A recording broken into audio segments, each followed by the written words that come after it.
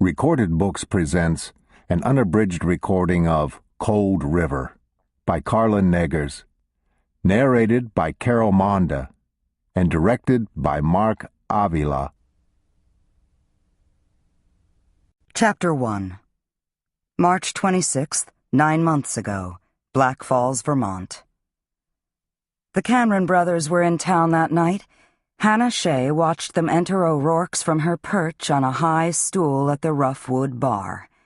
She couldn't remember when she'd last seen them together. AJ, the eldest, was down from the mountain lodge the family owned and he ran with his wife. Elijah was home briefly from war. Sean had flown in from Southern California between fighting wildfires and making his fortune. As they gathered at a table on the far wall, under old black-and-white photographs of their small Vermont town, Hannah doubted they noticed her with the glass of Chardonnay she'd been nursing for the past 30 minutes. She had no concerns about being at the bar alone. The owner, Liam O'Rourke, a long-time Cameron friend, had little tolerance for troublemakers, including ones who were blood-related. Everyone in Black Falls knew stepping out of line at O'Rourke's meant a boot out the door or a trip in the back of a police cruiser. Even Bowie O'Rourke, Liam's cousin, had to know. Bowie followed the Cameron men into the bar, shutting the door with a hard thud. He didn't take a table, but instead stood 2 stools down from Hannah and ordered a beer. He was a stonemason and, at 34, the same age as Elijah, 3 years younger than AJ and a year older than Sean. But Bowie and the Cameron brothers had never gotten along. He was combative and often in trouble. They were rigid and often unforgiving. He'd finally moved away from Black Falls in his early 20s, but he was back now. Built like an ox, Bowie wore a down vest over an orange hooded sweatshirt, jeans, and scuffed work boots. He and Hannah had grown up in a hollow up on the river. Isolated and poor, it was a different Vermont from the one the Camerons, and most people in Black Falls, had experienced. Without acknowledging anyone else, Bowie looked up at the basketball game on TV while he waited for his beer. The Camerons tensed visibly at their table, but didn't move to leave. Hannah considered quietly easing off her stool, paying for her wine, and getting out of there. Her younger brothers needed her help with homework, and she had studying of her own to do. She'd turned 30 this year, time to finish law school and get on with her legal career. She was also part owner of a breakfast-lunch cafe just down Main Street from O'Rourke's. The cafe closed at 3 o'clock, hours ago. But she kept the books and managed the staff, as well as cooked and cleaned, and work could go well into the night. It probably would tonight. 2 more sips, she thought, lifting her glass and trying to stifle a rush of self-consciousness. It was a stubborn demon she thought she'd finally conquered, but with Bowie just down the bar, and AJ, Elijah, and Sean Cameron at their table in their winter coats and hiking boots, with their very blue eyes and square jaws and scars from hard work, fighting fires, and fighting wars, she found herself wishing she'd stayed away and hadn't taken this time for herself. She hadn't bothered with makeup, and she'd pulled on a long wool skirt, sweater, and boots, more for comfort and warmth than style. Her blonde hair, which she'd hastily tied back at dawn, had to be stringy by now. But how would she know? She hadn't taken a half-second to check herself in the mirror before she'd set out for her hour on her own. Her sudden self-consciousness had nothing to do with AJ, a happily married father of 2 young children, or Elijah, a Special Forces soldier who'd left Vermont at 19, all but kicked out of town by his own father. No, Hannah thought. Sean was the Cameron who could have her forget she was a top law student and a successful businesswoman. Nothing new there. All 3 were competent, good-looking men anyone would want to have as allies and rescuers, and dread to have as enemies. Their sister, Rose, the youngest, one of Hannah's closest friends, was likewise competent and attractive, but she was out of town with Ranger, her search-and-rescue dog. Sean was considered the charmer of the three brothers, but only in contrast to AJ and Elijah. Hannah had never been intimidated by any of them, but that didn't mean she didn't wish they hadn't come to town tonight. As she sipped the last of her wine, Sean seemed just now to see her. He smiled, that devastating smile she'd first noticed back in high school Latin class, when she'd been an eager freshman, at 13, a year younger than most other freshmen, and he'd been a bored senior, a star athlete who'd had no interest in Latin.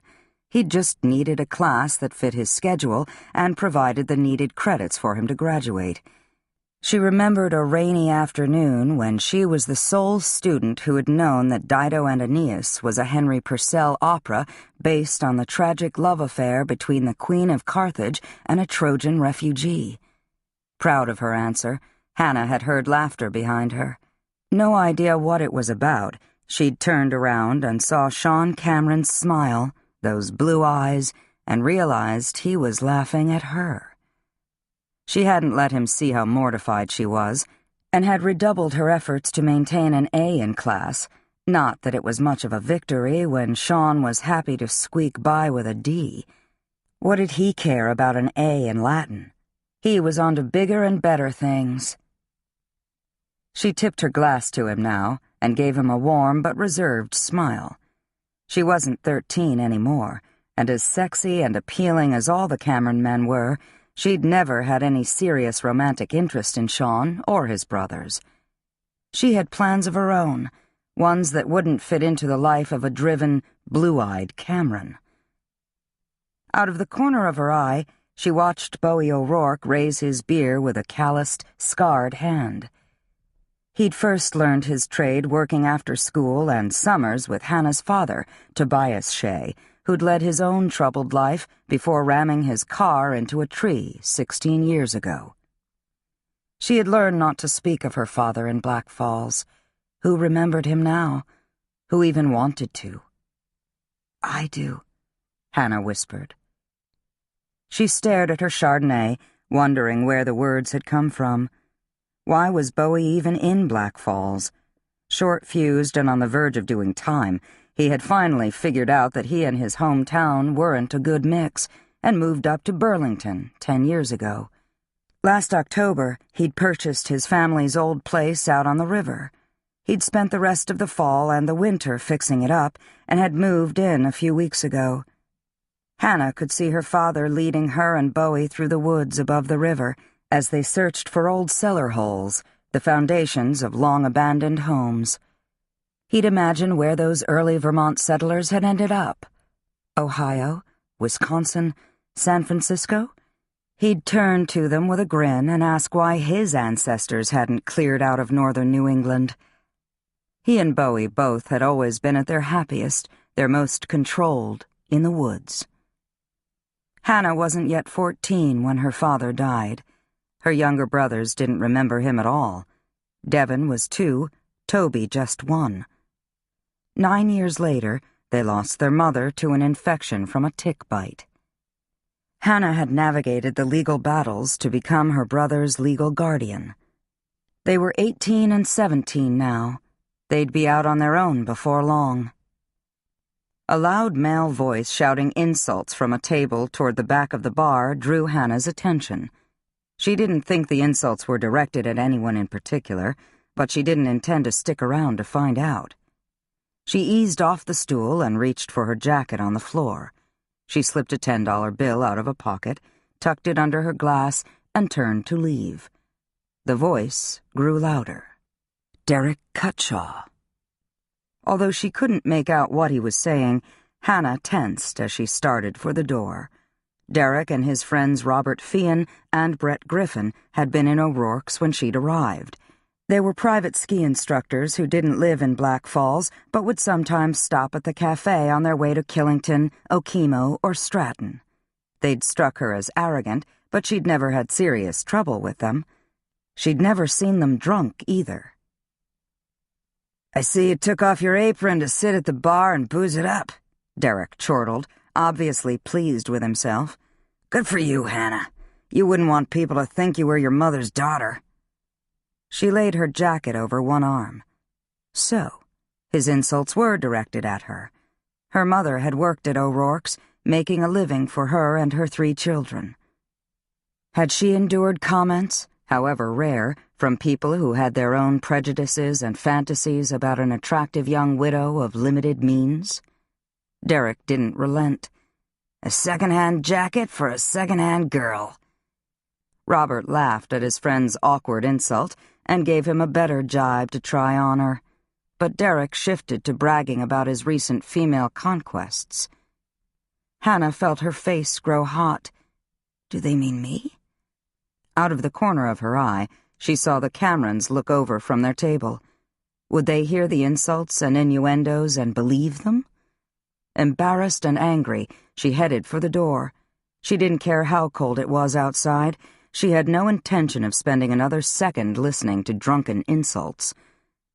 "Hold on there," Derek yelled. "You can't leave.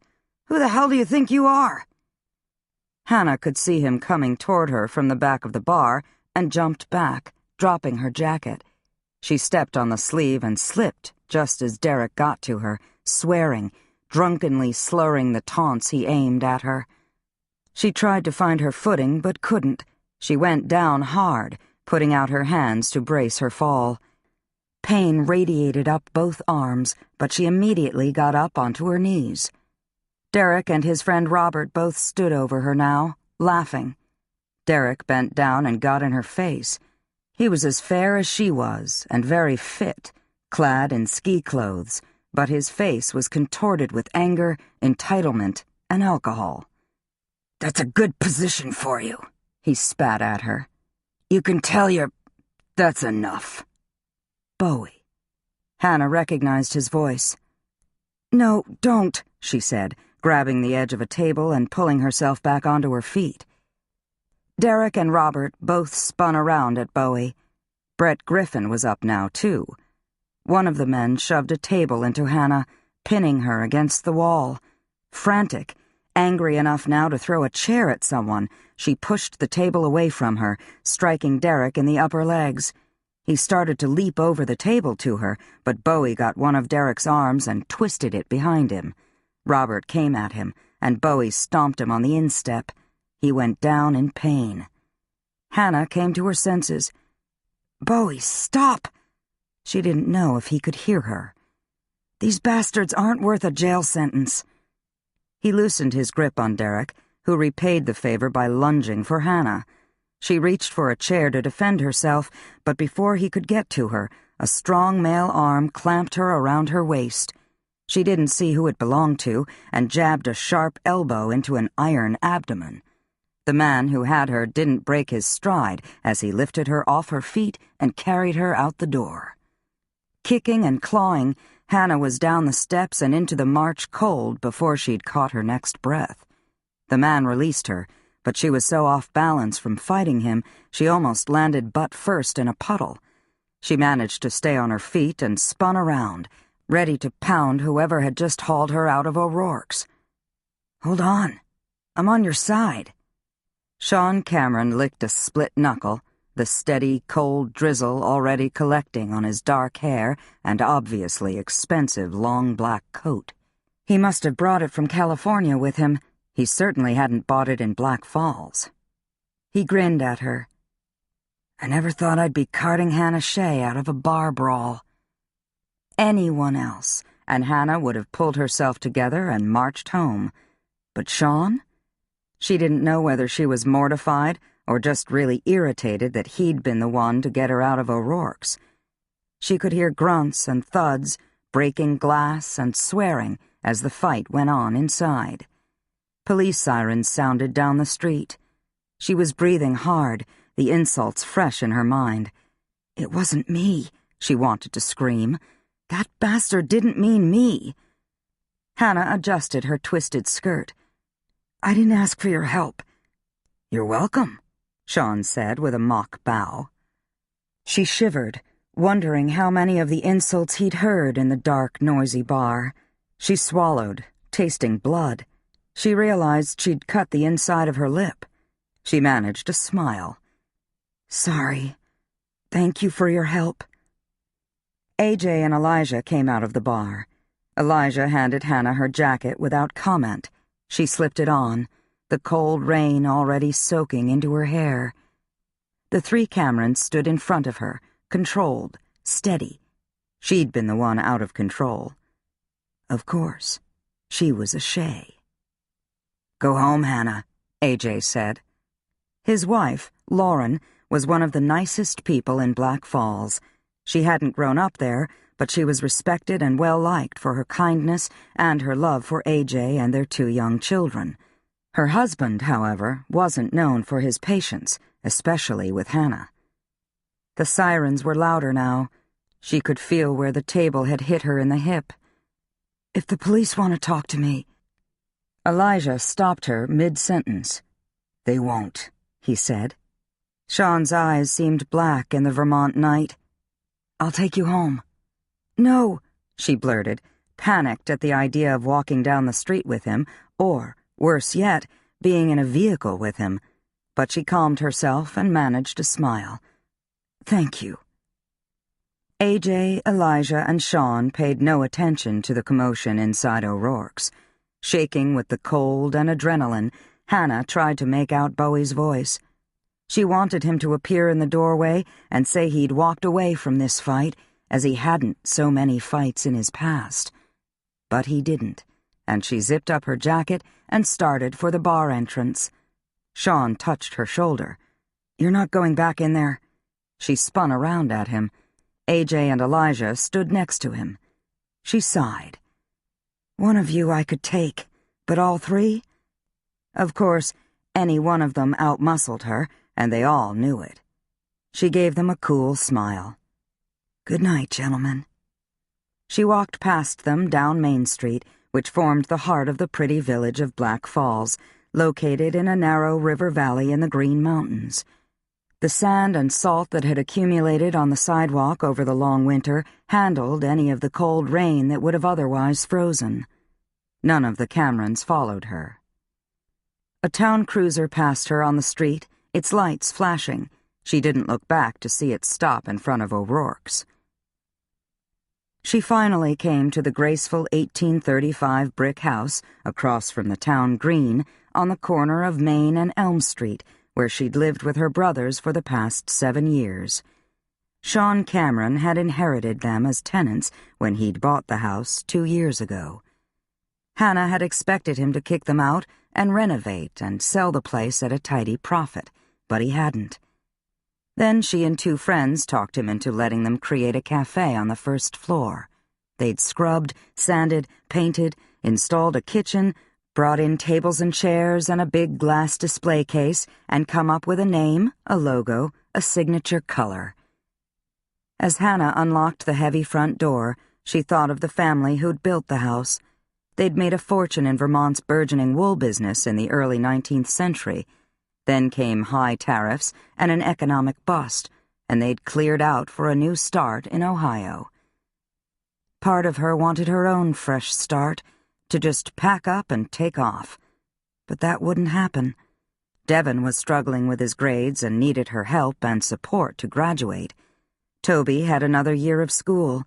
She had law school to finish, then the bar exam, and hopefully a clerkship and work as a prosecutor. She wasn't going anywhere. A second cruiser raced down Main Street. Shivering now, biting back tears, Hannah went inside. There was nothing she could do to help Bowie O'Rourke. There never had been. The 3 men who'd insulted Hannah came to the cafe 2 days later and apologized to her for their behavior that night at O'Rourke's. Derek Cutshaw did most of the talking. Robert Fian was flushed and clearly embarrassed. Brett Griffin, who hadn't participated in the fight, stayed quiet. They'd been drunk. They were idiots. They didn't mean what they'd said. They were so sorry. "It was all me," Derek said. "Robert and especially Brett didn't do anything." "Apology accepted," Hannah said. They all received the legal equivalent of a slap on the wrist. Bowie, on the other hand, was charged with aggravated assault. His court-appointed lawyer got the charge reduced to simple assault, for which Bowie received a split sentence of 60 days in prison and 3 years probation. He'd had too many run-ins with the law. He wouldn't just get a fine and a warning to behave. The Cameron men went back to their lives. Sean returned to Beverly Hills. Elijah returned to war. AJ, as ever, continued his work at Black Falls Lodge. 2 weeks later, their father shocked his 3 sons and daughter and everyone in Black Falls when he went missing on Cameron Mountain in a fierce spring snowstorm. Search parties fanned out into the wilderness, but it was Devin Shea, Hannah's 18-year-old brother, who found the 77-year-old Vermonter's body on the remote north side of the mountain. The autopsy indicated that Drew Cameron had died of hypothermia, probably after becoming lost and disoriented in the storm. The one consolation to AJ, Elijah, Sean, and Rose Cameron was that if their father could have chosen where to die, it would have been on the mountain he loved. But he hadn't chosen. It wasn't until November, 7 months later, that everyone in Black Falls knew the truth.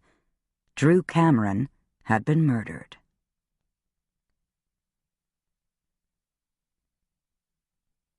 Chapter 2, December 28th, Black Falls, Vermont. Hannah raised the shade in her bedroom window and looked down at the frozen branch of the Black River that ran through the middle of the village. There were actually 2 Black Rivers in Vermont. The other was farther north. This one originated in the western Green Mountains and flowed south and east, emptying into the Connecticut River on the Vermont-New Hampshire border. Sunrise wouldn't come for another hour, but she could see white drifts of new snow on the ice and exposed rocks of the shallow river and, on its banks, the silhouettes of naked trees dormant for the long, cold northern New England winter. She'd finally given up on sleep and was dressed and finished with her to-do list for Sean Cameron. She'd itemized everything his house on the town green needed, from painting the woodwork to replacing the gutters and fixing the leak in the cellar. He hadn't asked for a list, but the holidays were over, things needed to be done, and he was in town. "Strike while the iron is hot," her mother would say. As Hannah turned from the window, she admitted to herself that she wasn't ready to crack open her law books and start her marathon of studying for her bar exam in a few months. She still had too many images of the past 5 weeks to keep at bay. She made her bed, pulled up the simple patchwork quilt her mother had sewn for her, using scraps of fabric she'd collected from people at work. Hannah had debated putting it in mothballs, but her mother had never been one not to use what she owned, and she'd sewn things to be used. They'd been living in the hollow out on the river then. Mary Shea had never liked town. She'd learned the names of the different birds in the area and had enjoyed putting up feeders during the winter. She'd aspired to so little and yet had suffered so much. She'd fallen for the wrong man. She'd been bitten by the wrong tick. Hannah shot out of her bedroom. Better to think about how to get her absentee landlord to spring for needed maintenance on his Vermont house. Anything, she thought, to keep her mind off cold-blooded killers. She headed up the short hall to the small kitchen. Its window, one of the ones that needed replacing, looked down on Elm Street and the jut of the one-story L that had been added to the house 80 years ago and was now part of the Three Sisters Cafe. Neither of her brothers was up yet. She hadn't heard Devin pacing in the night or tossing and turning in his bedroom next to hers. She hoped that was a good sign. He'd graduated high school in June, but hadn't decided on a course for his life. He'd moved out over the summer, living up at Black Falls Lodge while he worked for AJ and Lauren Cameron, but he'd returned home just before Thanksgiving, after himself nearly becoming a victim of the hired killers who'd left Drew Cameron to die in the cold in April. Although not specifically targeted by the killers as Devin had been, Toby wasn't unaffected by the bloodshed in November, but he was optimistic and driven by nature. He'd already made plans for the future. In 2 days, Sean Cameron would fly the younger of her two brothers, his mountain bike, and all his mountain biking paraphernalia to Southern California for a minimum of 3 months as an exchange student. Toby would be living with the family of a mountain biker friend, another avid downhill racer. Hannah had met them all last summer. As much as she would miss him, she had no worries for her brother's safety or care. Toby was still a minor and had needed her permission to go to school in California, but how could she have denied him this chance? She noticed a mountain biking magazine he'd left open on the table. She'd done her best by both her brothers, never pretending she was anything but their older sister. She knew their relationship was different. Given the gap in their ages, it would have been even if both their parents had lived. Hannah peeked at the thermometer in the window above the table. 17 degrees. She smiled to herself. It wasn't mountain biking weather, but it wasn't bad for a late December dawn in northern New England.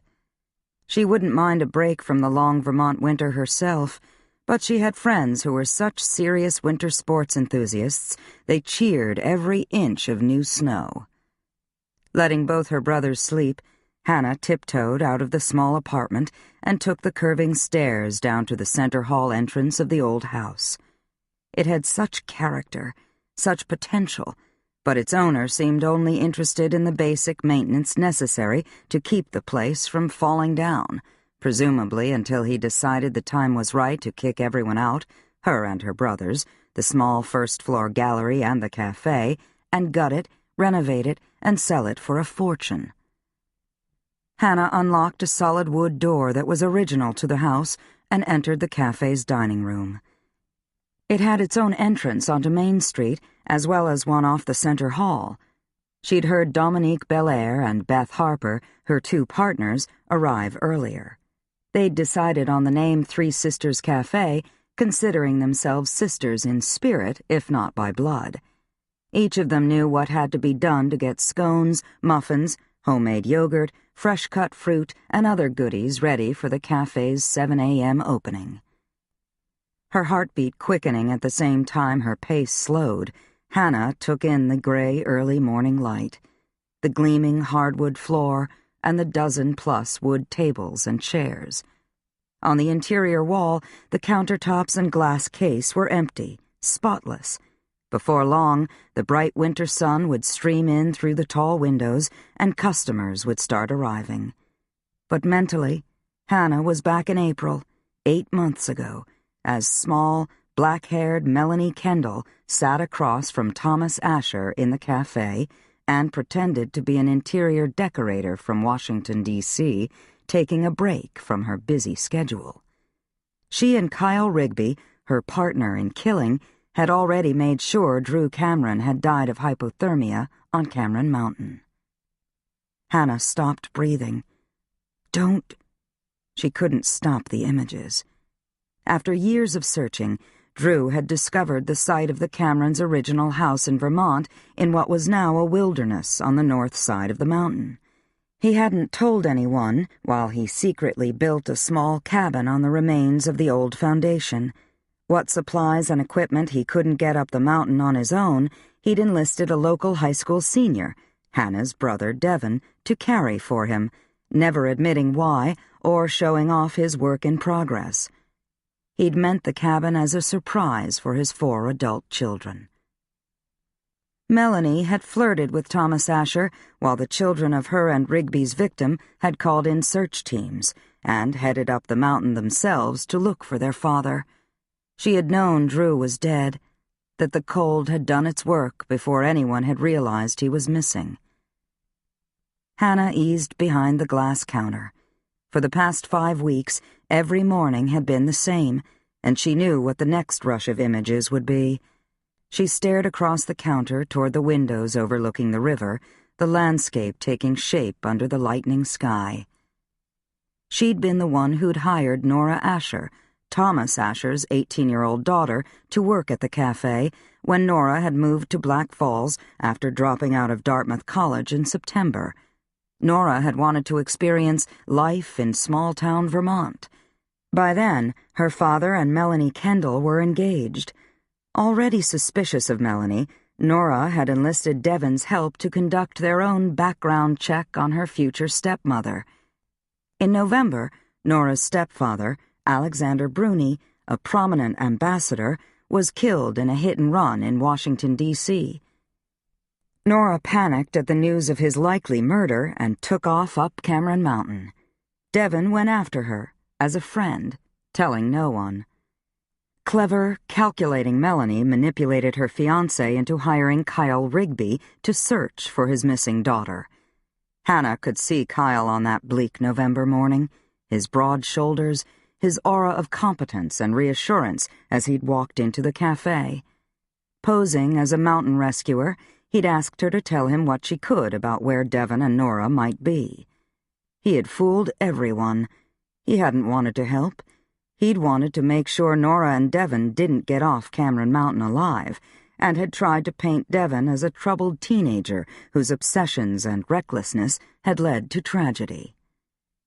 Kyle Rigby and Melanie Kendall were killers who were themselves now dead. With a gasp for air, Hannah broke the cycle of images. Investigators believed Kyle and Melanie had been part of a sophisticated network that paired clients who wanted someone dead and were willing to pay with professional killers who'd do the job. So many unanswered questions, Hannah thought, as she burst through the swinging door into the kitchen. Dominique and Beth were on backless stools at the counter-height work table. Beth, a copper-haired, high-energy paramedic a year older than Hannah, was willing to do anything to keep the cafe running, but focused her efforts on maintenance and comfort food. Small, dark-haired Dominique was, at 34, the eldest of the three sisters, and decidedly not a local. Something of a mystery in town, she was an expert cook and the creative vision behind the cafe's success. Without a word, Hannah reached for a dark green canvas apron. Dominique and Beth each wore one, too. They'd agreed on evergreen as the cafe's signature color. The kitchen was toasty warm. It was one of Hannah's favorite rooms in the house. They'd kept the design simple, with an emphasis on efficiency, openness, and food safety. "Is Toby packed?" Beth asked, lifting a thick round of dough onto a baking sheet. "He started packing his bike paraphernalia Christmas night. The rest doesn't matter." Welcoming the distraction from her post-trauma visions, Hannah filled a mug, also evergreen, with coffee. "He wants to get in shape for a big race in California in late January." Beth looked up from the work table. "You should go out there for the race. While you're at it, you can make Sean take you shopping on Rodeo Drive." Hannah laughed as she leaned back against the counter with her coffee. "What on earth would I buy on Rodeo Drive? $500 shoes," Beth said without hesitation. "To tramp through snowbanks when I get home? I don't think so. Toby's caught up in the excitement of getting to go mountain biking during the winter. I don't blame him. At least his host family in California wasn't scared off by what happened here in November." Beth's deep turquoise eyes darkened. She'd been on the search and rescue team that had gone up Cameron Mountain in November. She'd strapped Devon to a stretcher herself. He'd been injured after Kyle Rigby had taken Devon's own walking stick from him and beat him with it, but not before Devon was able to warn Nora, giving her a chance to run and almost certainly saving her life. "Sean will look after Toby," Beth said, shoving the tray of plump buttermilk scones into the oven. "He's every bit the hard-ass mountain man as Elijah is, or AJ for that matter." She shut the oven and grinned. "Hell, or Rose." After 2 sips, Hannah set her mug on the counter. She'd come to rely on Beth's restless energy and good humor to help her through the past 5 weeks. "The Camerons are all mission-oriented types. Not knowing who ordered their father killed and why is tough on all of them. It won't last." Dominique didn't look up from her bowl of fresh-cut fruit as she spoke. "They'll get their answers." Beth nodded thoughtfully. "Yes, they will." She pulled open the freezer and turned to Dominique. Wild blueberry muffins for a cold post-Christmas morning? Dominique, never one for surprises, frowned. I hadn't planned on making blueberry muffins. All the more reason to get out the blueberries, Beth said, grinning as she reached into the freezer for a container of wild blueberries she and Hannah had picked back in August. Dispelling the last of her early morning visions, Hannah returned to the dining room just in time to greet Scott Thorne, Beth's boyfriend, a state trooper, and a member of the task force investigating the violence in Black Falls. He was a man with a limited sense of humor, but then again, he'd been working night and day since he'd joined Beth hiking up Cameron Mountain in mid-November and had discovered Elijah Cameron standing over Kyle Rigby's body. Scott ordered coffee, which he took to the largest of the cafe's tables. Zach Harper, Beth's younger brother, and a local firefighter arrived next and ordered coffee, a cranberry nut muffin, and a scone. "Did Joe get you out running this morning already?" Hannah asked cheerfully. With their Secret Service agent sister back in town, both Zach and Beth liked to complain that Joe was killing them with exercise. Zach shook his head. "Grit Taylor did. Guy's got one leg, and he's up at dark 30 to do 3 miles along the lake." Hannah had met Ryan Grit Taylor, a Navy SEAL, several times at the cafe. He and Elijah Cameron had both been wounded in combat in Afghanistan in April, around the same time Elijah's father had died of the cold in Vermont. Shot in the femoral artery, Elijah had managed to tie a tourniquet on his thigh and save his own life. He'd eventually made a full recovery. Grit's progress was slower. He had helped find an eyewitness to Alex Bruni's murder in Washington, D.C., and had joined Elijah in Black Falls after Kyle Rigby and Melanie Kendall were dead. He'd been back and forth to Washington since mid-November, with no apparent official roles in the investigation.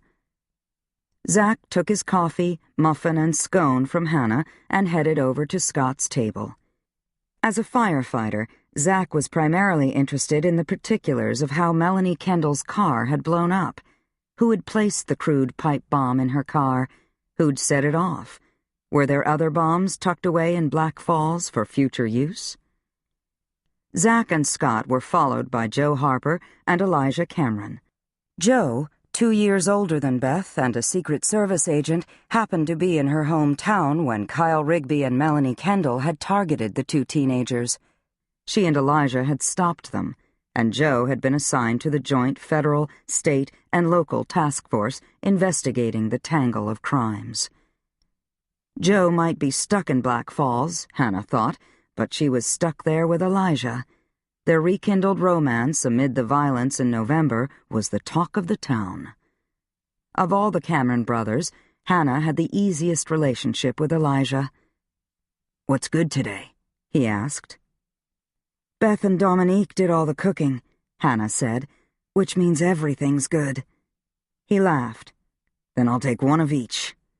Joe rolled her eyes, but she was obviously amused. "He's trying to learn charm from Sean. Speaking of whom," she nodded to the main entrance. "Here he is right now." Hannah felt the draft from the open door as Sean walked into the cafe and approached the glass case. Unable to stop herself, she noted the shape of his shoulders and hips and the cut of his dark hair. He had on his mountain man jacket, not his long black cashmere coat, and, like his older brother, was bareheaded. Hannah cleared her throat and saw that Elijah had noticed her sudden awkwardness, but he made no comment. If Joe noticed, she didn't show it. Hannah handed them 2 mugs of coffee and 2 plates with muffins and scones, and they retreated to the table with Zach and Scott. Investigators had made the cafe a regular stop, but this morning's gathering was more one of family and friends than anything official, never mind that it included a local firefighter, a state cop, and a federal agent. And an experienced Special Forces soldier. According to Beth Harper, the shots Elijah had fired to stop Kyle Rigby from killing him, Devin, Nora, and Joe on Cameron Mountain 5 weeks ago had been dead on. Hannah hadn't been up to the spot where her brother had nearly died. She knew she'd go. It was just a question of when. Sunlight was spreading into the cafe, sparkling on the snow-covered river, but it would be dark again by 4 o'clock. She was aware of how much daylight had leaked out of the shortened winter days. Sean eyed the offerings in the glass case. He had flown to Black Falls the moment he'd learned about Melanie Kendall and Kyle Rigby and their trail of violence and bloodshed. He'd stayed through Thanksgiving, then returned a few weeks later to spend Christmas with his family. He'd be heading back to California in 2 days, taking Toby to his host family. "I have a list of repairs for you," Hannah blurted. "What kind of repairs?" Sean asked without looking up at her. "The place needs work. Not fun work, either. Stripping wallpaper, scraping paint, caulking windows. Several windows need to be replaced. There are wiring issues in the upstairs hall." He glanced at her now with a smile. Wiring issues? She met his gaze. His eyes so reminded her of his father. "I can get Zach Harper to go up and have a look if you'd like.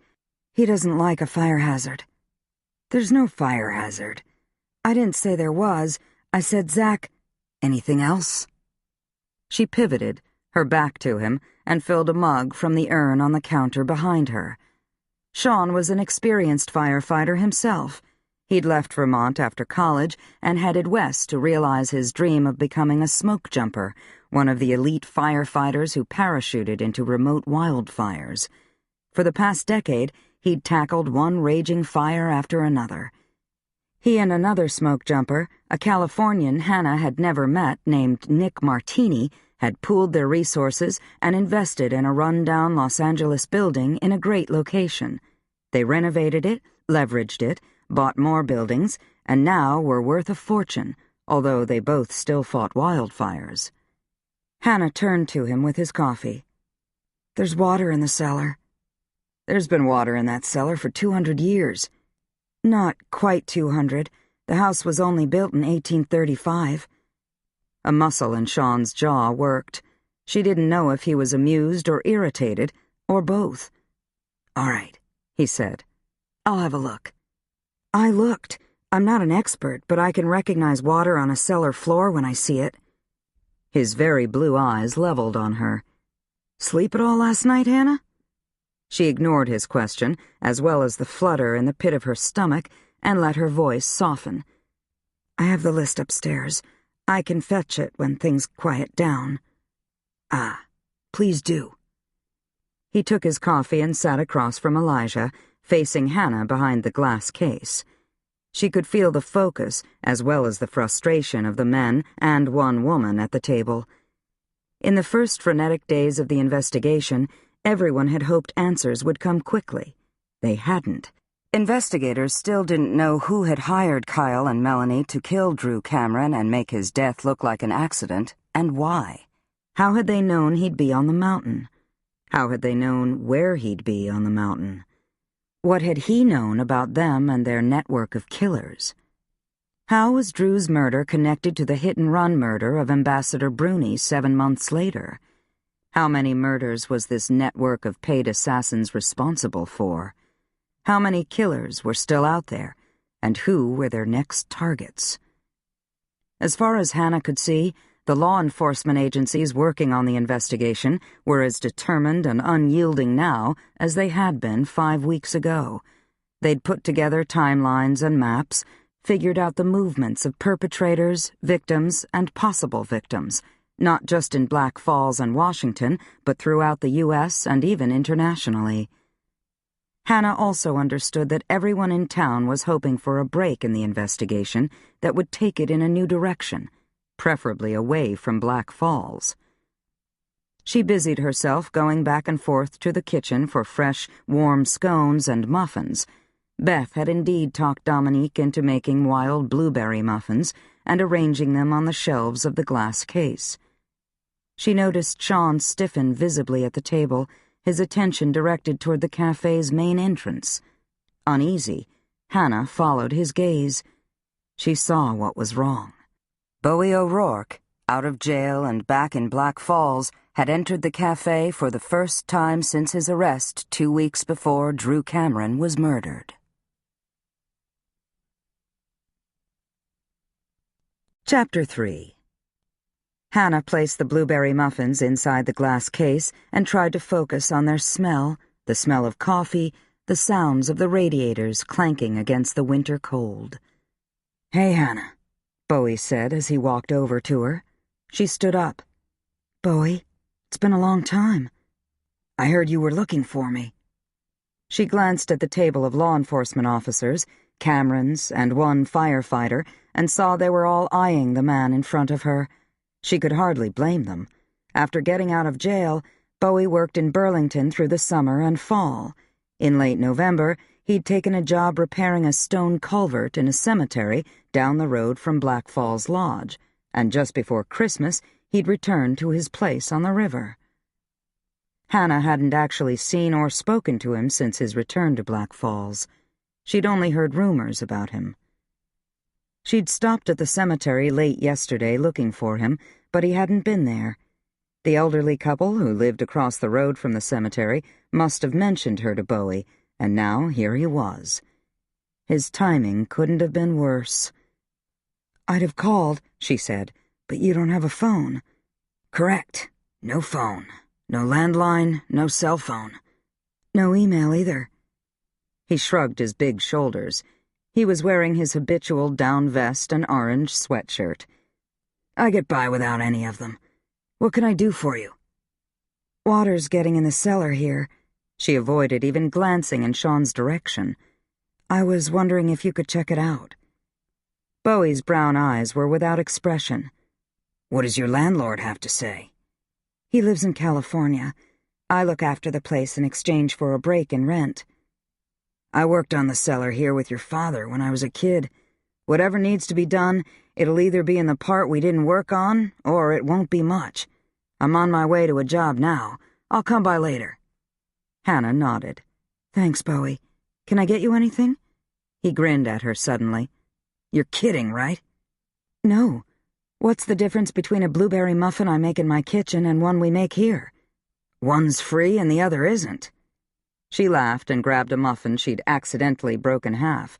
He wouldn't accept anything that smacked of charity. "Here, take this one. I didn't make it, though. Beth and Dominique did." "Even better." He pointed to the coffee urn behind her. "I'll take a coffee to go. I'll pay for it. Regular coffee. Don't give me coffee with raspberry flavoring or something in it." She filled a large to-go cup and handed it to him. He left money on the counter and walked over to the small coffee station. He added 2 sugars to his cup and put on a lid. As he reached for a napkin for his muffin, he addressed the gathering at the large table. "I heard about Drew. I know it's a tough loss. He always tried to give everyone a fair shake." Elijah tilted back in his chair. "Appreciate the thought." If a wisecrack entered Bowie's head, he had the self-control, or the survival instinct, to keep it to himself. "See you around. I have to get to work." "Bowie," Joe said, rising, "I hear you've moved back to town in the past few days. Why now?" "I never left. My place here's my legal address." Joe bristled visibly, but Bowie just turned and walked out the front door of the cafe, the door thudding softly behind him. Hannah didn't wait for Joe or the men at the table to pounce. She ducked through the swinging door to the kitchen, untying her apron and hanging it on a hook. She ignored Beth's and Dominique's looks of concern, not stopping until she was through the hall door and in the mudroom. Seeing Bowie. His past. Her past. It was time, and she knew it. She was haunted by questions. Bowie, Drew Cameron, the old cellar hole on Cameron Mountain. She had to know. She reached for Devon's empty day pack on the floor in a corner. He'd had it with him on the mountain in November. He'd tried to do everything right, and still he'd almost been killed. Hannah yanked open a closet door and pulled out energy bars, a water bottle, a flashlight, waterproof matches, trash bags that could be used as an emergency shelter. She grabbed everything she could think of to take on a winter hike and shoved it into the pack. What are you doing?" Hannah was so startled she dropped the pack on the floor. But it was Devon, not Joe Harper or a Cameron. Not Sean, she thought. She picked up the pack. "I'm getting ready for a hike." Her brother frowned at her.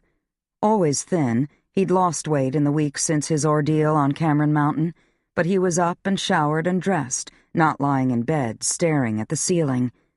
His eyes, as pale a blue as hers, showed the strain of the past weeks as he took in her pack, her obviously agitated state. "Where are you going?" She shut the closet door. "Cameron Mountain." Devon didn't respond. She lifted her winter jacket from a hook by the back door.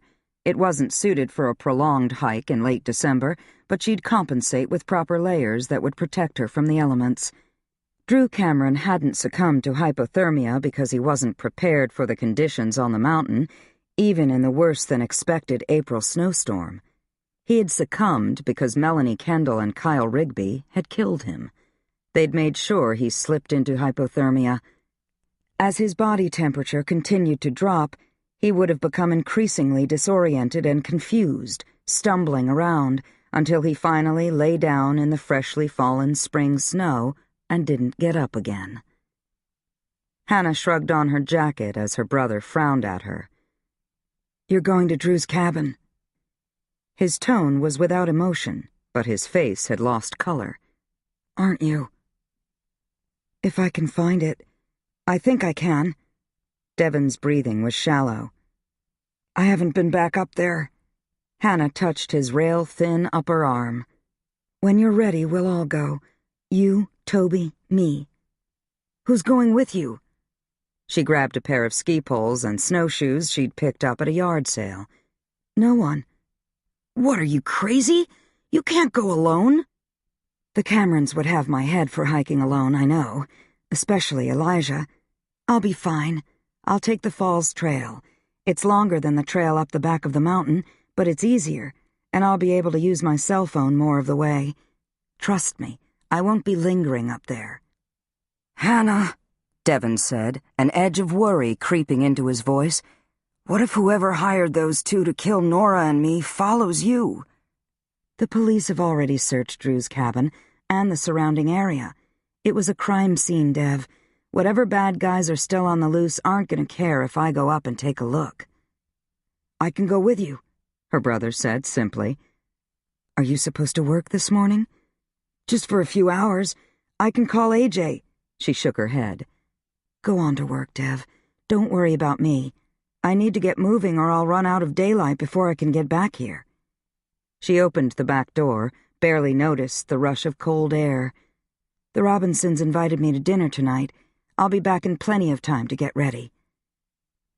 Everett Robinson was a Vermont District Court judge and her friend and mentor, and Hannah suspected he'd push her at dinner to describe her plans for studying for the bar. Thanksgiving and Christmas were behind them. New Year's was almost over. He'd want her to get serious. Devon still looked uneasy, but didn't try to stop her. She headed out back and followed the icy stone walk through a white-painted wooden gate to the driveway. Elijah Cameron's truck was parked very close to her beat-up car, but before she could get annoyed at his nerve for not parking in the street, she realized Sean must have borrowed the truck from his older brother. And since Sean owned the place, he could park wherever he wanted. She managed to maneuver her way out of the driveway without scratching either vehicle, and headed up Main Street, past the green, toward the back road, up to Cameron Mountain. After the bar fight in March, Bowie had slipped out the back before the police arrived at O'Rourke's. Drew Cameron had gone out to the hollow the next morning to find him. Hannah was already there. Drew had tried to talk her into going back to town. She hadn't listened. Instead, she'd led him through the woods out to an old cellar hole down by the river. It was where Bowie had always gone to escape his drunken father. As she and Drew picked their way through the mud and wet snow, he had moved steadily. No sign the uneven terrain or conditions bothered him in his late 70s. "In the old days," he'd said, "you could have a scuffle in a bar, and if no one was seriously hurt, all was forgotten.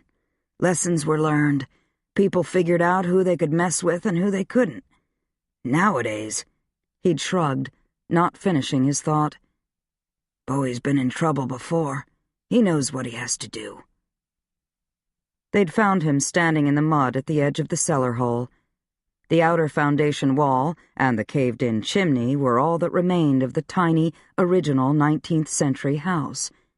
His back to them, Bowie stared through the trees down at the river, the water high with runoff from the melting snow in the mountains and huge chunks of ice up on the banks as spring slowly came to Vermont. "Wes Harper has a warrant for your arrest," Drew said. "He's on his way." "Sean and Elijah and AJ weren't involved. The three of them can finish any fight anyone starts." Drew nodded thoughtfully. "They can. So can you. That's not the point, though, is it?" "I suppose not." "They gave statements. Hannah here did, too." Bowie continued to stare at the river. "I'll go." He had turned to Drew. "Give me a 10-minute head start. I don't want Hannah to see." Then he'd turned to her. "You understand, don't you?" "Sure, Bowie. I'm sorry." "Don't be sorry." "If I hadn't been there, none of this would have happened."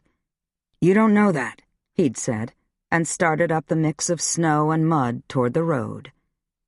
Drew put a hand on Hannah's shoulder. "You're not going to cry, are you?" She'd managed a smile. "Not in front of a Cameron."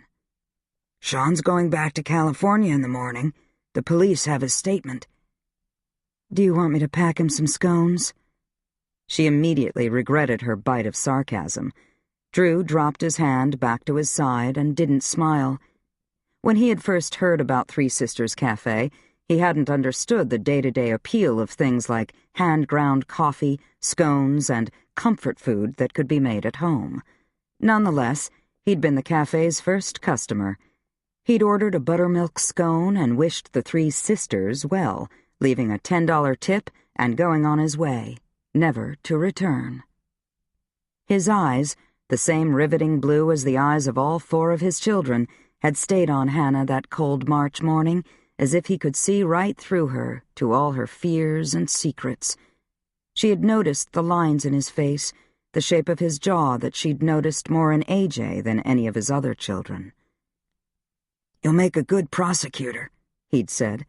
"You're a gentle soul who believes in getting to the truth, but that's not why.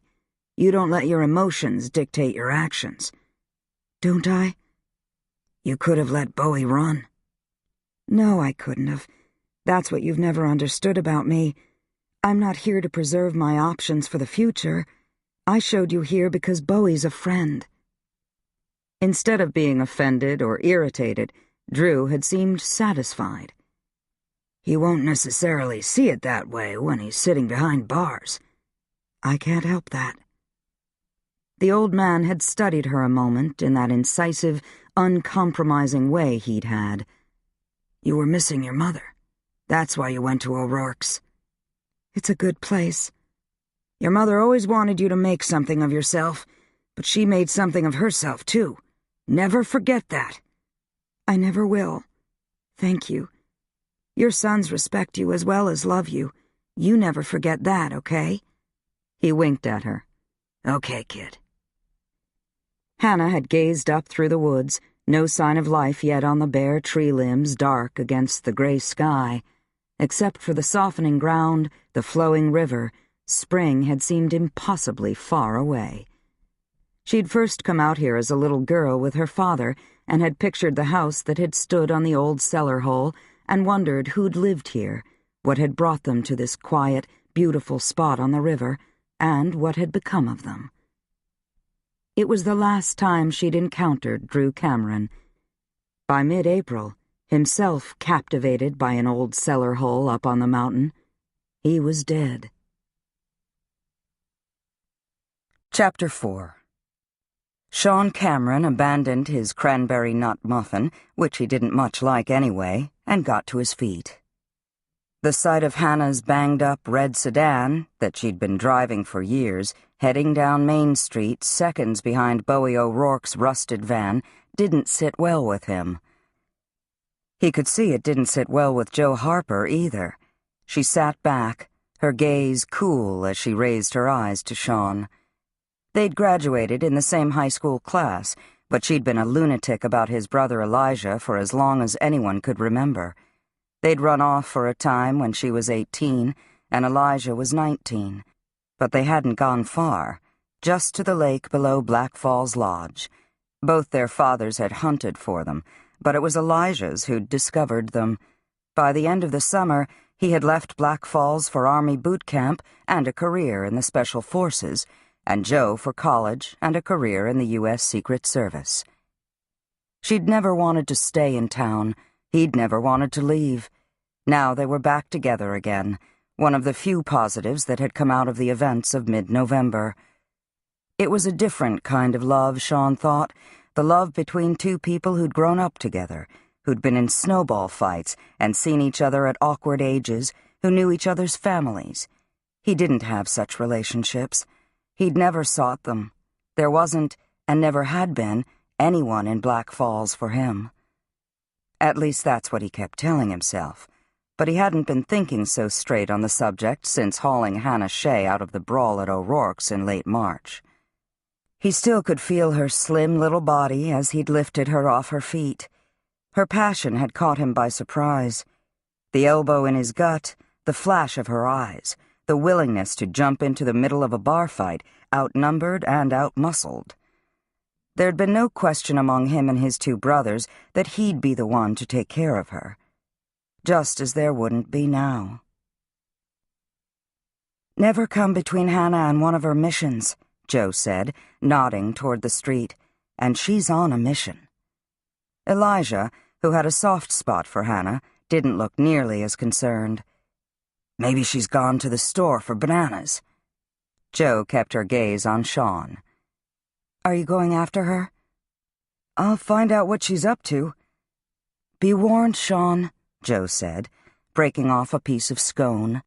She had on the simple diamond engagement ring Elijah had bought for her 15 years ago, only giving it to her last month when he'd finally proposed. She obviously wasn't thinking about love and romance at the moment. Don't let Hannah's unassuming manner put you off your guard. In her own quiet way, she can slice any of you Cameron boys to ribbons. Of that, Sean had no doubt.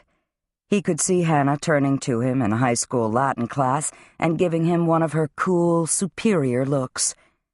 13 years old, and she knew she was smarter than anyone else in the room. He didn't remember what he'd done to earn her disdain. Probably said something asinine. He reminded himself that Jo was a federal agent and Scott Thorne, sitting across from her, was a state trooper. He chose his words carefully. "Do we know if Bowie was ever in town at the same time as Melanie Kendall or Kyle Rigby?" Jo didn't respond. Neither did anyone else at the table. They didn't have to. Sean knew what was on their minds. The bomb that had killed Melanie Kendall had exploded while Jo and Elijah had tried to talk her out of her car. It hadn't been on a timer, and it had gone off after Kyle Rigby was already dead. It was a simple device constructed of a cell phone, copper wire, black powder, and gunpowder, set off by the electric charge caused when a call came into the cell phone, completing the circuit and igniting the explosives. Who'd made the call? Who'd bought the materials and assembled the bomb and placed it in the car? Who'd wanted Melanie Kendall dead? Whoever had dialed the number of the cell phone and triggered the bomb had known that Melanie Kendall was in that car. How? Was it someone local, or was there a local accomplice? Sean looked at his brother. "Maybe you should go after Hannah." Elijah shook his head. "Not me. I didn't haul her butt out of the bar that night. You did. I'd have let her bloody those bastards. Even if Wes Harper had arrested her, there isn't a jury in Vermont that would have convicted her." "She was about to get beat up and trampled." His brother shrugged. "Just would have made her madder." Sean had participated in enough negotiations to know when he'd lost. "I'll let you know what I find out." Joe's eyes fastened on Elijah, then Sean, in that kick-ass Secret Service manner of hers. "You two are on a short leash." Sean grinned at Elijah. "She hasn't changed since she was 12, has she?" "4, Elijah said. She didn't so much as crack a smile. "You two can do your Cameron Brothers thing," she said, "but I'm still a member of the task force working this investigation." "So your life's not on hold up here in the sticks?" Sean had kept his tone light, but Joe didn't answer for a half-beat. "My life is not on hold." He saw he'd hit a raw nerve and regretted opening his mouth. Elijah saved him. "I can follow you and cover you when Hannah checks out of the grocery with her bananas. She'll never know I'm there." Given his brother's 15 years' experience as a soldier, Sean had no reason to doubt him. "Hannah's scary, but not that scary." Joe still didn't smile. Sean headed out of the cafe into the center hall and found Devon Shea untangling ski poles in the mudroom. He was agitated, spots of color high on his thin cheeks. "I need a ride up to the lodge," Devon said. "Hannah's crazy." "What's going on, Devon?" "She's hiking to your dad's cabin, alone. I can't. I'm going with her." "Hang on. Hannah can take care of herself, and I can go up to the lodge and check on her. Are you working there today?" "No." "Have you given AJ notice?" Sean asked him. Devon shoved the ski poles against the wall. 2 clattered to the floor. "I don't even know why we have so many stupid ski poles. Hannah already took 2 with her. She's snowshoeing." "Devon." "Not yet. No, I will. Get a ride up to the lodge and do it today. Be responsible and upfront. Unless you've changed your mind, I haven't." Sean went still a moment, eyeing the teenager. "You haven't told Hannah yet either, have you?" Devon looked away and shook his head. "Have you said anything to AJ?" "It's not my place to tell him or your sister. Devon, you're almost 19. You can make your own decisions about your life. Including Hannah in the process is a good idea. It's the right thing to do. But ultimately, what you do is up to you." Toby Shea bounded down the stairs. He was a few inches shorter than Devon, his hair cropped so close his head almost looked shaved. His obsession with mountain biking kept him in top-notch condition. He was a champion rider, but, according to what his older brother had told Sean, he'd promised his sister he wouldn't let mountain biking take over his life and fully intended to go to college. "Hey, what's going on?" Devon repeated the information about their sister. Sean put up a hand before Toby could grab poles and snowshoes and head up the mountain, too. Hannah had delicate features and a small frame, which, Sean knew, people often mistook as an indication she was a fragile person. Her brothers, for example. His brothers, too. Sean didn't. He'd learned a long time ago that she had a spine of iron. "I'll see to your sister," he said. "Devon, you need to tell her—" "I will." He looked guilty but less agitated. "Tonight. I promise." "Damn right tonight. I'm not keeping secrets from her. Enough procrastinating. It's time to be straight with her and give her the news." The brothers squirmed under Sean's scrutiny, but he didn't care. Hannah had gone along with Toby's desire to head to Southern California to go to school and indulge his passion for mountain biking, but she didn't know that Devon was on his way west, too. He'd presented his plan to Sean and asked him for a job, and Sean had agreed to give him one. He'd had his doubts that Devon was ready to make such a big decision after what he'd experienced in November, but he'd proved otherwise. Devon had joined Sean and his brothers and sister on a Christmas Eve search for 12-year-old twin sisters lost snowshoeing on Cameron Mountain. Physically recovered from the beating he'd received at Rigby's hands, Devon had shown a mental resilience and confidence that Sean had found reassuring. But the search hadn't taken them anywhere near the north side of the mountain, And it hadn't put Devon in the position of worrying and disappointing the sister who'd sacrificed so much to raise her two much younger brothers. Sean remembered what it was like to have a burning desire to be on his own and see other places. He'd always been restless, driven, and ambitious, and his family hadn't always approved of his choices. "Hannah could nail my hide to the wall as a co-conspirator," Sean said.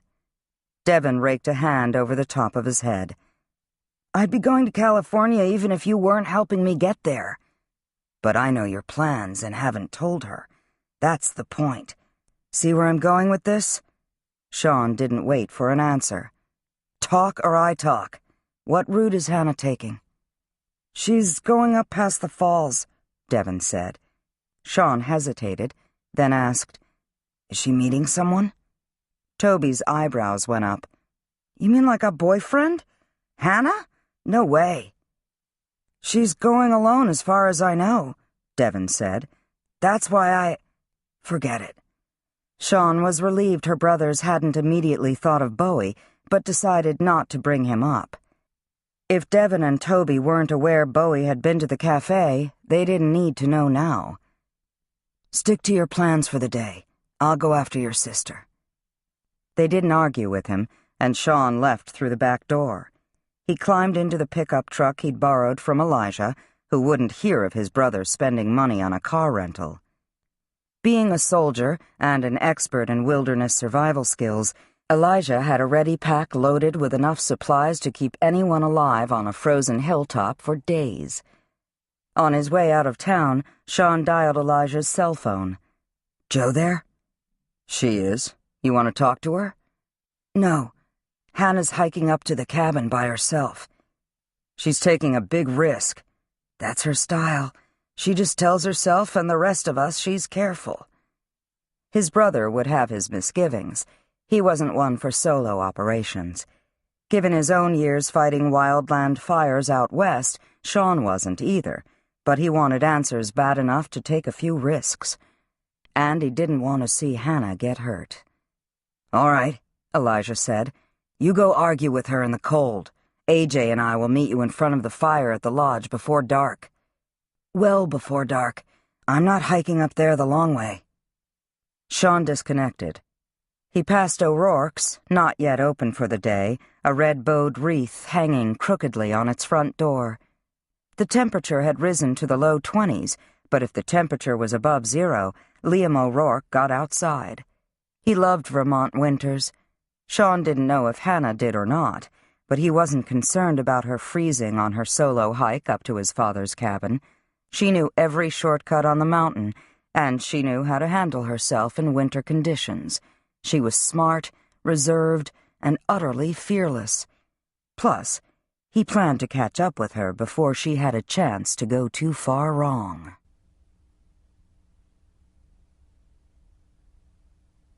Chapter 5. Hannah paused at the edge of a cluster of spruce trees on the flat of a quiet knoll on the remote north side of Cameron Mountain. All that disturbed the blanket of snow was a twisting rabbit trail that disappeared under a low-hanging evergreen branch. There were no other tracks or prints. It had been at least a week since any investigators had made the trek up this way. She stepped among the evergreens, her snowshoes and ski poles sinking into the fresh powder. The snow sparkled in the midday sun. There was no wind. The air was cold and dry, the trees creating still shadows under the cloudless, clear late December sky. Exertion and her layers had kept her warm on her hike. She'd kept hydrated with sips of water, and although not hungry, she'd forced herself to eat a couple of energy bars. Devon had found Drew's body at the top of the shorter, steeper trail up the north side of the mountain, 200 yards back through the woods. By then, much of the wet spring snow had melted, and there were no tracks left to follow, at least none that anyone had noticed. As a result, no one had known about the cabin until 5 weeks ago, when Nora Asher, with Devon right behind her, had discovered it. On sleepless nights, Devon would describe the cabin's location in detail. He'd drawn maps and noted landmarks, the trail, the tree-covered but distinctive knoll, the cluster of spruce trees. This was the right place. A clump of snow dropped into a drift as Hannah brushed past a gnarled spruce. A chickadee fluttered out from among the evergreen branches and flew up into a tall, bare oak tree. She couldn't remember when she'd been to a place so quiet, so isolated. Why had she come alone? "You don't let emotions dictate your actions," Drew had told her. Well, she just had. "I wouldn't feel nearly as crazy if I'd brought a dog," she said half aloud. Rose Cameron, Drew's only daughter, trained search and rescue dogs and handled one of her own. She could have recommended a dog who'd have appreciated a good run in the snow. But Hannah couldn't make herself smile. She continued past the spruce into a small clearing, which Devon had also described. After years of searching, Drew Cameron had finally come upon what he'd believed to be the site of the original Cameron dwelling in Black Falls. He'd cut down trees in the immediate area and, in apparent secret, had built a post and beam cabin on the old foundation. Hannah spotted a tiny, batten wood cabin on the far edge of the knoll and almost sank to her knees with emotion. This was it. This was Drew's cabin. This was the place where Devon and the 3 people with him had almost died, where his would-be killer had died. Her snowshoes almost floating in the drifts, she hardly made a sound as she crossed the clearing. She wasted no time. She leaned her poles against the exterior of the cabin and squatted down, using both hands to scoop snow away from any exposed section of the foundation. About 10 inches of the foundation extended above ground. She wasn't a stonemason herself, but she could see it was rubble stone construction, which made sense. 200 years ago, breakage would have been more practical, easier to find, dig up, and haul than whole stones. Drew had placed a thick sill beam on the foundation, creating even more of a protective barrier between the ground and the cabin itself. Hannah dug as much snow as possible out of the rock and saw that both the remains of the original foundation and any rebuilding Drew had done were dry construction. That meant he hadn't had to figure out how to get mortar up here or decide between using an old-style lime and sand mortar or a modern cement. A strict historic renovation would have called for original materials where possible. Hannah had crawled around in enough old cellar holes to have an idea of the work involved in rebuilding a foundation that had been left to the elements for generations. She remembered the fallen stones, caved-in dirt, trees and brush, often growing right in the middle of what had once been someone's home. She stood up on her snowshoes. Drew hadn't rebuilt the original chimney, opting instead for a wood stove that he hadn't lived to hook up. He could have used stones from the chimney in repairing and extending the foundation wall. Still, he'd have needed equipment to do the job: trowels, stone hammers, drills, pry bars, fulcrums, rollers. And he'd have needed know-how. He was handy, but he wasn't a stonemason. If he hadn't had help with the work itself, he'd at least had advice. "Maybe," Hannah said aloud. She could be wrong. Drew had been a Cameron, after all. Who was to say he couldn't have managed on his own, without help or advice? She'd learned to keep her mouth shut until she was sure she had her facts straight, especially when the facts involved her past. Leaving her poles outside, she pushed open the solid wood door, wincing at the loud creak of the hinges, as if it might wake someone or alert someone to her presence. She stepped inside, pulled the door shut, and tugged off her snowshoes. She didn't want to stop moving for too long. Once she got cold, she'd have a hard time warming back up. The cabin was just one room with windows, a front door and back door, and the wood stove, which hadn't been hooked up yet. She went still, certain she'd heard a sound outside. Not a chickadee or the wind. A deer? A moose? She tiptoed to the front window next to the door. Kyle Rigby, hidden among the spruce trees with an assault rifle, had shot out the glass. After the police had released the cabin as a crime scene, Joe and Elijah had nailed thick, translucent plastic over the opening and cleaned up the broken glass. Hannah tried to peer through the plastic, but couldn't see anything except blurry white snow and the vague outline of trees. Again, she heard a whooshing sound. Someone on snowshoes or skis? She held her breath and listened, but heard nothing now. Had whoever was out there paused to eye her tracks in the snow, her ski poles leaned up against the outside of the cabin?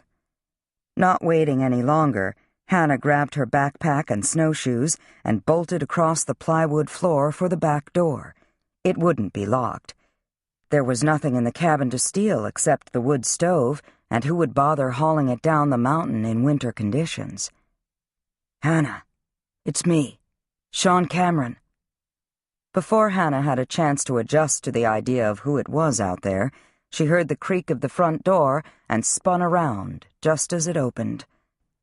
Sean lifted his sunglasses onto the brim of his wool cap and frowned at her from just outside his father's cabin. "Hannah, what are you doing?" "Getting ready to bolt." "Sean! Damn!" She took in a sharp breath. "Scare me to death, why don't you?" "I'm sorry I startled you." He nodded to the snowshoes in her arms. "Were you gonna beat me over the head with one of those?" "I was just trying to get out of here." She hoped she sounded calm, sure of herself. "I figured I'd need snowshoes once I outran you, or whoever it was." She smiled. "Of course, I was hoping it'd be someone I could outrun." "Or a friend," he said. "Yes, or a friend." Sean stayed just outside in the snow. He didn't look particularly winded or tired from his trek up the mountain, but he wouldn't. Hannah had never seen him in action as a smoke jumper, a job that required him to maintain a high level of fitness. She followed his gaze to the plastic-covered window. "I finally had to come up here and see for myself," she said. "Why now?" "Initially, law enforcement wouldn't let anyone near this part of the mountain. Then we had the holidays, and I was so busy. This morning I knew it was time." "What made you know?" Sean wasn't letting her off the hook, but she had no intention of lying to him, or of giving him a full explanation. She'd been thinking about Drew's old cellar hole for days, and seeing Bowie walk into the cafe with Elijah and Sean and the law there, their reaction to him had forced her into action. Bowie was a stonemason. They shared a difficult past. He'd worked with her father and knew as much as anyone in the area about historic stonework. "I wanted to get things settled in my own head," she said simply. "Did you succeed?" "I don't know yet." She walked past the wood stove, where Devin and Nora had taken cover when shots started flying. "Devin's recovered physically. Psychologically, he seems to be doing all right. I think he is, anyway. AJ and Lauren do, too." Hannah started to say more, to tell Sean she was concerned about the effects of the trauma of the past months on her brother and his lack of direction, but she caught herself. "He's strong. He'll get through it." "He's had a hell of a time. You too." She let the snowshoes slide down her legs and stood them upright, leaning them against her thighs as she took in shallow breaths and looked around the small cabin. She pictured Elijah and Joe, armed, having headed up the mountain prepared for trouble, and the two teenagers huddled in the dark, a storm raging through the long night. They all had known a killer was out there in the cold. Had he run? Would he be back? Still suffering from his encounter with Kyle Rigby before nightfall, Devin had been semi-conscious, barely aware of the storm. Then came morning, a foot of fresh snow, and the first shots that shattered the window. When the shooting started, there was nothing Devin could do. Being so helpless was hard for him. Hannah pointed at the rough wood beams high on the back wall, her hand shaking. She wondered if Sean noticed. "You can see where bullets struck the wood. One lucky shot, and anyone in here could have been hit. Joe and Elijah had positioned themselves, and Devin and Nora, as best as possible." Sean spoke with little detectable emotion. Rigby had to have known what he was in for when he started shooting. He could have gone on his way. Instead, he waited out the storm and assaulted a cabin with an armed soldier and federal agent inside. Joe pinned Rigby down from the front window while Elijah sneaked out the back door to go after him. Balancing the snowshoes leaning against her thighs, Hannah looked back at the wood stove. Joe told Devin and Nora to stay low. He said she was cool and focused under fire. Rigby had a chance to give up, but he kept shooting. "Devin did fine, too," Sean said. 18 years old, scared, targeted by contract killers, he still managed to save Nora Asher's life. He warned her Rigby was after her. "He and Nora survived thanks to Joe and Elijah," Hannah said, picking up her snowshoes. She tucked them under one arm and walked past Sean in the doorway, brushing against his arm, remembering, for no reason she could fathom, the feel of it around her in March when he'd hauled her out of O'Rourke's. She stepped into the snow in her hiking boots, hyper-aware of Sean watching her as she dropped her snowshoes side by side in front of her. "Hannah," he said, "what's going on?" She didn't give him a direct answer. Devin had his suspicions, but he didn't know about this place. The police didn't find it either when they investigated his death. It seems so easy to find now, but if you don't know where to look... With the heel of her boot, she dragged one snowshoe closer to her. "Everything seems more obvious in hindsight." Sean steadied his gaze on the sunlit snow and still shadows. "Rigby didn't have to come back here after the storm," he said, but he knew he'd be marked for death himself if he failed. Hannah looked at the evergreens where Kyle Rigby had concealed himself and taken cover in preparation for his assault on the cabin. He knew what he was doing. He wasn't crazy or suicidal. She spoke in a steady voice, consciously keeping her emotions contained. This had always been her way, she thought, and wasn't a skill she'd learned in law school. He gauged his chances and did what he had to do. He assessed the terrain and picked his spot. She took in a shallow breath, hearing, in her mind, the gunfire that frozen morning, picturing Elijah's and Joe's focus and intensity as they'd confronted the hidden shooter. Rigby knew that failure wasn't an option. His own people would kill him if he didn't succeed up here. It didn't matter to him that he was taking on a Green Beret and a federal agent. It was kill or be killed.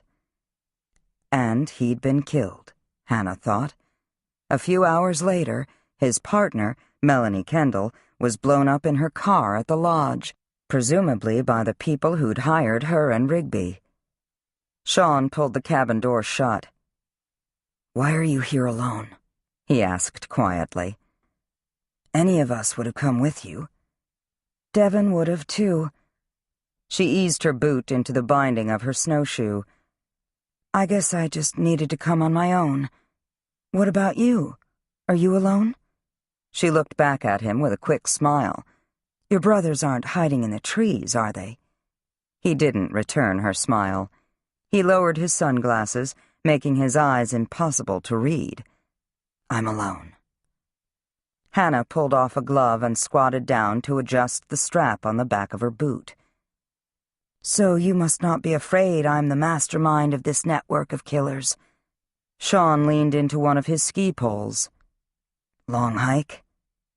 She realized she'd gone too far in trying to compensate for her self-consciousness around him, for not telling him the whole story about why she'd come up here. "Longer than I wanted it to be." She stood up, feeling downright warm. "Did you follow me? I parked on the old logging road and came up the back trail." His tone was even, pragmatic. "You can ride back with me." She quickly put on her other snowshoe. Hike down the mountain with Sean? Sit next to him for the 10-mile drive back around the mountain to the lodge? She'd hiked up here for a reason, and he knew it, and he wanted to pry it out of her. Even under normal circumstances, she'd be reluctant to go with him, just because he was Sean Cameron. These weren't normal circumstances. She tried to keep him from seeing her turmoil of emotions. "I don't mind hiking the way I came," she said, adjusting the strap on her second boot. "It'll be dusk by the time you get back," Sean spoke calmly, without pleading. "One wrong turn, and you'll be spending the night on the mountain. Elijah would have your head for hiking up here by yourself." "I'm prepared for the conditions." "Of course you are. You're always prepared for anything." She gave him a sharp glance, but she didn't see the slightest hint of impatience in him. Just pure, uncompromising Cameron determination. "You choose the route," he said. "I'm going with you." Hannah reached for the ski poles leaning against the cabin. Now that she'd been still for a while, the cold was seeping into her. Even so, she felt the blood rush hot to her face. "I'm not going to get rid of you, am I?" There was just the glimmer of a smile. "No." "Why, because I'm alone? Or because you don't trust me?" "Something's on your mind, Hannah. You ran out of the cafe this morning right after Bowie left and headed straight up here." "I didn't run." "Does he blame you for his arrest?" "I don't know. I haven't asked him. This morning was the first time I've talked to him since his arrest. You were there. You all heard what we said to each other. We talked about the leak in the cellar." "You went looking for him. The leak's not a crisis. You wanted an excuse to talk to him." "I've known Bowie since I was a tot. I don't need an excuse to talk to him, and the only way to get hold of him is to go looking for him." Sean sighed. "All right, I give up. I'd rather argue with you someplace warm."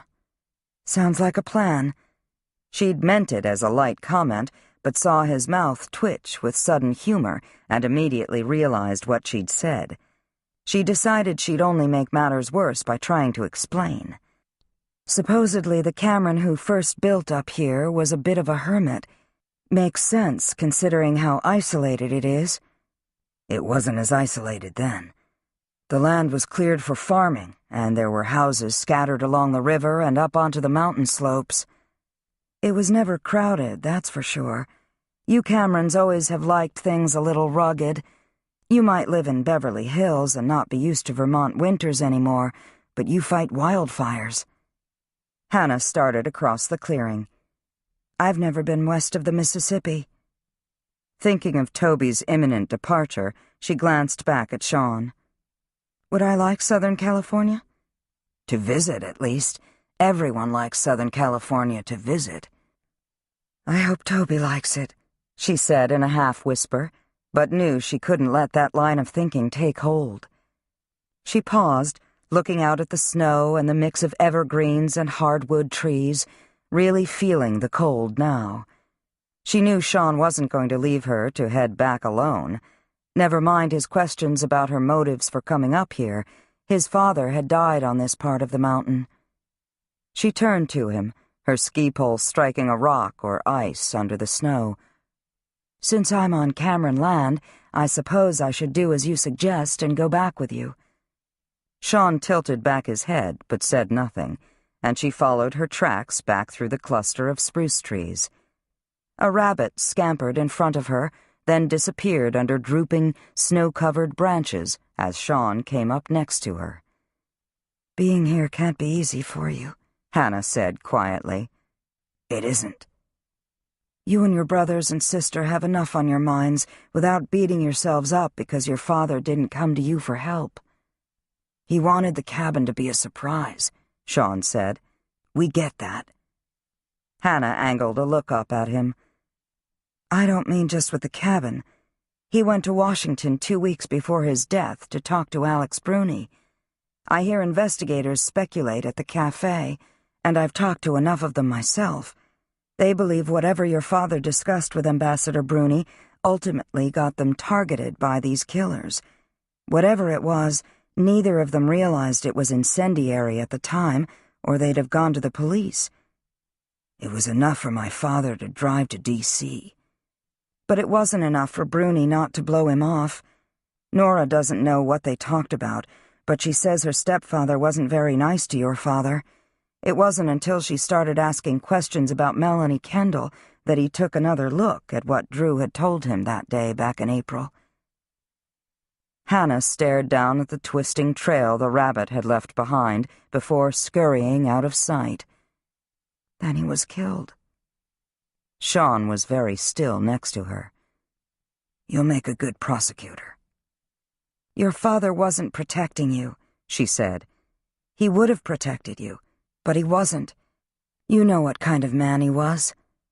He went to Alex Bruni because he thought that's where he could get the answers he was looking for.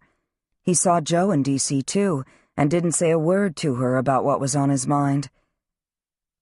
A sudden wind blew down from the summit and cut through her thin jacket and layers. Sean didn't seem to notice. Bowie was in jail in April, he said. She pretended she hadn't heard him and pushed off through the snow, following his tracks when they diverged from hers. She came to the steep trail down to the old logging road. Fine snow blew off a 6-foot rock outcropping next to her. The wind was steady now, harsh, numbing her face. She lifted her jacket collar to better cover her chin and mouth. Sean pulled off his gray wool scarf and handed it to her. Take it, he said. I don't need it. We can finish this discussion later. Hannah didn't argue. The scarf was soft and still warm from him. She draped it around her neck, pulled it up over her mouth and nose, wishing suddenly that she hadn't come up here at all. She thought of Bowie standing out at the old cellar hole on the river when she and Drew had traipsed through the snow and mud to find him. Had Bowie already been up to see the old cellar hole Drew had found? Had the two men already talked about the work involved in rebuilding an old foundation? Hannah plunged down the steep trail, knowing Sean would be right behind her if she tripped, or if she decided to tell him her real reasons for finally hiking up to see his father's cabin.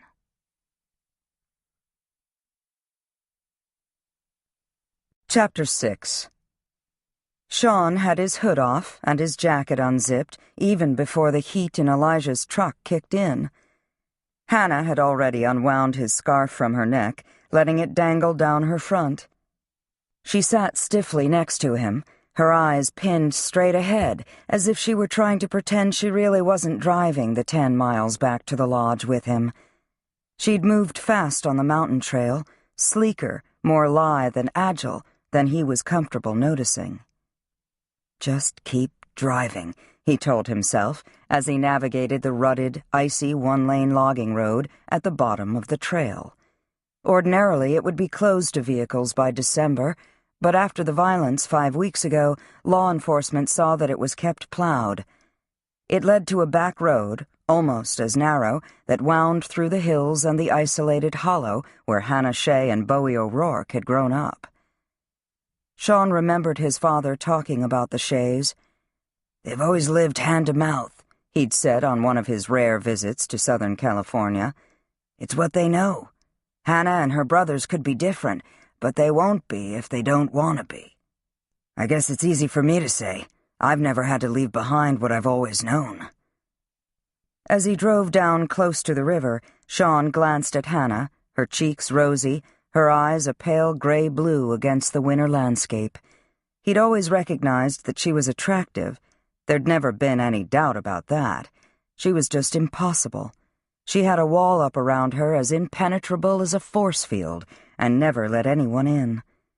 I can imagine your father's excitement when he found that old Cameron cellar hole, she said. Sean could, too. I always thought searching for it gave him an excuse to be up on the mountain, but he was serious about finding it. He took AJ, Rose, and me up a few times, but most of the time, it was Elijah. They butted heads all their lives, but they understood each other. I think in his own way, your father understood all four of you, even if he didn't always approve of your choices. Maybe so. Sean felt the familiar rush of grief mixed with guilt, anger, and regret when he thought about his father and how he'd died, but he allowed it to wash over him and didn't, this time, drown in it. He wanted to get his hands on whoever had hired the two killers to leave an old man to die alone in the cold. He wanted it as much as he'd wanted anything in his life, and he wasn't a man easily deterred once he'd put his mind to getting something. Hannah stared out her window without speaking for a couple miles. "How's law school?" Sean asked when her silence finally got to him. She shrugged. "I've finished." "Studying for the bar?" "Yes." "Any job prospects?" She continued to sit rigid in her seat without glancing at him. "Not yet. I'm looking into a clerkship. With Toby in California for a few months." She paused. "I'll have time on my hands." What would she do when she found out Devon was heading to California, too? Sean tried not to think about how alone she'd be. She had her friends, the cafe, her budding law career, and she'd just be irritated if she thought he was feeling a little sorry for her. "You can manage the cafe and a clerkship?" he asked. "I managed law school and the cafe." The late December sun was very low in the sky. An arc of bright, harsh afternoon light hit the windshield. Then it was gone, disappearing behind the hills as he took a tight turn down close to the river, just a few small pools of clear, fast-moving water not yet frozen in the winter cold. Sean assumed Hannah's short answers were a clue she didn't want to talk, but he didn't care. He wanted to know more about her reasons for going up the mountain so suddenly on her own. "The cafe seems to be doing well," he said. She smoothed a finger over the soft fabric of his scarf. "It is, thanks." "Holiday season was busy?" "Yes." "AJ says reporters and investigators made up for the drop-off in tourists at the lodge after the violence. I imagine it was the same at the cafe." She nodded again. "It was." "Hannah." Sean turned onto Cameron Mountain Road, which would take them up from the river to the long, picturesque ridge where Black Falls Lodge was located, and where he and his brothers and sister and the Harpers had all grown up. "You know, I wouldn't have to ask so many questions if you'd work with me here." "Maybe I'm tired after my long hike and don't want to talk." "You could just say so." She turned to him finally and smiled. "I'm tired after my long hike and don't want to talk." He grinned at her. "Could have told me 8 miles ago." She seemed to relax slightly. "I guess I could have." Not that she hadn't made it obvious. He'd just ignored her signals. He passed his sister's little house and continued down to Harper Four Corners, the oldest settled section of Black Falls, where Cameron Mountain Road and Ridge Road intersected. On the corner to his right was a former early 19th century tavern, rumored to be haunted. To his left was an abandoned post and beam barn. On the corners directly across the road were a cemetery and a small, white-steepled church. Sean turned right onto Ridge Road, heading past snow-covered fields and stately, bare sugar maples that grew along stone walls constructed by long-ago farmers who'd cleared the rocky, inhospitable land. He resisted the temptation to push the private, guarded woman next to him about her reasons for hiking up to the cabin, what they had to do with Bowie O'Rourke, why she wouldn't just say what was on her mind. She'd never been one to knuckle under to pressure. It just had a way of getting her back up.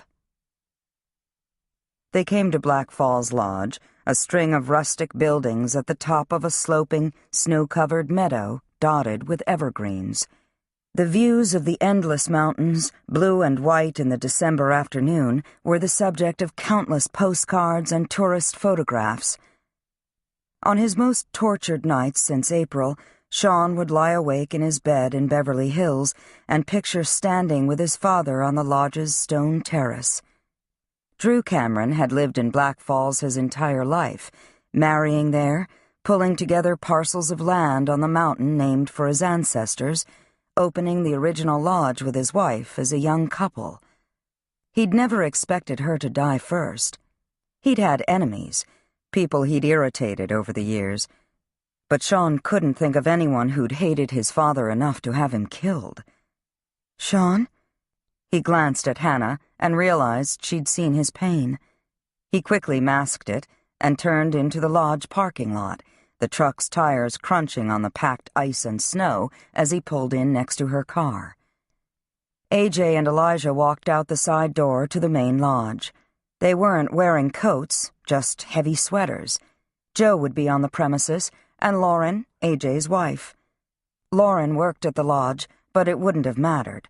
AJ had kept his family close since 2 hired assassins had turned up and themselves been killed, one of them within sight of the lodge. Hannah unfastened her seatbelt. "Not going to complain about the cold in front of your brothers, are you?" Sean looked over at her and laughed. "Not a chance." She touched the door handle. "Thanks for the ride. Stay warm. You'll be back in Beverly Hills soon." Her tone was cool, reserved, and he knew he wouldn't get anywhere with her, not with his brothers watching, not with her on high alert. He smiled instead. "I can't persuade you to stay for hot chocolate?" "Hot chocolate and the 3rd degree. No thanks. You all know where to find me if you have any specific questions. I have to check on Toby and his packing. He'll remember all his mountain biking gear and forget his driver's license. Toby's old enough to see to his own packing." "So he is." She pushed open the door, letting in the frigid air. Her gaze settled on a spot out on the plowed, sanded parking lot. "I wasn't here when Melanie Kendall's car blew up. It was after the search and rescue team brought Nora and Devin down off the mountain. I was with Devin at the hospital." "She had a bad end coming, but no one wanted to see her murdered." "Joe and Elijah witnessed the explosion. He got Nora out of Melanie's car before it blew up. I hear from her every now and then. She's in Washington with her mother, her father, too. It's tough, but she's talking about going back to school." The blast that killed Melanie Kendall, Sean knew, could have killed his brother, or Joe Harper, or anyone else who'd been at the lodge that day. "I should have been here," he said. "I was drinking damn mojitos by the pool." "No one knew we had 2 killers in our midst. Guilt will eat you alive, Sean," Hannah said, her voice deathly quiet. "Believe me, I know. Don't let it." Sean suddenly was aware of the afternoon shadows and the lavender shade of the sky as dusk slowly settled over the mountains. His life in California almost seemed to belong to another man, not to him. "I'm glad I didn't witness Melanie or Kyle's deaths, or see their bodies." Hannah seemed to draw herself in against the cold as the heat seeped out of the truck. "If I'm going to be a prosecutor, I have to learn to steel myself to what I'll have to see." "This was different. You met them. They tried to frame Devin for stalking Nora Asher and stealing from her, the cafe, the lodge." "Melanie was attractive and personable. I never would have pegged her as a killer." "That's what she and Rigby counted on." "Her own people killed her. Right here." Hannah shook her head as if she were telling herself she had to stop now before she could spin out of control. "Rigby was already dead. Joe figured out that Melanie was Rigby's partner, but whoever triggered the bomb in her car didn't necessarily know that. It wasn't why she was killed. Nora and Devin were still alive. Melanie had screwed up, and she had to die." Sean stayed where he was behind the wheel. He saw the tremor in Hannah's lower jaw. Next, her teeth started to chatter. Her eyes were wide, focused, he knew, not on the present, but on the images of what had happened 5 weeks ago. He reached over to her and touched her elbow. "Hannah, breathe." His words, his touch, seemed to penetrate whatever was coming at her, and she exhaled and turned to him. "Sorry. Every day's better, but I know," he said softly. The police have cleared everyone who was at the lodge when Melanie's car exploded. The killer could have had a spotter, but why make 2 calls when one would do? This is a practical, calculating killer. It's also one who will take tremendous chances if necessary. A man? A woman? A team? Sean shook his head. I couldn't tell you. I couldn't even guess. Hannah looked out toward the mountain in the distance. Even up here it's easy to go unnoticed. Who'd remember a car parked on the side of the road, or a cross-country skier out enjoying the first snow of the season? Make a discreet call and mission accomplished. Melanie Kendall is dead. Sean saw his opening and took it. What if who's ever behind this network had an accomplice here in Black Falls? An unwitting accomplice, perhaps. Someone who was used or manipulated into helping to set off the bomb. Hannah shifted her gaze from the view, her pale blue eyes reflecting a hint of the lavender in the sky.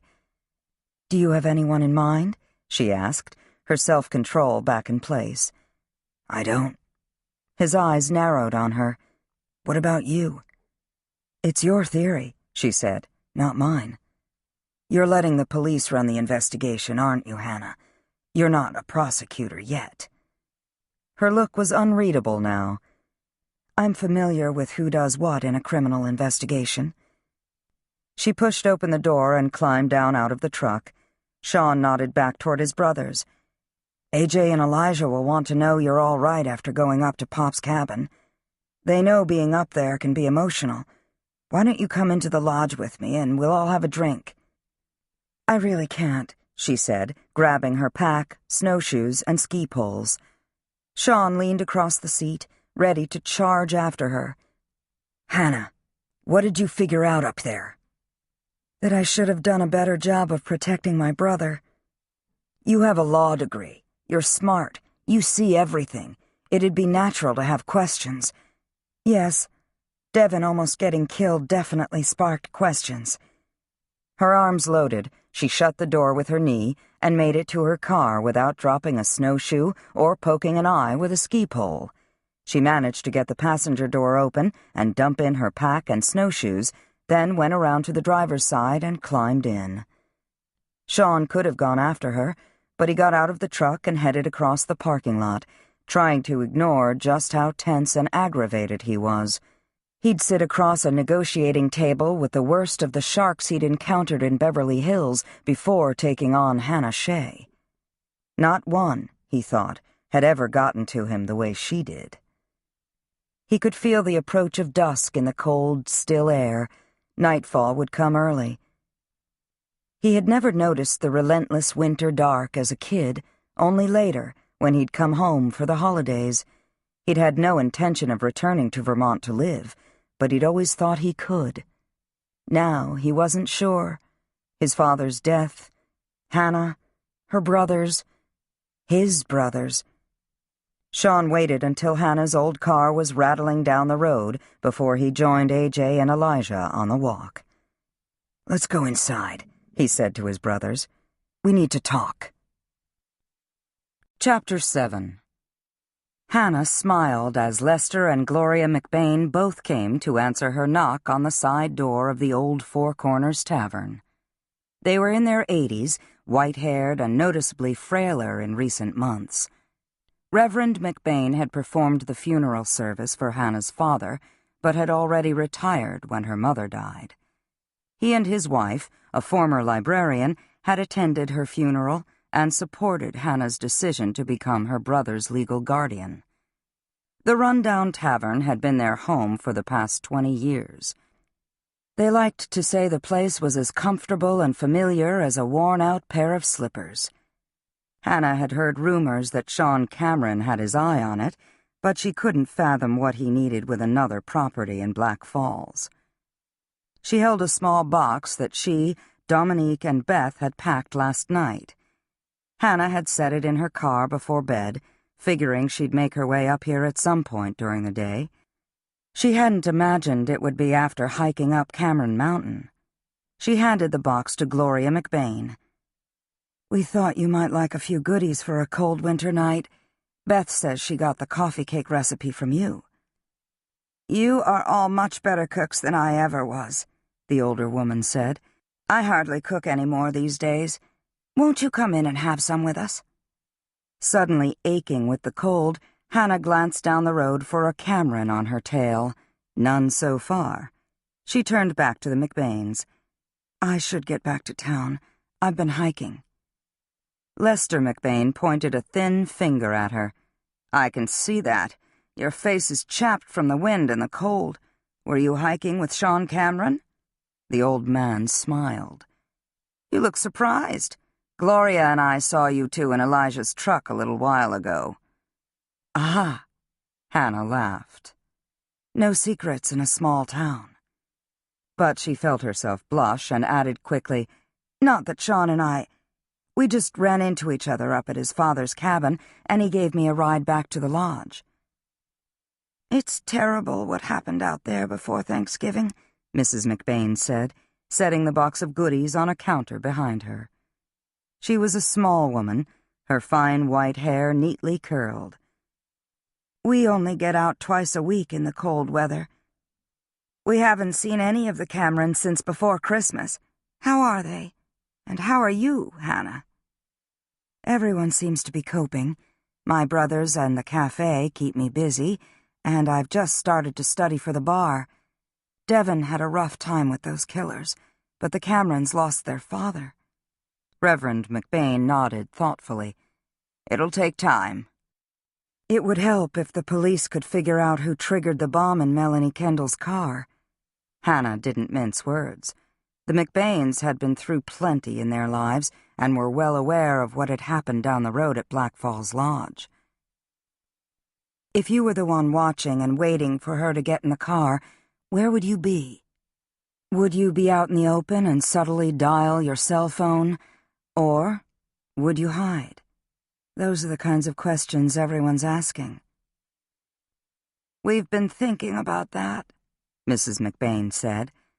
"Lester and I have come up with dozens of options ourselves." He immediately warmed to the topic. "Cell phone service is spotty up here," he said. "I suppose the killer could have found a landline to use. We didn't see anyone out here. We were in watching television when the bomb went off." Mrs. McBain buttoned her sweater, baggy on her thin frame. "I remember the storm the night before. We drank brandy in front of the fire and went to bed early." She shuddered. "I'm just glad those two killers were the only ones who ended up dead. How's your brother?" "He's still working at the lodge," Hannah said. "He had a room above the shop there, but he's moved back with Toby and me for now." "AJ's been good to him," Mrs. McBain said. It was just an innocent comment by a kind woman, but Hannah automatically felt herself go on the defensive and realized how on edge she was. She pushed back any irritation. "Yes, he and Lauren have both been great. Devon works hard." She smiled again at the older couple. "I shouldn't keep you standing here in the cold. It's perfect weather for tea and a few goodies." "You're all good to think of us," Reverend McBain said. He and his wife had done the same for other people for dozens of years. Now it was their turn to need a helping hand, which they accepted graciously. Without any hint of the stubborn pride or defensiveness Hannah had to fight when people offered to help her and her brothers. She wished them good night and headed back down the well-sanded walk to the driveway, glancing down the road again. She only saw leafless sugar maples silhouetted against the slowly darkening sky. There was no question in her mind that Sean, AJ, and Elijah had gathered in front of the lodge's big stone fireplace to discuss what she was up to and how they could get it out of her. She'd never been good at lying or pretending. She'd always found she did best when she looked at life straight on. But this was different.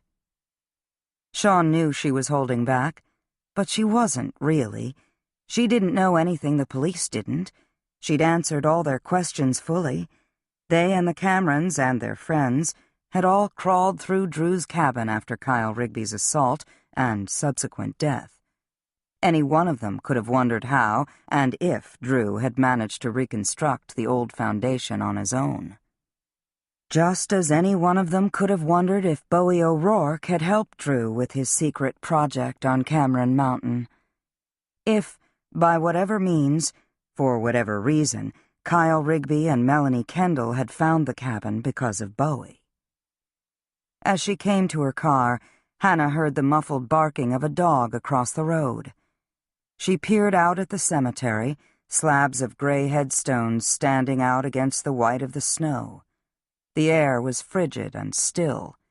There were no lights or cars at the church on the corner opposite the cemetery. Four Corners Burying Ground, it was called. Its oldest grave, that of a Harper, was dated 1796. The barking continued. The dog sounded agitated. Hannah walked out to the end of the dirt driveway, wondering if deer or wild turkeys were crossing the cemetery and driving the poor dog nuts. She noticed a van parked just down Cameron Mountain Road next to the stone wall that bordered the cemetery. Bowie's van. It had to be his black lab Poe creating the racket. She shoved her hands into her pockets and told herself she should go back to the village and see to her brothers, the cafe, her studying. Instead, she crossed Ridge Road and walked along the edge of the cemetery to the corner. She noticed snowshoe tracks and boot prints in the snow, most leading to the oldest of the headstones, simple rectangular slabs leaning crookedly in different directions. The McBains had told her they didn't worry about living in a haunted house with so many ghosts right across the road. People came from all over the country to research their family roots and locate the graves of ancestors. Many of the graves had metal markers identifying a veteran of the Civil War, the Spanish-American War, the two World Wars, Vietnam. There was even a handful commemorating those who'd fought in the American Revolution. Drew Cameron was buried in the Cameron family plot on the far southeast corner of the cemetery. Hannah and her brothers had attended his funeral, but not the graveside service. She doubted any of her ancestors were buried at Four Corners. Her parents were buried at a little church graveyard past the hollow where she'd grown up. She zipped up her jacket and hunched her shoulders against the cold as she came to the corner. Bowie's van was parked a little ways down Cameron Mountain Road, at the end of a narrow lane cut between the cemetery and a steep wooded hill. Hannah crossed her arms on her chest, really cold now. Poe continued his barking and growling. She looked out across the old headstones just as a breeze kicked up, blowing fine snow into the air.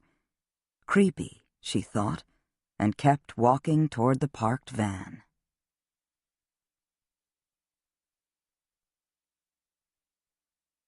Chapter 8.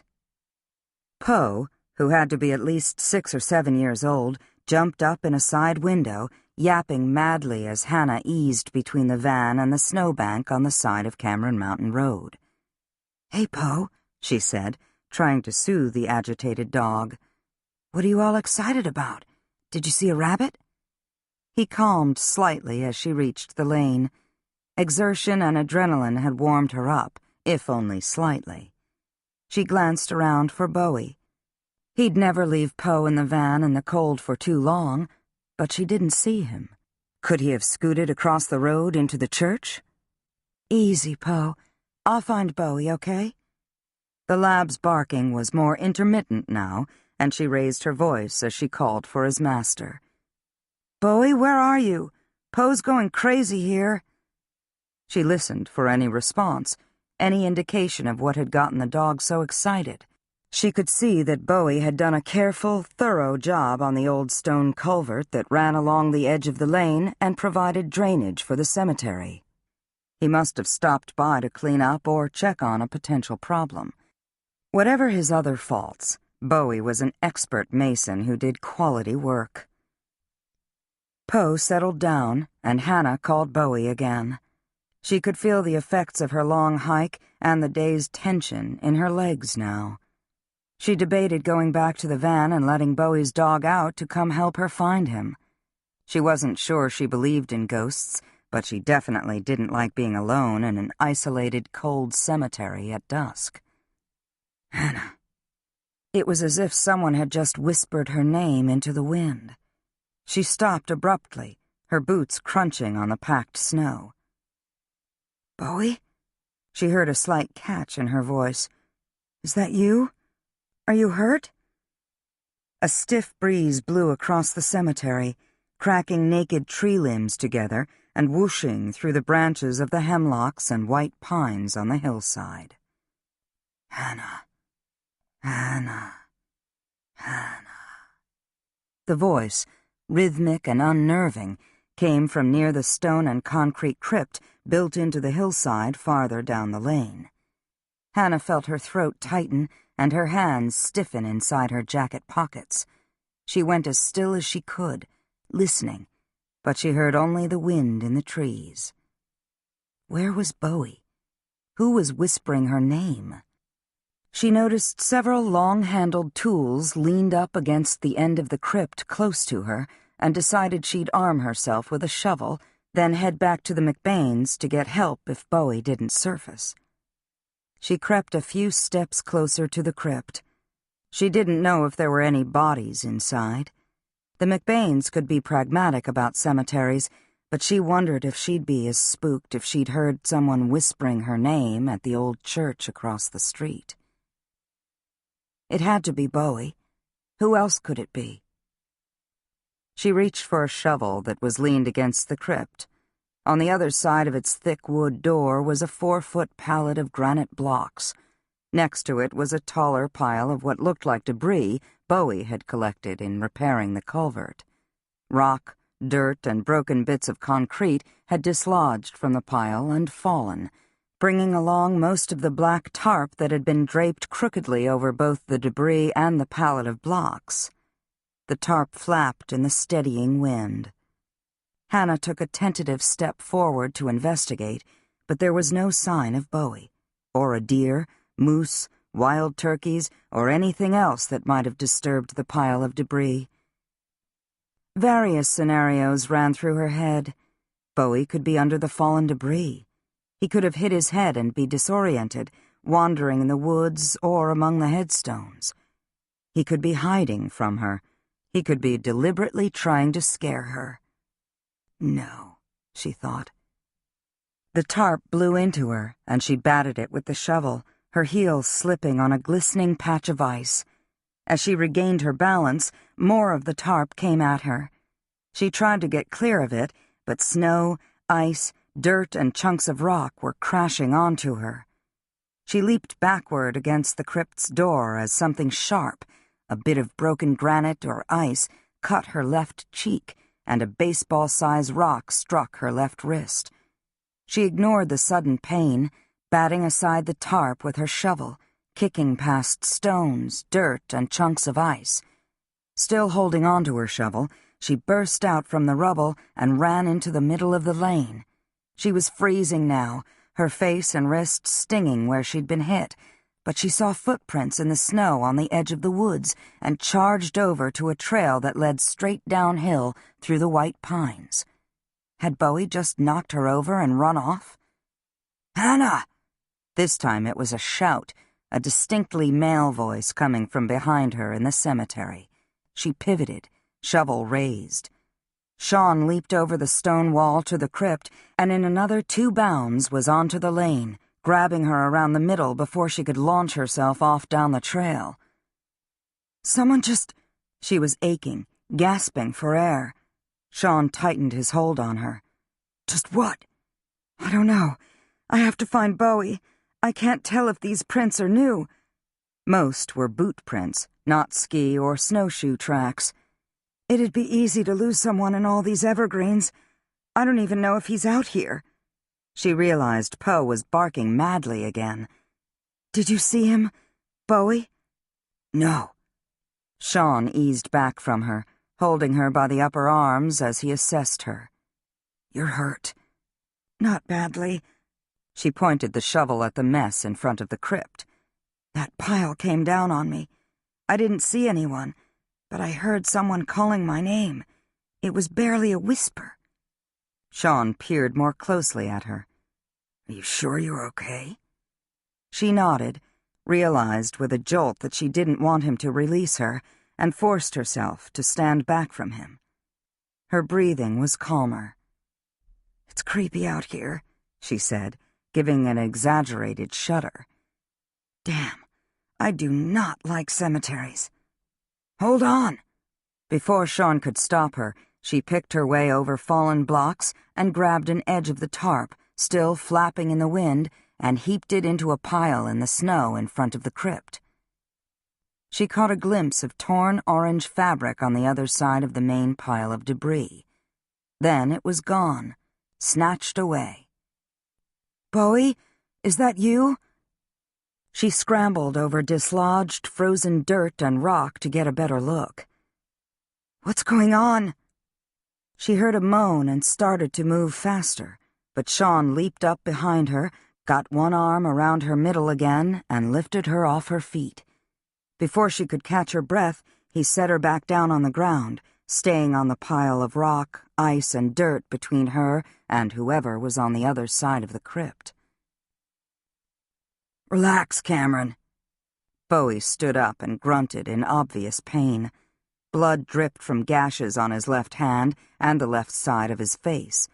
He was ashen, his orange sweatshirt covered in dirt, his down vest unzipped, his breathing hard and fast. "I just got my butt kicked by a wall of granite. I'm in no condition to kick anyone else's butt." Sean's expression was tight. "What the hell happened to you?" Bowie staggered out to the lane, blood dripping from his hand into the snow, dirt, and rock dust in his hair. He ignored Sean and looked at Hannah. "I heard Poe barking like crazy, but I didn't know you were here." "I can call an ambulance," she said. "Nah." He shook his gashed hand, a gob of blood dropping onto an icy patch on the lane. "It's nothing." Sean eyed Bowie warily, making no apparent effort to hide his suspicion. "Were you in a fight?" he asked. Bowie shrugged. "A fight with granite." He touched the cuff of his sweatshirt to his cut, swelling face as he nodded to Hannah. "You okay? Your cheek's bleeding." "Just a little. I'm fine. I got out of the way in time." "Most of this mess fell on me," Bowie said. "It knocked the wind out of me." Hannah winced at the blood dripping from his hand and face. "You should get yourself checked out. You might need stitches, and if you have a concussion—" "I've got a med kit in my van. If I went to the emergency room for every nick and scratch I get in this work, I'd never finish a job." He grimaced at the tarp, rock, and dirt. "I stopped by to pick up some tools I left out here and heard a noise." "What kind of noise?" Sean asked. Bowie glanced back at him, slightly less hostile. "Probably the tarp. I'd secured it with rocks, but it was blowing around in the wind. I figured a critter crawled under it looking for a warm place to sleep. I climbed onto the edge of the pallet to secure the tarp and must have knocked this stuff over on myself. Stupid." Clearly in pain, he turned back to Hannah. "I didn't mean to scare you." "I thought I heard someone calling my name. It was weird." She saw Sean's eyes darken, but he said nothing as she continued. "Honestly, Bowie, you should see a doctor. Don't take chances." "I've been hit in the head before. This time, hey, at least it was an accident." She didn't smile at his stab at humor. "Are you sure?" "Why wouldn't I be?" He gave her a crooked grin. "Prosecutor, Hannah." Sean didn't smile, his expression serious as he towed a pile of small rocks. "Where were you when you heard the noise?" Bowie picked up the shovel from the frozen ground and leaned it against the front of the crypt. "I was at the end of the lane by my van. Thought at first it might be a deer or a moose. Poe started barking. I couldn't hear anything after that. I came down here, and next thing, I was fighting off granite." "Bowie," Hannah hesitated. "Could it have been an attack?" His gaze settled on her, practical. I don't see how. It was probably just a big old raccoon making trouble. He grinned, blood trickling into the corner of his mouth. Or maybe a ghost. Funny, Bowie. Hannah cradled her injured wrist, felt it swelling. She shivered, very cold now. Look, with everything that's been going on lately, it'd be a good idea for us to tell our story to the police and let them check out what happened. You do what you want. I'm getting a couple Band-Aids. Next to her, Sean inhaled sharply and reached into his parka for his cell phone. He hit a couple of buttons. Hey, Elijah, I'm at the crypt at Four Corners Cemetery. Hannah and Bowie got banged up. You and Joe need to get over here. He disconnected and turned to Hannah. What did you mean you heard someone calling your name? Just what I said. It was a whisper. I don't know. Maybe it was the wind and my imagination is so fired up I just turned it into my name. She made an effort to smile. Or there is a ghost out here. Sean returned his cell phone to his coat pocket. Whatever you heard, it wasn't a damn ghost. Bowie, Hannah said, did you hear someone call my name, or was it you? He clenched his cut finger with his uninjured hand, stemming some of the bleeding. I didn't hear anyone. And no, it wasn't me. That I'd remember. You could have hurt your head more than you realize. No, I didn't call your name, Hannah. She frowned. Maybe no one did. Sean settled in alongside her, more out of suspicion, she thought, than any protective impulse. Why did you run out to the trail after you were hurt? He asked. It was Bowie who answered. Because she thought I'd knocked over the debris on her and was getting away, and she took off after me. Hannah has a temper, in case you haven't noticed. She controls it most of the time. Most people don't realize what a hothead she can be. Hannah took no offense. She had been mad. Come on, Bowie. I can at least get your first aid kit out for you. He started down the lane toward his van. Except for the dark green of the pines and hemlocks, there was no hint of color in the landscape of gray sky, bare trees, granite headstones, and endless snow. As she headed back down the lane, Sean stayed close to her. Why did you come here alone? He asked. I wasn't about to ask Reverend McBain to escort me. Sean inhaled sharply. All right. His tone was even. Why did you come at all? None of the fight eased out of her. I heard Poe barking. You could have called the lodge. To get you or one of your brothers to check out a barking dog with me? You knew it was Bowie's dog. Exactly. Sean narrowed his gaze on her injured cheek. Hannah remembered that as a smoke jumper, he was trained in emergency medical care.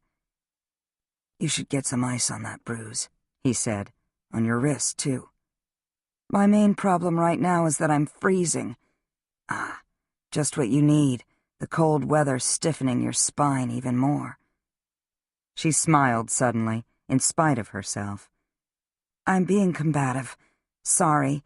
You raced across a bone-cold cemetery to my rescue. Thank you. If it had been a particularly mean raccoon or ghost, whatever it was, Hannah, we're all going to want to know what really happened out here. Because it involves Bowie. If it didn't, you wouldn't care.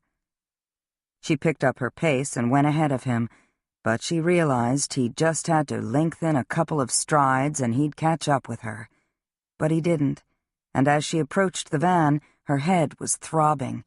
She felt a little unsteady on her feet and made herself take a couple of deep breaths as she stood behind Bowie at the passenger door. Without looking at her, he said, What's on your mind, Hannah? She rubbed her fingertips over her bruised wrist. I guess we were lucky we didn't break any bones. Go back to your car before you get frostbite. He glanced at her, the swelling on the side of his face reaching his eye now. You look as if you've spent some time out in the wind today. I hiked up to Drew's cabin this afternoon. Sean stopped at the end of the lane, and Hannah was aware of him eyeing Bowie for his reaction. Bowie merely shrugged and stood up with a small black bag. "Cold day for a hike." His black lab was up and barking again. Bowie tapped the window. "Poe, settle down. You know Hannah. She's a friend." She noticed he didn't mention Sean. Bowie set the bag on the passenger seat. "How'd you do up on the mountain?" "It wasn't easy seeing Drew's cabin. Devon gave me good directions, but no wonder it took Drew 40 years to find that old cellar hole. It's in the middle of nowhere. There's no trail. Nothing but woods and more woods." "Yep." Bowie unzipped the bag and pulled out a large bandage, tearing it open with his teeth. "Drew must have had an idea it was on that part of the mountain, or he just stumbled upon it one day." Sean was silent, as still and stiff as a man could be, Hannah thought, and not crack into pieces. She watched as Bowie tossed the packaging into the van and secured the bandage to his cut face. It looked as if the worst of the bleeding had stopped.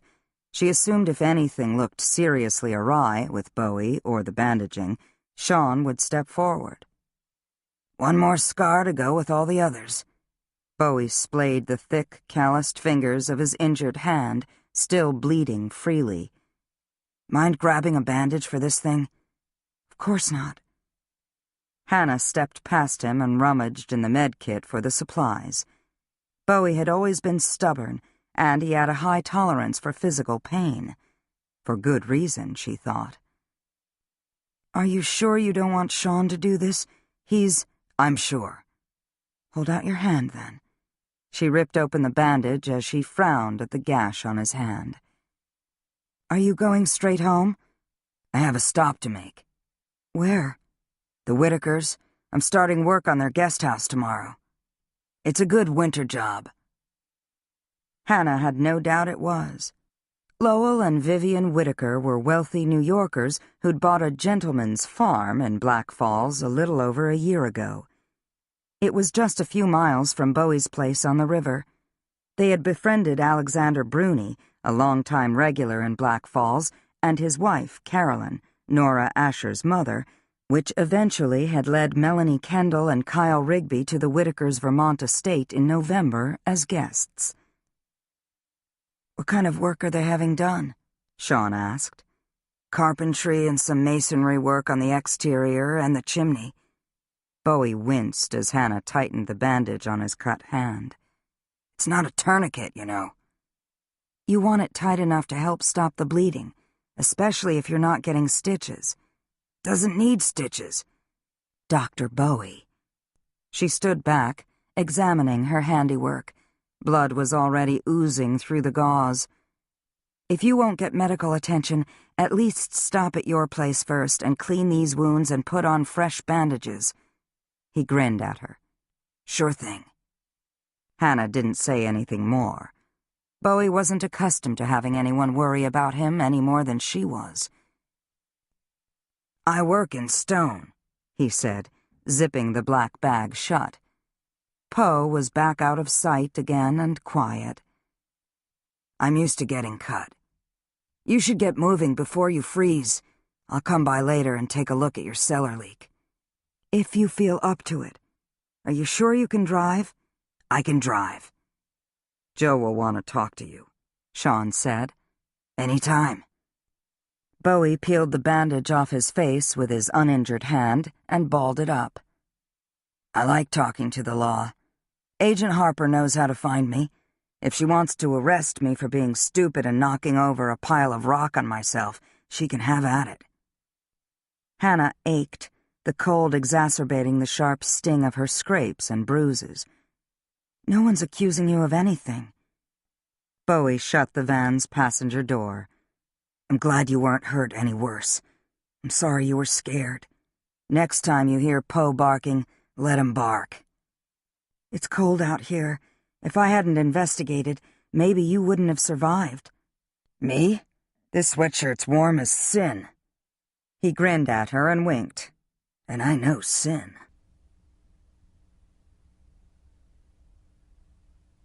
He headed around the front of the van to the driver's side. Hannah stood back even further, almost bumping into Sean as Bowie got in behind the wheel, started the engine, and made a U-turn back to the corner, then headed across Ridge Road and up Cameron Mountain Road. It was getting dark fast, the stark trees creating long shadows on the snow, the mountains a deep blue-gray against the darkening sky. "I'm not afraid of Bowie," Hannah said without looking at Sean next to her. "Why not?" His tone wasn't demanding or hostile, but it wasn't gentle either.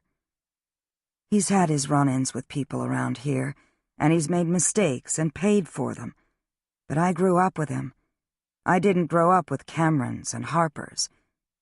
She crossed her arms, wincing at the pain in her wrist as she added softly, "I don't expect you to understand.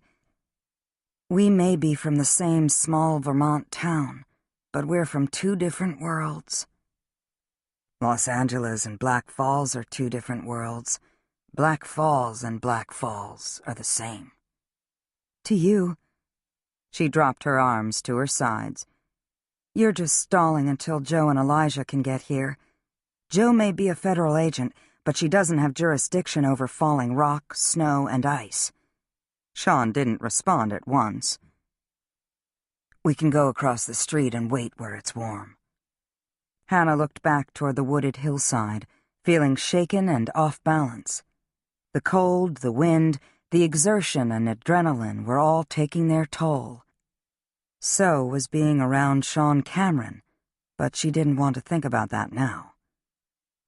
It could have been kids. They could have parked down the hill and come up the trail through the woods. They ran into Bowie and then me and decided to hide and have some fun. It's a cemetery. I can see a couple of kids playing ghost, thinking they're funny. Why not? They'd know your name? Sure. Toby's still in high school, and Devin just graduated in June. She felt a sudden twinge of pain in her side where she'd slipped getting out of the way of the falling rock.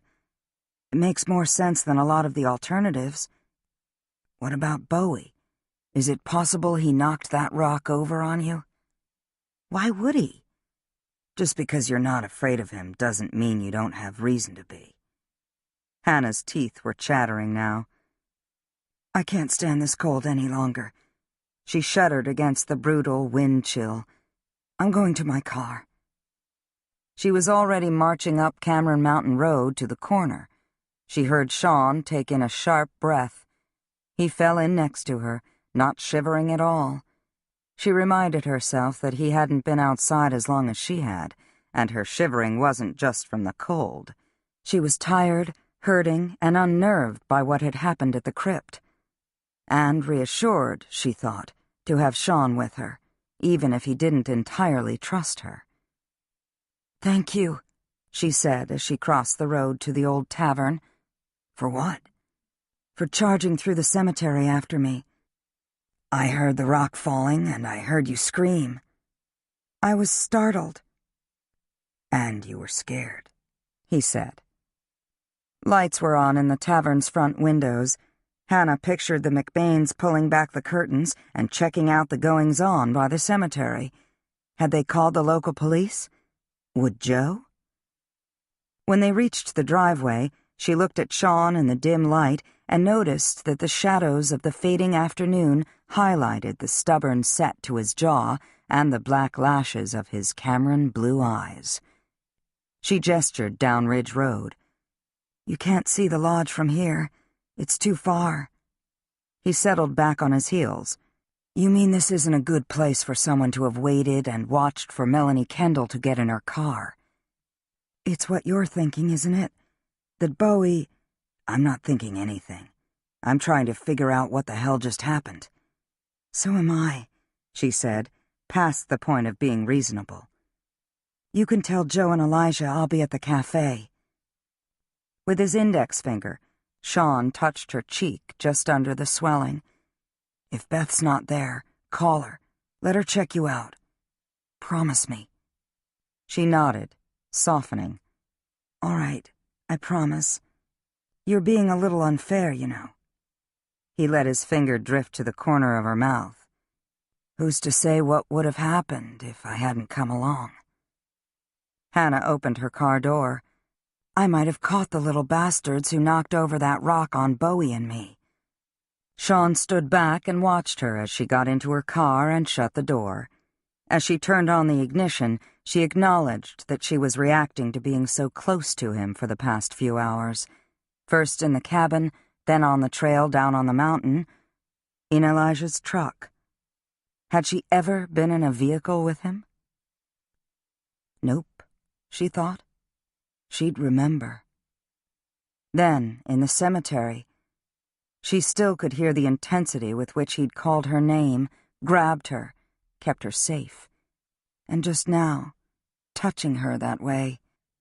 Her fingers frozen, her face and wrist screaming in pain, she turned up the heat, but knew she'd probably be back at the cafe before the car was warm.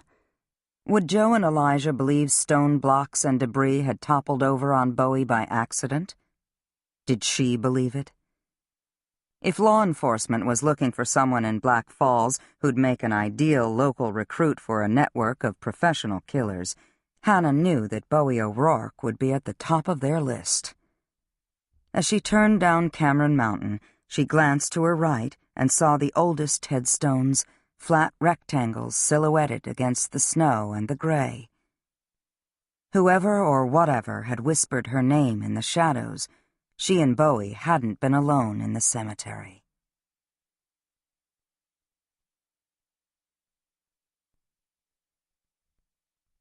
Chapter 9. Sean reached into the truck's glove compartment for a flashlight. Behind him, Lester McBain shuffled down the walk in a worn parka and unlaced boots. He wasn't wearing a hat, but his fine white hair wasn't much protection against the dropping temperatures. "Everything all right out here?" he asked. "Everything's fine, Reverend. Some rock and debris Bowie O'Rourke left behind after he worked on the culvert came down on him and Hannah. They got a little cut and bruised, nothing serious." Sean flicked the flashlight on and off to check the battery. It was fine. Of course, it was Elijah's flashlight. He kept his tone casual as he continued. "You see much of Bowie out here?" "Some. I think he's finished up work on the culvert. He'd start early and seemed to work hard." "By himself?" "He'd hire help when he needed it. I'd walk over and talk to him when it wasn't too cold. He's very knowledgeable about stonework." The old minister shuddered in the dropping temperature, but made no move to head back inside. "There are those of us who do things in the moment that we later regret. We have a conscience. We suffer the consequences of our mistakes, but we learn from them." "That's what you think Bowie is? A guy who made a mistake he regrets?" "What do you think he is?" "He's a bad-tempered ex-con with a grudge against half the town. I've seen him in enough fights to know I don't want to get into it with him, but it doesn't matter what I think." He thought of Hannah and started to say more. "Never mind. You should go back in where it's warm." McBain studied Sean a moment. "You're worried about Hannah. She has a blind spot when it comes to Bowie. Everyone knows that, but she's always been level-headed." "She hiked up to my father's cabin alone today. How level-headed is that?" "She could have known you'd go after her." The old man paused, then added, "She could have hoped you would." "Don't count on it," Sean muttered. McBain barely reacted to a gust of wind that seemed to blow straight across from the cemetery. "Your father and I would sometimes walk among the old graves together. It's a peaceful spot." Sean almost smiled. "There are a lot of peaceful spots around here where people aren't buried." "You live, you make mistakes, you see your friends die. You don't worry so much about taking an afternoon walk in a cemetery." The old man grinned suddenly. "Or being in the ground yourself." "Did my father say anything that in retrospect suggested why he was targeted by those two killers?" "No. He was introspective, thoughtful. He knew he had fewer days ahead of him than behind him. He said he was looking forward to being a burden to his children. Sean smiled. That sounds like him. He was proud of all of you, Sean. Rightly so. Did you talk to him about Bowie? McBain shook his head. No, I didn't. I don't think we had one of our walks after Bowie's arrest. What about Hannah? Ah, she's another story. Drew was like the rest of us in that he wanted to see her happy. There isn't anyone in Black Falls who doesn't wish Hannah well, but she doesn't know it. She thinks she's on her own and we're all out to judge her. Sean noticed car headlights far down Ridge Road. That would be Joe and Elijah. You should go back inside, Reverend. Lock your doors, just in case. Just in case what, Sean? That it wasn't a ghost or the wind that knocked over that rock onto Bowie and Hannah. Hannah's good to us. So are you. Sean smiled in spite of his uneasiness. Well, don't tell anyone and ruin my reputation. McBain shuffled back up the sanded walk. Sean was aware that, by his own design, very few people knew he had bought the former tavern a year ago and made the McBains life tenants. They paid for utilities and basic upkeep and were entitled to live there rent-free the rest of their days. He'd run and bike past the tavern as a kid and pictured it fixed up with vegetable gardens and fruit trees and a clothesline, with a tire swing tied to the sugar maple near its old stone wall. Wanderlust hadn't gripped him yet, and he'd yet to even hear about the people who parachuted into wildland fires out west, or to experience January in Southern California versus January in Vermont. When he'd heard the McBains were struggling to stay in their home after decades in parsonages, he'd knocked on their door and made them an offer. He'd told them he liked the idea of owning a haunted house. He headed back across the road and took the shortcut through the cemetery, as he had when he'd heard the falling rock and Hannah's yell of pain and surprise. He hadn't seen anyone else, human or animal, just the tarp blowing in the wind, and then Hannah leaping for the wooded hill. Would she have been as sure of herself if it had been anyone but Bowie's van? Bowie's dog barking? Sean didn't turn on the flashlight until he came to the crypt. Joe would have his head if he interfered with a crime scene. He circled the beam of light at the rock and debris, the tarp, the splatters of blood. Bowie's blood. Hannah hadn't bled as much. The thick wood door to the crypt was shut, its only lock a stick shoved into the latch where a padlock should have been. Sean removed the stick and managed to smile at what passed for security. The door creaked as he opened it, shining the flashlight into the dark, windowless space. It was surprisingly high, at least 8 feet, presumably to provide space for stacking coffins. With a grimace, Sean stepped inside. There was no electricity. He shone the beam of light into the corners of the crypt, just to make sure a raccoon or other animal hadn't somehow taken up residence there. Heavy metal scaffolding provided spots for coffins, but despite the cold weather, no bodies were yet being held over the winter for spring interment. A wooden shelf kept coffins from having to rest on the concrete floor. The walls were laid stone that had been pointed and in some places sealed with cement. The ceiling was framed in, plastic-backed plywood added as a protective measure against moisture. It was one dark, dank, and creepy place, but there was nothing there. Sean returned to the lane. Maybe Bowie had a point. He was a stonemason. Stonemasons got hurt. Joe and Elijah arrived, greeting Sean briefly, and he filled them in on what had happened. When he finished, Joe squatted down in front of the fallen rock and debris.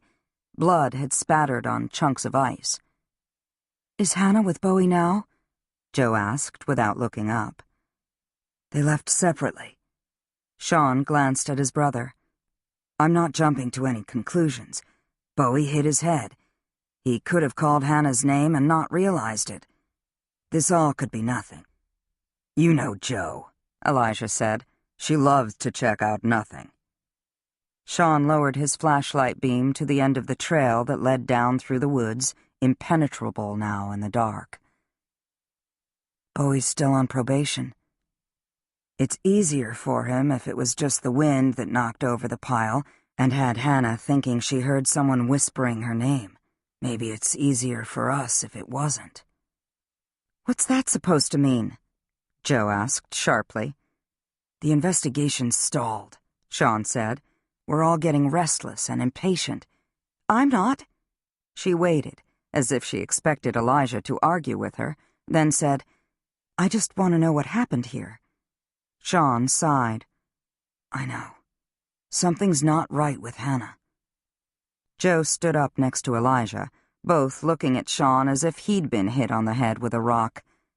Sean, Elijah said, you want to tell us? No, I don't.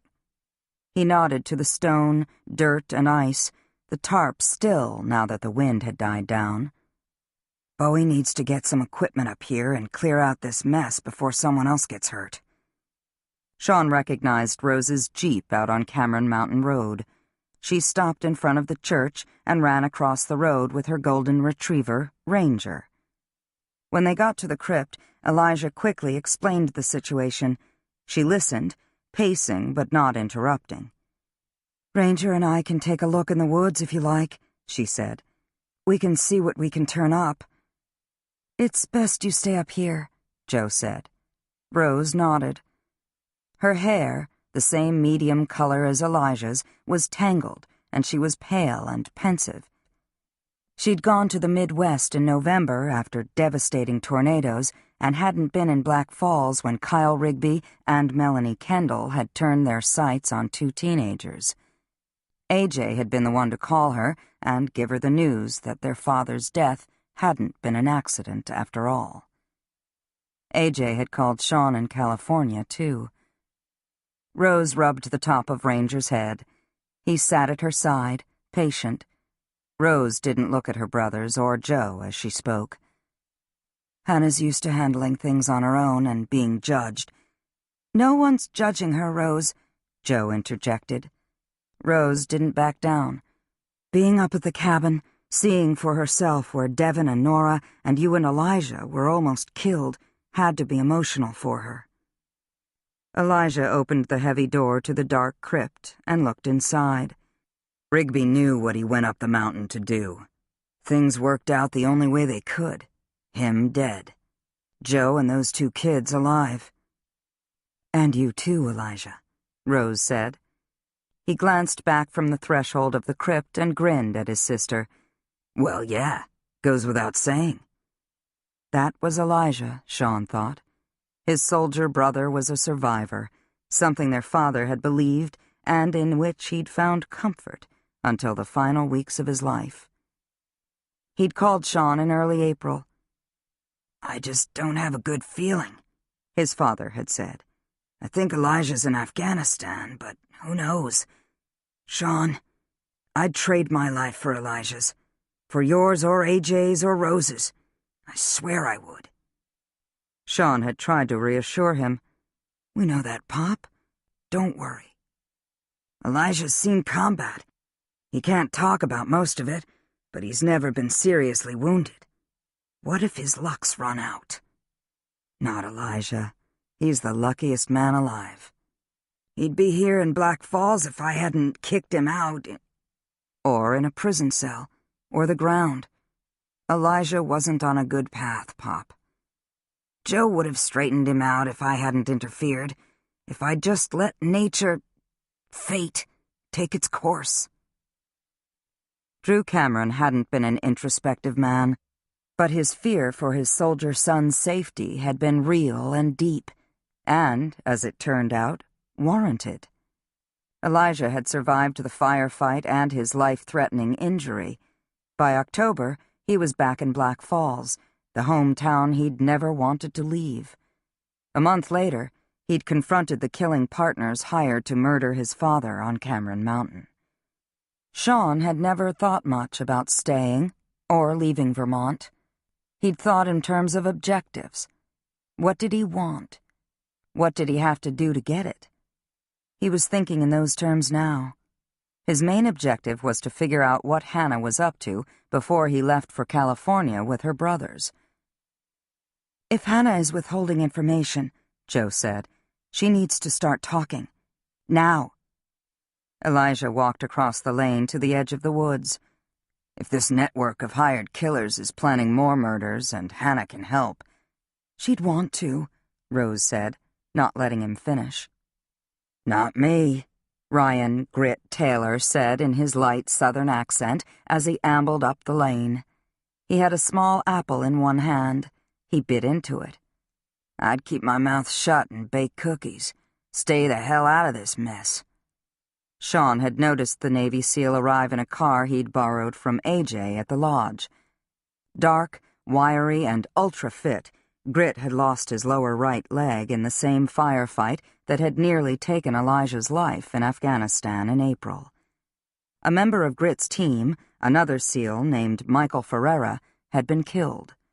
While in rehab in Washington, Grit had helped Elijah look into Alex Bruni's hit-and-run death. He'd flown back and forth between Washington and Vermont in the past 5 weeks, but basically, he'd camped out in one of Joe's rundown cabins on the frozen lake below the lodge. Joe frowned at him. "Why?" "Fear. No good options. Make a wrong move and end up a target of unknown killers. Make a wrong move and end up irritating a Cameron or Harper." Grit pointed his apple in the general direction of Joe and the Camerons. "You people are scary." "You don't know Hannah Shea," Joe said. "I've been to Three Sisters Cafe. Hannah wears a green apron and bakes cupcakes, and she's studying to be a lawyer. Small, prettier than she thinks she is." "And as hard as nails," Sean said. "She's not afraid of us." "I am," Grit said. "I've had quite the immersion into you hard-bitten Yankees since November. You don't let up. Really scary." Elijah rolled his eyes. "Eat your apple, Grit." Myrtle Smith picked her way along the lane. She must have come with Grit. Her Washington home had caught fire a few hours after Kyle Rigby's death on Cameron Mountain. It was an electrical fire that was contained to her home office, but no one believed it had been an accident. Myrtle had been looking into the sudden death of a Russian diplomat in London, a former lover, from what Sean could gather, and had her suspicions about a network of killers. All her notes had been destroyed in the fire. Grit Taylor had saved her life. In his limited experience with Myrtle, Sean had learned she didn't like the cold, never mind that she couldn't seem to stay away from Vermont. She was 50-ish, tiny and black-haired, with perfectly manicured red nails and lavender eyes. She'd arrived in Black Falls with Grit in November, returned to Washington in early December, then came back before Christmas.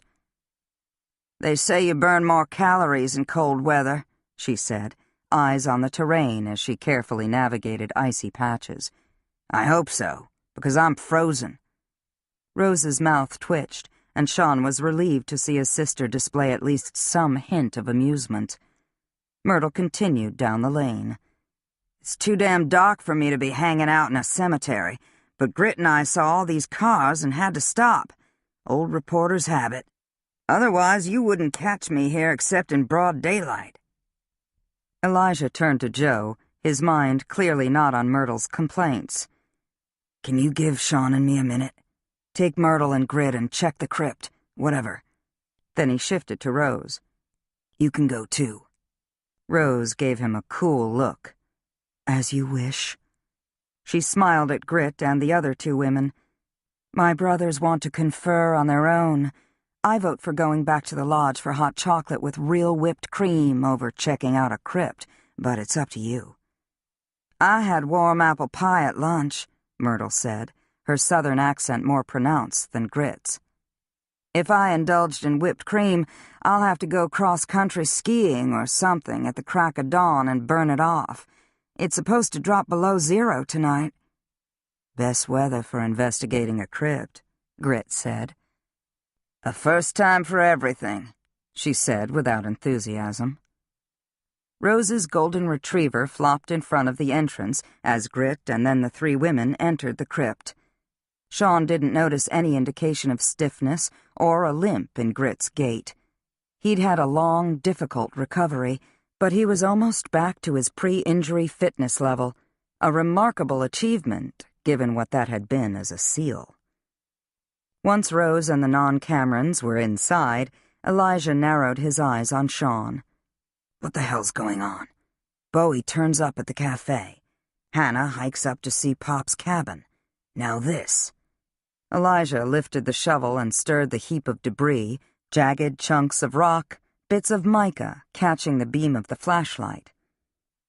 "As far as I know, Bowie hasn't been in trouble since he got out of jail.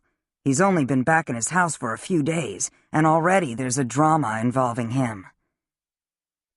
"Where did he stay while he worked on the culvert?" Sean asked. "He roomed with a cousin in Ludlow." Elijah blew out a breath at the charcoal-colored sky. "The guy's good-looking, rugged, and familiar, and he knows how to knock heads together. He and Hannah share a past that we can't understand."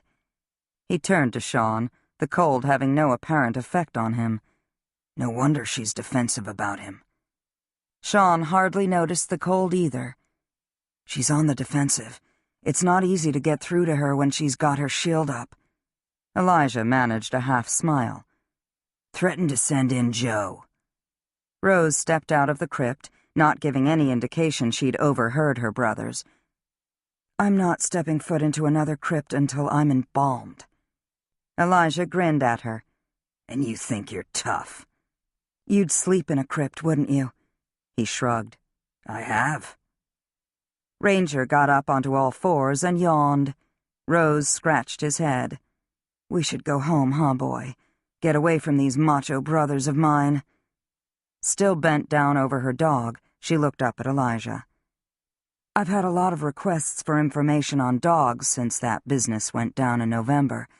I tell people if they want protection, a puppy isn't it."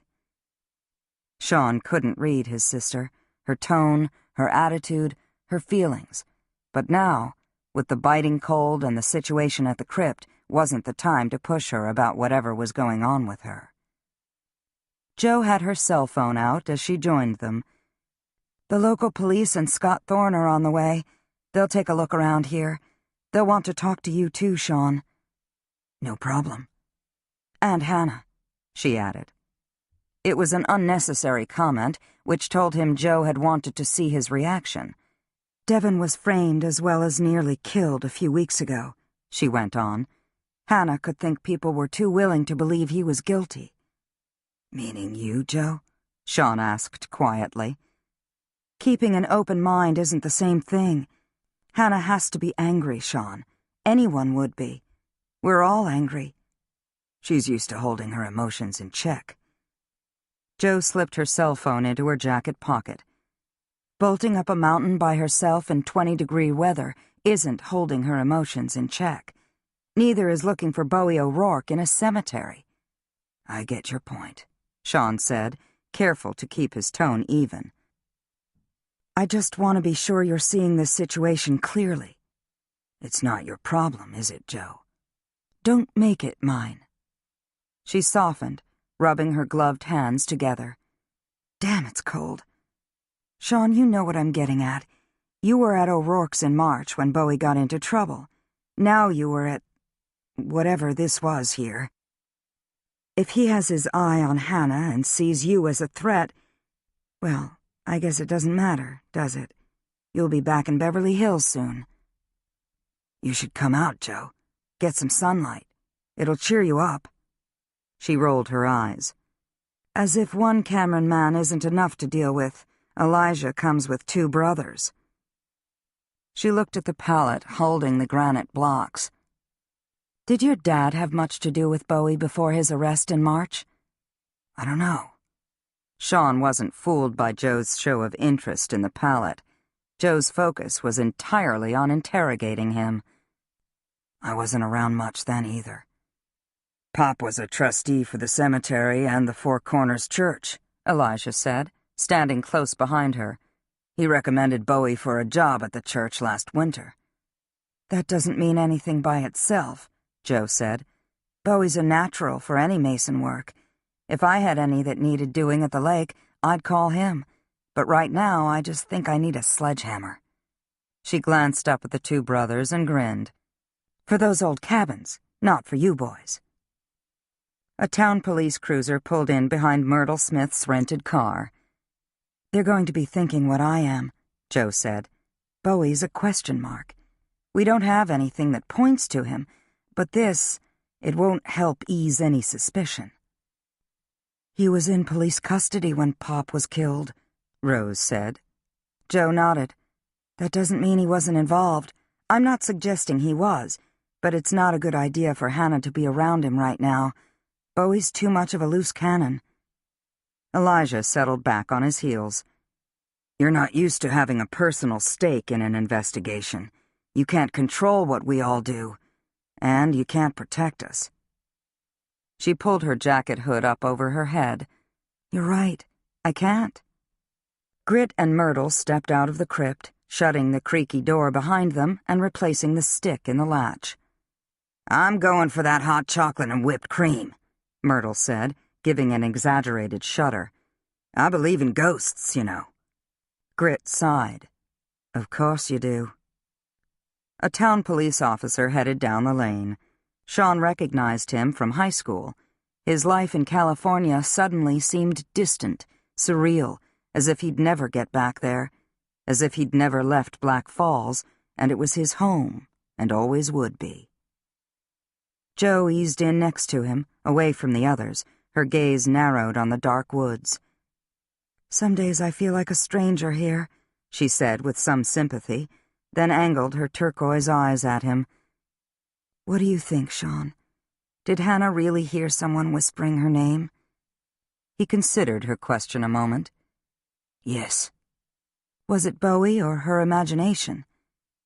"If I'd gotten here 10 minutes sooner," he said, "I'd know." A cruiser arrived at the end of the lane. Scott Thorne got out and joined the town officer. Sean put up his own jacket hood, aware of Joe falling in next to Elijah by the crypt, automatically, casually. However she felt about being in Black Falls, she was no stranger to his brother. Sean thought of Hannah, then decided maybe it wasn't a good idea to think of her, and he walked out the lane to meet the two officers. Chapter 10. Vivian Whitaker felt a draft and looked up from the book she was reading at the kitchen table, a pot of hot English breakfast tea at her side. "Lowell, please," she said sharply. "Close that door. I'm freezing." Her husband set a bag of groceries on the granite counter. "It's already closed, dear. It took a moment for the cold to reach you." She tightened her sweater around her. It was a cast-off, store-brand black cashmere cardigan she kept here at their Vermont country house. She was chilly and had thrown on the sweater to warm her up, but she'd take it off before leaving for dinner later with Judge Robinson and his wife. Vivian was already dressed in a cream silk top and black wool slacks. She was pleased with the invitation. She'd been trying to cultivate friendships with the locals, although this was the first time since November she was truly looking forward to anything in Black Falls. She always seemed to be cold these days, but she loved their rambling farmhouse with its beautiful, established landscaping and stunning, updated interior of polished wood, stark white walls, and modern art. It was located among rolling fields and woods on a branch of the Black River, with several small outbuildings and a classic Vermont stone guest house. Large windows in the kitchen overlooked the backyard and the river, frozen and dark now, with no ambient light or stars or even a sliver of moon to illuminate it. After the horror in Black Falls, the horror here, Vivian thought, on this property. She and Lowell had spent Thanksgiving in New York, but had returned for Christmas. Their children, both young singles, had joined them, but she'd insisted they not bring any friends. Family only this year. Alex Bruni, Melanie Kendall, Kyle Rigby. Vivian shivered. 3 recent guests, now dead. 2 of them paid killers who had sat at this very table. Kyle Rigby and Melanie Kendall had just teamed up to run Alex down in Washington. He'd been rushing to a breakfast meeting with Thomas Asher to discuss their daughter and stepdaughter's concerns about her father's fiancée. After killing Alex, they'd set their sights on Nora. Vivian gave an inward shudder, but tried not to let her anxiety get the better of her. She didn't know Thomas as well as she had Alex, but the 2 had been friends since college. That Alex had basically stolen Thomas's wife from him had to have been a terrible blow, but Thomas wasn't one for displays of strong emotion. He'd admirably accepted his fate with a stiff upper lip, only to succumb to the charms of a clever, sociopathic killer. He'd gone so far as to ask Melanie Kendall to marry him. Of course, she'd accepted his proposal. Then she'd tried to kill her own fiancé's daughter after Nora had become suspicious of her future stepmother. Melanie's shocking lack of empathy and narcissism had her believing right up until the end that she and Thomas would still go forward with their wedding once Nora was dead. Nora was back in Washington now, with both Thomas and her mother, Alex's widow, all of them attempting to put their lives together. Vivian sympathized with their situation, but she didn't want to maintain contact with them. She was sick of all of it, but Christmas had been quiet and pleasant, with a spark of hope for better in the future. The police had finished asking questions of her and her husband. They hadn't had to deal with anyone in law enforcement in more than 2 weeks. She warmed her hands on her mug of tea. "Where have you been?" "Supply run." Lowell lifted cans of soup and diced tomatoes out of the bag and set them on the counter. "The grocery store here has such a limited selection of items. I always forget." Vivian looked out the window but saw only her reflection. Her hair, which was fine and straight, seemed thin. She was only 47, but had started to notice more gray showing through her natural dark blonde. She had no intention of dyeing it. Its light color helped. Not that she cared. She'd never been one for such vanities. "I don't know how people live up here all winter." She turned back to her tea and book with a scowl. "It's so dark. It's depressing." Lowell folded the empty paper bag. He was lanky and fair-haired, a year older than she was, but he still had no sign of gray in his hair. "I find the dark, cold nights up here cozy and comforting," he said. "They make me want to curl up by the fire with a good book." "Yes, I suppose there's that advantage." He opened a lower cupboard and placed the paper bag on a stack of other bags he'd saved. She'd have tossed them all on the fire. He loved to play the frugal country farmer, but he'd been a reasonably successful investment banker for 15 years. Vivian had finally talked him into leaving the work world 2 years ago, after their younger daughter had graduated college. They could easily live off her trust fund. He had his own money, but it was for his little projects. He pulled out a chair across the round table from her and sat down heavily, as if he'd been chopping wood all day instead of running to the grocery. Vivian abruptly pushed back her chair but didn't get up. Having Lowell at the table immediately irritated her. She'd been enjoying her time alone, and now he was crowding her. She flipped the book shut. It was one her book club in New York had assigned, but she couldn't concentrate on it now. She tried to suppress her irritation as Lowell spoke. "Bowie O'Rourke is supposed to stop by. He's obviously running a little late. I imagine he'll be here any minute. I'm going over the work on the guest house with him. It won't take long. He already has a good idea of what needs to be done. This is just a last-minute check before he starts tomorrow. I wasn't sure at first about having the guest house redone, but I see your point now. Fresh paint will help erase some of the bad memories. We'll all be happier here." "You do know that Bowie is an ex-convict, don't you, Lowell?" "He was in a scuffle at his cousin's bar with several drunken ski bums who, from what I've heard, had it coming." "He went to jail," He's on probation. He didn't really fight the charges against him. If it had been a Cameron who'd drawn blood, I wonder if there'd even have been an arrest. Vivian noticed her tea was cold and decided she didn't want it any longer.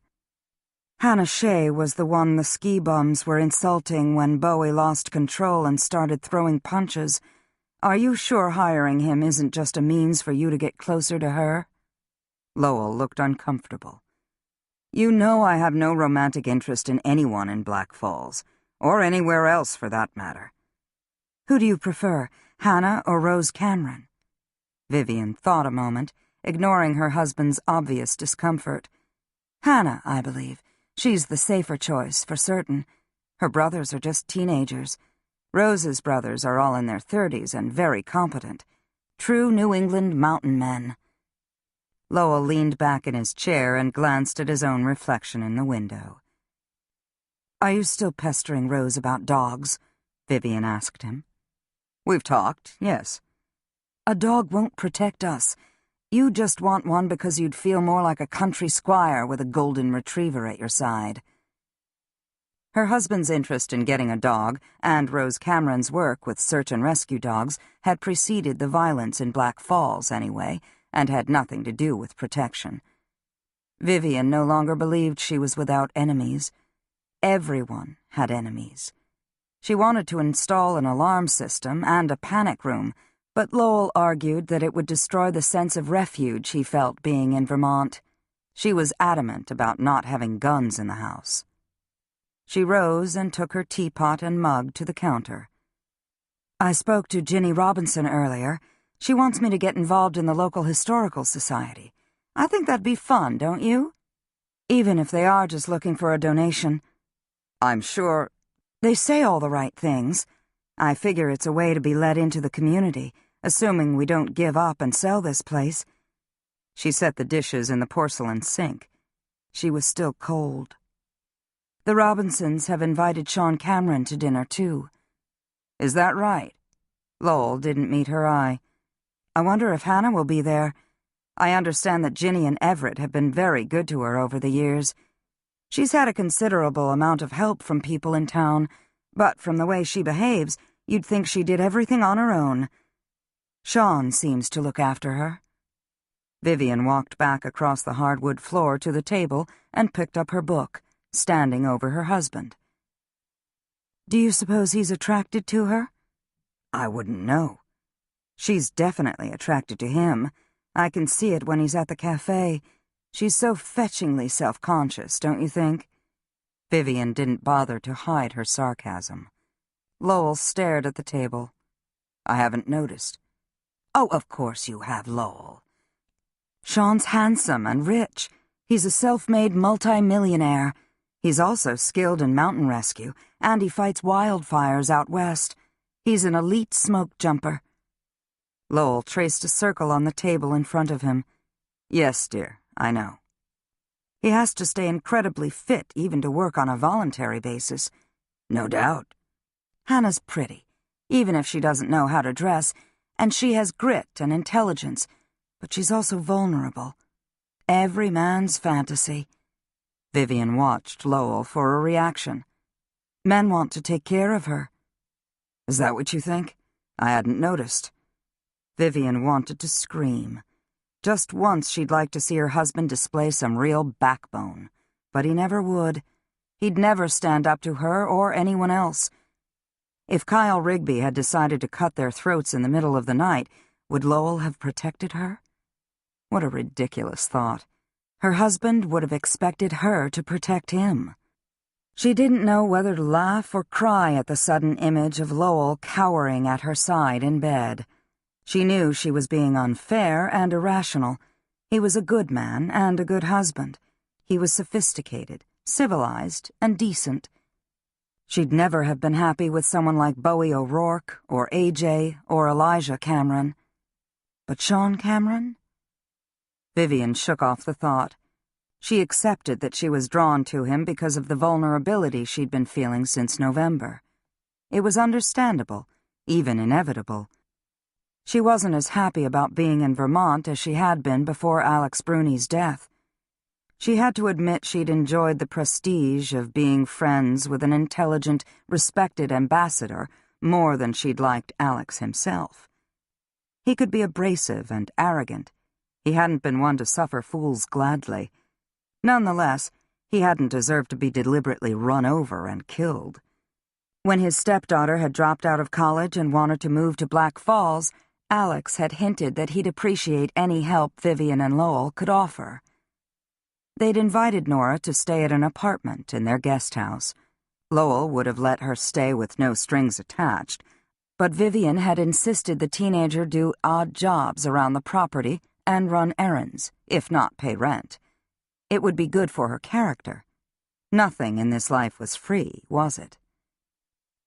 Vivian couldn't stand the terror that suddenly gripped her. Tea, a book, distractions hadn't worked to calm her. "I want the police to find their bomb maker and be done with this," she said under her breath. "I know, Vivian," Lowell said. "We all do." "The Camerons won't rest until they have the answers to every last question they have about who hired these killers, who else they killed, who else might be out there, additional killers, potential victims. Joe Harper, either.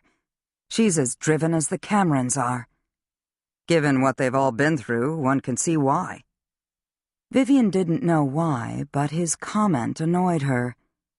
"We need to see these people as they are, Lowell, and not romanticize them and their lives here in Vermont. You agree with me, don't you?" "Of course, dear." His response increased her annoyance. She glared at him. "Lowell, I'm serious.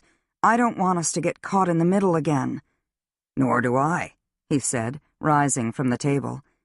"I'll check my email and then head to the guest house to meet Bowie." She didn't respond, and Lowell left her alone in the kitchen. She rinsed the dishes in the sink. When she turned off the faucet, she stared out the window into the darkness. She couldn't move. It was as if she were paralyzed, trapped by the memory of meeting Drew Cameron for the first time more than a year ago. She'd run into him in front of the library in the village. He'd been so sure of himself, so rooted and content in this small, picturesque northern New England town. Black Falls wasn't an escape for him. It was home. "It's become a nightmare for me," she thought. How she wished she could pick up their estate and put it down somewhere else. Black Falls wasn't one of the more prestigious towns in Vermont for second home owners. One had to truly want a life in rural northern New England to live there. Vivian headed down the hall to the study. She had overseen its decorating, but it was Lowell's space. Lined with dark wood shelves, the room had deep mountain colors that were a deliberate contrast to the brightness of the rest of the house. She remained in the doorway. Her husband was at his massive, solid oak desk, his back to her.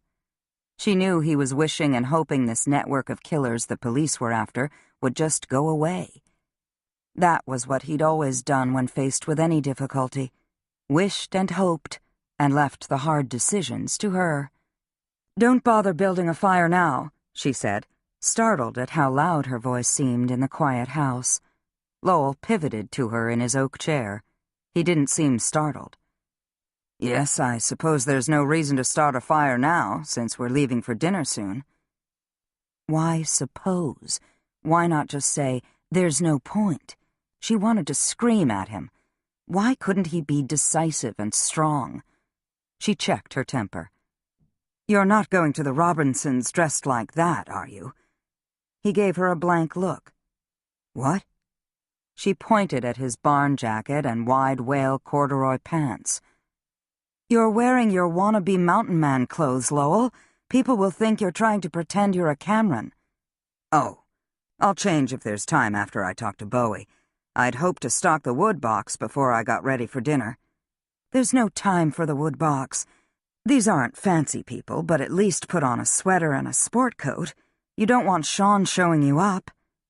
She waited a half beat, but Lowell didn't respond. Of course he wouldn't. She felt a ripple of irritation. He was so damn annoying these days. "There doesn't seem to be anything the Camerons can't do, does there? Of course, You have your virtues, too." Lowell turned to his computer, an old desktop from their home in New York. Vivian felt dismissed, but she didn't leave. She watched as he flipped on his computer, its sudden hum the only sound in the quiet house. "Lowell," she said finally. He looked back at her. "Yes, Vivian." She sighed. "Nothing. Never mind. I'll see you after you meet with Bowie. Let me know if either of you has any questions." He didn't even seem to notice when she withdrew from the doorway. They planned to celebrate New Year's in Vermont and stay through the following week. She hoped overseeing the work on the guest house would prove to be a welcome distraction and the fresh start she needed. Dinner tonight would be pleasant. She liked the Robinsons, and she looked forward to spending an evening with Sean Cameron. Whatever his faults might be, the man definitely wasn't hard to look at, and he was strong, fit, competent, and utterly masculine, as well as a wealthy businessman. Perhaps her husband would learn a thing or two from him.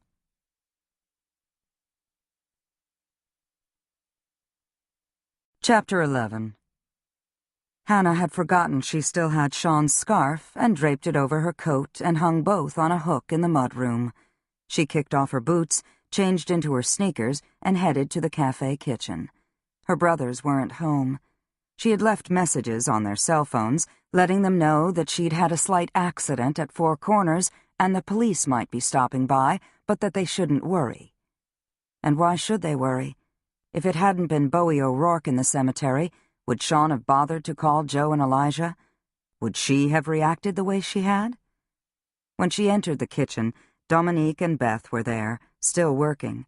They'd laid out a dozen chocolate and vanilla cupcakes on the work table and had piles of assorted decorations and little bowls of icings in different colors. Beth eased off her high stool. "Yikes, what happened to you?" "I fell up at Four Corners Cemetery.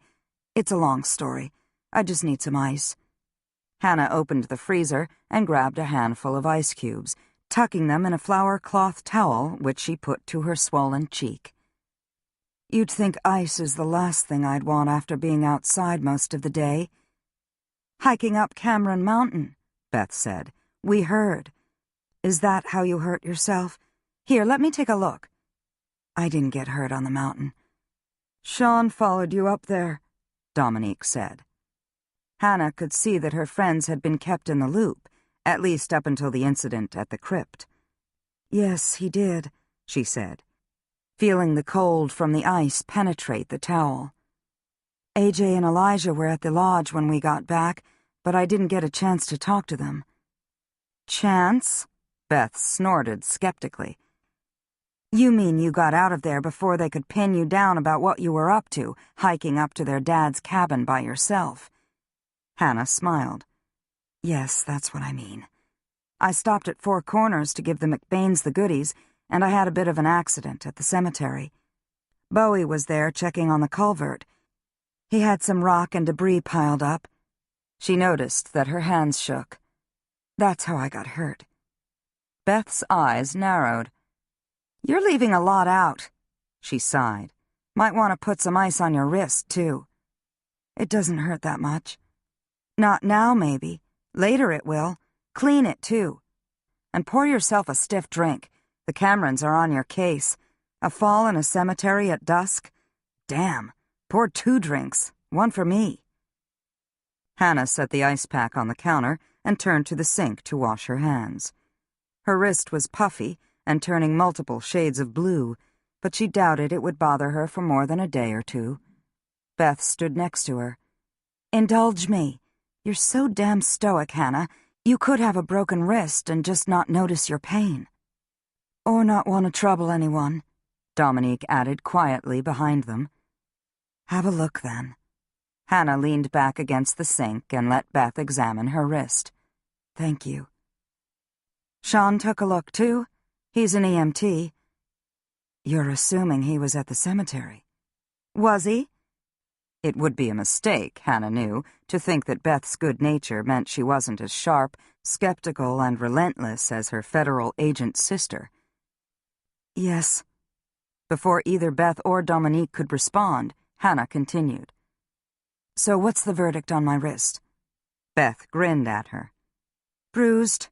Ice is the best thing." Hannah washed her hands and retrieved her ice pack, putting it on her wrist, figuring she could alternate with her bruised cheek. "What's with all the cupcakes?" "Myrtle Smith suggested we have New Year's cupcakes," Dominique said. "We're experimenting with designs. She doesn't know what to do with herself. She's one of the few reporters left in town, but she has a personal stake in the investigation. I suppose we all do." "I should tell you," Hannah said. "Joe might be stopping by. In fact, she probably will be stopping by." Beth tapped a fingertip onto a little pile of edible silver stars, 3 of them sticking. She carefully transferred them to a vanilla cupcake with bright blue icing. "With my sister on the way, does that mean that whatever happened to you could be considered a criminal act?" Hannah transferred her ice pack to her cheek. "It means what Dominique just said. Everyone's restless." Beth tapped more stars. "And Joe would know something happened at the cemetery because..." Sean called Elijah. Hannah sank onto one of the stools at the work table. "Cell phone." Dominique dumped out chunks of black licorice. "I don't care for licorice," she said, then sighed at Hannah. "Will you just tell us what happened?" "I'm sorry. I don't want anyone to worry because it was nothing." "If it was nothing," Beth said, "you wouldn't be sitting here with an ice pack on your face, and my sister would be out at the lake with Elijah." "Fair point," Hannah said, relenting. She told her friends the basics of how she'd ended up with a bruised, scraped cheek and wrist. Dominique shuddered. "You heard someone whispering your name in a cemetery? I'd have passed out on the spot. I could have been mistaken." "Whatever the case," Beth said, "Joe probably grabbed Scott and maybe a local guy and went to talk to Bowie first. That gives us a few minutes before she swoops in here in federal agent mode." Beth added more stars to her blue-iced cupcake, then sat back and assessed her handiwork. "What do you think?" "Pretty," Hannah said. "People might not think the stars are edible," Beth said. Dominique added a hunk of the black licorice.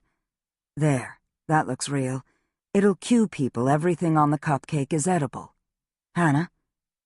She appreciated their obvious but sincere attempt at normalcy. "I like the sparkle, but not everyone likes licorice, including you." Dominique sighed. "All right. Next." "Do you think my crazy sister will actually marry Elijah?" Beth was teasing, but there was a note of concern in her voice, too.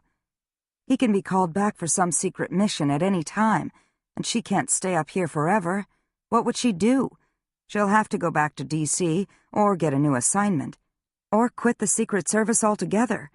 There's no guarantee this'll work now any more than it did when they were teenagers." "Joe's still wearing the ring he gave her," Dominique reminded her friend. "The same ring he'd bought at 19 for her." "A sentimental Cameron," Hannah said, trying to keep her tone light. "Hard to believe one exists." "Deep down, all the Camerons are sentimental." Beth pointed to the middle row of cupcakes. "Buttercream frosting with gold sprinkles. Delicious, but not special enough." She lifted a cupcake with white frosting and a bright red number 1 for the first day of the new year. "This one. Oh my, it's perfect." She peeled off the paper wrapper. "Absolutely perfect." "Hannah?" Dominique asked. She nodded. "A series of simple, elegant, and delicious cupcakes will go over well." "All right, then." Obviously satisfied, Dominique jumped off her high stool. "I'll do more designs along these lines. 3 should do it." Beth took another bite of the cupcake. "All the cops and such hanging out here will love some happy cupcakes. We'll cheer them up yet." Dominique untied her apron. "Hannah, why don't you take some of these sample cupcakes for Devin and Toby? An occasional treat, especially this time of year, is good for the soul." Hannah picked up one of the cupcakes, peeled off the wrapper, and bit into the rich, sweet cake and icing. She smiled at her friends, despite her fatigue and dread at having to face Joe Harper. Who needs ice when there are cupcakes? She reached for 2 chocolate ones, decorated with white buttercream frosting and sprinkles. I'll take these. You can both head on out. I'll be fine on my own with Joe and whoever else turns up. Scott's working tonight, Beth said, peeling off her canvas apron. I promised I'd help Joe clean out one of the cabins. She's tackling them one by one. I think the work helps her process the investigation and her life. How about you two? Hannah set the 2 cupcakes on a plate. The Robinsons invited me to dinner, and if Bowie's up to it, he's stopping by to take a look at the water in the cellar. Whoa, whoa! Beth put up a hand. Bowie? Hannah, what are you doing? He's a stonemason, Beth. He knows cellar leaks.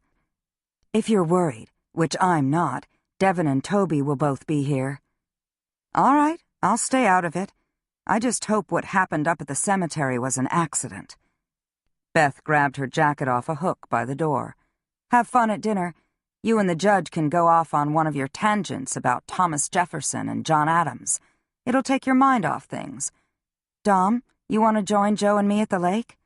Not tonight, but thanks, she said. It was Dominique's standard response when she was invited anywhere in the evening. She rarely went out after work, saying she preferred to stick close to the little house she was renovating in the village, and the cafe provided most of the social contact she needed. She and Beth left together. Hannah wrapped the rest of the cupcakes, got fresh ice and a fresh towel, and locked the cafe for the night. She went out into the center hall and stared out the side windows at the Christmas lights twinkling on the trees across the street on the common. Dominique was a stickler about keeping decorations fresh. The wreaths, lights, and baubles they'd put up in the cafe would be down by New Year's Day. As if on cue, Joe Harper's car angled into a parking spot in front of the building, and she and Elijah got out. Hannah wondered if they could see her standing there in the hall, or if she could run upstairs and lock herself in her apartment and refuse to talk to them. Best to get this done, she thought, setting the plate of cupcakes on the curving stairs to the second floor. She held her ice pack in one hand and opened the front door. Elijah, Joe, she said as the pair mounted the stone steps. I've been expecting you. Beth and Dominique have gone home. We can talk in the cafe.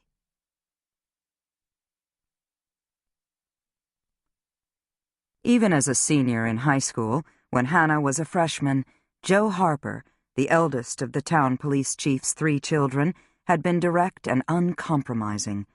Her one weakness had been the man across the cafe table from her now, bad boy Elijah. Their days holed up together in a cabin on the lake were probably her only departure from the straight and narrow. Fate, in the form of the 16-year-old son of the Vice President of the United States, had brought her back to Black Falls in November. While assigned to protect Marissa Neal, the eldest of Preston and Holly Neal's 5 children, Joe had become the victim of one of Charlie Neal's infamous pranks. Charlie was the youngest and the only boy. He'd hosted an airsoft battle at the vice president's residence. Joe believed one of the guns was in fact real and jumped into the teenage fray, intercepting what turned out to be a barrage of airsoft pellets. The incident, captured on video by one of the boys, ended up on YouTube. The subsequent media sensation and Joe's disgruntled boss had landed her back in her hometown until things settled down.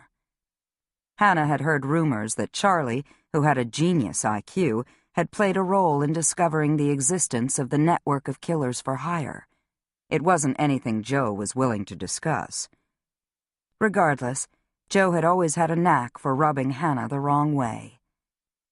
Elijah had walked over to a riverside window while Joe stepped behind the glass case and poured herself a mug of coffee as if she owned the place. She brought her mug to a small table overlooking Elm Street and pulled out a chair. Her jacket was open, a black scarf hanging from her neck. She nodded to Hannah. "Have a seat." Hannah tried not to bristle and sat opposite Joe, her back to the street window. She reminded herself that Joe was in a difficult position, and she and Elijah had saved Devon's life. Devon had said she'd been good to him on the mountain, careful with him, putting herself at risk to make sure he and Nora Asher were as safe as possible when the bullets had started flying.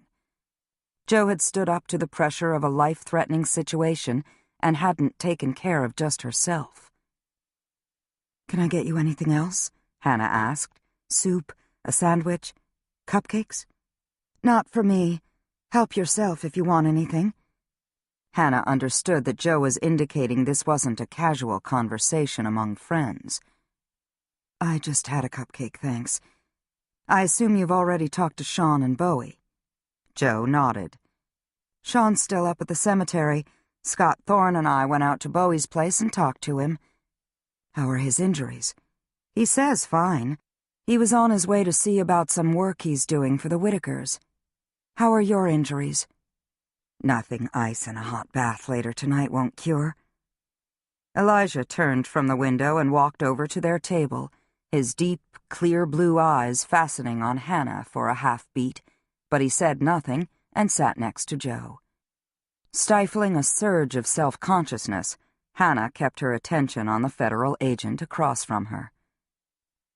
"It makes sense you'd want to check out what happened in the cemetery. Even if you weren't in the middle of a major investigation, that was weird." Joe drank some of her coffee, holding the evergreen mug in both hands. "Tell us what happened." Hannah gave her account as thoroughly and objectively as she could, leaving out as much emotion and speculating as she could manage. Neither Joe nor Elijah interrupted. When Hannah finished, Joe set her mug on the table and looked out the window at the dark, quiet street. "We've been tracking Melanie Kendall's and Kyle Rigby's movements. We know for sure they were in Black Falls in April and again in November. Melanie met Thomas Asher here in the cafe in April." Joe sat back in her chair. "Did you see Kyle then?" Hannah shook her head. "No, but he stopped by in November before he went up Cameron Mountain to look for Nora. You know that, Joe. He interviewed all of us. Dominique, Beth, me. He said he was a mountain rescuer." "He wanted us to believe Devon was a troubled teenager," Joe said. "Money turned up missing at the lodge, at Nora's apartment, and here at the cafe." "That's what we assume," Hannah said, hesitant. "It's not clear." "What's not clear, Hannah?" She saw it now. She'd stepped right into Joe's trap. She had little choice but to press ahead. "We don't know it was actually Rigby who stole the money.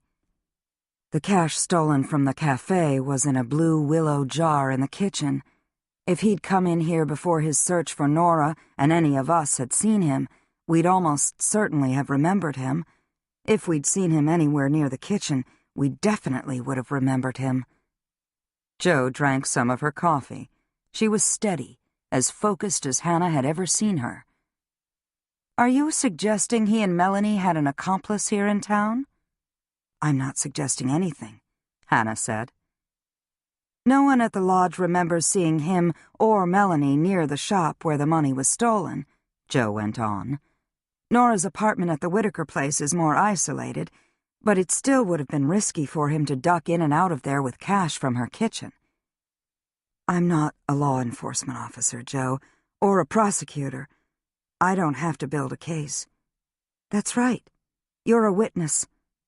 I have no intention of meddling in your investigation. I just know how easy it is for any of us to jump to conclusions. It's been a long 5 weeks, and we're all frustrated and maybe scared." "Scared of what?" Another trap, Hannah thought. She didn't hesitate before answering. "We're all afraid there are more killers out there, more murders in the works. That scares you, doesn't it, Joe?" "It doesn't matter what scares me." "What about the prospect of this network having a connection to Black Falls? Does that scare you?" Joe's rich, deep turquoise eyes stayed on Hannah. "Did you help Drew with his cabin, Hannah?" "No," Hannah said, recognizing the question as a deliberate non sequitur. You know I'm a federal agent. Telling the truth, I am telling the truth, and I know the law. I didn't help Drew with his cabin. My brother didn't help him either. He carried supplies up the trail and left them where Drew asked him to leave them. And you had no idea what was going on? Not until late October. Hannah glanced at Elijah, who hadn't said a word. His expression was neutral, making it impossible even to guess what he was thinking. She turned back to Joe. Devin had a hard time after finding Drew's body. He thought he could have done more to save him. We all know he couldn't have. Joe pushed back her chair slightly, stretching out her legs. She rubbed the engagement ring on her finger. Hannah saw Elijah notice, too. Do you know who helped Drew with the cabin? Joe asked. I don't know that anyone did, Hannah said. Did you know he'd found that old cellar hall? No. Why did you go up there today? I wanted to see for myself where my brother nearly died. You went on impulse, alone. Hannah shrugged. So I did. Elijah settled back in his chair, his gaze on Hannah. Bowie had just been in the cafe. So had you, Joe, Sean, Zach Harper, Scott Thorne, and who knows who else. We're not ex-cons who grew up with you, Joe said. We don't blame you for a bar fight that got us thrown in jail and put on probation and disrupted our lives. We don't blame you for leading Drew Cameron to us so that the chief of police could arrest us. You're assuming Bowie blames me, and he doesn't. Joe touched the rim of her mug with one finger. Now who's assuming, Hannah? Her wrist throbbing now, Hannah resisted the urge to jump up and run out of there, get away from Joe Harper and her suspicions and attitude. Bowie wasn't an ex-con when we were kids. He was a boy with dreams and a hard row to hoe. Her voice was under control, even as her heart raced. Be grateful you didn't have his childhood. Joe started to say something else, but Elijah spoke first. How did you do up at the cabin? I was only there for a short time. It was cold, and I'd been hiking for several hours. I didn't want to stop moving. That'd only make me colder. Sean was there, Elijah said. Hannah forced herself not to react. He saved me from a long hike back to my car. What about Bowie? Joe asked. Has he ever been up to the cabin? I don't know. I haven't asked him. Until this morning, I hadn't seen him since his arrest. If you want to know if he's been up to the cabin, she added coolly, you can ask him yourself. I did. He says he hasn't been up there. Hannah wondered if she'd stepped into another of Joe's traps. As much as she'd learned in law school, she didn't have Joe Harper's experience as a federal agent. Best, she knew, to shut up now. Are you sure you don't want something to eat? She asked. What about a scone? Joe, I know how much you love Dominique's scones. Joe surprised Hannah with a smile. I finally got Elijah to try them. Hannah sighed. It's no secret you're all looking for a Black Falls connection to these killers. I understand that. And I understand that Bowie's convenient. It's not about convenience, Joe said, rising. We didn't find anything up at the cemetery that definitively suggests you and Bowie were attacked. Sean says you ran straight to the hillside after you got back on your feet. Why? Hannah shut her eyes briefly, remembering those first seconds after the rock fell, before Sean arrived. She looked at Joe. I can't say for sure. I don't know if I saw or heard something and was so hyped up on adrenaline I can't remember, or if I just operated on instinct. You didn't go down the hill, Joe said. Why not? Hannah kept her gaze steady. Sean had arrived by then. Ah, Joe nodded with understanding. I see. He stopped you. Elijah surprised her with a grin. Sean didn't tell us that part either. He stood up. Next time you want to take off onto the mountain by yourself, call me. Take care of that wrist and cheek, Joe said, rising next to Elijah.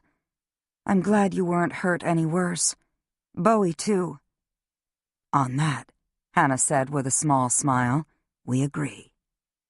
"I suspect we agree on more than you want to admit," Joe said quietly. She headed for the door to the center hall, but Elijah remained behind, his Cameron blue eyes leveled on Hannah with an intensity that made her glad she'd never had to encounter him on a battlefield. "Let's be clear," he said. "No one's lumping you and Bowie together just because you grew up on the same part of the river, or because you were at O'Rourke's when the fists started flying. You're not responsible for what he does." "You've never had to prove yourself.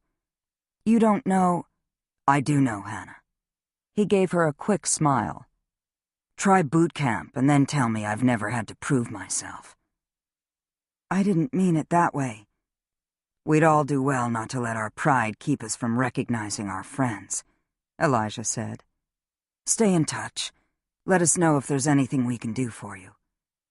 She nodded, feeling tears forming in her eyes. He had the grace to pretend not to notice and left without saying anything more.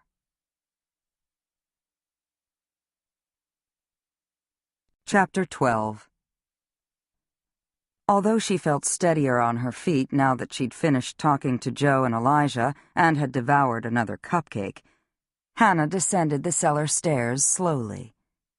They were straight, steep, and utilitarian, not as graceful as those in the center hall. They needed painting, on the to-do list she had made up for her absentee landlord.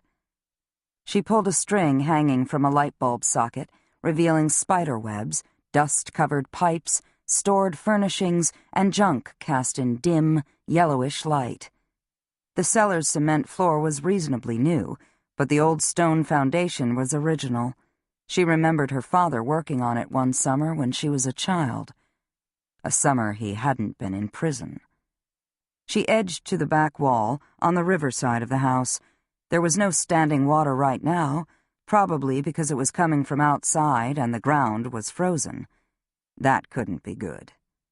She started to push a dusty, heavy, flat-topped trunk away from the wall. She had no idea what was inside. Treasure, maybe? She smiled to herself at the thought, but jumped, startled, when she heard footsteps behind her on the stairs. "Hannah?" Sean called to her.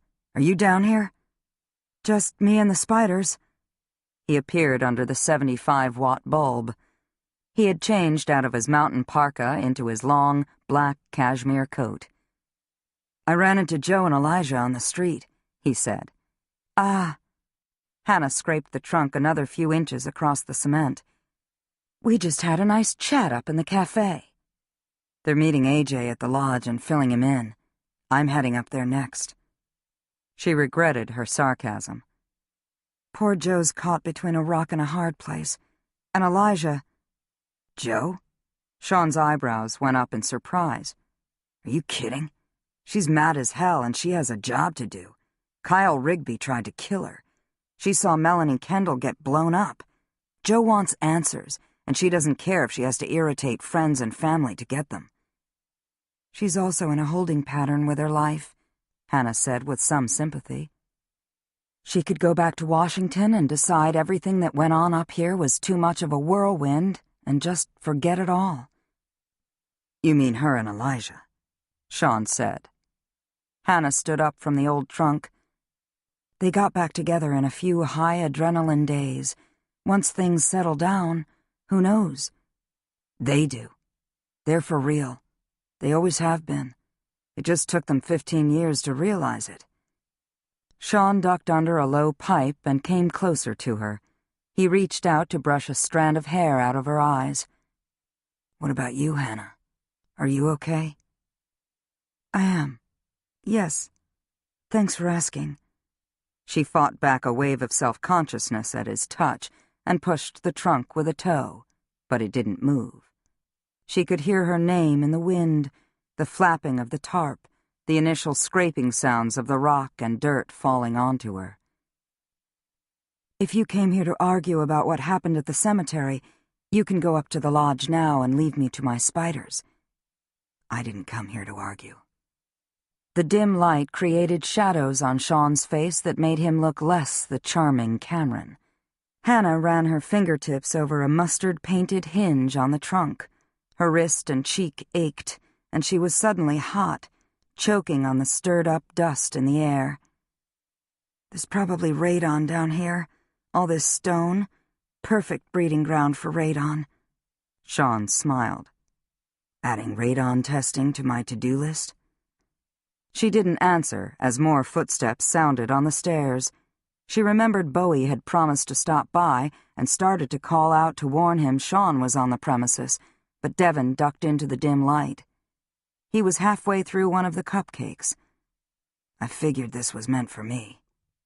Hannah collected herself, but she was aware of Sean's eyes on her.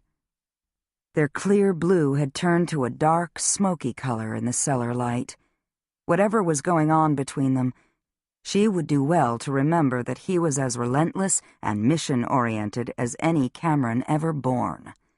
He believed she was holding back on him, his brothers, Joe. He hadn't given up the fight. Toby's back too, Devon said. Your message. We were worried about you.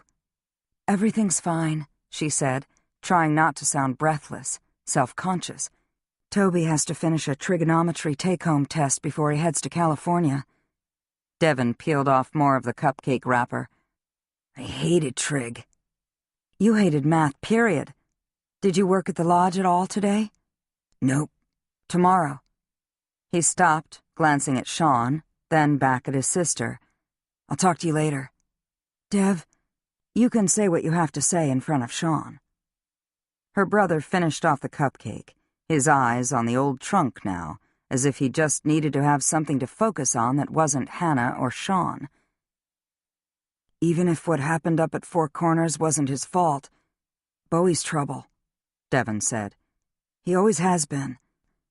I remember Mom saying trouble will find him if he doesn't find it for himself. She liked Bowie. Yeah, he's a great guy when he's not punching someone's face in. Hannah felt Sean's stillness next to her. The police didn't find anything up at the crypt, she said, and Bowie was hurt worse than I was. Devon balled up the cupcake wrapper in one hand. Maybe you don't know him as well as you think you do. You go tearing up Cameron Mountain, and then this. He looked at her again. You should see your face. It'll heal in no time. She gave him a light smile. All's well that ends well. Sean squatted down behind the trunk and examined the leak damage in front of the shelves of dusty canning jars. I gather you haven't told your sister what we talked about this morning, he said. Devon rubbed the back of his neck as the hulking furnace came on in full force. It had been churning away against Vermont winters for at least 2 decades. Think this thing'll make it through the winter? Hannah sighed, recognizing her brother's behavior as his way of avoiding telling her something he didn't think she wanted to hear. Beth, Dominique, and I have a pool going. I say it dies before Valentine's Day. Dom's giving it until the first day of spring. Beth's the optimist. She thinks it'll last through this winter and next. Sean grunted. That furnace will last another 5 years. Hannah looked at him with amusement. Well, if it dies when it's 4 degrees out, I'm calling you in Beverly Hills. I don't care if you have to get out of bed. He smiled. You do that. His voice was husky, sexy, which she told herself she only noticed because of her fatigue, pain, and adrenaline. Devon, mercifully, was oblivious. Wish I knew something about furnaces, he said. Huh, don't we all? Hannah abandoned the trunk and suddenly wished she hadn't come down here at all, hadn't hiked up the mountain or checked on Poe and Bowie at the cemetery. If she had just stayed at the cafe and baked cupcakes and studied for her bar exam, she wouldn't have Sean Cameron on her case right now. She stepped back, right into cobwebs hanging from the ductwork.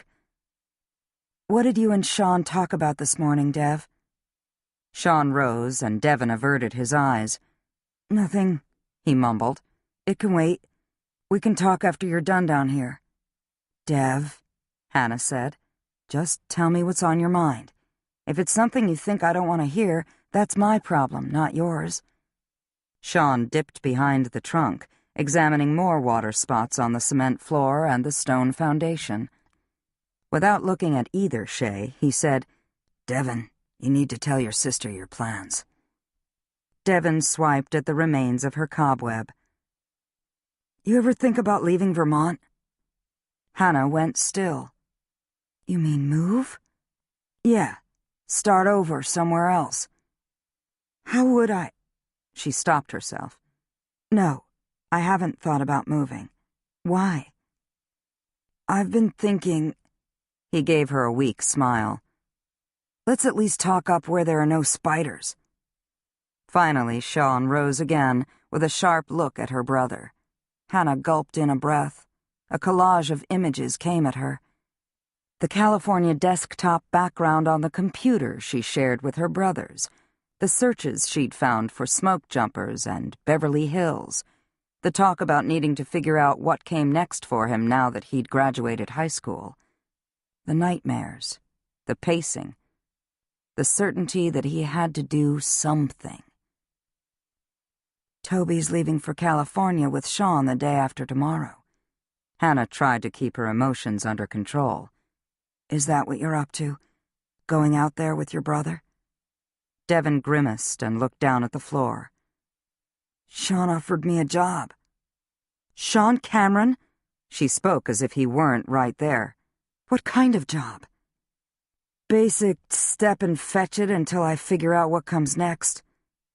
Hannah felt as if the dust were settling on her, encasing her, as if she were another cast-off in the old, musty cellar. How long do you plan to stay in California? I don't know. It's open-ended. So, what, a month to start? 5 months? I've committed to 3 months to start, same as Toby. Where will you live? I said he could stay at my place until he gets on his feet, Sean said. Not a bad deal, right, Hannah? Devin seemed desperate for her approval. Sean also said I could fly out with him and Toby. The day after tomorrow, Hannah repeated dully. That's right. I'm 18, he added, with a hint of defiance. Almost 19. Of course, you don't need my permission. She raked both hands through her hair, not even sure what she felt. You can do whatever you want now. Toby turns 18 soon, too. Then he can do whatever he wants, too. Stay in California and mountain bike his life away. Devin looked crushed. I can stay here. I don't have to go. No. No, Dev. She shook her head, pulling herself together. If this is something you want to do and you can make it happen, I'm not going to stand in your way just to keep you here.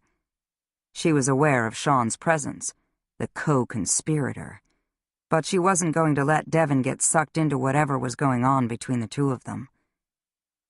I'll be upstairs in a few minutes. We can talk more then. His face brightened with obvious relief. Yeah. Great.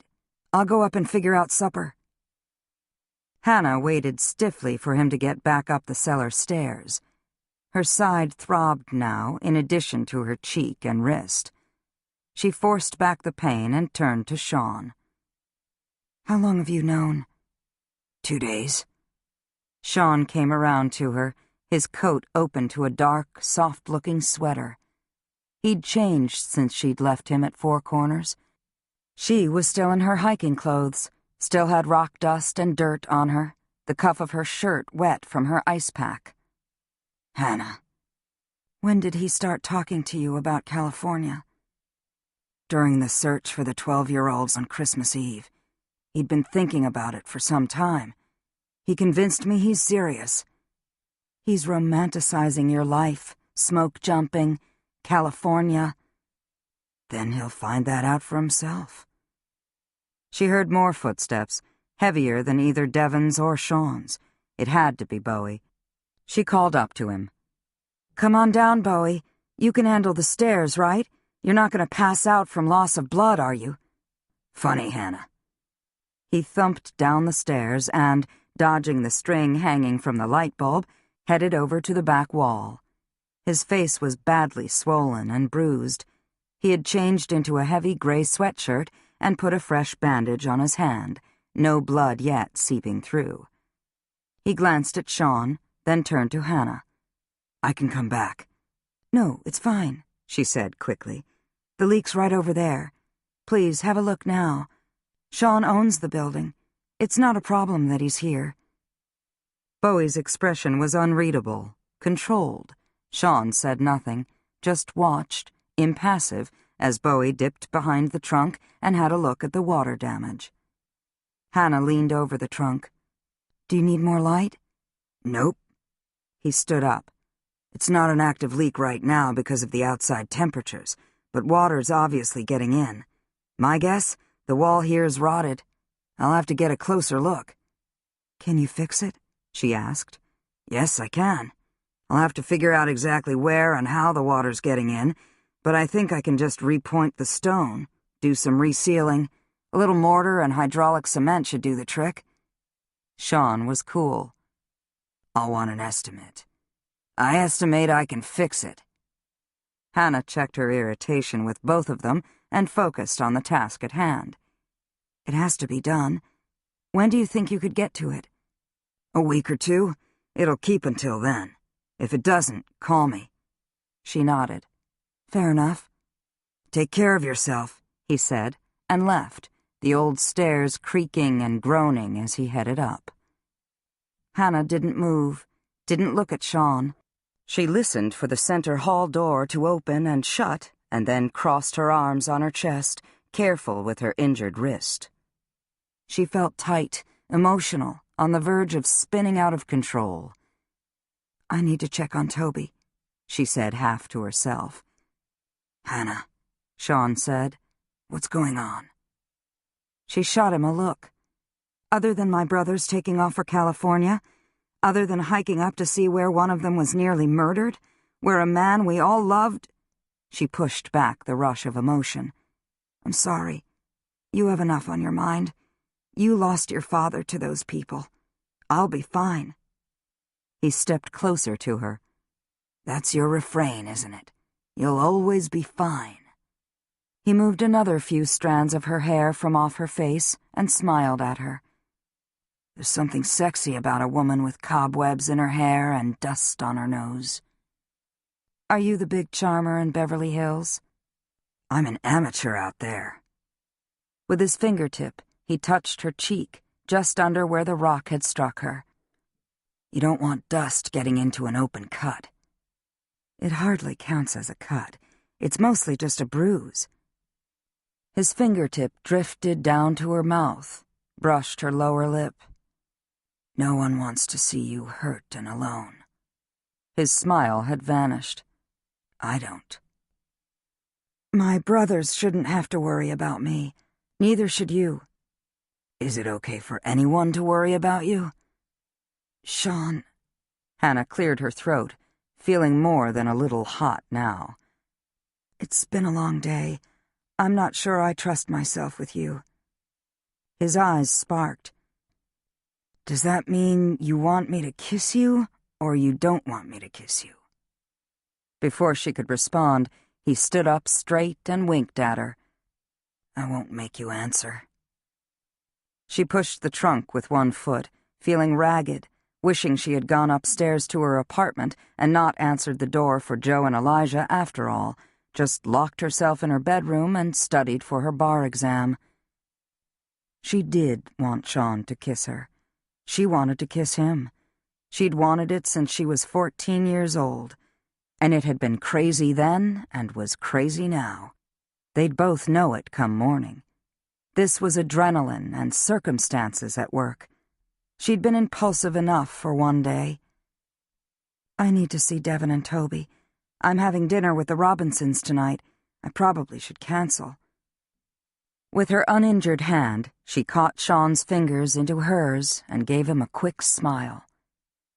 Long day. She ran for the stairs. Sean didn't stop her, and despite her hike up and down Cameron Mountain and the incident at Four Corners, she didn't break her stride on the 2 flights of stairs to her apartment. By the time she reached her apartment, all the hounds of hell might as well have been after her. Her head was pounding, and she was breathing hard, her heart racing, her stomach churning. Having Bowie there, the competition and open animosity between him and Sean must have prompted Sean to touch her that way, talk to her that way, look at her that way. She caught her breath and raked her uninjured hand through her hair, coming up with, indeed, cobwebs. What kind of fool was she? Of course cobwebs in the hair weren't sexy. Sean had simply thought of something to say and said it. She entered the living room. It had a working fireplace and windows that looked out on the village green with its white Christmas lights shining in the black night. Ever since Devon had found Drew Cameron's body on Cameron Mountain, and in particular since his own encounter with Kyle Rigby and Melanie Kendall, Devon had seemed unfocused and rootless, as if he were caught between his past and his future. No wonder he'd jumped at the chance to move to Southern California. Hannah found Toby hunched over a mountain biking magazine at the kitchen table. "I thought you were working on your take-home test," she said. "It's all done." He looked up at her. "Dev told you?" "Yes," she said, more sharply than she meant to. "He told me he's heading to California, too." Toby leaned back in his chair. "I only sort of knew. I kept it to myself in case it didn't work out." "That I understand."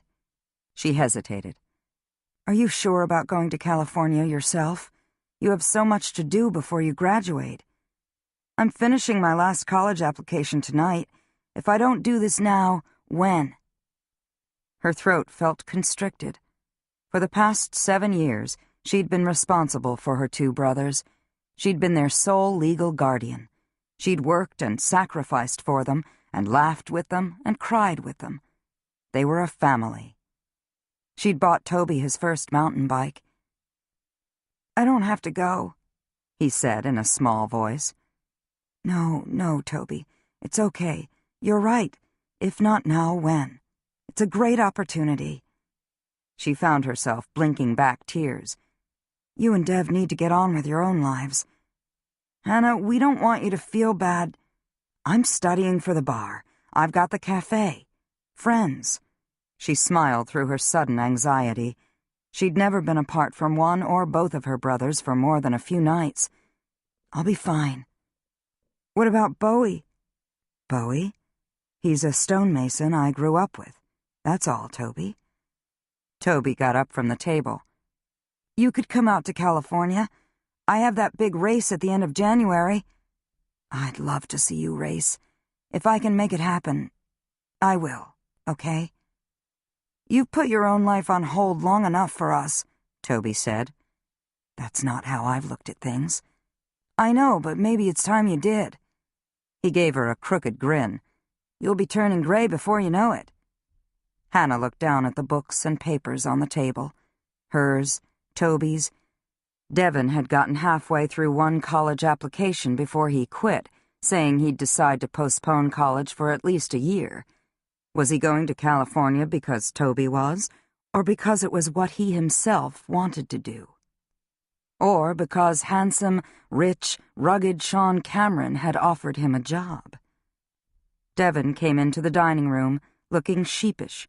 Hannah felt a stab of guilt. He should be excited about his trip. She didn't want to be a wet blanket and have either of her brothers put their dreams on hold because of her. Wind rattled the old window by the table. She could feel a cold draft and forced a smile. "I don't blame you for wanting to check out sunny California." She headed for her bedroom. In warm weather, with the windows open, she could hear the river. Now she could only hear the clanking of the ancient heating system.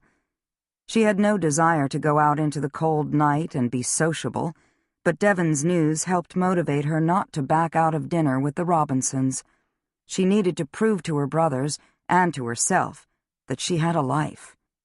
and that she was still safe in Black Falls. Chapter 13.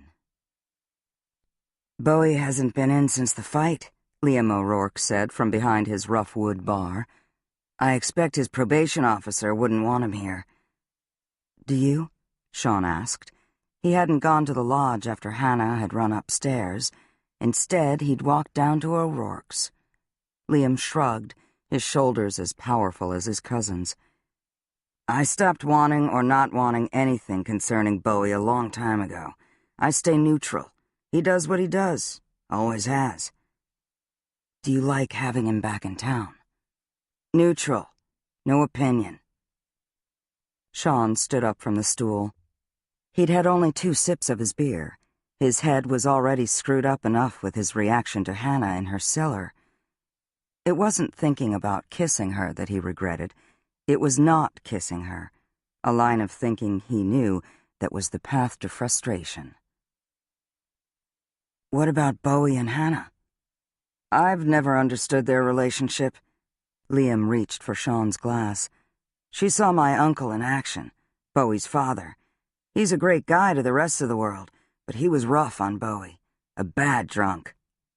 When your father's against you, maybe you feel like the whole world's against you.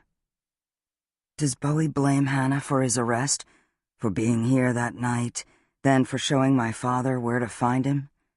Anything's possible. I don't claim to know how Bowie thinks. All I know is it's a good thing you grabbed her that night. Those guys weren't going to stop.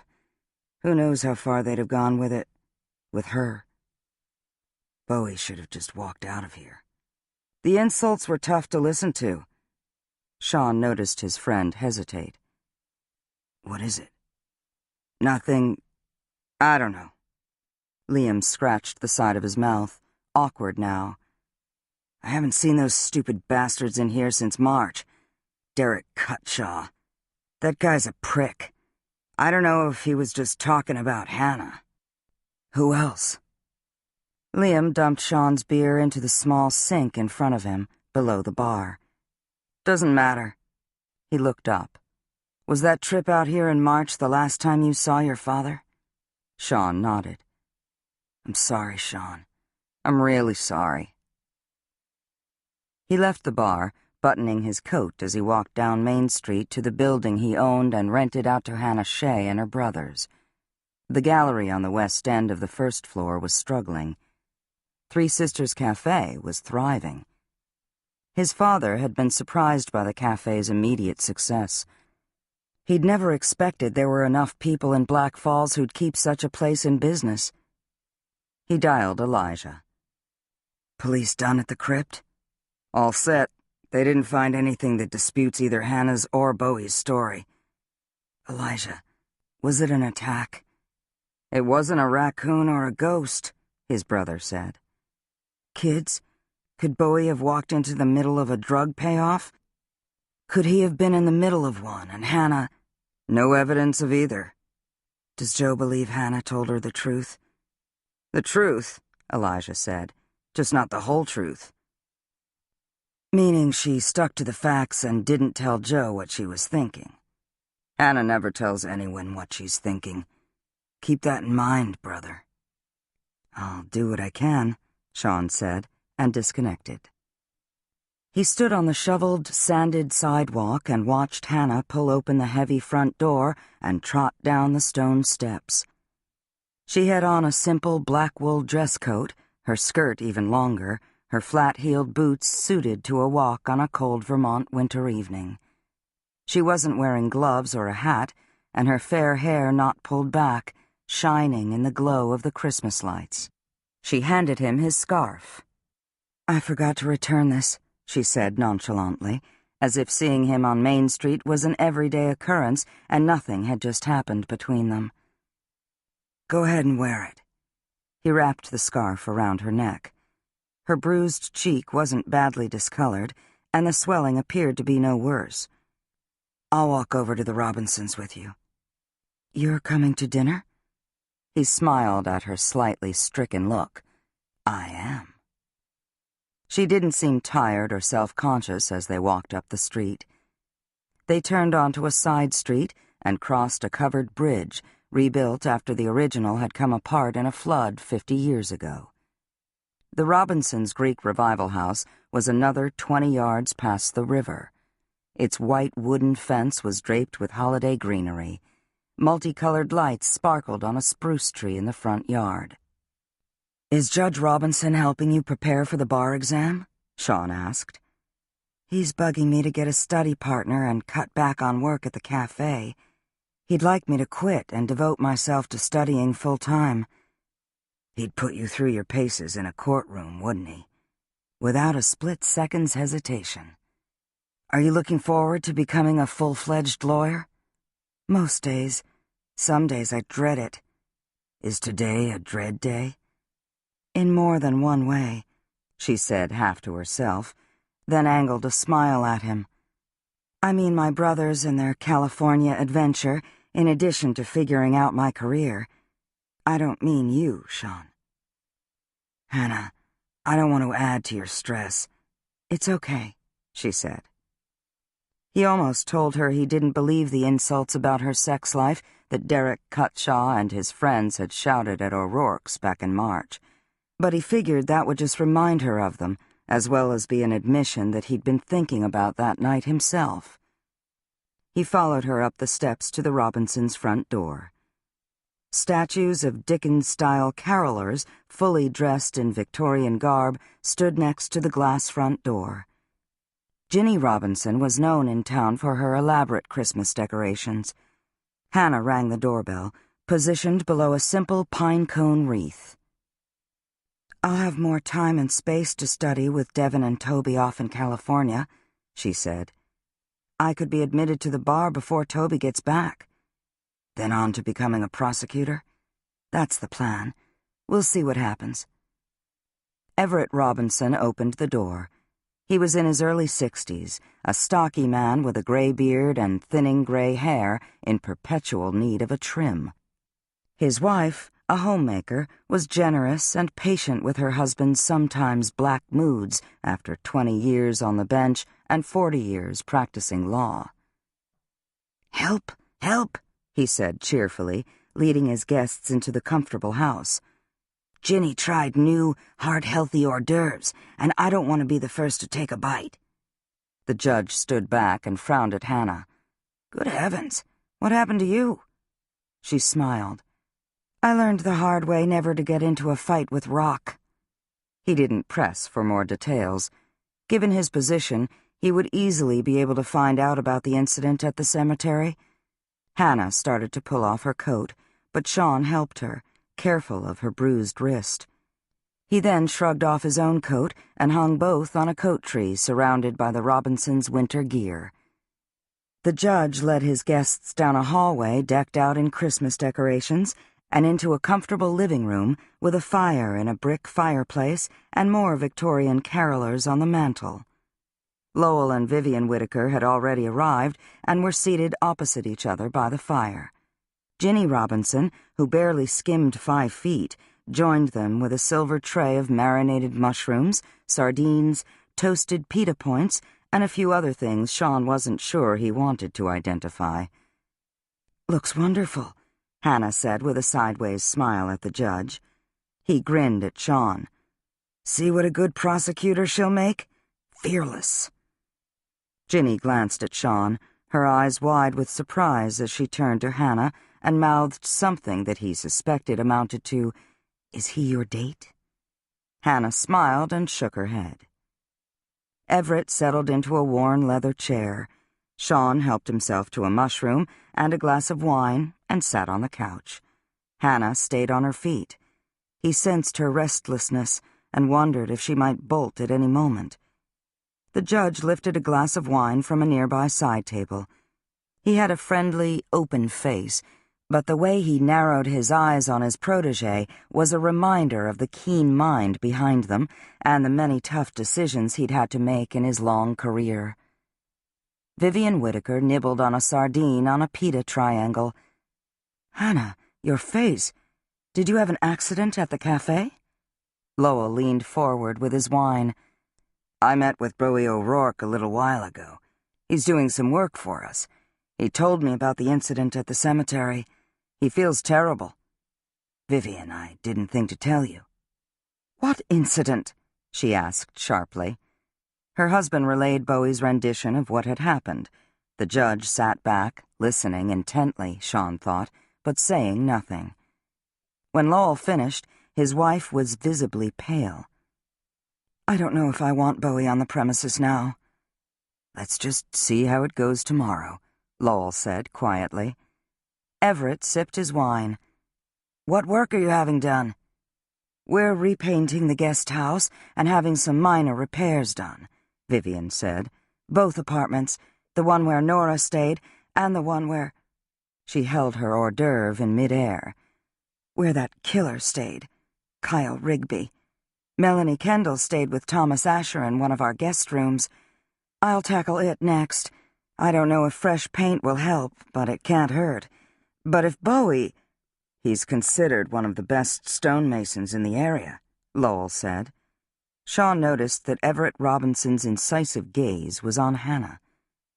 Bowie's had his struggles, the judge said, and he knows he has to stay out of trouble. He's still on probation. We heard about the bar fight in March, Vivian said, turning to Hannah. You were involved, weren't you? I was there, Hannah said simply. Vivian shifted her attention to Sean. You and your brothers were there as well, weren't you? Sean nodded and started to change the subject, but Lowell interrupted him, addressing Hannah. We heard that some drunk young man insulted you. Of course, that's no excuse for Bowie bloodying the perpetrator, but one can understand. You and Bowie go way back. I walk out to where you grew up almost every day when we're up here. It's so peaceful. It's beautiful, Vivian said, but I can't imagine being a child there. Were you bored? Never, Hannah said, without any hint of defensiveness. Ginny announced dinner, breaking the tension, and they all drifted into the dining room. Sean liked the Robinsons and had nothing against the Whitakers, but he wished he hadn't come to dinner, but instead had whisked Hannah up to the ridge and watched the stars come out with her. He didn't know if it was the after-effects of being alone with her on the mountain, or charging after her when she was in danger at the crypt, or finding her among the cobwebs in the cellar, but he was having a hard time maintaining any objectivity with her. But who was he kidding? It had started back in March, this unsettling attraction to Hannah. Seeing her sipping wine by herself at O'Rourke's, watching her self-control and reserve as she'd tried to ignore Derek Cutshaw and his friends, then her anger and passion as she'd jumped into action. Sean could still feel the fight in her when he'd carried her out of O'Rourke's, and how alone she'd looked as she'd headed home in the freezing rain. He'd never understood Hannah, and he hadn't that night either. That was before his father's death, before Elijah's life-threatening wound in Afghanistan, before 2 professional killers had returned to Black Falls and themselves been killed. Sean had convinced himself there was no one in Black Falls for him, and he no longer belonged there. But on every visit to Vermont since March, he'd found himself at Three Sisters Cafe. In California, he'd told himself he was too busy to date when he knew he wasn't. It was Hannah and his inexplicable desire to be with her. And now here he was, caught between his mission to get the truth out of her and his urge to reach for her hand under the table. What did he know about Hannah and her life, her dreams? Vivian Whitaker sat next to him at the dining table. I understand you're a smoke jumper, she said abruptly, with a coy smile. It sounds fascinating. Tell us about it. Sean was accustomed to interest in that part of his life and offered his usual answer. It's hard work that I enjoy. I used to do it full-time. Now I volunteer when needed. She reached for her wine glass. Smoke jumpers parachute into the middle of raging wildfires, don't they? We try to get to a fire when it's small and put it out before it's had a chance to spread. We work mostly in remote areas and choose our jump spots carefully. Is it dangerous? We mitigate the dangers as much as possible through training and planning. You obviously have to stay in top shape, she said, eyeing him over the rim of her wineglass. Sean smiled through his discomfort. The point of any training is for us to be able to do the job we're called to do. I read that you have to be able to climb a tree to retrieve your parachute and gear. Is that true? He managed a smile. It wouldn't do to leave the stuff up there, would it? Vivian took a big gulp of wine and set her glass back down. It's hard to picture you in full firefighter gear, out in some western canyon with a fire raging around you. I suppose jumping out of an airplane to fight a fire sounds romantic to those of us who've never done it. She gave a mock shudder. Have you ever been in danger? I'd rather not. Ah, just what I expected. You're not going to tell us the details, are you? She glanced across the table at her husband as she continued. True heroes never want to discuss their exploits. You should brag, Sean. You've earned the right. Sean thought about a fire a year ago and a mistake that had led to the near death of his business partner and a fellow smoke jumper, Nick Martini. It had been Nick's mistake. He'd be the first to say so, and the first to say he was glad he'd been the one hurt and no one else. Hannah's eyes were on him, as if she knew he was reliving a bad moment. Sitting there in the Robinsons' festive dining room on a cold Vermont winter night, he could feel the fire exploding around them, propelled by high winds and fed by dry underbrush. They'd been building a fire line, back-breaking, necessary work that they'd done scores of times. He and Nick were able to deploy their emergency shelters at the last second and managed to survive. He was relieved when Lowell Whitaker changed the subject. Everyone I've run into at Three Sisters Cafe has told me you're famous for your Christmas decorations, he said to Ginny Robinson. I can see why. Ginny was obviously pleased with the compliment. Everett and I love decorating for Christmas. Putting away the decorations, now that's another story. As she and Everett served the simple meal of baked cod and assorted side dishes, Sean could see that Hannah was preoccupied, and likely tired and aching, too. She barely participated as the dinner conversation shifted to other topics: the weather, winter sports, the status of various inns in and around town, and the end of the holidays. After dinner, Lowell Whitaker got Hannah's coat for her as they prepared to leave. I hope your bruises heal quickly, he said. You must be exhausted after all you've done today. Shall I walk you home? She smiled, taking her coat. Thanks, but I don't have to go that far. It's very cold. I'm used to the cold. The judge stood back in the front hall. He obviously knew something was up, but didn't press Hannah, as she quickly excused herself and thanked him and his wife for dinner. I'll see you at the cafe tomorrow, Ginny said cheerfully. I'm going cross-country skiing first thing in the morning with 2 friends. We believe in exercise first, then scones. I'll be watching for you, Hannah mumbled as she headed out the front door and down the steps. Sean said goodbye to the Robinsons and the Whitakers and slipped outside, catching up with Hannah by the covered bridge. Let's go for a walk. It's dark and probably below 0 by now. He smiled. That's why you have a coat and my scarf. They crossed the bridge and headed down to Main Street. There was little traffic in the village, few people out on the cold, late December night. Even O'Rourke's looked quiet. A high-end restaurant in a Victorian building around the corner had a few diners. It tended to attract tourists and people from surrounding towns, more than Black Falls residents. Sean felt the bite of the dry, frigid air. I'm sorry you had to find out about Devon and Toby's California plans the way you did, he said. I don't want them to feel as if they have to stay here and not follow their dreams because of me. She raised her collar against the cold. It was decent of you to offer Devon a job. He just needs a paycheck while he sorts out what's next for him. Military recruiters have been calling. I think he's tempted.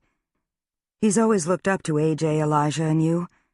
Hannah hunched her shoulders against the cold as they started across the street to the common. "Elijah's friend Grit is a Navy SEAL. It doesn't matter that they were both shot to pieces. Devin sees what he could do."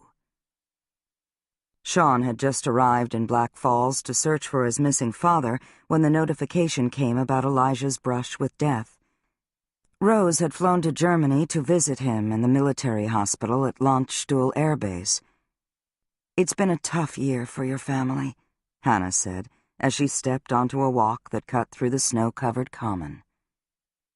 "Would Joe tell you if there were any new leads in the investigation?" "Elijah would get it out of Joe, and he'd tell AJ, Rose, and me." "That's what I figured." She paused at a snowman someone had built by the bandstand. "This is dead of winter cold. You remember what it's like?" "I remember." She frowned at the 3-foot-tall snowman. "He has a pirate look about him, doesn't he?" "I don't know. I think he looks kind of roguish." She grinned at him.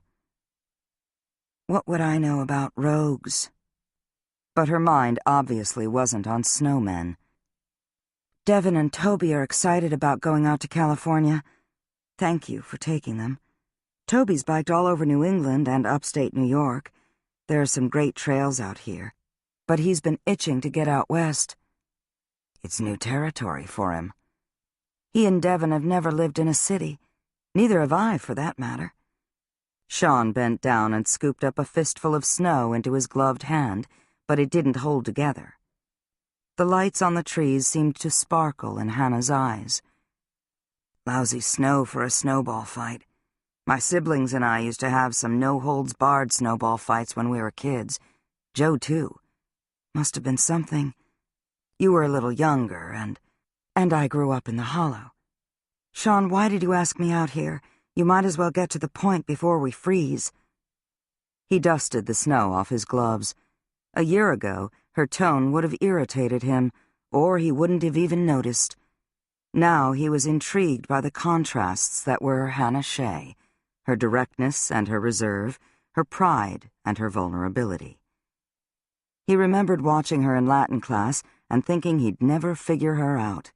But he had a mission, and in the glow of the Christmas lights, he could see the shadows of her bruised cheek. "Okay, I'll get to the point. I want to know the rest. Whatever you're holding back about why you went up the mountain today. Joe, Elijah, and AJ want to know, too." Sean waited a half-beat, then added, "We're not sure about your judgment where Bowie O'Rourke is concerned." She'd gone slightly pale. "Well," she gave a small, fake laugh. "I asked." "You saw Judge Robinson tonight," Sean said. "He clearly doesn't like what's going on." She adjusted the snowman's stone eye. "And what's going on, Sean?" "You're getting sucked into Bowie's world." "Well, I guess that's true, since his world is rock, and I just had a pile of rock fall on top of me." She stood back from the snowman. "I think he looks more like a lawyer now, don't you?" "Hannah." "Did Joe and your brothers put you up to prying the truth out of me? Do they think I'll be more likely to talk to you than to one of them? Is that what you think?" She shook her head. "Don't answer. I understand that you think I'm not leveling with you. But maybe it's not a question of leveling. Maybe I'm just keeping things to myself that should be kept to myself." Sean suppressed his frustration with her. "You're exhausted, and you're in pain. We can talk tomorrow." "No, we can talk now," she said. "You all don't need everyone with a harebrained theory distracting investigators from real clues to these killers. Do you think I'd protect Bowie if I had even the slightest suspicion he was involved with them? I think you'd resist being suspicious of him in the first place. You're not objective where Bowie's concerned." "And you are?" Sean could see her reserve, her self-control, drop into place. She shoved her hands into her coat pockets, obviously forgetting momentarily about her injured wrist. She bit down on her lower lip in pain, but didn't moan or make any sound. Then she bolted back across the common. He caught up with her across the street in front of the cafe entrance. She held up a hand before he could speak. "I know," she said stiffly. "I pushed you into saying that. No one's trying to make things harder for you." She peeled his scarf off her neck and handed it to him. "Good night, Sean. If you decide you want to talk, you know where to find me." She pretended not to hear him and headed down to the main entrance, running up the steps to the center hall door. She glanced back at him. "You're not hiring Devon out of charity or some sense of guilt, are you?" He stood at the bottom of the steps. "If you know anything about me, Hannah, you know I do almost nothing out of guilt, and you're not a charity case." "Fair enough." She seemed to make an effort to smile. "You're not used to cold weather hiking. You might want to soak in a hot tub tonight." "You do the same." "I would," she said cheerfully, "except my cheap landlord won't install a tub in our bathroom." He grinned at her. "Then come up to the lodge. You can use the tub in my room." A picture came into his head of Hannah settling into a scented bath in his warm, comfortable room at Black Falls Lodge.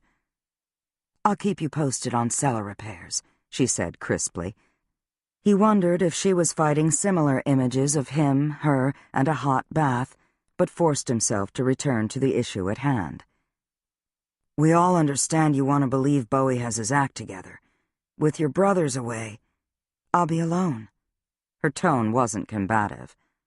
"Yes, Sean, I know." "Hannah," he said, "is there more of a history between you and Bowie than my brothers and I are aware of?" She gave him a cool smile. "How would that be possible? Nothing goes on in Black Falls that you Camerons don't know about," she said, and ducked inside. Sean waited for the door to shut behind her before he walked back up the street to Elijah's truck and the dark drive back up the mountain. He'd figure out how much he'd tell Joe and his brothers about his evening in town. It wouldn't be everything. That was for damn sure. Hannah lay awake, the shades pulled, her brothers' voices and the television in the next room part of the background noise that was life in their small apartment. Devon had tried to explain more about his plans to her, the mix of impulsiveness and long-held dreams that had gone into them, but Hannah was so tired and distracted, trying not to feel rejected, that she took in only half the details, finally promising to sit down with him tomorrow and get everything sorted out. "It's just a 7-hour flight to Los Angeles, Hannah," she replayed. A day to get there, a continent between them, the time, the money, the distance, the world her brothers had grown up in versus the one they wanted to embrace. She stared at the old plaster ceiling. Her parents had dreamed of being a normal family.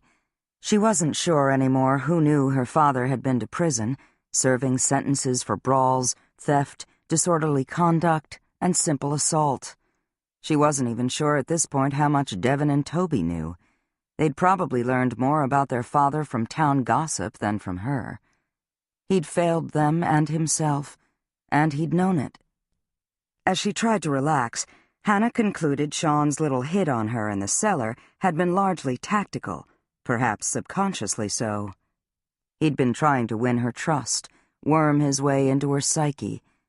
Even if his reaction to her hadn't been calculated or deliberate, it was, she decided, intended to get her to let down her guard.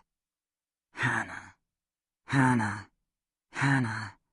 She tried to block out the voice and rolled over onto her side, her wrist throbbing as she replayed the day in her head, hiking up Cameron Mountain, checking the old stone foundation of Drew's cabin, realizing Sean was out there, seeing the Cameron brothers out by the lodge, hearing Poe barking and the voice at the crypt.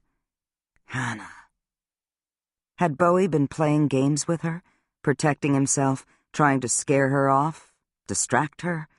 He could compartmentalize. He'd learned to as a boy, as a way to cope with his father's drunken rages.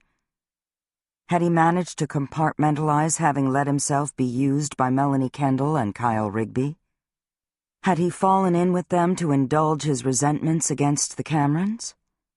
Hannah couldn't stop the flood of questions and possibilities. Bowie could have spotted her crossing the road to the cemetery to check on Poe. Had he dislodged the debris pile in order to cover up the retreat of someone he'd met there? Even if he wouldn't have hurt her, it didn't mean he wasn't involved in the network responsible for the murders of Drew Cameron, Alex Bruni, and possibly others. It didn't mean he wasn't a danger to himself and others. She turned over again. She didn't believe Bowie was capable of being involved with killers, and that was what Sean had been trying to tell her was the problem. She heard snoring down the hall and sighed, satisfied that at least her brothers were sleeping tonight.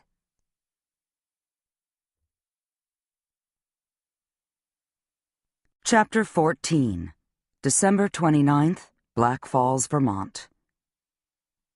Ryan Grit Taylor was cold under the blankets on the lumpy twin bed in one of the dozen small, falling-down cabins Joe Harper owned on the frozen Vermont lake below Black Falls Lodge. He'd stoked up the wood stove before going to sleep, but the fire had died down by dawn. There was no insulation in the cabin, and it was the dead of winter. The last forecast he saw had the temperature dropping into single digits overnight, and he had no doubt it had. An offense to his southern soul. He could have stayed at the lodge, but he hadn't wanted to. Too many people.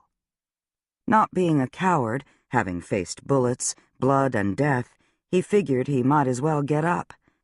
He donned his prosthesis, following a procedure that wasn't quite routine, but wasn't new either. He sat up on the side of the bed and put a prosthetic sock over the stump, made sure there were no wrinkles or folds, and grabbed the PTB, patella tendon bearing, socket that stood upright on the floor. Quickly but carefully, he inserted the stump into the socket and secured it with an elastic cuff. "Done," he said, part of his ritual. Life sucked, but whatever. He added kindling to the hot coals in the wood stove and shut the door, hoping he wouldn't have to baby the fire to get it going. He looked out the picture window and saw Myrtle Smith coming up the path, which he'd cleared of snow himself, using a shovel that had to be 100 years old. Joe had found it in another cabin. He'd discovered she was a waste-not, want-not type. Myrtle wasn't, but if she ever needed any shoveling to be done, she'd get someone else to do it. Grit opened the door. "Myrtle, what are you doing?" "Trying not to fall," she said without looking up from the narrow path. "If you were dead in there, no one would find me until fishing season." Myrtle, too, had a southern soul. She hated cold weather. She hated snow and ice. "Hurry up," Grit said. "I don't want to let the heat out." "What heat? You're in a cabin in the boonies." "I've got the wood stove going." "Ah, I'm reassured," she said, picking her way across an icy patch directly in front of the cabin door. "It's Vermont. My car thermometer reads 4 degrees below zero. A wood stove isn't going to get me to forget that."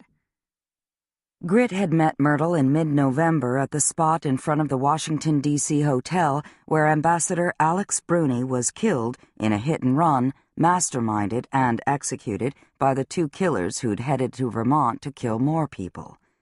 In the weeks he'd known her, Grit had concluded that Myrtle was a drama queen who wasn't happy unless she was bitching. "I'm not hurrying," she said. "I almost went ass over tea kettle on the ice by the lake. I spend half my time up here trying not to fall and break something, I swear." Grit grinned at her. "Think of it, though. I could rescue you, throw you over my shoulder and carry you to safety. Oh, wait, I did that when I pulled you out of your burning house." Myrtle rolled her violet eyes as she walked past him into the cabin. She'd never been inside, and from her frown, Grit guessed she didn't appreciate what she saw. She glanced at him. "Do your own cleaning, do you?" He shut the cabin door. "You always been a pain in the butt, Myrtle?" "It's gotten worse since my Russian friend had his toothpaste poisoned by unnamed assassins and my house was set on fire." "Just your office burned," Grit said. "Your house is intact." Andrei Petrov, a controversial Russian diplomat, had died in London over the summer under mysterious circumstances. Myrtle hadn't been satisfied that he'd just keeled over while brushing his teeth and had launched her own personal investigation. She'd begun to suspect a network of professional killers was responsible for Petrov's death and started looking into other similar deaths, which had led her to venture out to the site of the hit-and-run that had killed Bruni. Police now could place Melanie Kendall and Kyle Rigby in London at the time of Petrov's death. Myrtle had good reason for being a little dramatic.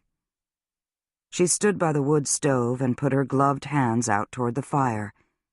"This investigation is dead in the water. We're not getting anywhere.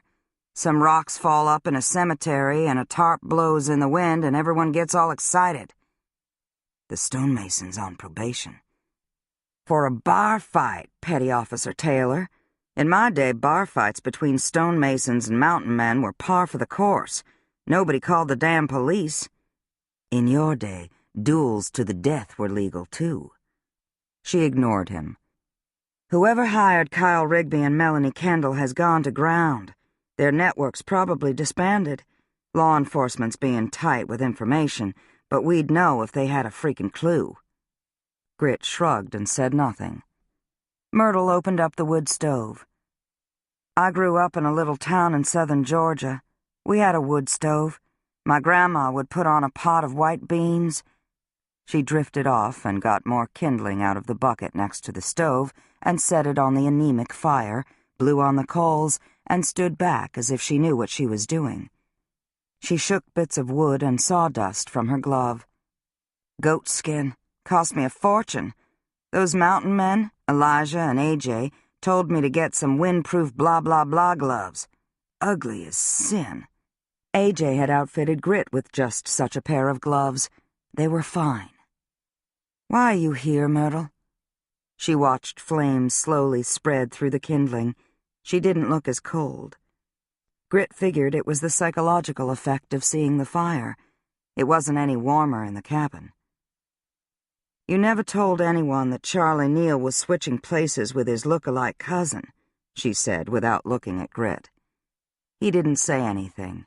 Instead, he pulled on a fleece-lined sweatshirt. If he'd had his way, Myrtle wouldn't have known about Charlie Neal and his cousin, Connor, either. Feeling guilty over causing Joe Harper to be sent into exile in Vermont, Charlie had done his own investigating after Alex Bruni's death. He'd conducted his research mostly on the internet, but he'd also switched places with Connor and headed out into the city on his own, without benefit of Secret Service protection. He'd come to believe, as Myrtle had, that paid assassins were at work and had produced a list of potential victims. Not everyone on his list had checked out, but authorities were paying attention to it. They just didn't know it came from the vice president's son. "The Secret Service think they have Charlie buttoned up," Myrtle said. "But you know he's still on his thing. He's got an IQ of 180 and he gets bored easily, and he wants to matter. He'll find a way to meddle. He can take anything he learns straight to the Secret Service. What if he doesn't trust the Secret Service?" Grit pulled the covers up on his bed. Myrtle kept her sights on him. She wasn't one to quit. "I'm not saying they don't deserve to be trusted. It's just that Charlie idolizes you and Elijah, the hero SEAL and the hero Special Forces soldier." "I'm not a hero," Grit said. "Eye of the beholder." "What do you want me to do?" She lifted a small birch log and set it on the burning kindling. "You sweep this place for listening devices? Joe Harper's still Secret Service. She knows how to bug an old cabin. She'll throw both our butts in jail if she—" "Cabin's not bugged." "So you did sweep for bugs." "Damn, Grit. All right. I have a phone number." She handed him a piece of paper. "Call it." "We're playing with fire, Myrtle." She picked one last wood chip off a glove. "At least it's warm." Being a bold type, Grit dialed the number Myrtle gave him from a big, icy boulder on the steep trail up to the lodge.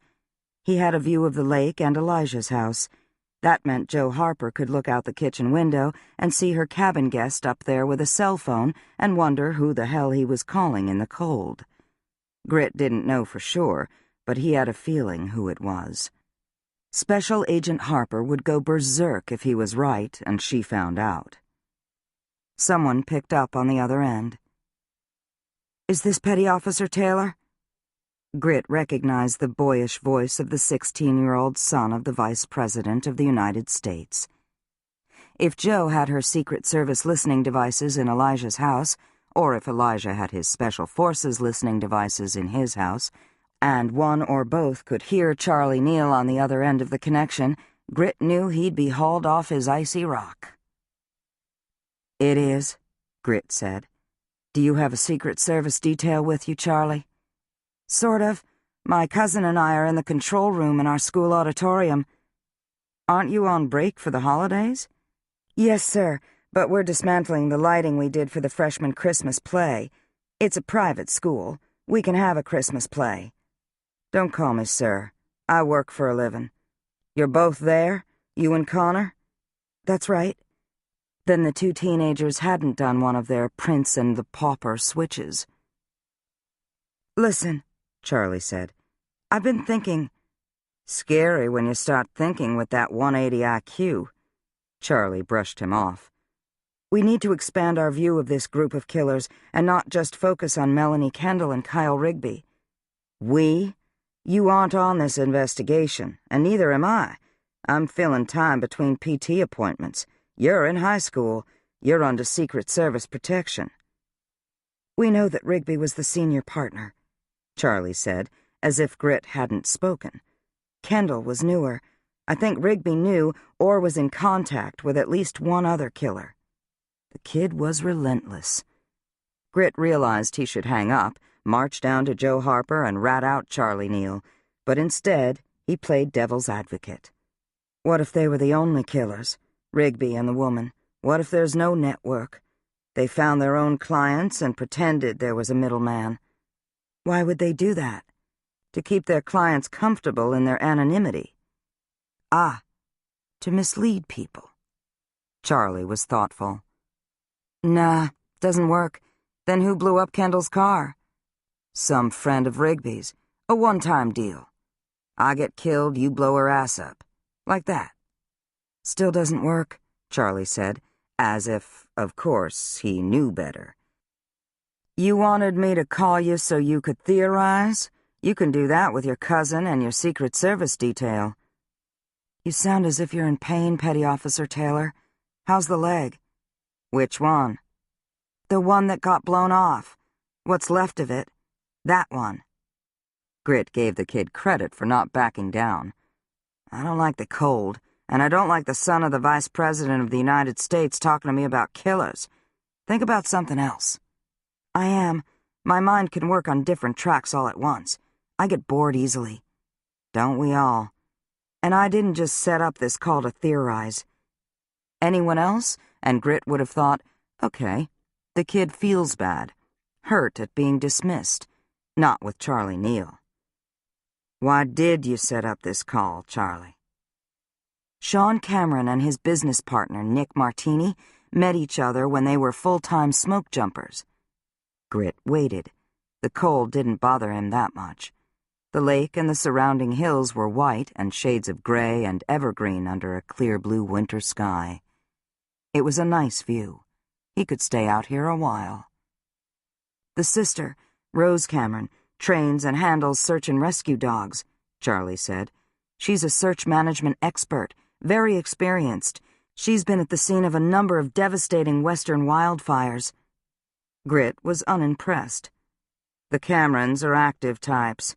I've been chopping and hauling wood and running and fixing things since I got to Vermont. Jo's the same. She had me up on the roof of her cabin the other day looking for how bats get in."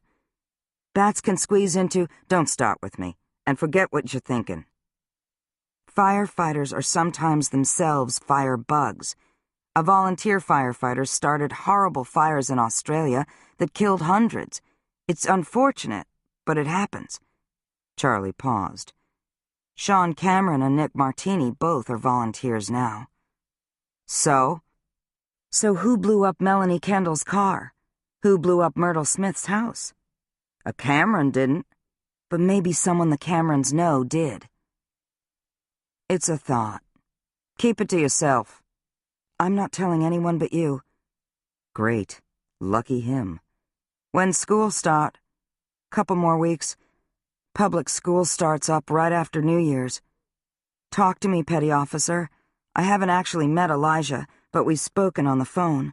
He's a disciplined soldier. Sergeant Cameron. Mr. Cameron. Either one's okay. Not Elijah. He said I could call him by his first name. I didn't say you could, and you're talking to me. He's a hero. What about Sean and Rose? AJ? Go back to unlighting Santa Claus, Charlie. It's a creche. Again, private school. You should keep your eyes open. Always, my friend. Always. Sean Cameron, Rose Cameron, Nick Martini, firebugs. I'm telling you, there's something there. Grit disconnected and debated walking down to Elijah's house and telling Joe that the vice president's son was back at it, sticking his nose into a criminal investigation. At least Charlie was just speculating and not showing up at a murder scene as he had in November. Everyone in Black Falls was speculating. No harm in that. Sean Cameron seemed to fit in just fine with his mountain man brothers. The only difference was that he fought fires out west and had a tan and a lot more money. Grit was a warrior sailor whose family made honey in the Florida Panhandle. His idea of having money was $100 bill in his pocket. Grit sighed. What to do on a cold winter day in Vermont? He could call Admiral Jenkins back. The Admiral, whom Grit had heard of but didn't know, had left messages 6 times in the past week. Grit was to get in touch with him. It was an unofficial summons and undoubtedly had to do with the Admiral having an idea about a wounded Navy SEAL's future. It didn't do not to return an Admiral's call, but Grit figured he could always blame bad service up here in the boonies. He decided he'd have breakfast with Joe and Elijah and maybe work Sean and Rose and firebugs into the conversation. He headed down the trail through the snow. Ever since helping to pinpoint the identity of the killers who'd targeted Drew Cameron and Alexander Bruni, and dealing with the mischievous, genius son of the Vice President of the United States, Grit had been thinking less and less about his leg. Dealing with it was becoming more routine, more automatic. He didn't know if he liked that. He didn't know if he was ready to leave behind the man he'd been and the life he'd led.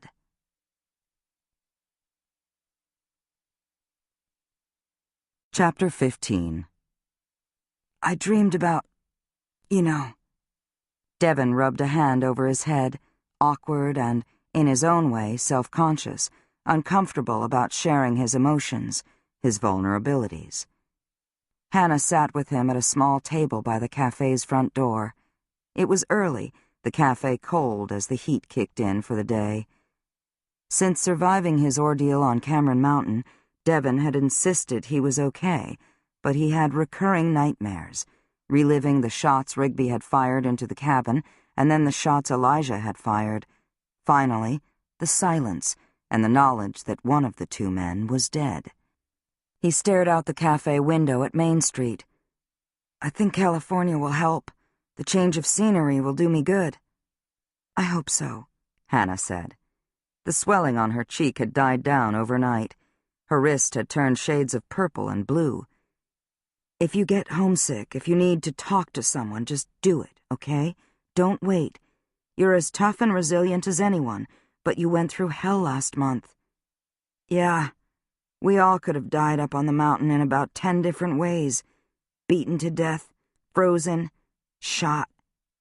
He turned from the window and sipped hot cocoa from an evergreen mug. Rigby wasn't a maniac, you know. I know, Dev. He was a cold-blooded killer. Her brother raised his eyes, still haunted from his nightmare. What was he like when you talked to him? Convincing. They'd gone over this ground before. I didn't question that he was a mountain rescuer. No one did. It makes me sick to think I gave him any information that helped him find you. He already knew about the cabin from when he and Melanie Kendall killed Drew. They must have followed Drew up there one day or something. I didn't know about it until Nora found it in November. She pretty much stumbled onto it. Devin licked chocolate foam off his lips. I keep hearing the shots that killed Rigby. He paused, staring into his mug. Elijah saved my life. He and Joe. I was useless. So was I, Dev. We all did what we could, but maybe events unfolded the way they were meant to. Hannah smiled, hoping to help shake Devin out of the after effects of his nightmare. Look at Joe and Elijah now. Devin gave a small smile back at her. Planning a wedding. Nora was so excited when she found Drew's cabin. I'd told her I'd brought supplies up there, and she was determined to figure out what he'd been up to. She'd never have made it back there in the storm if you hadn't warned her about Rigby. He nearly beat me to death. But you got away from him and found Joe and Elijah. I was lucky, Devin said. You made your own luck. You were able to show Joe where the cabin was and take shelter there. Elijah knew he had to find Nora before she succumbed to hypothermia. He got her to the cabin. Hannah sat back in her chair. She'd had coffee, but she wasn't hungry. She hadn't slept that well herself. You held your own with experienced pros. Toby bounded into the cafe from the center hall door and grabbed a corn muffin off a tray on the glass case. Hey, Dev, Hannah, he said. Tomorrow's a big day. All set for our adventure, Dev? Yeah, I guess, Devin said. We better not annoy Sean. Don't want him to pitch us out of his airplane. Toby grinned, obviously not worried about any such thing. I wonder if he has any parachutes on board. Probably, given his other life as a smoke jumper. Toby bit into his muffin, crumbs falling into his lap. He hadn't grabbed a plate or a napkin, no butter, no jam. He ate all the time. He'd probably had scrambled eggs before heading down to the cafe. What are you up to this morning? Hannah asked him. I'm hitting the weight room at school. It's open. I can drop you off. Nah, I'll walk. It'll be above zero by the time I get out of here. Dev, you want to go with me? Devin shook his head. I'm working up at the lodge today. My last day. Even if he hadn't been working, Hannah knew he wouldn't weightlift with his younger brother. Toby was a competitive athlete, and while Devin was fit, he was more likely to hike than to spend time in a gym. Neither brother was the student she'd been, but Devin's grades had really suffered after Drew Cameron's death in April. He almost hadn't graduated. Then came a summer of aimlessness and trouble. His friendship with Nora Asher after her move to Black Falls had offered a glimmer of hope. They'd both had to sort out their options. Lowell and Vivian Whitaker entered the cafe with Everett and Ginny Robinson. Hannah got to her feet. Duty calls, she said to her brothers with a wink. They grabbed muffins and headed out through the cafe kitchen. Hannah dipped behind the glass case, the two couples having made up their minds about what they wanted. From what she gathered, they'd run into each other on Main Street and come into the cafe together. As Hannah took their orders and gathered muffins and scones, Everett quizzed her about her plans for studying. Are you keeping your law books handy? I'm still getting organized, she said. The Whitakers decided to have their muffins and coffee to go. Lowell and I want to be at the guest house when Bowie O'Rourke starts work there today, Vivian Whitaker said. I think that's always for the best. I really do hope repainting will help. I can't get rid of the memories of those two killers on our property. At least nothing actually happened there, Lowell said. That does make a difference, his wife said. I wish the same were true for the Cameron's Lodge. Alex Bruni stayed there many times and loved it there, but I can't imagine how it will recover. I wouldn't want to stay in a place where someone blew up in a car. Judge Robinson looked a little shocked at Vivian's bluntness. I'm sure it will be easier once the police find the person who triggered the bomb. Assuming they can. Vivian picked up 2 coffees from the counter where Hannah had set them. It's been weeks. I'm not convinced we'll ever know who it was. Of course, We all want to find the rest of these people before they can hurt anyone else." Lowell quickly paid, and he and Vivian left, the Robinsons heading to a table. Hannah wanted to avoid Everett's scrutiny and went into the kitchen while there was a lull in customers. Dominique looked up from the work table, where she was filling muffin tins with thick batter. "I had to step outside for a minute, and I saw the Camerons arriving in force. Any idea what they're doing here?" "I haven't seen them yet." Dominique frowned. "Do you want me—" "No, I'll go." Hannah returned to the dining room just as the Cameron men entered the cafe. AJ, usually busy with the lodge or his 2 young children, was a rare presence. He and his brother left on their coats as they approached her behind the glass case. All 3 men looked focused and edgy, understandable, Hannah reminded herself, given the circumstances. Then again, when hadn't a Cameron looked focused and edgy? "Dominique just pulled cinnamon scones out of the oven," she said. "Interested?" "Just coffee," AJ said. "Where's Jo? Usually she's with you." "She's taking a look at the crypt in daylight," Elijah said. "I guess that makes sense," Hannah said. AJ's gaze was hard on her. "I guess it does." He took his coffee to a table by the window. She noticed that Sean was back to normal, whatever had bubbled up between them last night well below the surface again now. She got coffee and muffins for them, and they joined AJ at his table by the river. Dominique came through the swinging door with a bowl of homemade yogurt that she placed in the glass case. She sighed at Hannah and nodded toward the Cameron table. "You want to go butt heads with them, don't you?" "I think it's the other way around." "Go ahead. I'll keep an eye out here." "If you need me," Hannah said, "just let me know and I'll come right back." Leaving on her evergreen apron, Hannah headed across the dining room to the Cameron men. Sean was seated next to AJ, their backs to the river, the morning sun glinting on the ice formations and drifts of undisturbed snow. Elijah was at the end of the table, his long legs stretched out. With one foot, he slid out a chair. "Have a seat," he said. As she sat down, Hannah tried to look casual rather than irritated, self-conscious, or guilty, when, in fact, she felt a little of each. "Is Rose joining you?" "She's snowshoeing with Ranger," AJ said. "We've finally started cleaning out our folks' place. It's not easy on any of us, but it's especially hard on her." "She and your mom were close. It hasn't been long since you lost her either. It's good you all have one another." No one spoke for a moment. "So, Hannah," AJ said, "how are you after your hike up to the cabin and your incident at Four Corners yesterday?" "Sore." AJ bristled at her response, but he kept his temper in check. "It's still hard to figure out what went on in the cemetery, if Bowie just knocked the wrong rock and the whole thing came tumbling down, if it was the wind, or what. Your face looks good." He nodded to her wrist. "That's not pretty. Any other scrapes and bruises?" "Nothing I'm worried about." Hannah realized her breathing was light, rapid. She figured they'd decided Sean had failed on his own, and now the 3 of them would try to get answers out of her. But she had no answers, and she wasn't accustomed to such scrutiny. "Why go alone up to the cabin?" AJ asked. "Any of us would have gone with you." "So Sean told me yesterday. I appreciate that.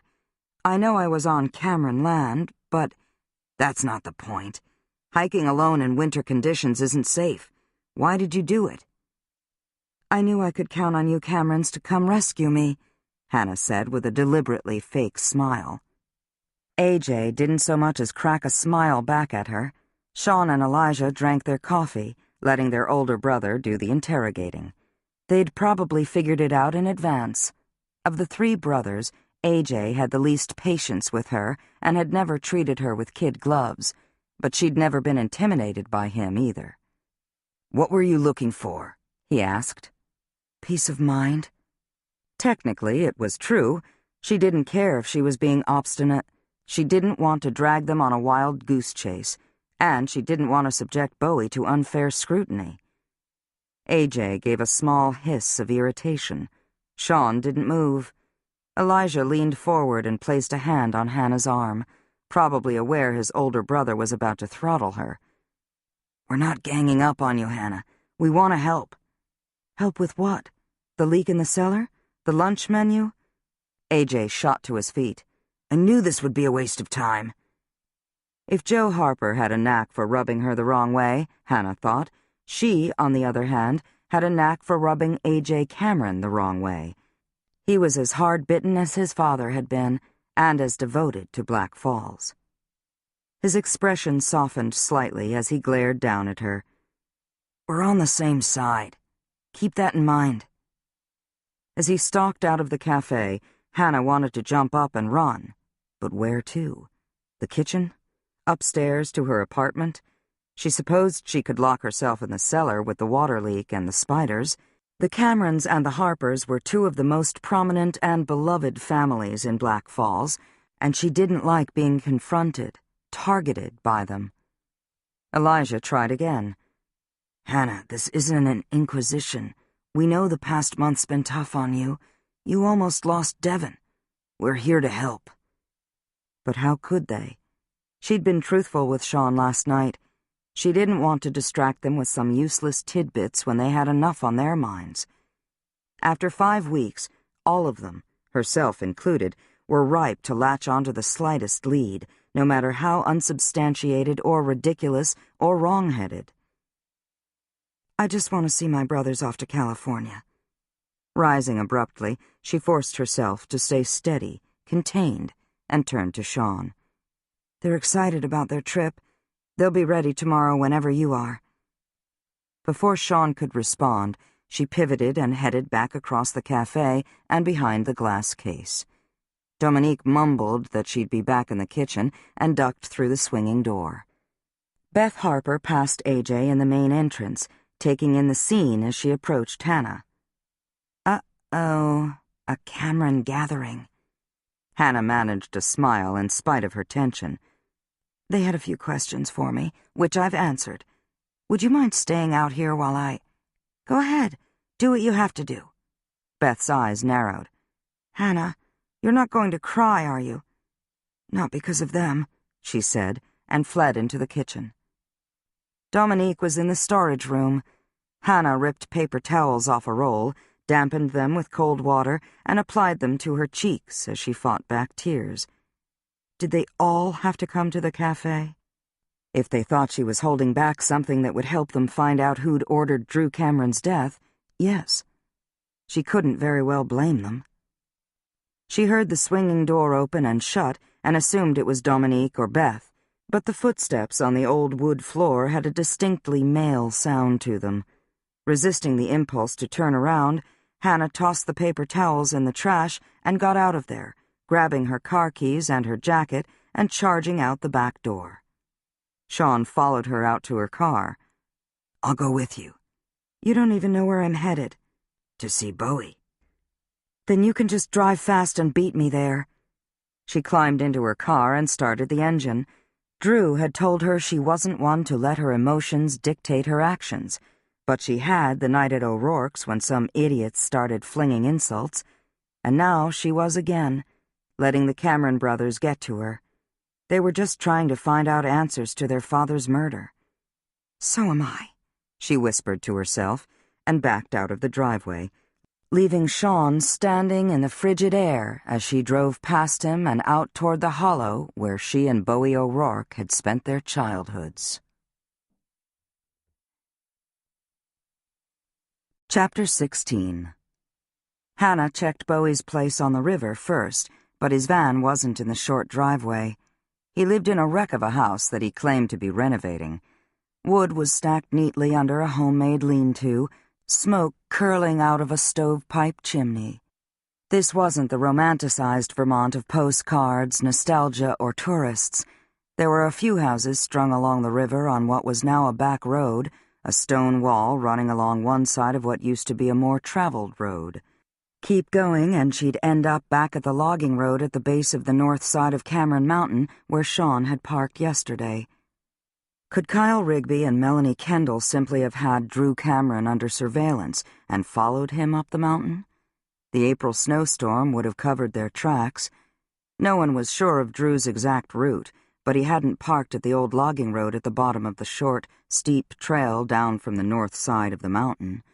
As near as anyone could figure, he'd taken one of the main trails that started out by the lodge. The police didn't believe the two killers had followed him. They believed they'd waited for him in his cabin, which meant they'd known about it in advance. The wind stirred up snow as Hannah got out of her car. The river was frozen, the silence almost eerie. The landscape seemed so desolate, or maybe it was her mood. She didn't linger and headed back down the road to the open stretch of the river that was light years from the narrow, isolated hollow where she had spent the first 20 years of her life. The house where she'd grown up had been condemned and torn down. Her mother used to joke about setting fire to it, but she'd loved its quiet, pretty location. Hannah had commuted from home to Castleton State College until she finally saved enough money to rent a room at the Robinsons' house. She'd just graduated from college when her mother died, leaving Devin and Toby underage orphans. Foster care had loomed if Hannah hadn't gone to Judge Robinson and begged him to help her figure out how to become their legal guardian. She came to the Whitaker estate, which had always been owned by out-of-staters. Bowie's van was parked in the turnaround by the stone guest house. It had been divided into two side-by-side apartments. Hannah followed an icy walk to the front porch and called to him. He didn't answer, but she went inside anyway, finding him in the apartment where Nora Asher had lived briefly. All her belongings had been removed, and Bowie had already moved furniture out of his way and covered it up with paint cloths. His face had blossomed into purple splotches. The bandage on his hand seemed to be free of blood. "Hey." He barely looked up from a small tub of spackle set out on newspaper. "What can I do for you, Hannah?" "Just wanted to check on you. How's your head?" "A handful of ibuprofen does wonders." He stood up with a dab of thick white paste on the end of a small putty knife. "Crazy to paint this place if you ask me. Doesn't it look fine to you?" "Just a few nail holes to patch. There's some minor work to do on the chimney, too." Hard to believe Melanie Kendall and Kyle Rigby had the gall to stay here right under everyone's noses. Did you run into them at all in November or back in April? "I told the Cameron boys and Joe Harper and Scott Thorne yesterday that I saw Kendall with Thomas Asher at the Four Corners Church when they were up here in October. They were taking pictures. I only saw her that one time." "What were you doing in town?" "Looking at a potential job." "The culvert?" He glanced over at her. "Does it matter?" "I don't recall ever running into Rigby. Joe showed me a picture of him, but I'd seen his picture in the newspaper and on television. I'd remember him if I'd seen him." Hannah watched Bowie work for a moment. "I imagine your probation officer wants you to stay as far away from this business as possible. That mishap yesterday." He slapped the spackle onto the living room wall. "Bad timing." "Bowie, when I was up on the mountain yesterday, I got a good look at part of the foundation to Drew's cabin. The original foundation would be almost 200 years old. You can imagine the damage done over the years. He must have rebuilt it entirely."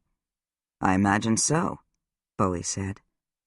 "Even if he could have done the actual work on his own, I don't know that he had the expertise in stonework to manage without help of some kind. What do you think?"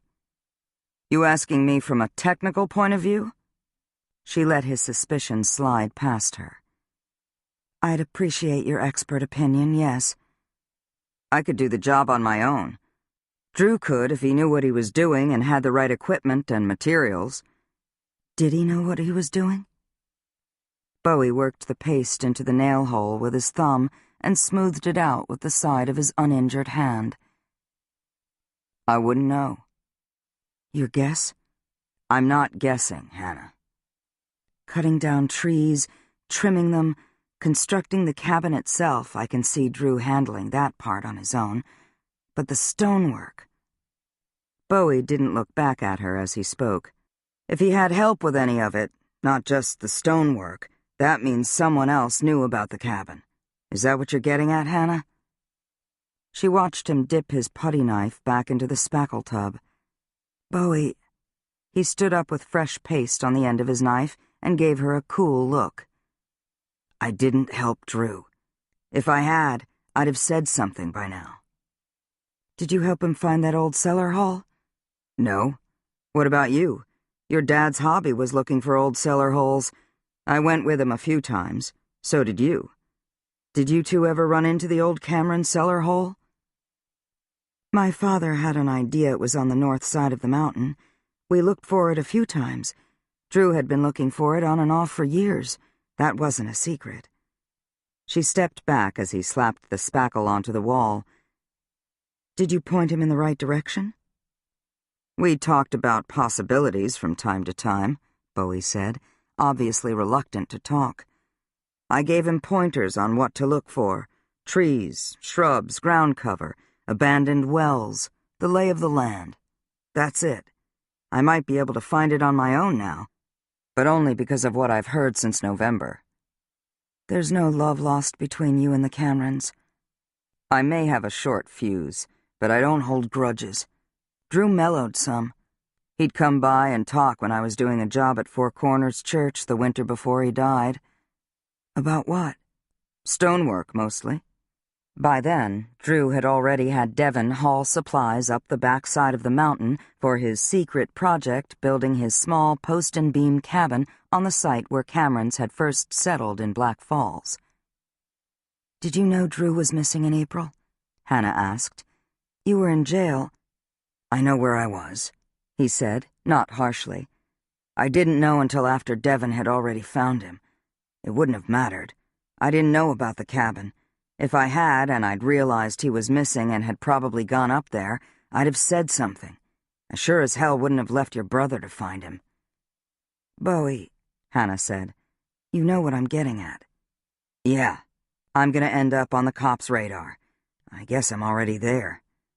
On Cameron radar, too, especially after yesterday. I don't need you looking after me. She picked up a pebble-sized piece of dried spackle. What about Alex Bruni, Nora Asher's stepfather? He was the ambassador who was killed in the hit-and-run in Washington. Yeah, I know. I saw him in town a few times. I knew who he was, but we never spoke. How did you know who he was? People talk. What people? People who stop at O'Rourke's for a beer after a hard day's work. He sighed. Who put you on this investigation? I'm not on the investigation, Hannah said, keeping her tone neutral. He shook his head at her. You're a hound on a trail, Hannah. Drew never took me up the mountain with him, but I knew he was up to something. I didn't ask a lot of questions. He obviously didn't want to talk. Bowie turned and smoothed the spackle with the flat of his knife. Something I can respect. She ignored his jibe. If you had information that would help the investigation, you'd tell the police, wouldn't you? You wouldn't wait to be specifically asked.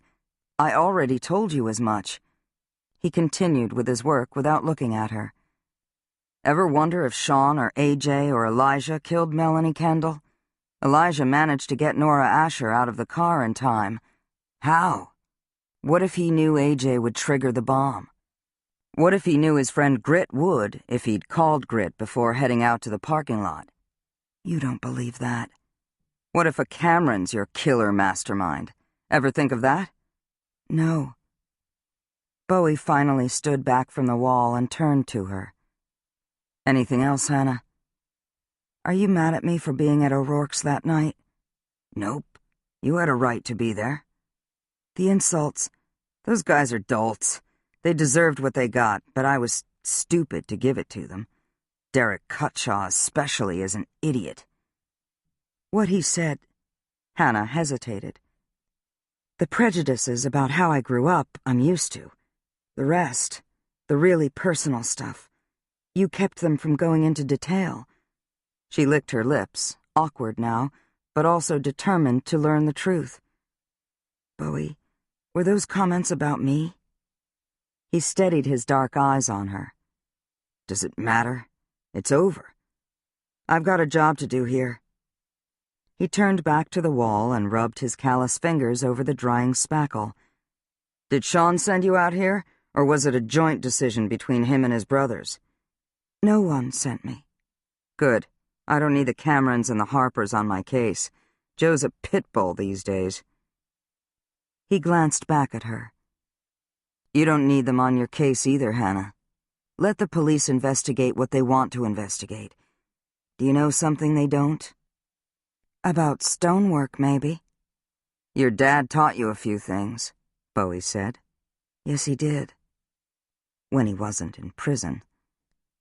It wasn't until she was a teenager, and he'd already been dead for several years, that she'd finally understood that his troubled history explained the big age difference between her and her brothers.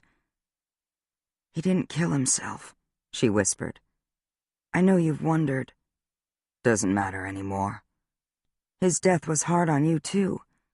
He wasn't perfect, we know that, but he never laid a hand on either of us. He believed in both of us." She fought back unexpected tears. "Bowie, he always hoped you'd stay out of jail. He didn't want you following in his footsteps in that way." His eyes were half closed again, the bruises and swelling on his face making him look even more like a man a woman alone would be smart to avoid. "I never would have hurt you or let anyone else hurt you that night at Liam's." "I know that, Bowie." "The Camerons don't." She didn't argue with him. "They think you have a blind spot where I'm concerned," he said, then looked at her. "Maybe you do." She shrugged. "All right, maybe I do." "Can you become a prosecutor with a father who was in prison?" "I am who I am. My past, my family, my friends. I can't change any of it." "Would you if you could?" "And what, grow up on a dairy farm?" Despite her tension, she managed a smile. "Cows give me the creeps." He didn't return her smile. "You deserved better than what you got. Your dad wanted to do the right thing. When you stand in judgment of someone, remember that." "I will. But I won't be standing in judgment of anyone. That's for the jury." "You'll be the prosecutor. You'll decide whether to take a case to trial or drop the charges." "The prosecutor is a truth seeker." He laughed. "Yeah, right. You know better. Prosecutors are just like any other lawyer. They want to win their case." His laughter faded. "What truth are you seeking now, Hannah?" "The same as everyone else in town." Through the front window, she saw Sean coming up the walk, the morning sunlight outlining the uncompromising angles of his face. He mounted the steps to the porch, moving deliberately, in no apparent hurry. Hannah wondered if Bowie saw him, too. Of course Sean hadn't resisted coming after her. The man was on a mission, and she was it. She stifled a surge of warmth and turned back to Bowie. "I want to know who's behind these killings," she said. "It's not your job to find out." "If you ever want to talk to me, you know where to find me." Sean stepped into the entry and stood in the doorway to the apartment Nora Asher had occupied for such a short time. Bowie looked at him without expression as he addressed Hannah. "Go bake cookies and study to be a lawyer." She shot out the door, passing Sean without a word. He could have grabbed her and stopped her, or said something, but he just let her go. She didn't slow her pace until she hit the icy walk. She paused, letting her eyes adjust to the bright sun on the snow. Vivian Whitaker was on cross-country skis, making her way down from the dark gray farmhouse, visible on top of a long, open slope above the river.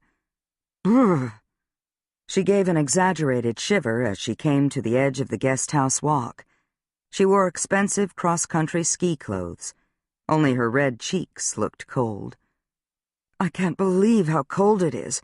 I should have checked the thermometer. I was fooled by the sun.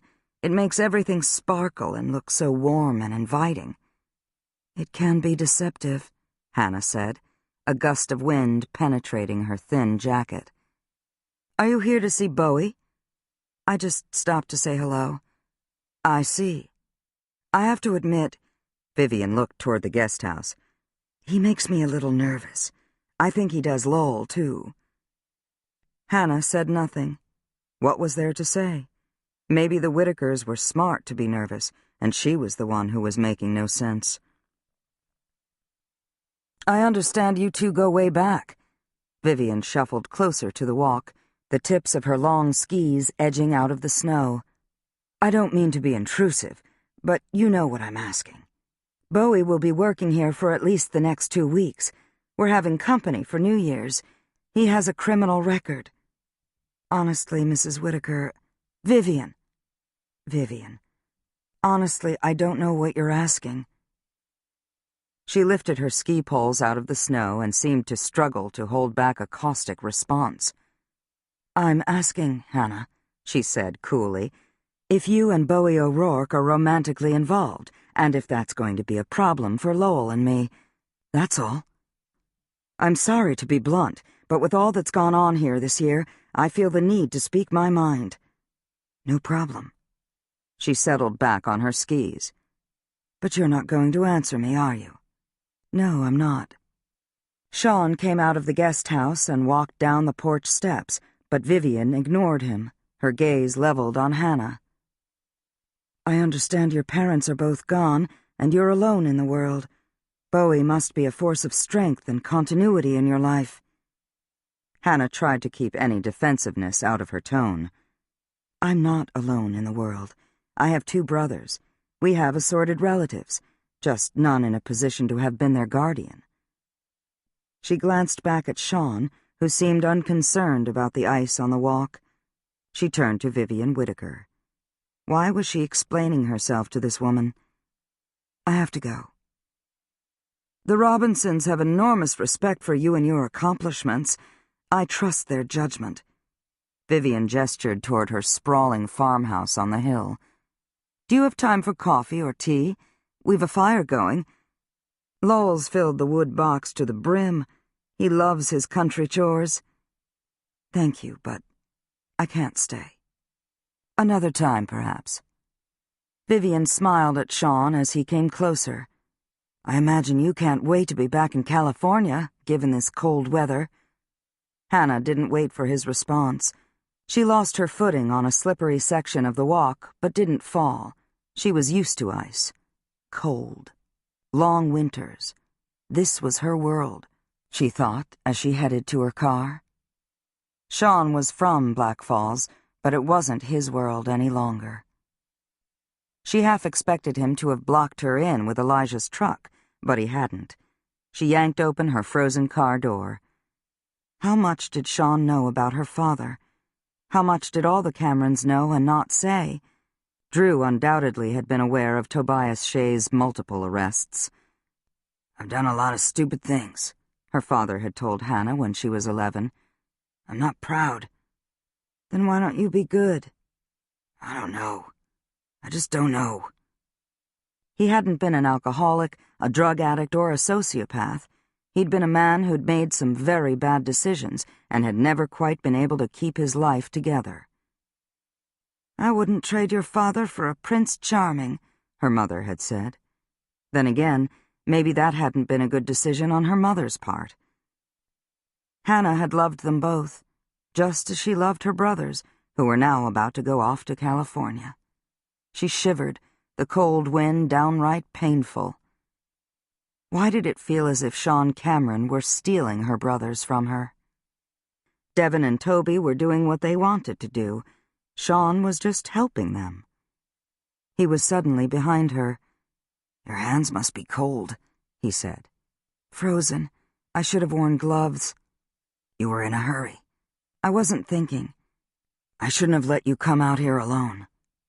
And how would you have stopped me? He smiled, the cold having no apparent effect on him. Would you like me to count the ways? Before she could respond, he touched a thumb to her injured cheek. Looks better today. It feels better. My wrist, too. I see you're not wearing gloves either. Serves us both right if we get frostbite. Bowie's injuries look bad, but he's just cut, scraped, and bruised. And oblivious. Sean eyed her a moment. He wouldn't tell me what you two talked about. Stonework, Hannah said. He's a stonemason. I'm the daughter of a stonemason. We often talk about stonework. Sean's eyes narrowed as he stood back from her. Finally, he said, Go on. I won't keep you out here in the cold. I'll see you in town. Sean, it's okay. Go. She climbed into her car. She could see Vivian Whitaker shuffling gracefully on her skis down to the little duck pond, covered now in snow below the guest house. Hannah didn't blame the woman for being suspicious. Who wasn't after the events of the past year? As she backed out onto the road, she noticed Sean didn't get into the truck and figured he'd go back and try again with Bowie. Would Bowie tell him about her questions about Drew and stonework and old cellar holes? Would he invite more Cameron scrutiny?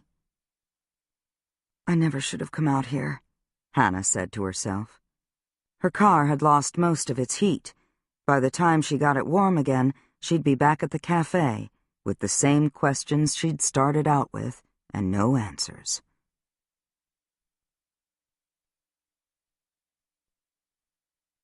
Chapter 17.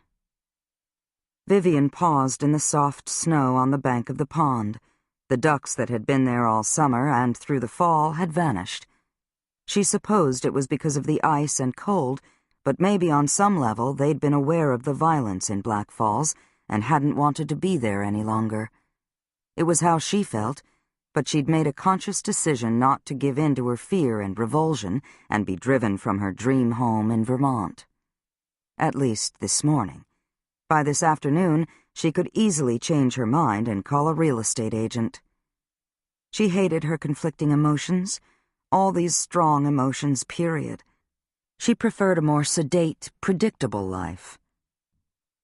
A groomed trail would have been helpful, but she'd enjoyed breaking through the fresh snow. She'd dressed appropriately for the conditions, but the cold was worse than she'd anticipated, freezing her face, chapping her lips. She refused to give in to her discomfort. She skied over to Lowell, who stood next to a weeping willow in front of an old stone wall. He had tramped down the road in his boots and then through the snow to the pond. Hannah was here, she said. Did you see her? Not to speak to, no. I'm sure that's a huge disappointment. Vivian, please. Hannah's an intriguing, lovely woman, but she's not... You've had an eye for her ever since we started to come up here. She's not as pretty as Dominique, though, is she? And Beth with her copper hair and those deep turquoise eyes of hers. Hannah seems rather mousy in comparison. He reached down and dug snow out of the top edge of his boot. He had on a leather jacket that was perpetually either too warm or not warm enough for the conditions, never quite right. Typical. Are you going to speak? She asked sharply. Hannah is hard-working and intelligent. She's proved herself to everyone in Black Falls. We should applaud her success. Vivian scoffed at him. What success? She and two friends own a small Vermont cafe, and she's been in law school forever. She's finally finished, but she hasn't taken the bar exam yet. She's not working as an attorney. Judge Robinson thinks very highly of her. Lowell rose, teetering slightly. He'd have been better off on skis or snowshoes than in boots. Vivian, I don't have my eye on Hannah or anyone else in Black Falls, or anywhere else for that matter. You do believe me, don't you? Vivian felt a little aghast and annoyed at his crushed look. Of course. I didn't mean...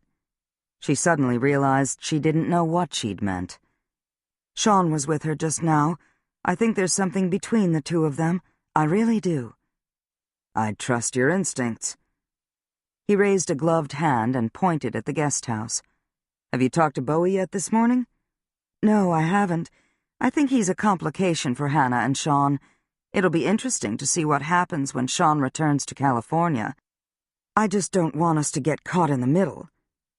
I stopped in to see Bowie just now, Lowell said. I only stayed a minute. His injuries don't seem to bother him or to be impeding his work. It's a hazardous occupation, being a stonemason. Vivian repositioned her ski poles in the snow. "I wish he didn't live just up the road. It's unnerving. We're here alone at night. He could just—" She stopped herself, then said, "Anything could happen. I hadn't realized he'd moved back. Did you know?" "I noticed smoke coming out of his chimney when I took a walk out past his place before Christmas. I assumed he'd moved back, but didn't think anything of it." "I wish you'd told me. If he's got a temper, we don't want to provoke him." She looked back toward the guest house and felt a dryness in her throat, a sense of dread she'd never felt before, even when Kyle Rigby and Melanie Kendall were guests there. But she hadn't known they were killers. Bowie O'Rourke? What was he? "Everything will be all right, Vivian," Lowell said quietly.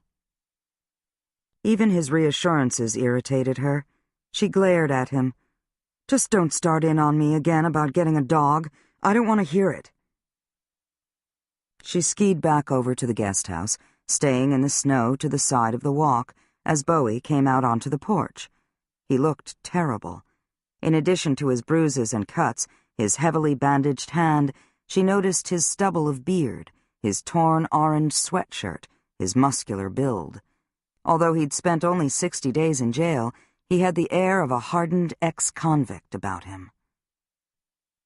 "Mrs. Whitaker," he said, his tone polite, if not friendly. "Is everything all right here?" she asked. "I know my husband stopped by, but do you have any questions I can answer?"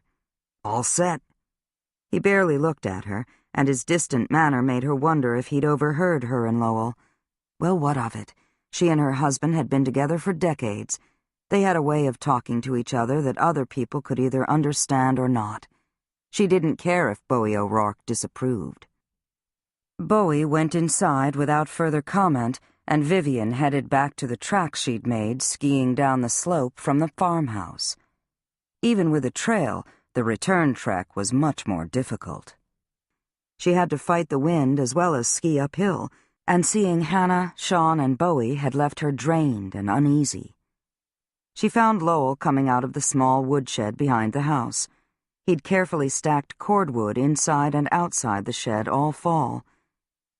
"You'll fill the wood box, won't you?" Vivian asked him. "I want to keep a fire going all day.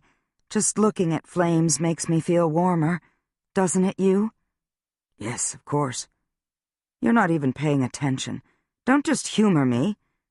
He tightened the latch on the shed door. "Are you sure you can tolerate being here? If you can't, we can leave." "I can. I refuse—" She looked down the slope toward the guest house.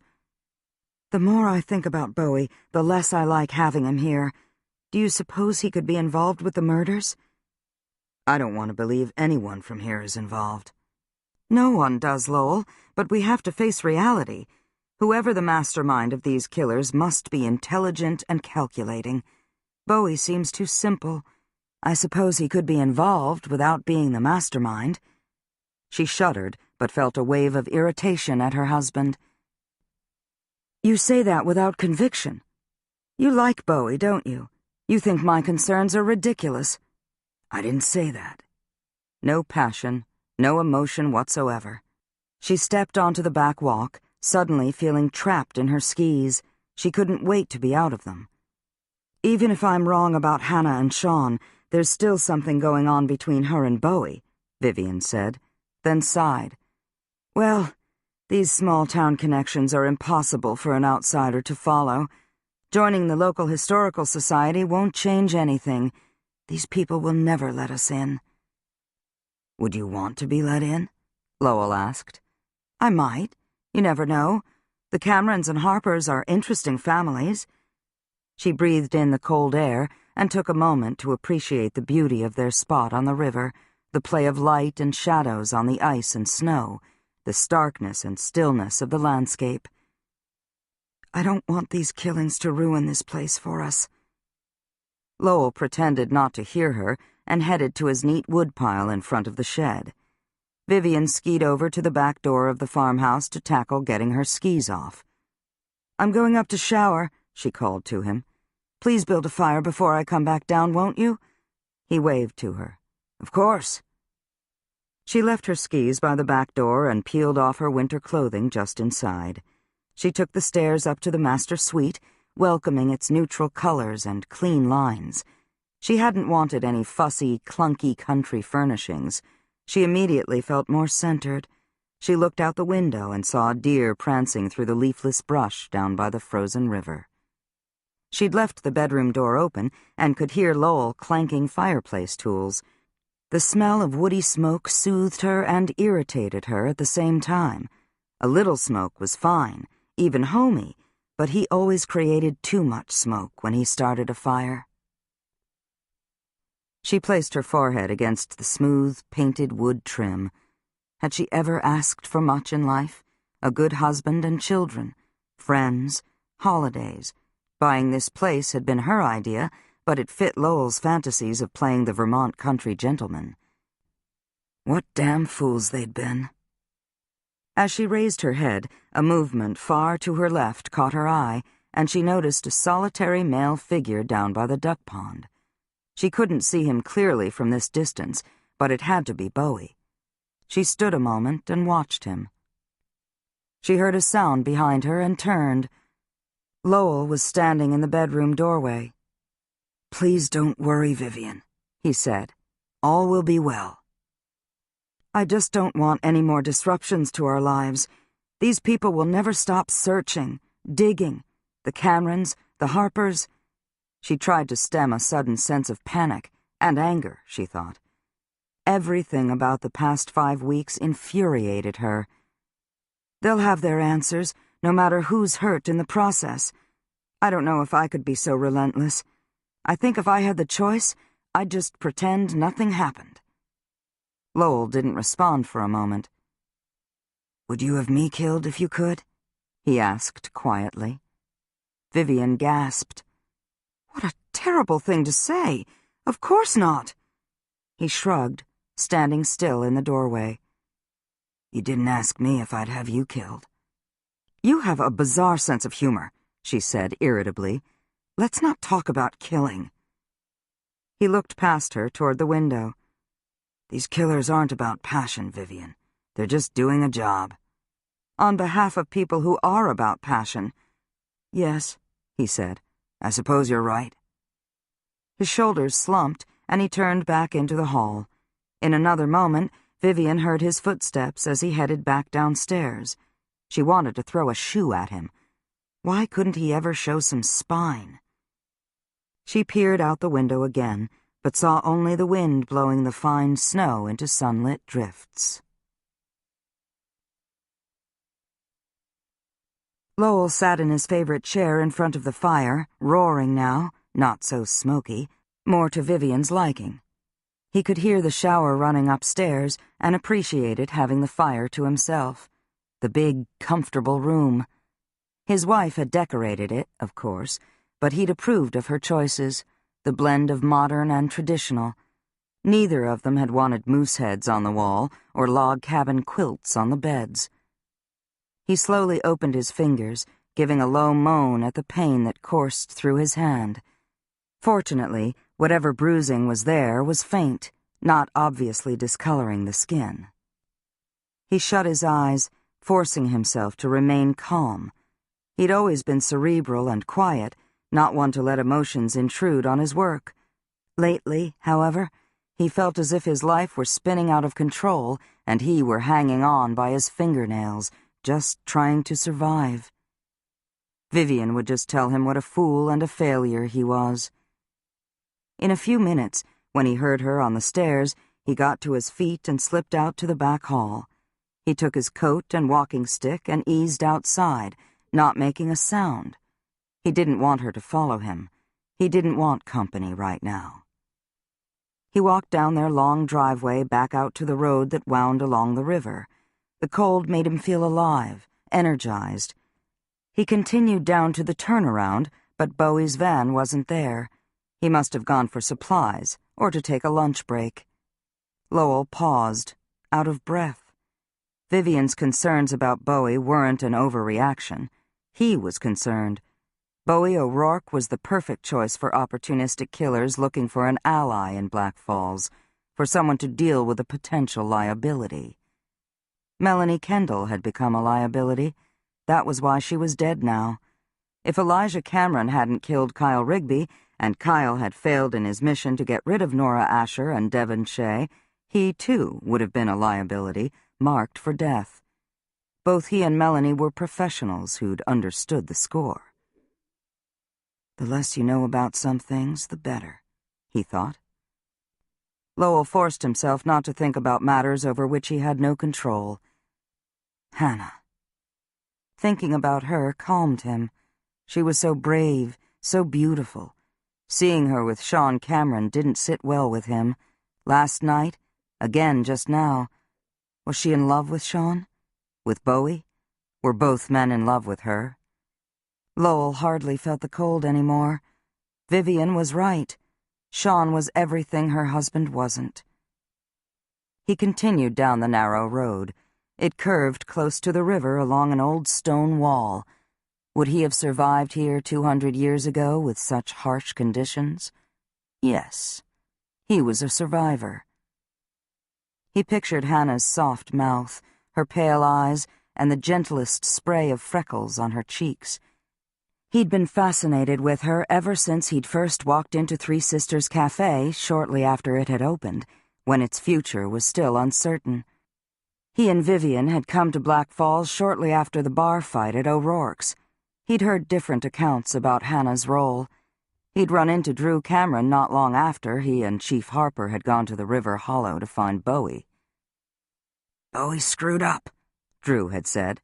"No question. But I have a feeling he's not telling all he knows about why he did what he did." "Do you think he was protecting someone?" The older man had shrugged without comment. Lowell had persisted. Was he protecting Hannah? Again, Drew hadn't answered. Lowell stared out at the ice formations on a bend in the river. What had Hannah seen yesterday at the crypt? What did she suspect? What did she know? She wasn't as meek as Lowell had thought. He'd expected her to run after she'd heard her name eerily whispered in the isolated cemetery. Instead, she'd grabbed a shovel and kept coming, determined to find Bowie. She was strong, in her own way as tough as any Cameron or Harper, if softer, more vulnerable. Lowell reminded himself that he'd succeeded. Bowie's arrival at the cemetery had caught him by surprise, but he'd managed to hide in time, then thought quickly, acted decisively, and knocked the rocks and debris on him and dealt with Hannah. He'd escaped down the wooded hillside without her or Bowie or Sean Cameron spotting him. He hadn't intended to take such an enormous risk. It had just worked out that way. He'd seized the first clear, or what he'd thought was clear, opportunity to retrieve the copper wire he'd stored in the crypt. Now it was safely tucked in his woodshed.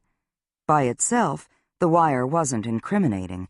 With black powder, gunpowder, a pile of cell phones, then it would be a problem. He'd never meant to be an operator, but he'd done what he'd had to do. He'd proved to himself 1,000 times in the past year that he could step up to the plate and get the job done himself when necessary. He was strong, too. Yes, he was a survivor. Chapter 18. Sean came to a crooked stop at a meter down from Three Sisters Cafe and didn't bother to straighten out the truck. He didn't feed the meter, either. He was too impatient, and he had no intention of staying in the spot for long. He'd pay the damn parking ticket if he got one. He launched himself up the sidewalk. The cafe lunch crowd had geared up, people ordering sandwiches on 12-grain bread, wraps, quiches, the homemade soup of the day, and servings of shepherd's pie, chili, and chicken pot pie. He didn't care. He went in through the main door and headed down the center hall, under the sweeping stairs, to the kitchen. Dominique Belair came at him, her fists clenched, her brown eyes wide with emotion. "I can't believe you let her go out there alone." "I didn't let her go alone." "She went to see Bowie O'Rourke, didn't she?" Reluctant to give an answer, Sean saw that Dominique didn't need one. "She did," Dominique said with a sigh of resignation. She sees a childhood friend where the rest of us see a man with a temper he can't always control. Where is Hannah now? Her friend clamped her mouth shut without responding. Dominique was the most private of the three sisters, and, not being a Black Falls native, was an outsider to the good and the bad that came with growing up in a tight-knit small town. Finally, she pointed to the door that led to the mudroom. Back there. Sean left her alone in the kitchen and headed back out into the hall. He saw Hannah's jacket hung neatly on a peg in the mudroom and heard the scraping of a chair or stool across the floor in the adjoining pantry. He had no idea what it had been back in 1835, a place to hang meat for all he knew. Hannah had her back to him as she stood on tiptoes on a wood chair and grabbed a can of tomato puree from a high shelf. "I know you're here, Sean," she said without looking around at him. Holding the can in both arms, she stepped down from the chair. The bruising on her wrist stood out in the storage room light. Sean saw that she had tears in her eyes, but her protective shield was up too, and he wondered if the emotions she was fighting were more than she could handle. He suddenly wasn't sure he could handle them either. Best, he thought, to keep an objective distance and focus on what he was there to do. "Joe called me on my way back here," he said. "She took a good look up at the crypt. She's impressed you and Bowie weren't hurt worse yesterday." "Did she find anything new?" "No." "Frustrated?" "We'd all be smart not to provoke her right now." "If you mean by going to see Bowie on my own, I'm not under arrest. Neither is he." Hannah set the tomatoes on a shelf behind her. "You're not afraid of Joe, are you, Sean?" He grinned. "Joe? I can see her cutting the rope on the tire swing on Elijah when we were kids. She was so mad at him, she climbed up the tree and had at it while he was in the swing." "And you watched her and let her get away with it?" "She did it before AJ and I knew what she was up to." Hannah laughed, tightening the tie on her evergreen apron. "I remember that tire swing. I'd see it when we drove past her house. I was never—" She reached for another can on a lower shelf. "Dominique uses locally grown and canned tomatoes when she can. Beth doesn't care." "I wish I had memories of you in a tire swing, squealing with laughter, hair flying." Sean felt a pang of regret that caught him by surprise. "We grew up just down the road from the Harpers. It was natural for us to get together as kids." "Yes, and there's a bond now among you all that was formed during your childhood." "Just as there is between you and Bowie." "All this drama, Sean," she said, turning back to him with the second can of tomatoes. "No wonder you're a millionaire. Who can win against you?" He winked at her. "Now you're with the program." "You're afraid Bowie will hurt me, and I'm not." He nodded to her injured cheek and wrist. "Maybe he did hurt you." "I don't believe that," she said quietly. "I'm not sure you do either. If you thought he was dangerous, why did you come barreling across the cemetery? You saw his van. How'd you know Bowie wouldn't attack you?" "I didn't know. I was only thinking about getting to you." Color rose in her cheeks, and she quickly picked up her other can. "Something you might want to keep in mind when you all start in on me about being impulsive and reckless. I guess we're both lucky things worked out the way they did." "You don't think I could have taken on Bowie?" Sean asked, amused. "That's not what I said. If he and I both were attacked, then someone else was out there." "All the more reason for me to have been there with you." Hannah held her tomato cans close to her chest. She was slim, smart, and one who prided herself on not needing anything from anyone. Maybe it was the tension of knowing she was holding back on him that had him noticing everything about her, had him wanting to keep her safe. He'd never met anyone more capable or self-reliant, but she looked so small standing there with her can of tomato puree. Even back in high school, she'd had a way of tying him in knots. He'd never liked being tied up in knots. He liked having things straightforward, and he liked being in control as much as she did. "You went out there this morning because you think Bowie knows something," Sean said, forcing any gruffness out of his voice. "But you're not sure, and you don't want to focus attention on him if you're wrong." "I already got all you Camerons focused on him. He got us focused on him himself." "How? By returning home?" "You're not naive," Sean said. "You know that Bowie's—" "What? From the wrong side of the town?" "Yes, Sean, that I do know, because I am too." He fought a surge of exasperation at the same time he wanted to take her into his arms and carry her upstairs to her apartment.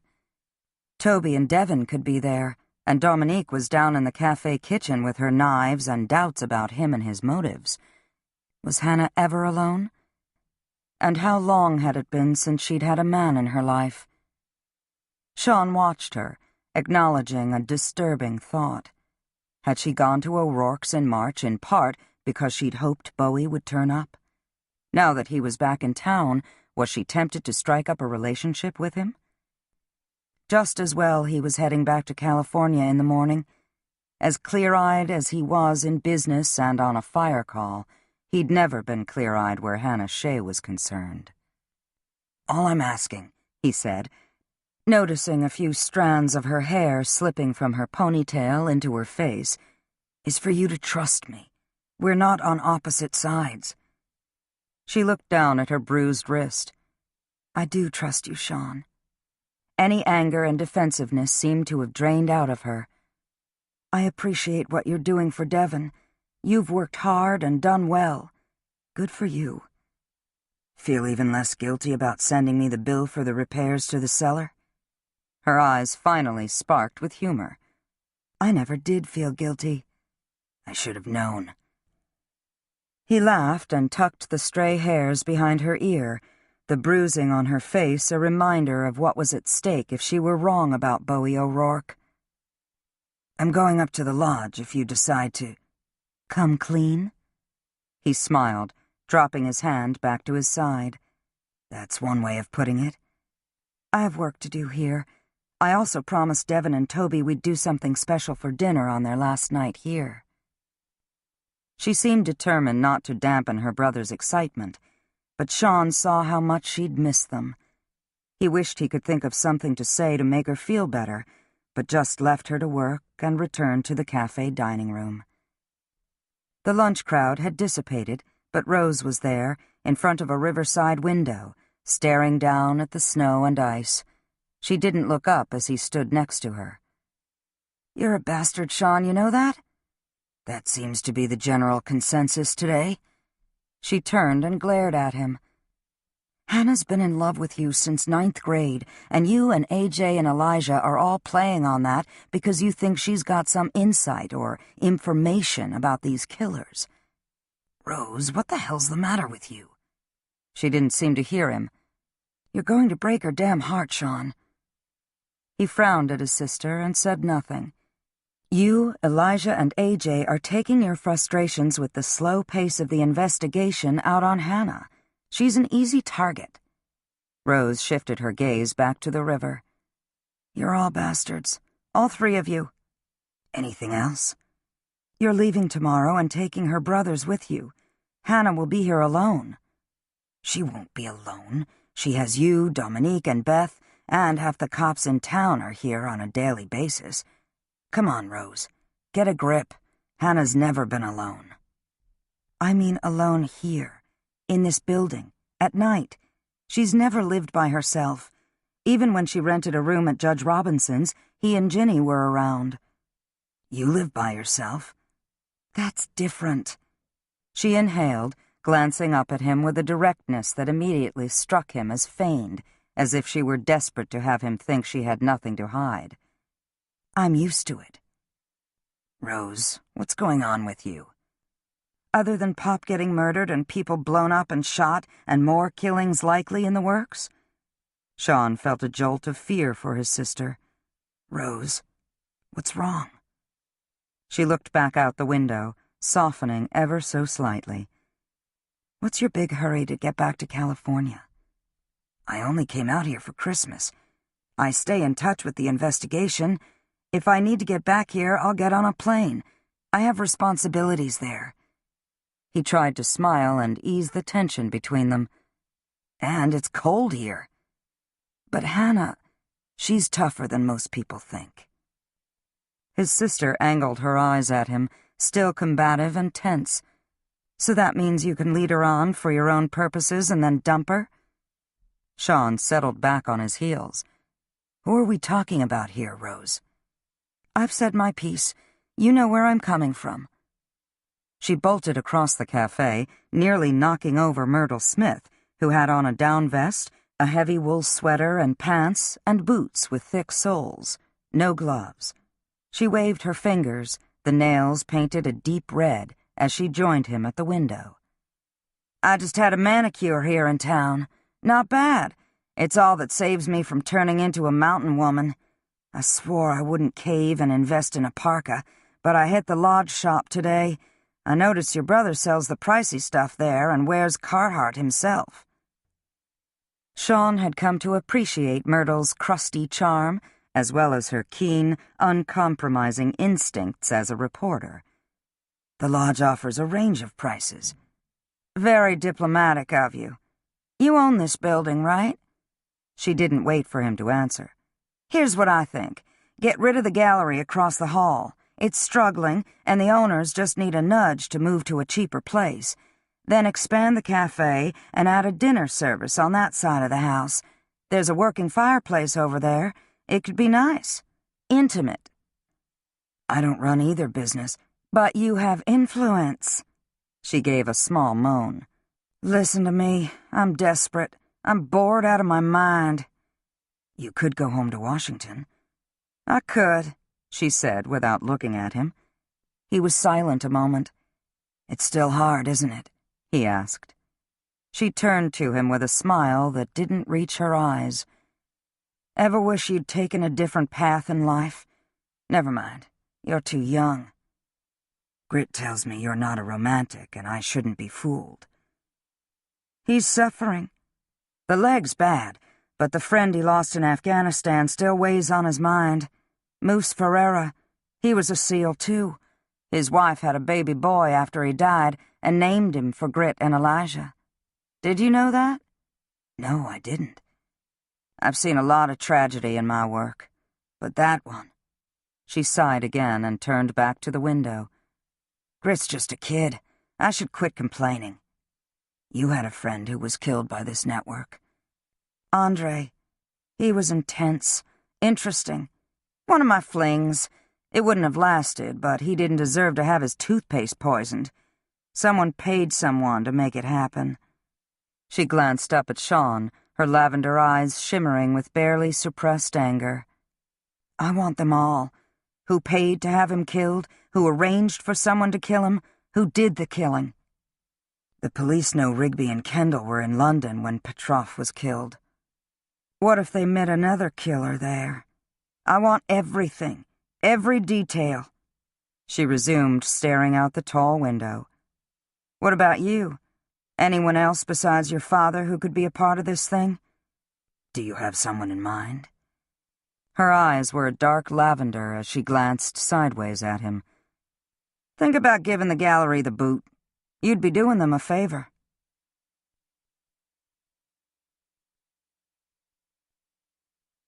Chapter 19. A fire roared in the big stone fireplace just down from the front desk of Black Falls Lodge. Sean stood with Elijah, facing the flames. On a normal winter day, the comfortable couches and chairs behind them would attract guests settling in with a book or wanting an afternoon nap. Sean was staying in one of those cottages and had insisted on paying full price. He couldn't bring himself to sleep at his childhood home, and he wasn't about to intrude on Elijah and Joe at the lake or sleep in one of Joe's cabins. Rose didn't give any indication she'd wanted company. Do you and Joe always stay at your house? He asked Elijah. Or do you ever stay in the cabin where you ran off to, for old time's sake? It's cold in the cabin. Joe likes her creature comforts. I thought you were a creature comfort. Elijah rolled his eyes. Miss having you around here all the time, brother. Sean managed to laugh.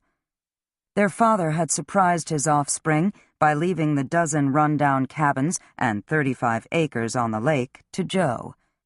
He'd bought them from old Pete Harper, her grandfather's brother, who hadn't touched the property in decades and had since died. Everyone in Black Falls, including the Cameron siblings, had expected the land to go to the lodge. AJ had even drawn up preliminary plans for what to do with the lakefront property. Elijah's house, which he'd built himself when he was home on leave over the past 3 years, had no lake frontage. He had to go on Joe's land, which he did, and would have even if he weren't sleeping with her. You two really engaged? Sean asked. I asked her to marry me, and she said yes. Elijah didn't look up from the flames. He'd been pensive since Sean had found him there. After a long silence, he continued. It was close up on the mountain. Rigby could have killed us all. You and Joe didn't let that happen.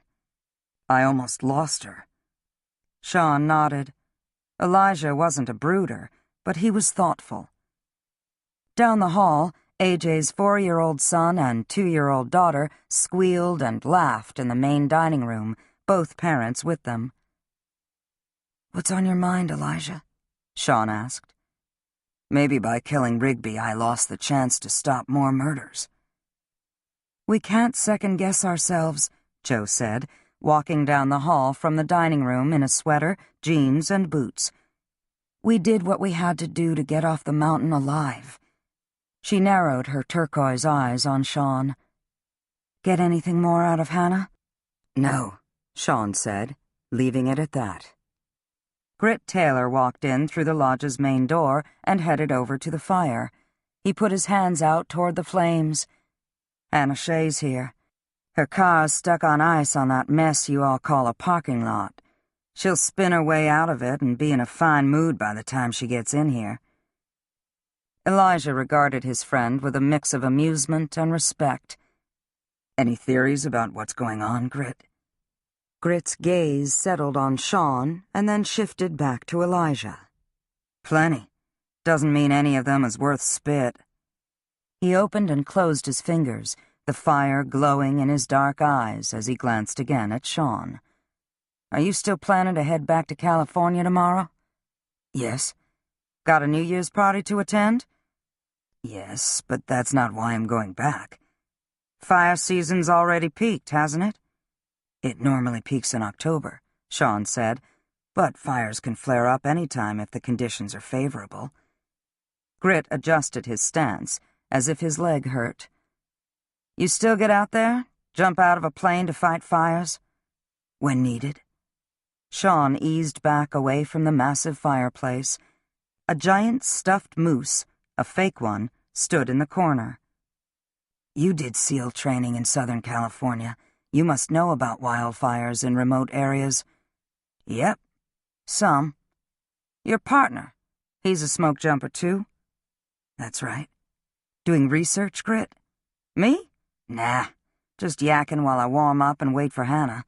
There's nothing the cops don't know about any of us by now. Hell, if we put a tack on our teacher's seat in 4th grade, Joe and company know about it. Joe had gone very still but didn't speak.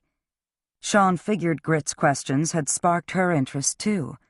Maybe things had gotten to the point that none of them could make idle talk without drawing suspicion, but Grit wasn't even being subtle. Elijah eased in next to the man he'd fought with, had almost died with. Has our friend in Washington been in touch again? Some people don't like to leave well enough alone, Grit said cryptically. He nodded at the main door as it opened. What do you know? Here comes one who does just that. Hannah's fearless, Joe said. It's what scares me about her. That I understand. Grit pulled his hands from the fire and shoved them in the pockets of his jacket. I'll go make myself scarce. Let me know if you three can't handle our would-be prosecutor and need my help. He headed down the hall toward the sounds of the young, squealing Camerons. Hannah entered the lodge, her coat unzipped, her head bare, her long, fine hair pulled back. Sean noticed that some of the anger had gone out of her, but his reaction to her unnerved him. This time, all he wanted to do was sweep her away to his cottage through the snowy meadow, light a fire in the fireplace there, and keep her safe.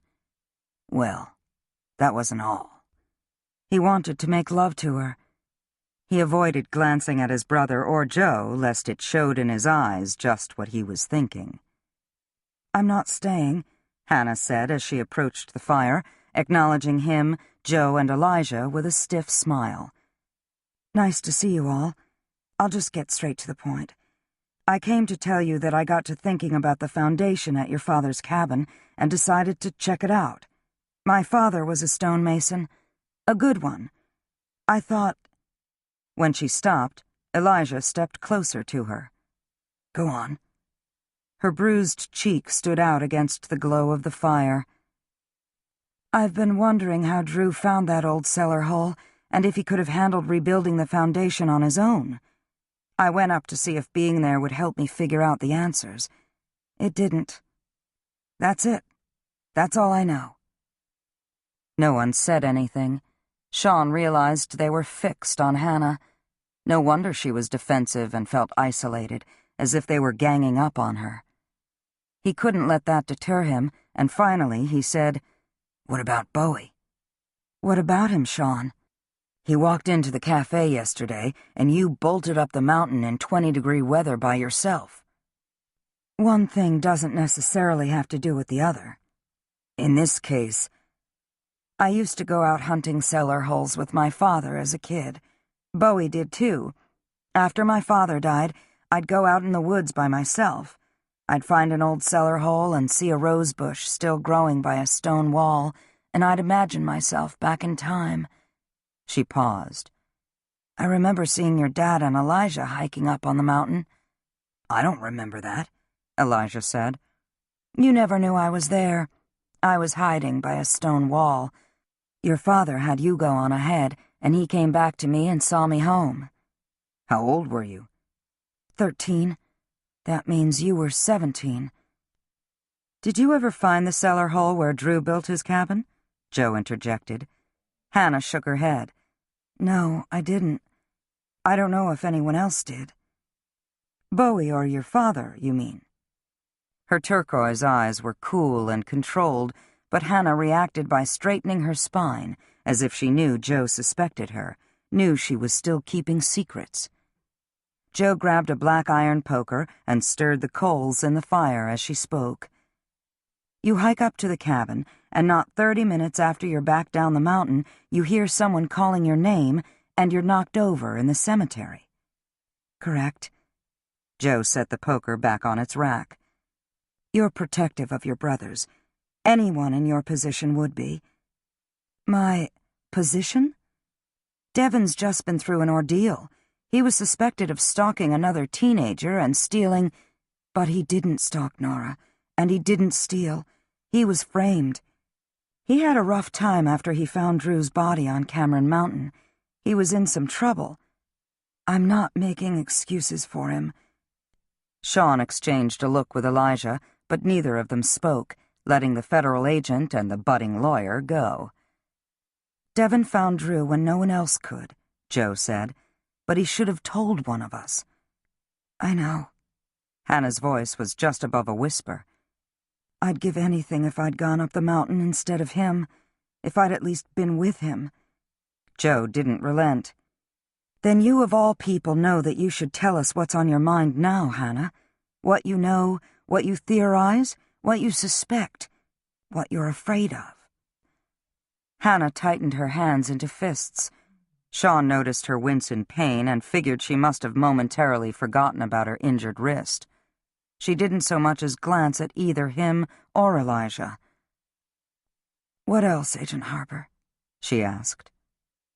"How well do your brothers know Bowie?" "They hardly know him at all," Hannah said, guarded, her emotions contained. "You want Bowie to be innocent." "Of course. Don't you? That's not the point." Elijah eased in next to Joe and winked at Hannah. "You don't like to be wrong, Hannah," he said.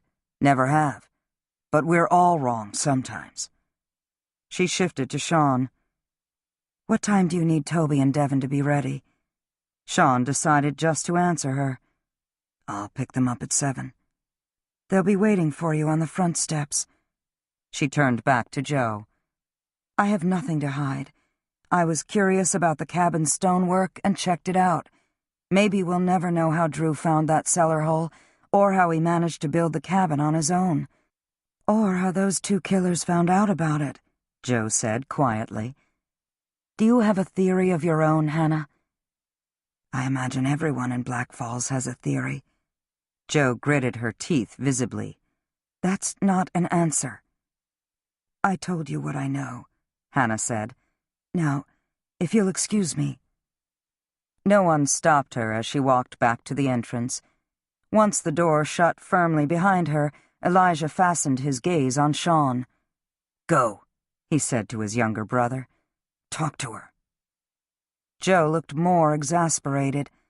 Try to get past that stubborn pride of hers and make her understand we're on the same side. "Maybe we're not," Sean said. "Just now, Joe. What do you know?" Her eyes were distant. "Ask Hannah about her father," she said, and turned, shutting out even Elijah as she gazed at the fire.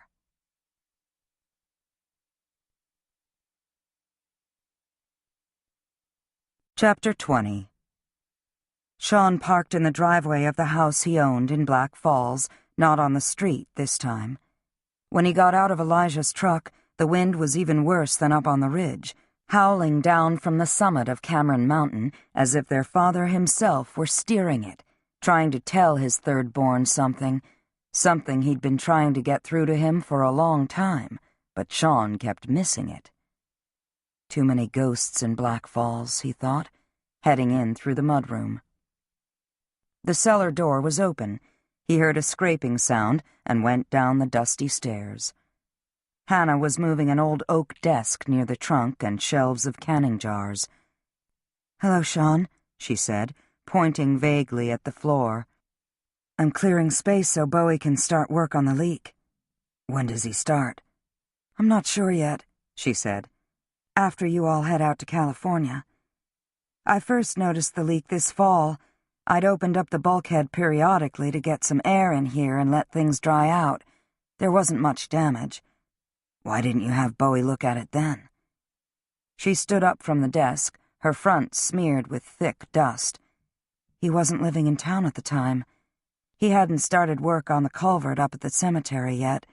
By then—" her shrug was anything but casual. "It was right after Thanksgiving. I had enough to think about." "If he'd noticed the bulkhead open and stopped by out of curiosity, would you have noticed?" "I noticed yesterday, didn't I?" She drew a fingertip across the layer of dust on top of the desk. "I know what you're getting at, Sean. I've had the same thought. It's hard to believe Kyle Rigby or Melanie Kendall would risk stealing money from the cafe to set Devin up. Why not find an easier way? Whoever was paying them didn't want his and Nora's deaths seen as murders by a stranger. 2 teenagers, overwhelmed by their own problems, get lost on Cameron Mountain." She trailed off and gave the desk a shove with her slim hips. "We can talk about this later," Sean said. "Would you like some help with that desk?" "No, I think there's enough room for Bowie to get back here. He can move whatever else he needs out of the way himself. I'm just looking for distractions." She glanced around the dank cellar. "Tourists who stop at the cafe love that it's in an old house. They're drawn to the sense of history here. Is that why you bought it?" "I didn't think much about it." "Then it was just a good investment opportunity?" He smiled. "It's not that good an investment, from what you've told me about your to-do list." "Oh, my to-do list doesn't even scratch the surface of what this place needs." Sean settled his gaze on her and noted she was paler than usual, but she looked away, ducking behind the desk, squeezing between it and the old trunk as she stepped back under the dim light bulb. She was closer to him now. He could see dust on her jeans and shoes, even a few cobwebs. She seemed unaware of his scrutiny. "Bowie's place on the river is of no historic consequence, but it's an old part of town," she said. "He's fixing it up. I'm surprised he wanted to go back there. He didn't have it easy as a kid. Everyone loved his father, but they didn't know what he was like in private, especially with his son. It's hard to love people who aren't good for you, who hurt you." Hannah brushed off the front of her shirt. Bowie's escape was to hunt for old cellar holes. It got him interested in historic stonework. Sean glanced at the old cellar with its stone foundation. The exterior of the house was brick, and there was a 100-year-old stone wall out back. The former tavern up at Four Corners had an old stone foundation and stone walls, too. He was familiar with historic stonework. Tobias Shea, Sean remembered, had laid the stone terrace at the lodge. He rubbed a rough, whole stone on the foundation, then turned back to Hannah, knowing he had to ask, "What was your father's relationship with Bowie?" Her pale, pretty eyes were suddenly distant. "Did Joe tell you to ask me about him?" Sean nodded. "She did, yes." Hannah remained very still. "He and Bowie got along well. He died when I was 14 and Bowie was 18. He ran his car into a tree on an icy road." "I remember." Her expression was impossible to read, deliberately so, he thought. "Do you remember anything else about him?" she asked. "I was 17. "No," she said, answering for him, without a trace of bitterness. "There's no reason you should. Most people don't remember my father, and those who do don't talk about him. I don't talk about him. Devon and Toby have no memories of him at all." With one hand, she batted the long string on the light bulb and watched it swing into the dusty air. "I figured Joe looked him up or talked to her father about him." "Why Chief Harper?" Sean asked. Hannah didn't hesitate. "My father served time in prison when I was small. It's not a secret. It's just not something anyone ever talks about. People didn't even talk about it when he was alive." Sean recalled vague references to Hannah's father, a gifted stonemason, having a troubled past. "Joe's thorough," he said. "It's her job." "I understand that. I figured when I was up at the lodge that she either knew about my father and hadn't thought about him until Bowie turned up, or she asked her father. Chief Harper arrested my father at least twice." "What did he do?" Her cheeks were pink now, her emotions high, if in check. "Broke the law." "Hannah." "I try to focus on the good times I had with my father. He convinced my mother he'd gotten his act together when I was 10. She took him back, and they had Devon and Toby." "Did he get into trouble again after that?" "Not that I know of." When Nora Asher talked to Joe and Elijah after their ordeal on the mountain, she mentioned that Devon had told her that his father had abandoned his family. "He must have heard that around town. I guess it's true in a way, isn't it? He never abandoned Devon and Toby, but he did my mother and me by doing stupid things and ending up behind bars." Sean considered her words, tried to be objective about them, about her. It wasn't easy. "It's also possible Rigby played up your father's past and put it out there to help raise suspicions against Devon." "Maybe. I don't know. I always studied hard and knew that getting a good education was my path to a different life than what my parents had. My father encouraged me. He was beset by demons I'll never understand, but he didn't want me to make the same mistakes he had." "You're worried about your brothers," Sean said, seeing it now. "You don't want them in trouble." She grabbed a rag that hung on a nail and returned to the desk, dusting its scarred surface. "I hope going to California is the right choice for them. They'll figure that out for themselves. They don't have the same upbringing you'd had when you left Black Falls." "Not the same," Sean said, "but Devon and Toby know they have you behind them. Trust them. Trust yourself." I wish it were that simple. She carefully wiped off the top of the desk. I don't know why I'm bothering. It'll be dusty again in a day down here. Hannah, you're an emotional mess. Just get my brothers safely to California. You could go with them. She shook her head. I can't. Not now. The next few days will be busy at the cafe, and then I have to get organized and start studying for the bar. Plus, Bowie will be working on the leak. She made an attempt at a smile. I keep hoping to find hidden treasure down here, but so far there's just a lot of junk and cobwebs. Would you tell anyone if you found treasure? This time, her eyes gleamed as she smiled. I could buy a house next to yours in Beverly Hills and let you wonder how I got the money. Except that'd never work. There are no secrets in Black Falls. The truth would find its way to you in California. There are loads of secrets in Black Falls. They're just not that easy to keep. She softened, even laughed a little. Come on. I assume you're having dinner at the lodge or out at Elijah's, but I can at least give you one of our New Year's cupcakes. As she started past him for the stairs, she stopped next to him abruptly. Your plane. Do you fly it yourself? Not yet. I'm still learning. Is there nothing you can't do, Sean Cameron? Her tone was light, but he saw the discoloration on her cheek and the pain in her eyes, even as she smiled. Figure you out, he said, brushing his fingertip along the edge of her jaw. I think I've been trying to figure you out since Latin class. You hated Latin? Yeah, I did. He tucked a finger under her chin, and when she didn't run for the stairs, he lowered his mouth to hers. Hannah, he whispered, kissing her gently. She didn't back away from his kiss or, at first, quite return it. Then she put her hand on his hip and kissed him back, but only for a half-second. Just long enough, he thought, to let him know that she wanted more. She stood up straight and swiped at a cobweb above her with a shudder. I've gotten used to dealing with spiders, she said, but that doesn't mean I like them.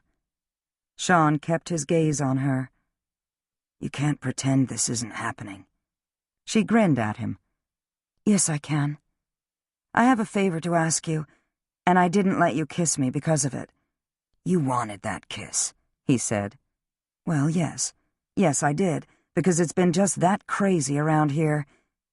She seemed suddenly self-conscious. I can't deny or begrudge my brothers this chance in their lives, or blame them for wanting to get out of here, especially after what's happened. Even without what happened. What can I offer them? You're their sister. I don't have a house in Beverly Hills with a pool, she said lightly. They'll miss you. Sean brushed the back of his hand over her cheek and onto her hair, and was glad when she didn't bolt for the stairs. They're teenagers. They're not necessarily good at expressing that sort of thing. It's not as if I haven't known this day was coming. I want Toby and Devin both to figure out their lives. You have your own life to figure out. He thought of his sister's accusation about breaking Hannah's heart and wished he hadn't come down here, even as he acknowledged that he wanted to kiss her again. When your brothers are in California and you're here alone... Sean hesitated, struggling to find the right words. There's still a killer out there. Don't try to be a prosecutor before it's time. You need to back off. You can tell Joe that my father was a positive influence on Bowie, not a negative one. Or she can ask me and I'll tell her myself. You can trust me, Hannah. I hope you know that. Do you trust me? It's not just a question of trust. I should go, she said. Hannah. But she finally ran for the stairs, taking them two at a time, fast. Sean moved the damn desk just to get rid of some of his pent-up energy, then turned out the light and headed upstairs.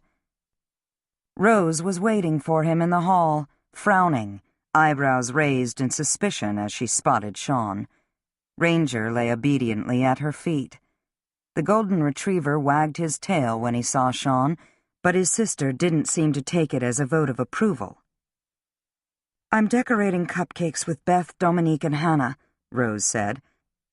"They threatened to kidnap me if I didn't get out of the house."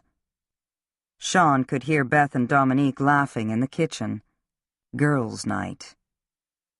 "Then," Rose added, her tone hardening, "I'm going up to the lodge and out to the lake and throttling Joe and my 3 big brothers. Get off Hannah's case, all of you. She's Bowie's friend, maybe the only friend he has left in the world. That should be commended instead of turned into a source of suspicion." Sean scrutinized at his sister. "Rose, what the hell are you talking about?" "I'm throttling you first. In the meantime," she smiled, although her eyes were still fiery, "Dominique's buttercream frosting awaits." She headed for the kitchen. Ranger stayed put in the hall. Sean stepped over him and went into the mudroom. He wasn't going near Rose and her friends and the cupcake decorating. Devon was coming in from the back with a duffel bag he'd borrowed from Elijah. He looked nervous as well as excited. Sean didn't blame him. It wasn't easy to think about leaving Hannah behind in Black Falls. Hannah dipped a finger into the buttercream frosting heaped atop her chocolate cupcake. She knew that Dominique, Beth, and Rose weren't there decorating cupcakes because of the cafe. They were there because her brothers were leaving in the morning. Rose sat on a high stool at the work table, a tiny jar of sparkling silver stars in hand. "I love the smell of baking cakes," she said happily, then turned to Hannah, her Cameron blue eyes serious. "Sean can be a heel, you know." Beth set a cookie tray in the stainless steel sink. "Pardon me for saying so, but it's true. He owns property in town, but that doesn't mean he ever plans to come back here to live." Hannah licked the frost off her finger, aware of her friend's scrutiny. "No worries, my friends. There's nothing between Sean and me." "Ha!" Beth said. "Okay, maybe a momentary thing because we were in a dark cellar and covered in cobwebs." Dominique raised her dark eyebrows.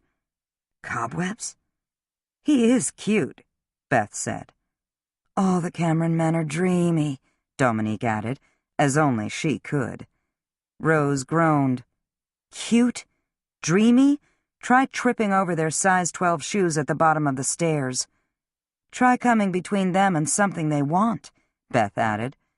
"Or hurting one of their own," Hannah said. Rose averted her eyes. She looked agonized, but Hannah said nothing. Although she was more and more certain her friend was fighting off the after-effects of a failed love affair on the road. There had been hints, but Hannah knew Rose well enough to be cautious about confronting her. Rose was very private and naturally solitary, and she was still angry and grief-stricken over her father's death. Whatever romantic disaster Rose had experienced, Hannah doubted the Cameron men had a clue. As much as they might argue, AJ, Elijah, and Sean wouldn't be happy with any man who had broken their baby sister's heart, and Rose would know to keep them away from whoever it was. "When you're ready, we can talk," Hannah whispered. "I know it's torture for you to confide in anyone." "Thanks," Rose said under her breath. Beth and Dominique either didn't hear the exchange or pretended not to. For the next hour, they turned their attention to cupcakes and laughter, as if there were nothing more pressing on their minds than frosting, sprinkles, and little silver stars. Hannah welcomed the show of support and friendship. It would make saying goodbye to her brothers in the morning easier, knowing she had these women behind her. And saying goodbye to Sean, she thought. She had let herself go too far with him when she knew he'd be back in Beverly Hills in 24 hours, by his pool, making deals, attacking fires. Rose left, and Beth and Dominique helped Hannah pick out the boys' favorite cafe offerings for a winter smorgasbord, and put together goodie bags for their trip, then helped carry everything upstairs. Devon and Toby both had their stuff heaped in the living room, their excitement about their upcoming adventure obvious as they greeted the 3 sisters.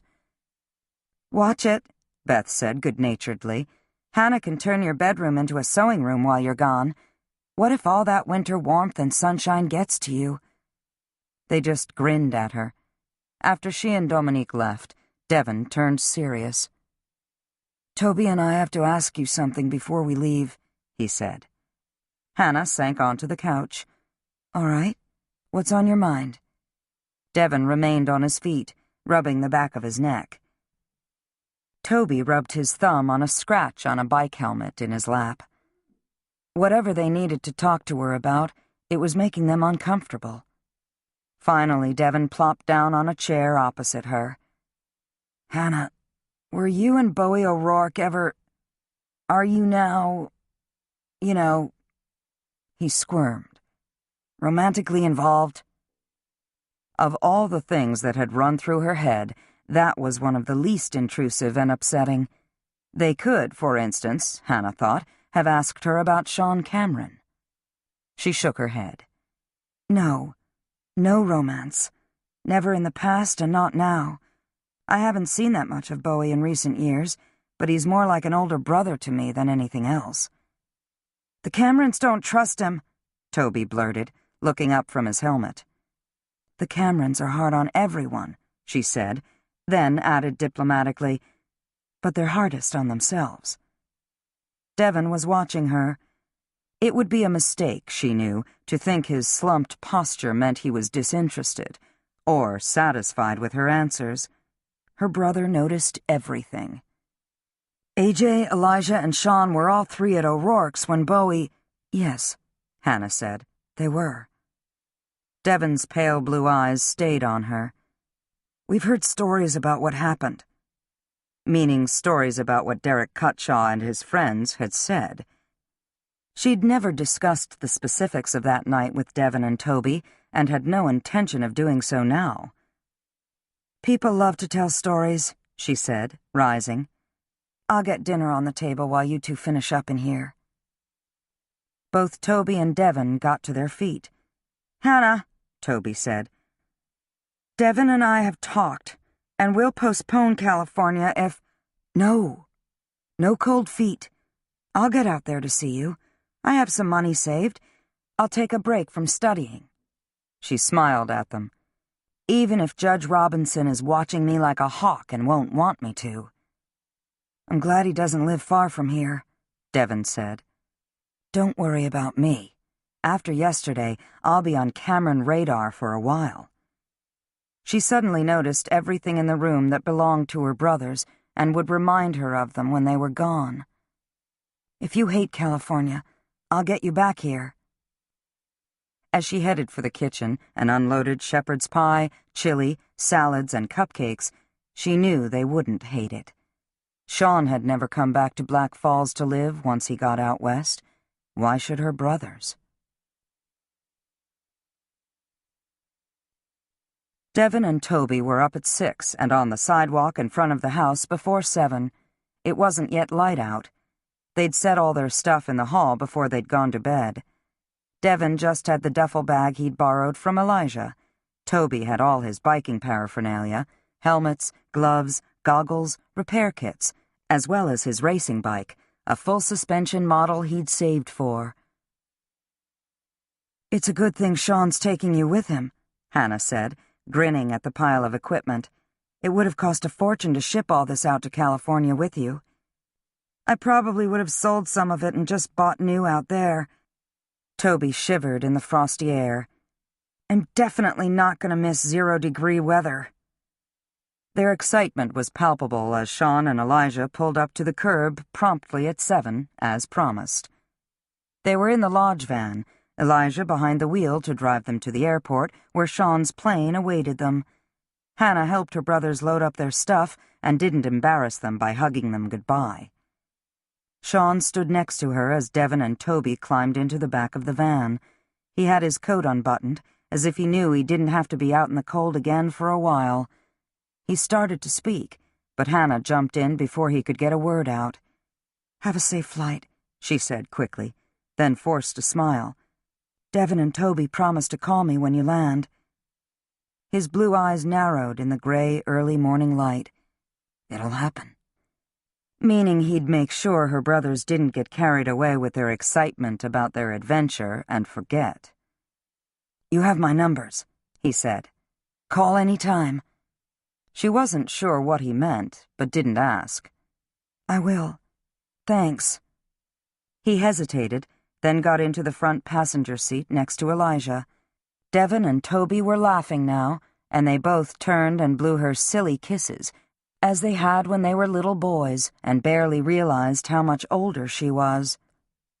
Hannah laughed and blew kisses back to them. Then the wind blew, and she groaned at the cold and fought back tears as she ran inside to the warm cafe kitchen, Beth, Dominique, and their work of the morning. Chapter 21.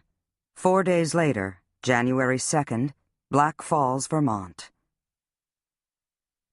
Grit woke up on the second day of the new year to the same dark and cold he'd woken up to on the first day of the new year and the last day of the old year.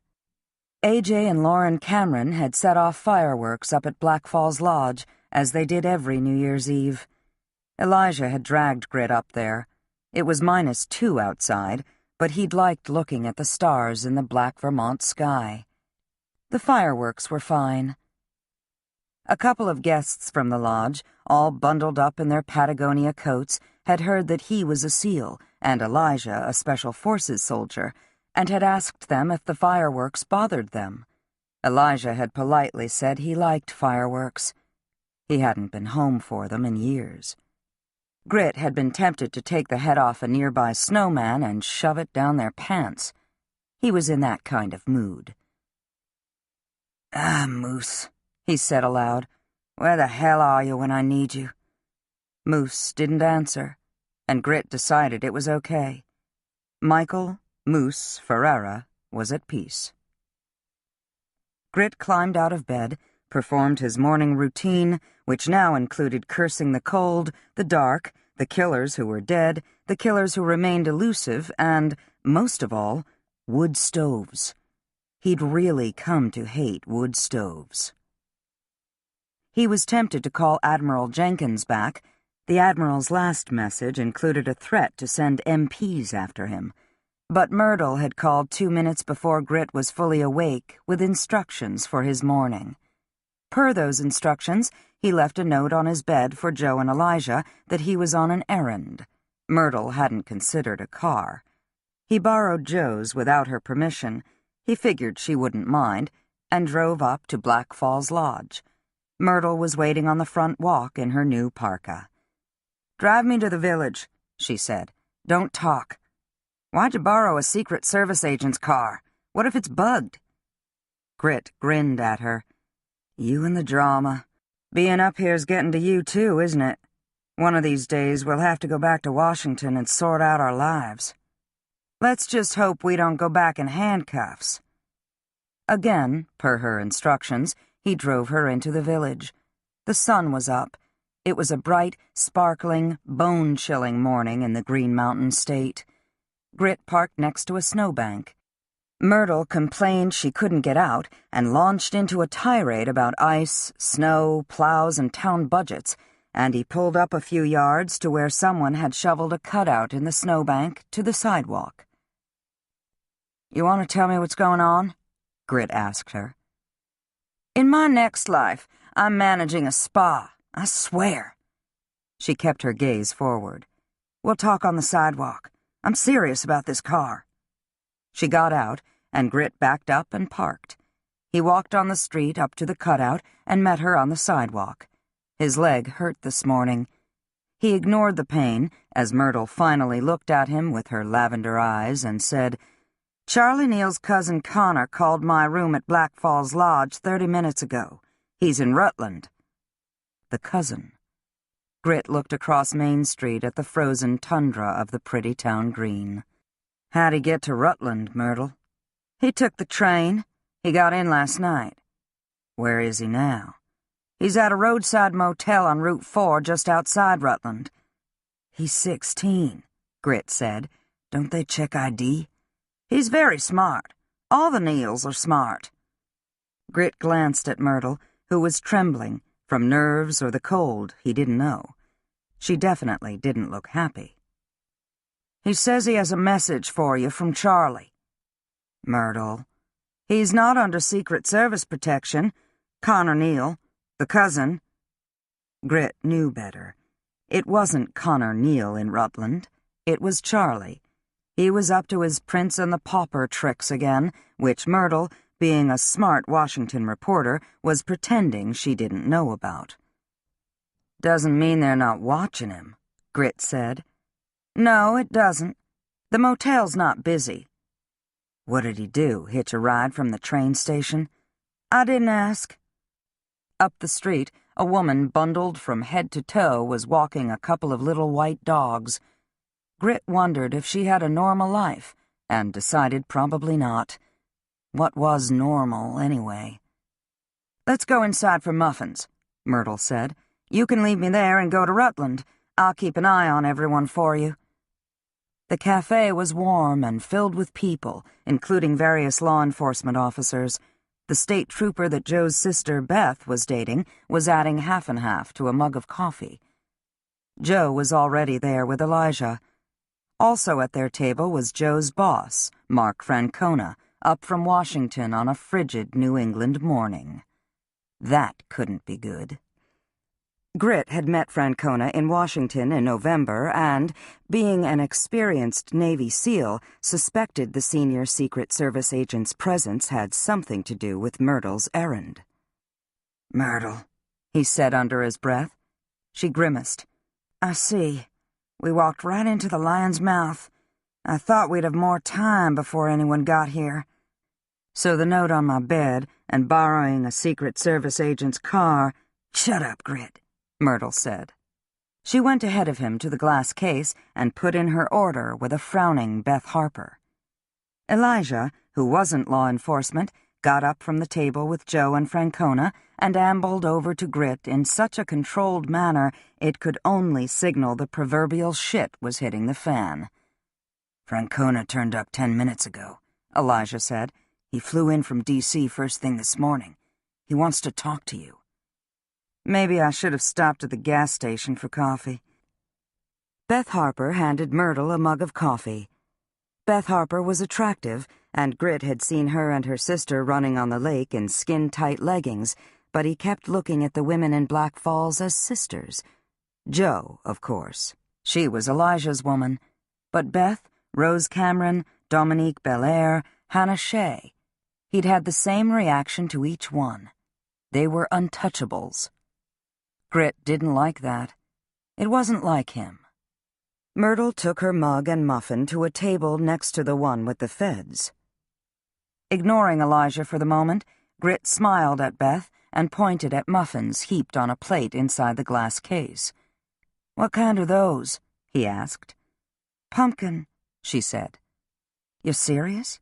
Pumpkin muffins? Do they taste like pumpkin pie?" "Similar spices. They're dense. We make them with whole grain flour." "What kind are the ones next to them?" "Cranberry walnut." "No Krispy Kreme around the corner, is there?" Beth smiled. "No, Petty Officer Taylor, there isn't." "I'll go with the pumpkin." "Would you like butter or ricotta cheese with it?"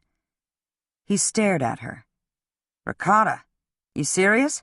Ricotta goes in lasagna and ravioli. Why would I want it on my muffin?" "Because it's a low-fat alternative to butter, and it's loaded with calcium." Grit looked at Elijah, still standing in front of the glass case with him. This is a strange little town. Being an experienced special operations soldier, Elijah wasn't buying the distraction. "Joe and Francona want to talk to you." "They armed?" "Always." "Why don't they want to talk to Myrtle? Look at her. She's sitting there by herself with her fluffy coffee and muffin." "Latte," Beth said. "I see she went for the pumpkin muffin, too. Scary." Elijah had that same look Grit had seen in April, right before their helicopter went down in an isolated Afghan mountain pass. That hadn't been a good night. Elijah's eyes got dark. "Grit?" He looked at Beth. "I'll have a small coffee, too." While she filled his order, He dug out a few bills and left them on the counter, operating under the assumption he would have to make a fast getaway with 2 Secret Service agents a few yards from him and Myrtle's errand to complete. "I'm going for a pleasant morning drive in Vermont." "Grit," Elijah said, "we need to talk. Tell Joe and her boss they can meet me at my cabin later. They can search it if they want. Just have them put a log in the stove." Elijah backed off, and Grit gave Beth a friendly smile as she handed him his muffin and coffee to go.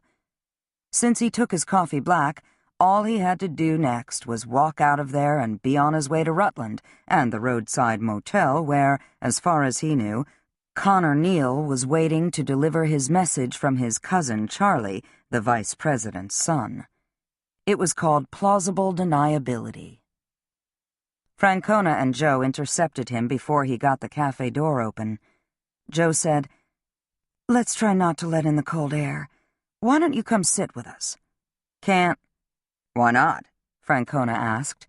He was in his early 40s, a straight-backed type with a peculiar sense of humor. "I'm taking a drive." Grit didn't mention it was in Joe's car. "I want to see some Vermont winter vistas." Elijah winced behind his fiancée and Francona and mouthed, "Vistas?" Joe's eyes narrowed in a way that probably fired up Elijah, but didn't do much for Grit. She said, "You'd tell us if you were contacted by a Secret Service protectee, wouldn't you, Grit?" "You bet." "Because," Francona said, "we're all on the same page here. We all want the same thing, right?" "If by the same thing you mean spring," Grit said, "yes, sir, we are definitely on the same page." Grit opened the door. His left shoe felt tight and achy. That hadn't happened in a while. He had a left shoe, but not a left foot. He figured the phantom pain had something to do with the 2 unsmiling Secret Service agents with him. Joe, a native Vermonter, didn't look cold. Francona, who probably wasn't a native of anywhere, didn't look cold either. He just looked as if he wanted to shoot someone. Not much of a sense of humor this morning. They didn't stop Grit as he walked out of the cafe onto Main Street. The sun glinting off the snow hurt his eyes. He put on his sunglasses and got behind the wheel of Joe's car. He had a bite of his muffin, which didn't taste like pumpkin pie at all, and a sip of his coffee, and stared past the quaint town common. He called Myrtle on his cell phone. She picked up on the first ring. "The Secret Service is about to gang up on me," she said. "I'll do what I can, but I'm not good with cops unless it's a First Amendment issue." Meaning she'd cave if it meant saving her ass. "I'll break you out of jail." "What a champ," she said, and disconnected. Grit found the motel with no trouble. It was on the road to the massive Killington ski area, and when he pulled into the parking lot, he was pretty sure no one had followed him. He didn't know if Myrtle had broken, though, and he was on high alert in case state cops and feds were about to pour out of the mountains and nail him. He spotted a fair-haired teenager who resembled Prince Harry at 16 making waffles at the free breakfast bar. It wasn't Connor Neal. It was Charles Preston Neal, son of the Vice President of the United States. Big surprise. Charlie appeared to be alone. Grit hated being unarmed with a high-value target right in front of him. What if bad guys had followed Charlie last night and were already in the breakfast room? Charlie motioned for Grit to join him at the waffle iron. "Thanks for coming," the kid said. Grit smelled waffles and coffee. "I thought I told you not to pull this stunt again, you and your cousin switching places. It's not smart." He frowned. "Secret Service is onto you." "No, they're not. They just think they are. What are they going to do if they find me? Arrest me?" "I would," Grit said. Charlie shivered as steam rolled out of the waffle iron. "It's cold in here. The heating system is inadequate for the conditions. Do you want waffles?" "No. It's cold in Black Falls, too. It's cold everywhere up here." Charlie's light blue eyes fastened on Grit. "It's not cold in Southern California." Grit said nothing. "I'll make a deal," Charlie said. "You let me tell you about California, and I'll go back under Secret Service protection." "Or what?" "I don't let you tell me about California, and I put you back under Secret Service protection myself?" "My way, and no one knows I was ever up here. Your way, it's not gonna be your way. Whatever we do, it's my way. Understood?" "Yes, Petty Officer Taylor, I understand." A tactical decision. There was nothing meek or humble about Charlie Neal. "Nobody's trying to kill me, Petty Officer." "I'll bet a lot of people are thinking about it." Like Deputy Special Agent in Charge Mark Francona and Special Agent Joe Harper. Probably Myrtle Smith by now. "Call your parents." "Why? They think I'm with my cousin. You'll just get some poor Secret Service agent fired." "Maybe some poor Secret Service agent deserves to be fired." Charlie lifted the lid on the waffle iron and grinned at the browned waffle inside. "Perfect. Come on, who can resist fresh waffles?" Grit's cell phone rang. He saw Elijah's number on the screen and knew he had to answer. "You have a bead on me?" "On Joe's car." "Were you gonna shoot out the tires and leave me here in the cold if I didn't answer?" "Not me. Joe." "You didn't follow me." "You're good, but I'd have spotted you. Francona have a homing device on Joe's car?" "It wasn't Francona." "Myrtle. She'd said she'd cave." "Where do we meet?" "Joe says to sit tight. She likes waffles." Grit shut his phone. "Talk fast," he said. "They're coming for you." Charlie didn't look perturbed. He pried his waffle loose, put it on a plate, and headed to his table. Grit followed him and sat down across from Charlie. He smeared butter on his waffle. "You can't have too much butter on a waffle." He glanced up at Grit.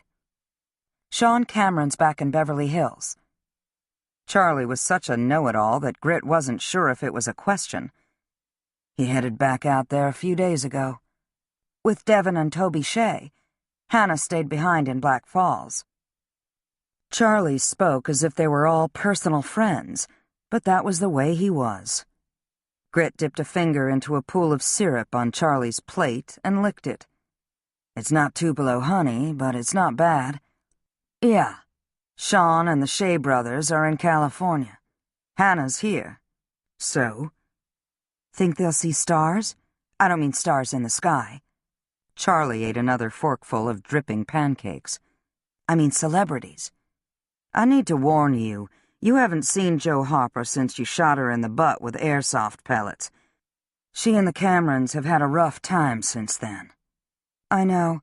My cousin Charlie helped me figure out a network of killers was behind Drew Cameron's death in April." Grit decided it was just as well Charlie kept up the charade that he was his cousin Connor and not the son of the Vice President of the United States. He could claim he thought he was talking to Connor Neal. Not that he would, or anyone would believe him, but he could. "My point is, Joe's still a Secret Service agent. Badge, gun, no sense of humor when it comes to your Prince and the Pauper antics." "Any of my antics," Charlie said. "Not that I'm always the one responsible. Connor does his share of damage." "What, Charlie, given up on pretending to be your cousin?" He shrugged. "I tried. Agent Harper had no sense of humor even when she was assigned to my sister Marissa. Marissa's never any trouble.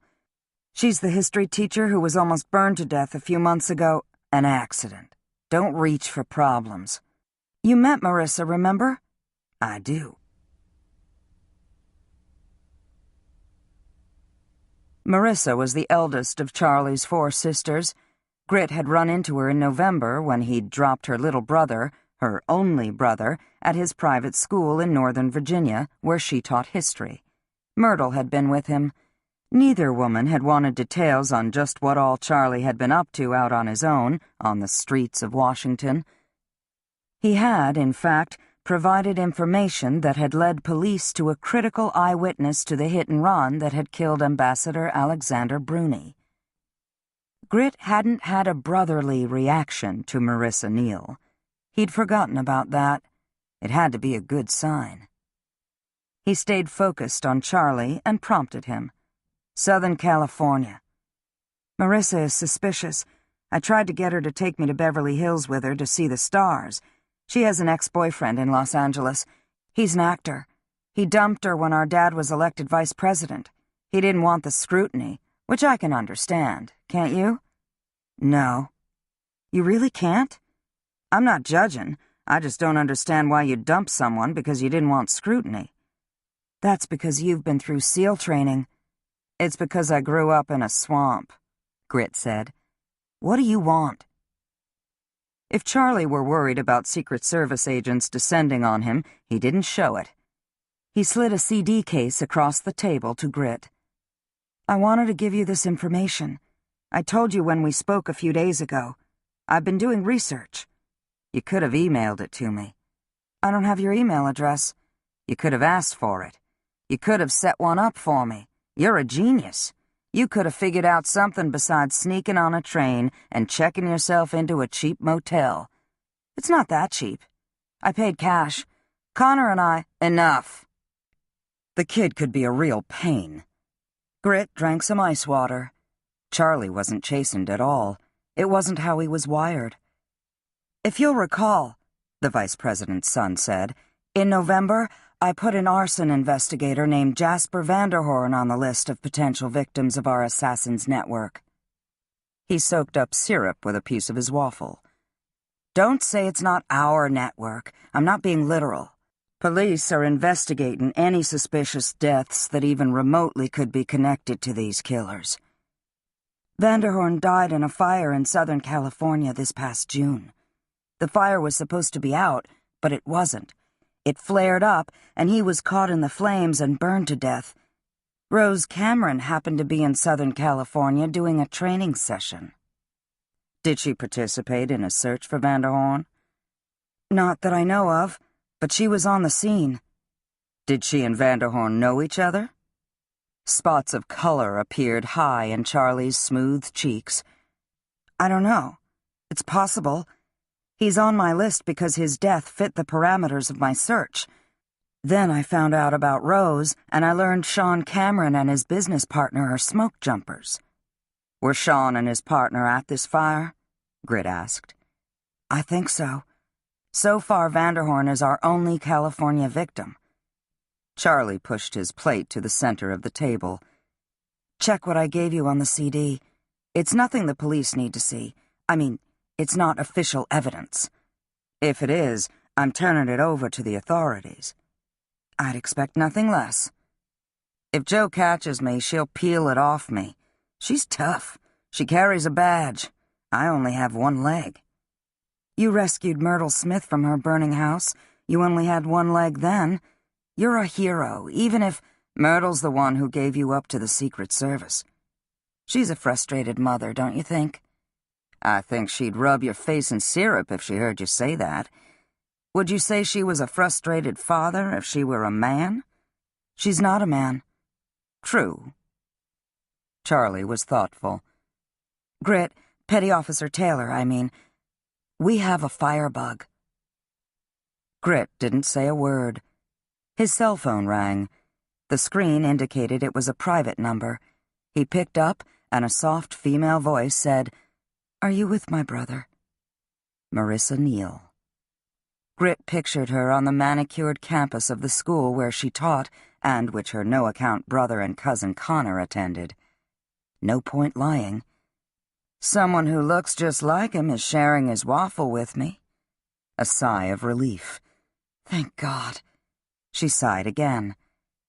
I want him back here safe and sound, and I don't want him to become the butt of media jokes. Do you understand, Petty Officer Taylor? Yes, ma'am, I do. Then make it happen. Aye, aye. If it doesn't, I'll hold you both responsible. Charlie was mouthing the words, my sister?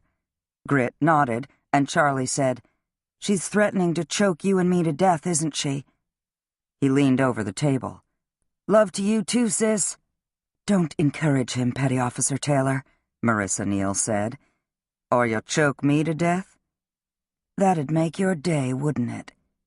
He shrugged. "Probably." She gasped and disconnected.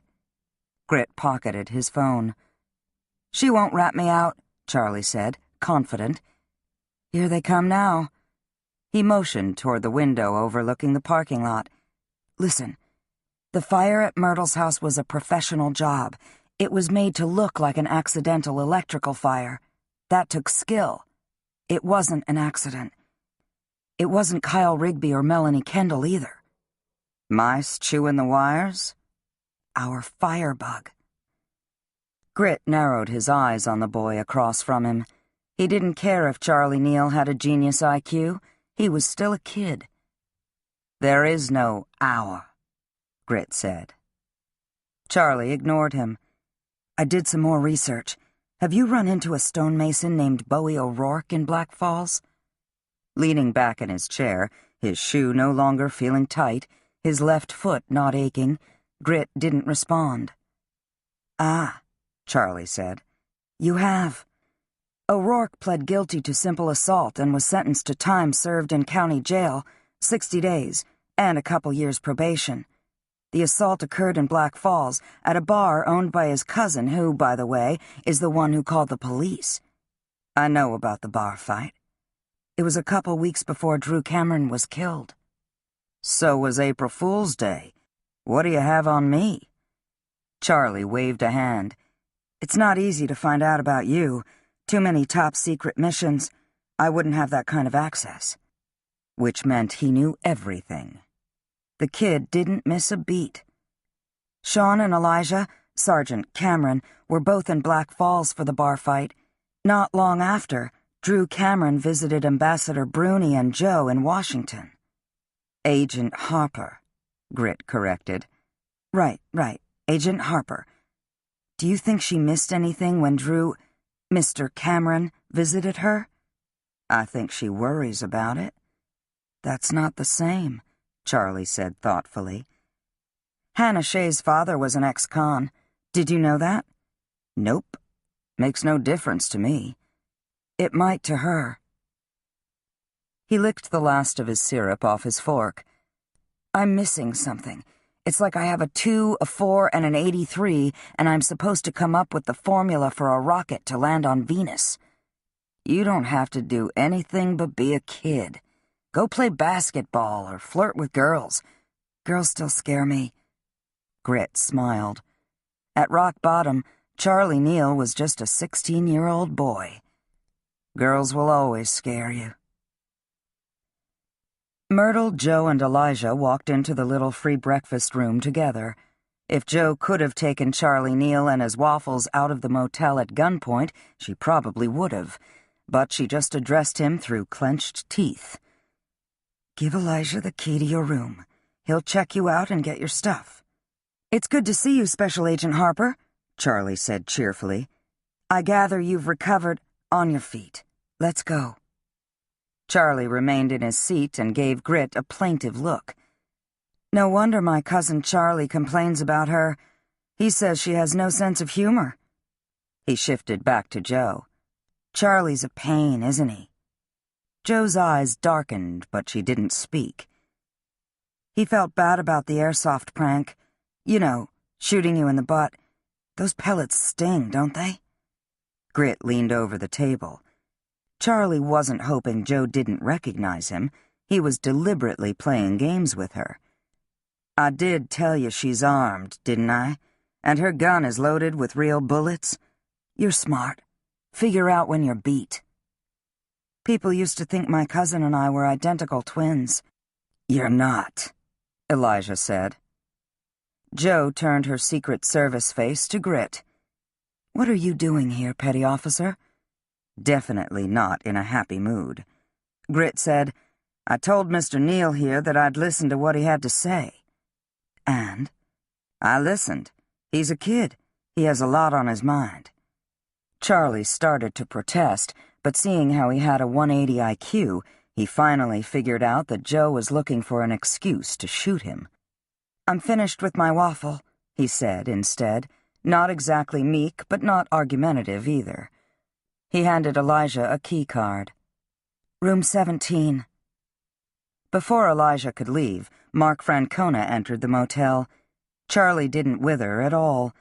Francona breathed in through his nostrils before he spoke. "Special Agent Harper and Mr. Neal here can come with me." He pointed at Myrtle, then Grit, then Elijah. "You three can find your own way home." "Mr. Neal wants me to go back to Washington with him," Grit said. It wasn't in him to leave the kid to the feds for such a long trip, even if he deserved it. Francona looked at him. "Yeah? I want to read a book by a fire. Neither is going to happen." He turned back to Charlie. "Let's go." Charlie got to his feet and put his hand out to Grit. "Thank you," he said, shaking hands as if he were about to have his last cigarette and go before the firing squad. Joe fell in with her boss and the vice president's son and headed out. "Francona's mad," Myrtle said after they left. Elijah shrugged. "He's always mad. His sense of humor just covers it up most of the time." Myrtle sputtered. "What sense of humor?" "Come on," Grit said, rising. "Let's go back to Black Falls and pack. You and me on a road trip, Mom." "Call me Mom again and I'll run us off a cliff. I'm driving." Elijah was quiet. Grit understood why. Joe was gone. He said, "She'll be back." "Maybe we went too fast," Elijah said, half to himself. "Myrtle and I will look her up in D.C. and figure out what's going on. Joe needs to be back in her old life. She needs to be sure that who she is and what she wants will be the same when she's back in D.C. "What did Charlie want?" "To help find these killers. It's past time, Elijah." Elijah didn't budge. He'd had his own dealings with Charlie Neal. Charlie had called him about paid assassins in November after Ambassador Bruni's murder. "Charlie didn't make the effort to come up here without specific intel," Elijah said. "You know what he's like." "Your brother Sean and his partner are smoke jumpers. They fight some bad wildfires." Elijah's eyes narrowed, and he showed no emotion whatsoever, which told Grit that he had his friend's full attention. "We have a lot of dots. Not all of them will connect." "Did Charlie mention Bowie O'Rourke as well as my brother?" "Joe leave you out here in the cold? Need a ride? We can talk on the drive back to Black Falls." Chapter 22.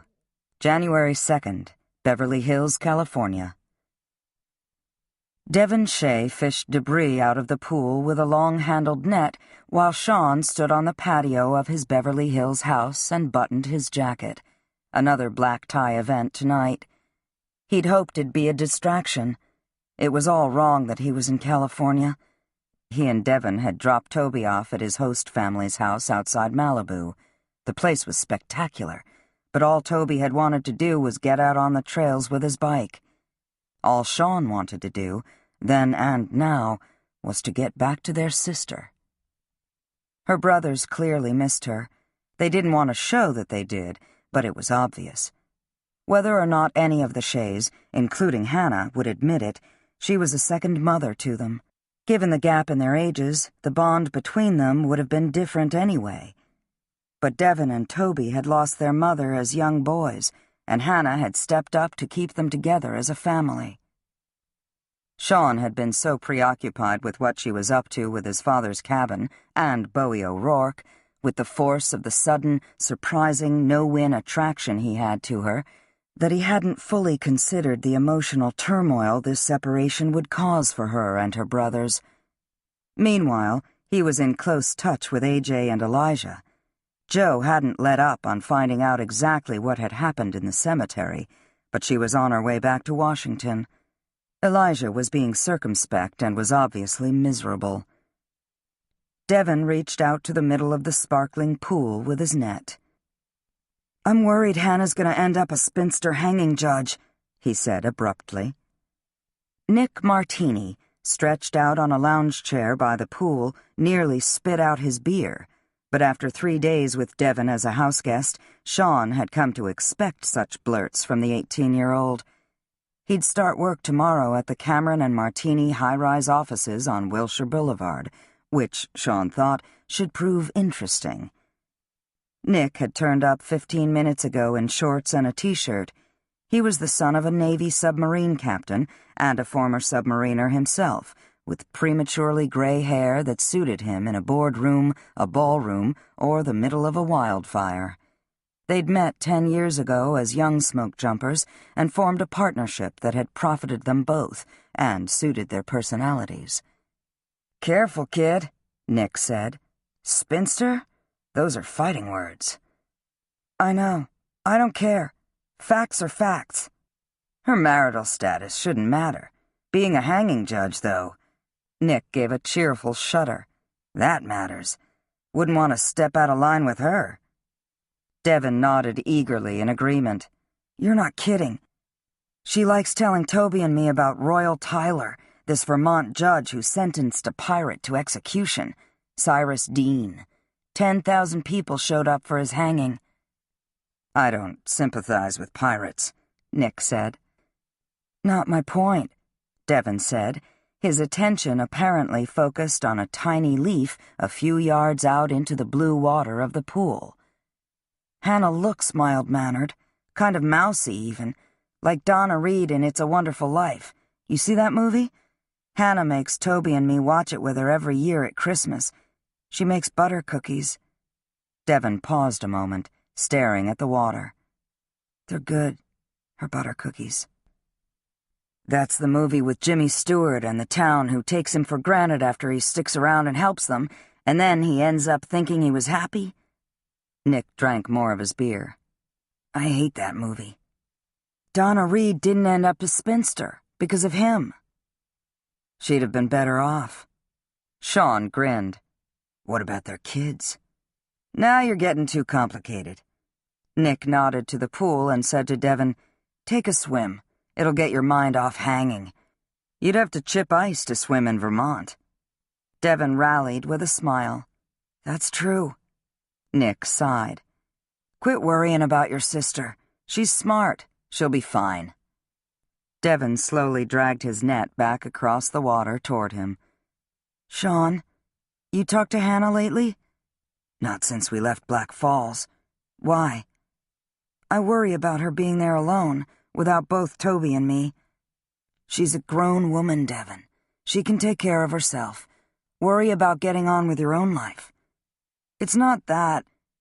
He lifted the net out of the water and shook out the contents onto the tile next to him. "If she doesn't start doing something fun once in a while, I don't know. I'm serious. She's gonna end up being a hanging judge or one of those prosecutors that goes for the jugular every time." Nick shrugged, philosophical. "Maybe that's what she wants." Devon glanced at Sean. The teenager's eyes were flat, but it wasn't hard to see his pain. "Since we left Vermont, Bowie's been coming by at night to work on the cellar. I called a little while ago and Beth picked up, and she told me. Hannah and Bowie aren't seeing each other. I don't mean that. There's just something about him." "Is Beth concerned?" Sean asked, his collar suddenly feeling tight. "Yes and no." Devon turned back to his work, his contained emotions reminiscent of his older sister. "Hannah won't talk about the fight at O'Rourke's. I heard these ski bums insulted her and you got her out of there before she could get hurt." "Or hurt someone." "That, too." Her younger brother scooped up debris with his net. "Maybe I shouldn't have come out here now. I could have waited." "For what?" Nick asked. "Hannah's got too much on her mind right now," Devon said. "That accident in the cemetery threw her." "Being in a cemetery at all would throw me," Nick said. "So did going up to see the cabin where I was almost killed. Elijah, Joe, and Nora, too." Devon's voice was steady, low, as he eased the net back into the water. "All of us." Nick was silent now.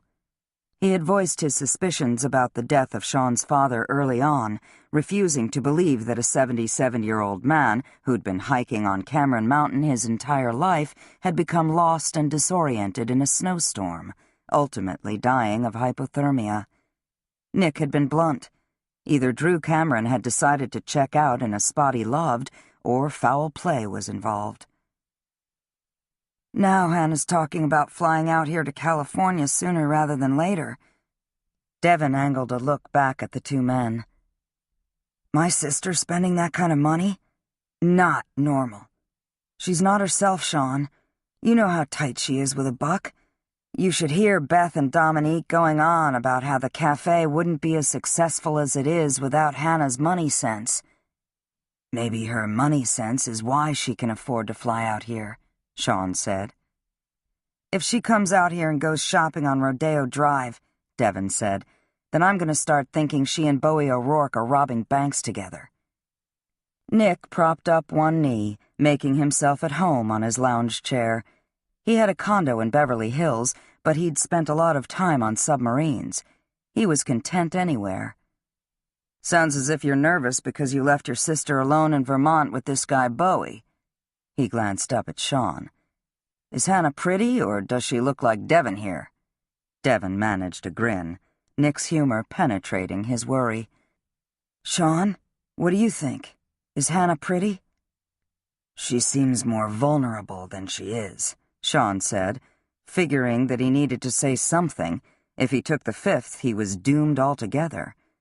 Devin and Nick would know for sure he was falling for her and fighting it. She's got no clothes sense, Devin said.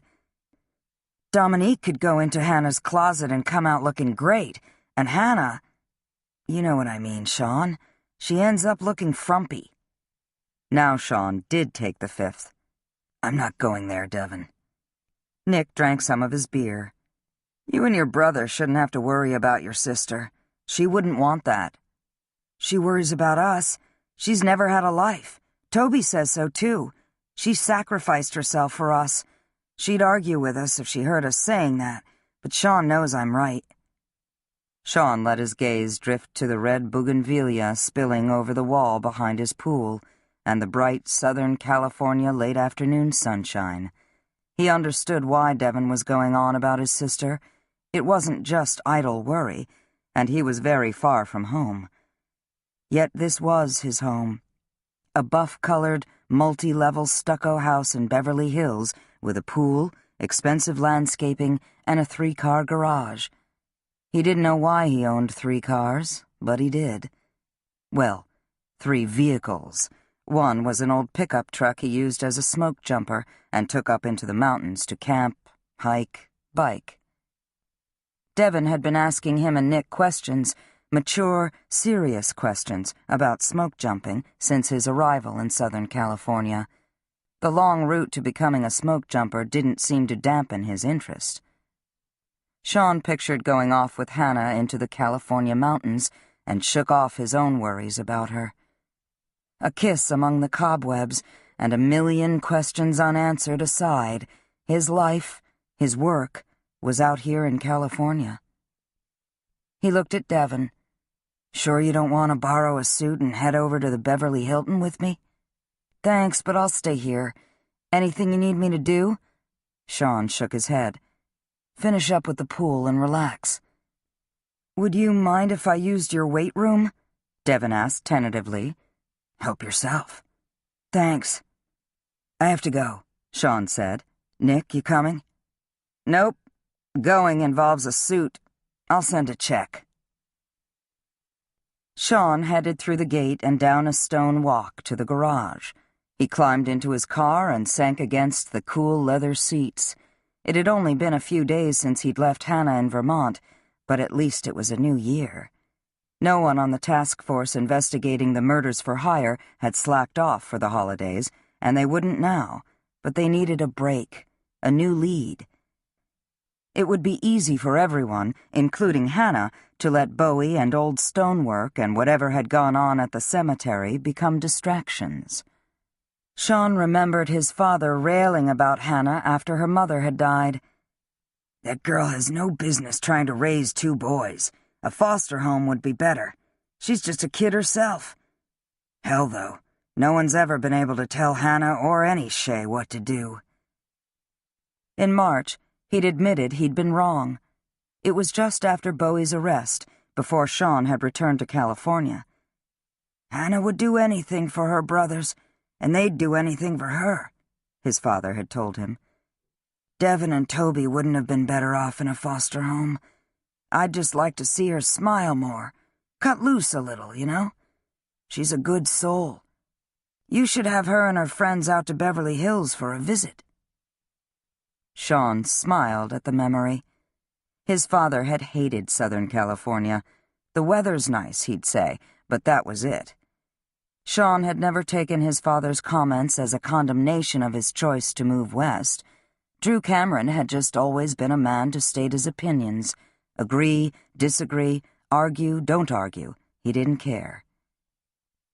Sean started his car. He envisioned Hannah in an evening gown next to him, smiling as they headed out together for a night on the town. Her pale blue eyes would be gleaming with excitement, and all her troubles would be behind her.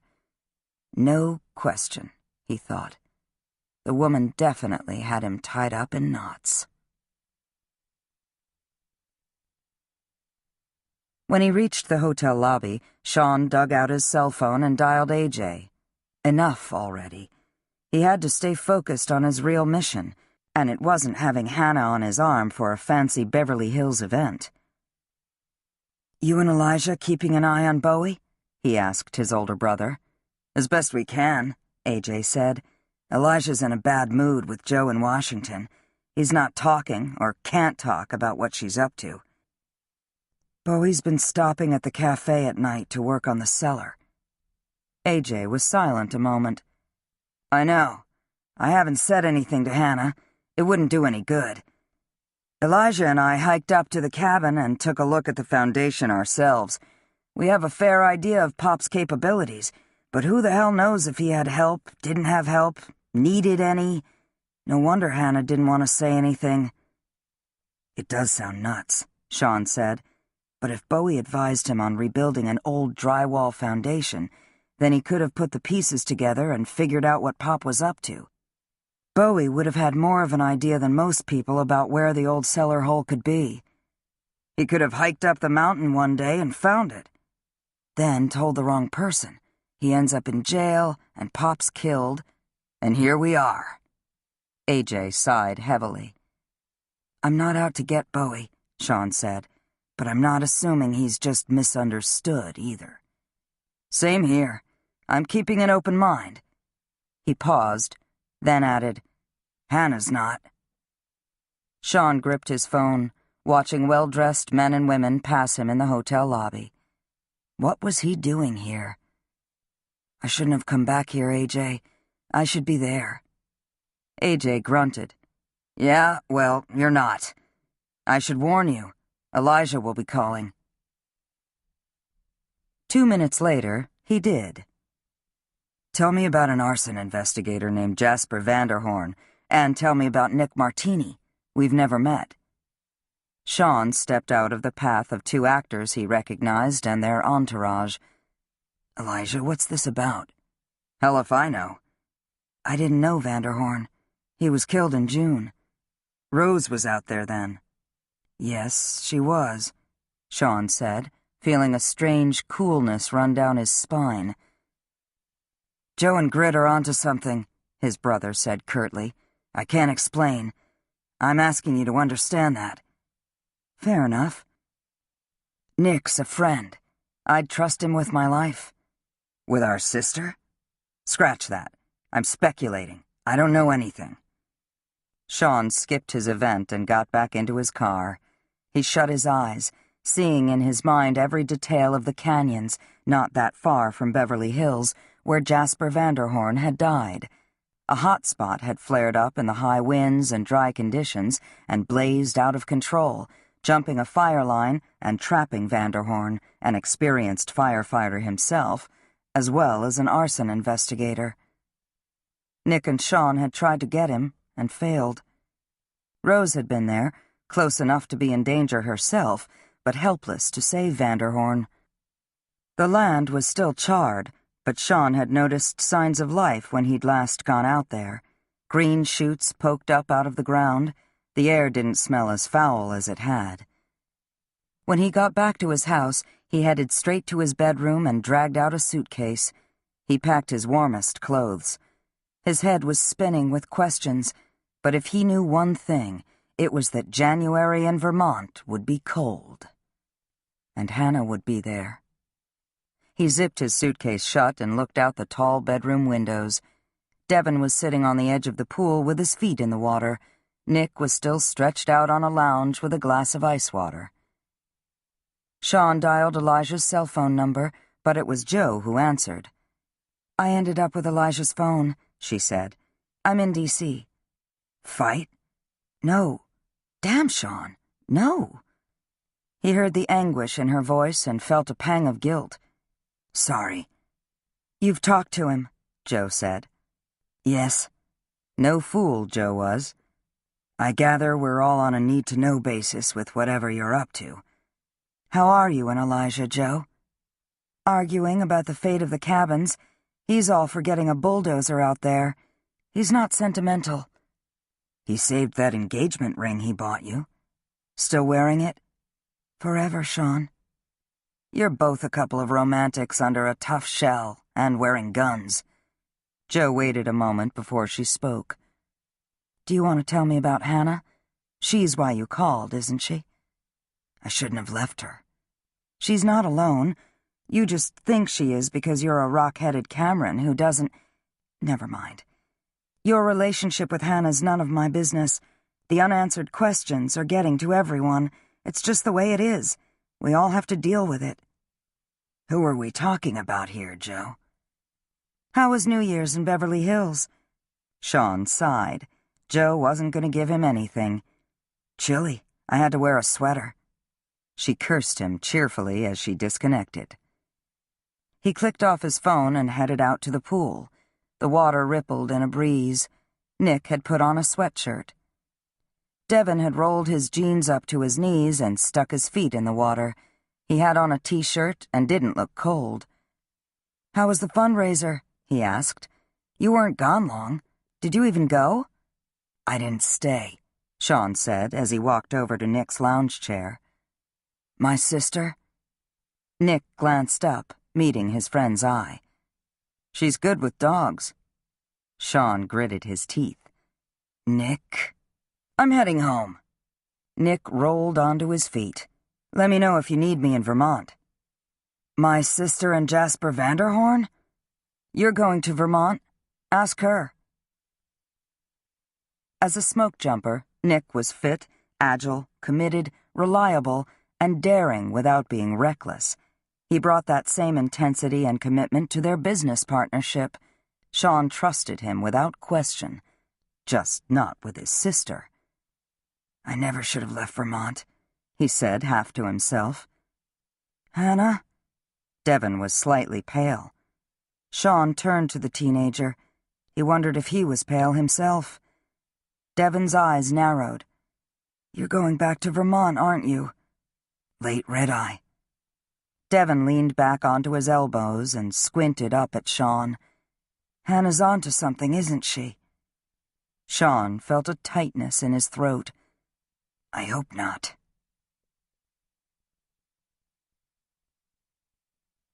Chapter 23.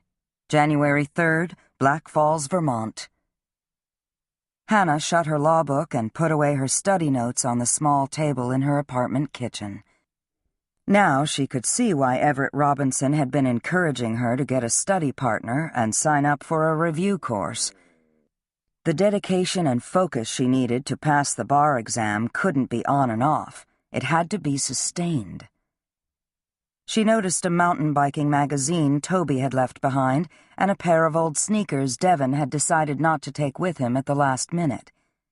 She couldn't pretend that her brothers were at work or on a hike or mountain biking for a few hours, or even at a friend's house for a few days.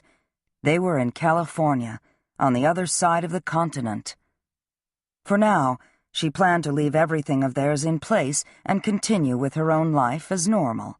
She'd work in the cafe, study for the bar, and figure out options for her own future. She'd been locked into her routines for so long, and now they were changing, regardless of Devon and Toby's departure. Regardless, she thought, of Sean Cameron and the attraction that had flared up between them. It had been a momentary thing, understandable given the high emotions of the past weeks, and best forgotten. She ran downstairs, suddenly excited for her brothers, even as she pushed back her own loneliness. Toby would be ensconced with his upper-middle-class host family and hitting the bike trails. Devon would be swimming in Sean Cameron's heated pool and figuring out his new job. She paused in the hall, peering out the narrow side window into the gray, drizzly January afternoon. There'd been nothing in terms of a lunch crowd at the cafe, and Dominique had shooed both her and Beth out early. The drizzle was expected to turn to snow showers later in the day, with colder temperatures back tomorrow. She and Beth and a few of their other friends planned to take the initiative and spend a day cross-country skiing. Just get away from everything. "Can't do that in Beverly Hills," Hannah said under her breath with a quick smile. She headed out through the mudroom and jumped in her car, driving up to Rose's house on Cameron Mountain Road. It was nestled into a hillside, small and without any immediate neighbors, which Rose seemed to like. Hannah was surprised when she passed Lowell Whitaker at the bottom of the plowed, sanded driveway. Rose's golden retriever was bounding toward him. Hannah parked next to a BMW, presumably Lowell's. Rose was standing in front of her open garage as she watched Ranger scoop up a stick in his mouth, pivot, and race up the hill to her. As she got out of her car, Hannah noticed fog swirling in the evergreens on the edge of the yard and rising up from the melting snow. There was a lull in the precipitation, but water dropped off pine needles and small puddles had formed in dips in the driveway. "I'd rather have a clear, cold winter day than this wet weather," she said as she approached Rose. "The dampness gets into my bones." Rose kept her eyes on her dog. She was dressed for the weather in a waterproof jacket, the hood pulled up over her tawny hair. "I feel closed in on days like today, but it won't last. All this water will freeze tonight and we'll be in the cold again tomorrow." Hannah stood next to her friend and nodded toward Lowell Whitaker. "What's he doing here?" "He's interested in getting a dog," Rose said without inflection. "Does he want to get into search and rescue?" "I doubt it. He's talking about adopting a failed or injured search dog. I think he's more curious than anything else, or just looking for a distraction." She put out a hand as Ranger sat in front of her, and he dropped his stick into her palm. "How are you doing with your two brothers in California?" "Different. I didn't realize how little sleep I've gotten since November. I'd wake up several times a night and check on Devon, just listen in case he was pacing." "He went through hell. You all did. I wish—" Rose paused, throwing the stick back down the driveway. Ranger immediately charged after it, legs pumping, golden fur gleaming. "I'm sorry I wasn't here." "You were on a job. You didn't know what was happening." "That's my point." She went on quickly. "How do Devon and Toby like California?" Hannah hesitated, but decided to take Rose's lead in changing the subject.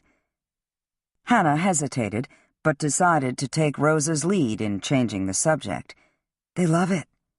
She watched Ranger return with his stick, clumps of wet snow clinging to his tail and undercoat. "They both say Sean's place is nice." Her friend laughed unexpectedly. "I've been there. It's incredible is what it is. Are you afraid Devon will get spoiled? Sean won't let him. He'll make him work. He didn't get rich robbing banks." Hannah smiled but said nothing. Her father had served time for robbery. Rose petted Ranger, praising him for a job well done, then squinted down through the gloom at Lowell, still at the bottom of the driveway. "He's heading home soon. He's cold. How's he going to take care of a dog if he can't handle a little weather?" Her tone was only half teasing. "I won't say anything to him, of course." "Of course not. You're the nice Cameron." Rose's eyes narrowed. "Sorry," Hannah said quickly. "It's okay. I understand where you're coming from. We can be a hard-headed lot. Lowell says his wife is freaked out about what happened here. I don't know that having a dog would make her feel more secure, though." "Maybe a bomb-sniffing dog would," Hannah said, and realized she wasn't joking. Ranger was an air-scenting dog, trained to find people in an area versus tracking a specific person, but Rose was an expert in every kind of search dog. Lowell picked his way through puddles and patches where the rain had washed away the sand, exposing ice. "Ranger is a well-behaved dog, Rose," he said, clapping his thick gloves together as if his hands were cold in spite of them. "He's also handsome. I don't know if I can ever talk Vivian into a dog, but I'd love to have one, just as a pet. The work you do requires an enormous commitment." "It does," she said, "but owning any dog takes a certain commitment." He sighed. "Yes, I understand your point." He turned to Hannah and smiled. "What a welcome surprise to see you here. You and Rose don't look the least bit cold. Now why is that, I wonder?" "Warm clothes," Rose muttered. He had the grace to laugh. "You're native Vermonters. A little cold weather doesn't bother you." A cold breeze penetrated the fog and intermittent drizzle. "If you go up to the lodge," Rose said, "AJ and Elijah will outfit you with winter gear that'd hold you through any dog outings in the Vermont winter." "They won't want anyone in Black Falls to freeze to death," Lowell said. Rose narrowed her blue eyes on him. "That's correct." "Oh, dear, I'm so sorry. I wasn't thinking. Your father—" "He didn't die of hypothermia because he wasn't dressed properly for the conditions or in over his head in that storm." Rose's voice was steady, without any obvious emotion. "He died because he was murdered." Yes, that's true. Awful." Lowell glanced at Ranger as the golden retriever bolted back up the driveway with his stick. "What a remarkable dog. I should go, though. A nice hot fire awaits me at home." "How long will you be staying in Black Falls?" Hannah asked. "As long as Vivian wants to. At least a few more days. We're overseeing the work on the guest house. It's going well. Bowie O'Rourke keeps to himself and seems to be doing an excellent job. How's work coming on your cellar?" "He's almost done." The wind and drizzle picked up. Lowell said goodbye, patted Ranger, and headed for his car. After he was down the driveway and back on the road, Hannah picked up the stick again and threw it for Ranger, who looked eager for more fetching. He ran after it with just as much energy as the last time. Hannah watched him, aware of the drizzle dampening her hair, collecting on her jacket. "You were last in California in June," Hannah said without looking at her friend. "That's right. I was there training firefighters in handling search and rescue dogs." Hannah curled her fingers into fists to keep them warm. "Did something happen?" Rose stared out at the white and gray landscape. "I was preoccupied with my father's death. I could have missed something. A fire that was supposed to be out sparked again. A man, an arson investigator, was trapped. No one could get to him in time, and he died. I keep thinking—" She turned and faced Hannah. "What if he's dead because I was so distracted by my own problems? What if a firebug's still out there because I messed up?" "You're not a firefighter or an arson investigator." "I understand that." She looked up at the bleak sky, her mind clearly back on that June day. "I've been such a wreck." "What about you and Sean's partner, Nick Martini? Devon's told me about him." Hannah smiled. "He's another sexy smoke jumper, as well as a wealthy businessman." Rose breathed out and fastened her Cameron blue eyes on Hannah. "Hannah, Nick and me, just forget whatever you're thinking, okay?" Hannah sighed. "Your brothers will kill him dead if he took advantage of you when you were at your most vulnerable. Honestly, Rose, from what I can gather from Devon, the man's a rake." Her friend laughed outright. "Very Jane Austen of you. Rake. Yes, Nick Martini is a total rake." Rose squatted down and opened up her arms as her wet, slobbering, eager dog returned with his stick and welcomed her affection. She was a private person, solitary despite being the youngest of 4. "Now I've said too much. Rose, if you want to talk, thanks, Hannah. You're a good friend." She stood up. "We all have too much tragedy on our mind." "It's a new year," Hannah said. "You haven't been to the cafe in a few days. Dominique's making her fire-breathing chili today. Why don't you stop by for a bite?" "Thanks. I'll see if I can manage it," Rose said without much enthusiasm. Her panting golden retriever flopped onto her feet. "Will Bowie be there?" "I don't know." "Do you remember the time you and I decided to try diving at the swimming hole down on the river? We were, 16? We got caught in high water, and Bowie pulled us out. He was so strong. He got us both at once and hauled us out of there." Hannah smiled at the memory. "We yelled at him and said we weren't in any danger, and he said we were like sisters and he was just protecting us. Underneath the rock dust and muscles is a hopeless romantic. Hannah, it's not your fault he went to jail." Something in Rose's tone made Hannah's breath catch. "You weren't in town then. What have you heard?" "Rose, I have nothing against Bowie. I hired him to fix my steps." Rose motioned to the snow-covered stone steps that led up the hillside to her front door, which she seldom used in winter. In summer, the steps would be flanked with flowers. "It was an easy job, but I couldn't do it by myself." "When was this?" Hannah asked, surprised. "November. I didn't want to ask AJ or Elijah for help. AJ was so busy with the lodge, and Elijah was just back home from the army. I saw for myself what he'd been through when I visited him in Germany in April." Another wind gust blew down off the mountain and whipped raindrops off her jacket into her face. She hardly seemed to notice. "I saw Bowie's van at the cemetery one day and stopped. He was checking on the culvert to order materials for that job. I asked him then, on the spur of the moment, and he agreed. He was only here a few days. I wasn't even around." "When in November was this, Rose?" She was pale now, scratching Ranger's head without looking at Hannah. "He was working here the week those killers went after Nora Asher and your brother." "Who else knows? The police? Joe?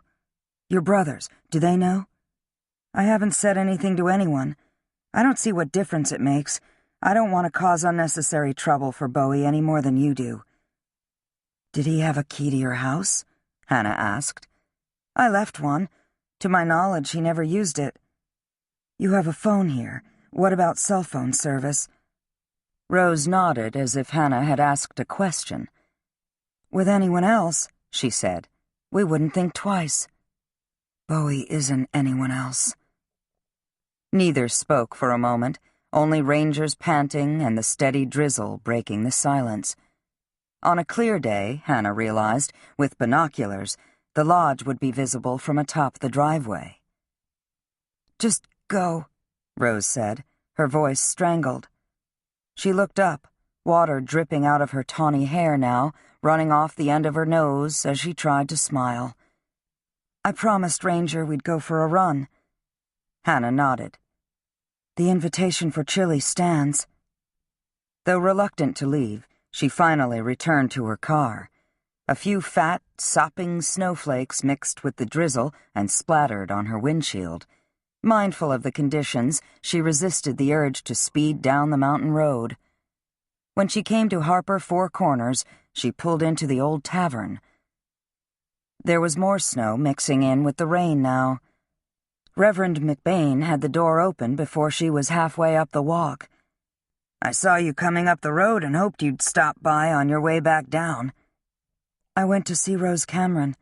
"Ah, she's been keeping to herself even more than usual these days. What can I do for you?"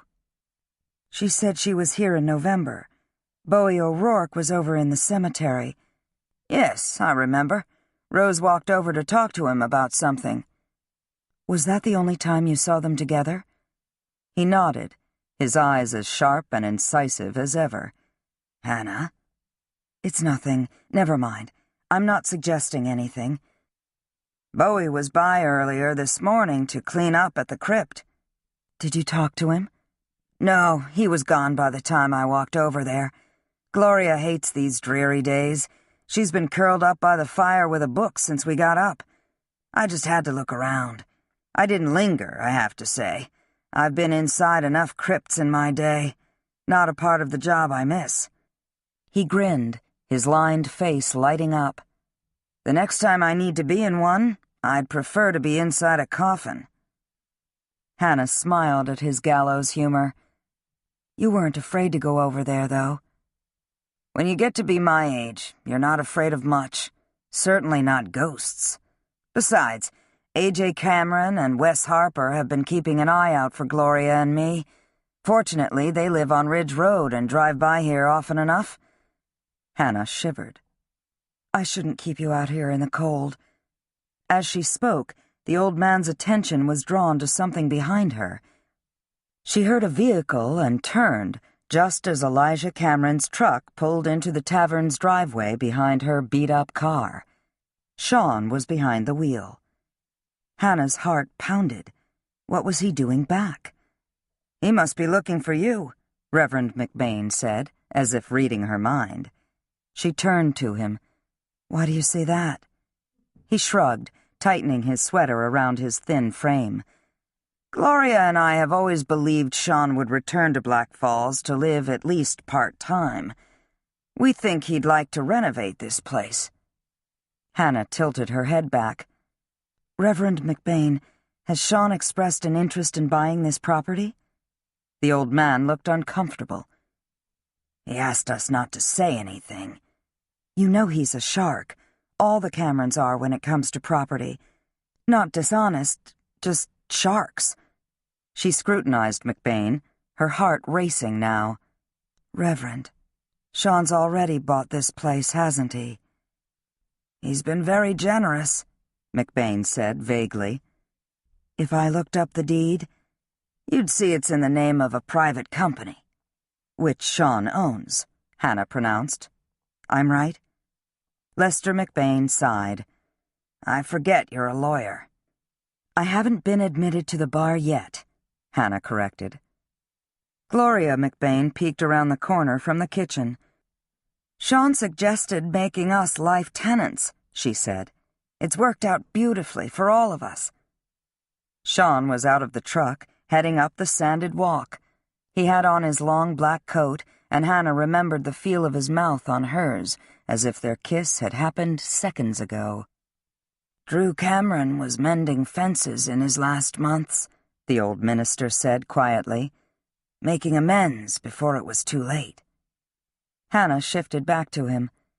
"Did Drew have amends to make with Sean?" "He wanted Sean to know he was still a part of the family. Drew and Elijah had the most obviously strained relationship, but they were so similar. They understood each other. Sean..." Reverend McBain shrugged his thin shoulders. "His ambitions weren't easy for a man like Drew Cameron to understand." "I've always seen them all as cut from the same cloth. Sean's as much a Cameron as the rest of them." He was behind her now. He put one foot on the bottom step. Hannah noticed wet snowflakes splatter on the expensive leather of his boots. His eyes, almost navy against the gray, narrowed on her, but just for a moment before he shifted his gaze to Reverend McBain. "I got restless in California and decided to come back. Is everything all right here?" Hannah relaxed slightly.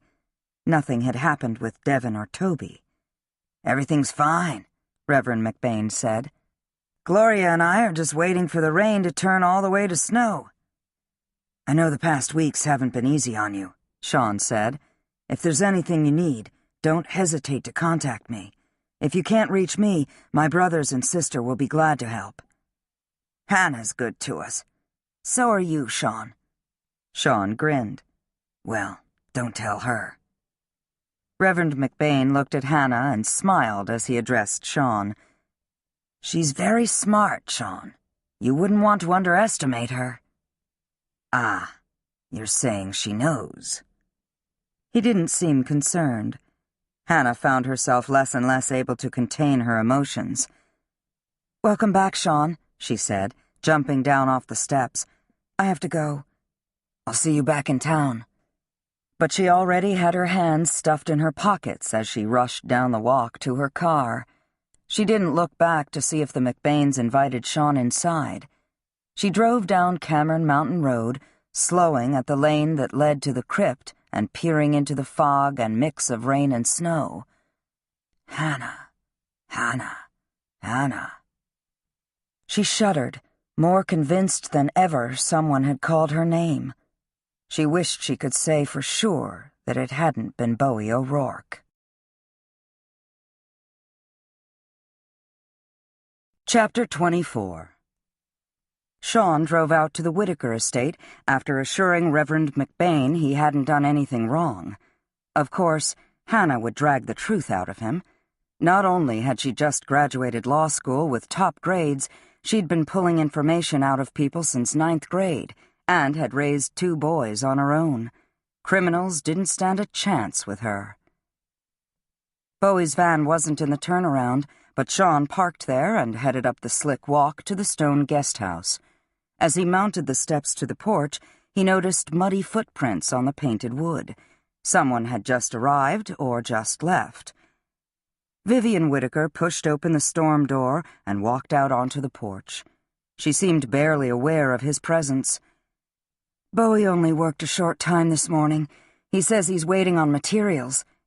She blinked at Sean as if it had just dawned on her who it was standing there. "I thought you were in California. Has something happened?" Sean heard the wind whistling in the mountains as the cold front moved in from the northwest, pushing out the fog and rain. "Nothing's happened.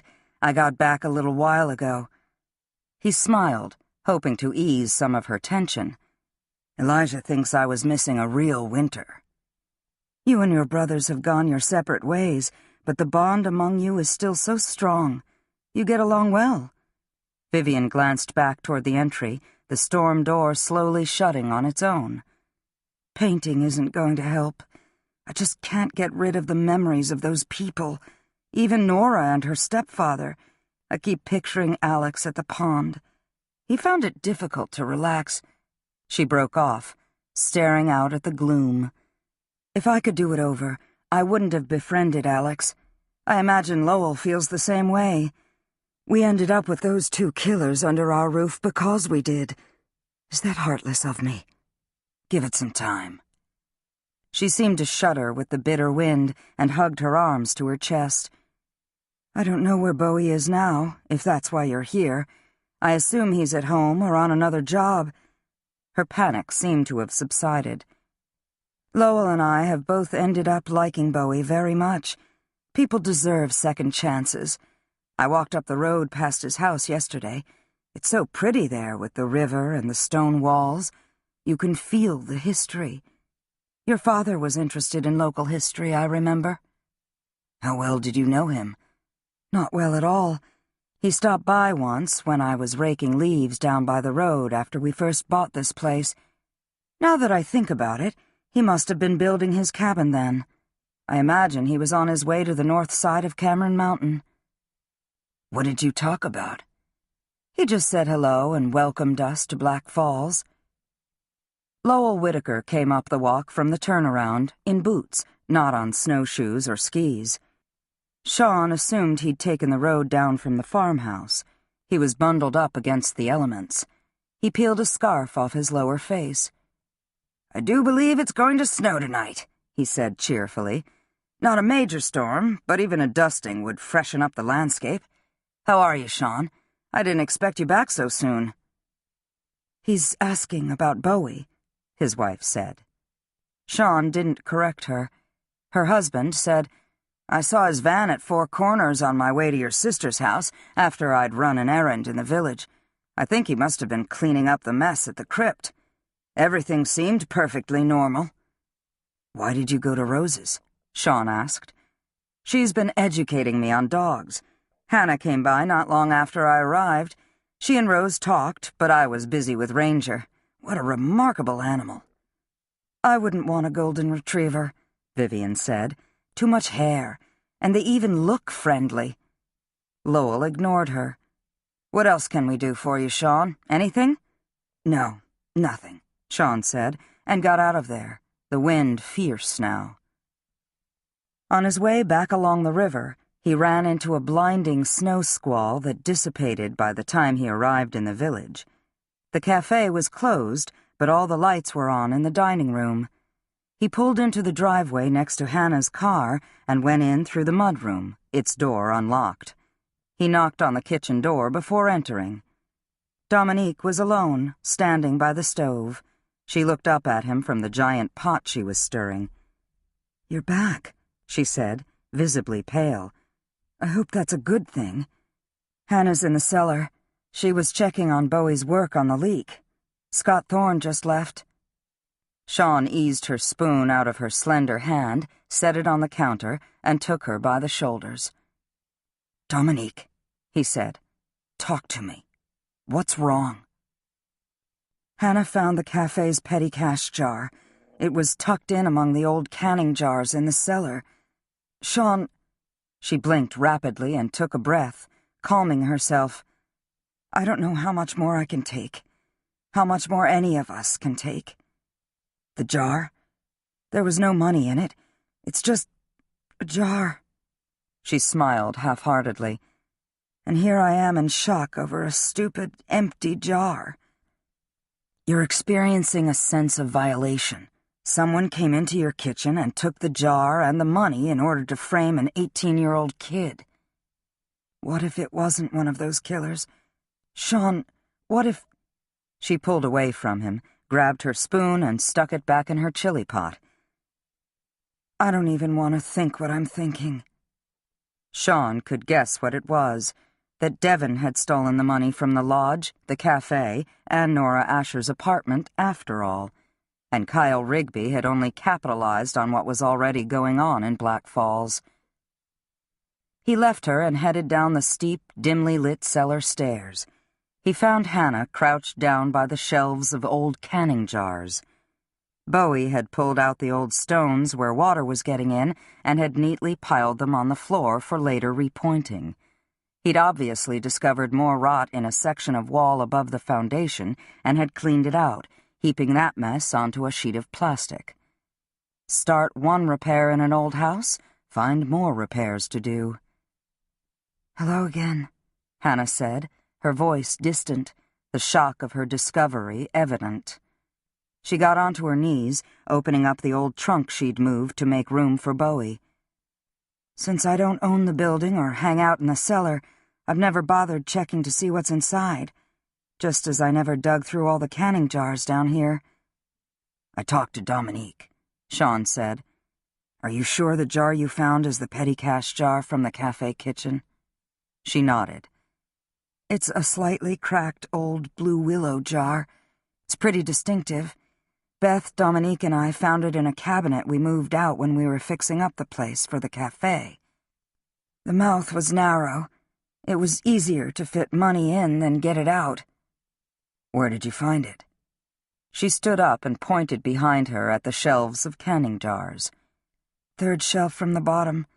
I started pulling out jars to check the wall behind the shelves for rot. I didn't want any more surprises, and it was something to do to help me think." She raised the lid of the trunk and smiled, as if she had nothing else on her mind but a stash of what appeared to be old fabric. "Look, Sean, it must be swatches someone collected for a quilt, or several quilts, maybe.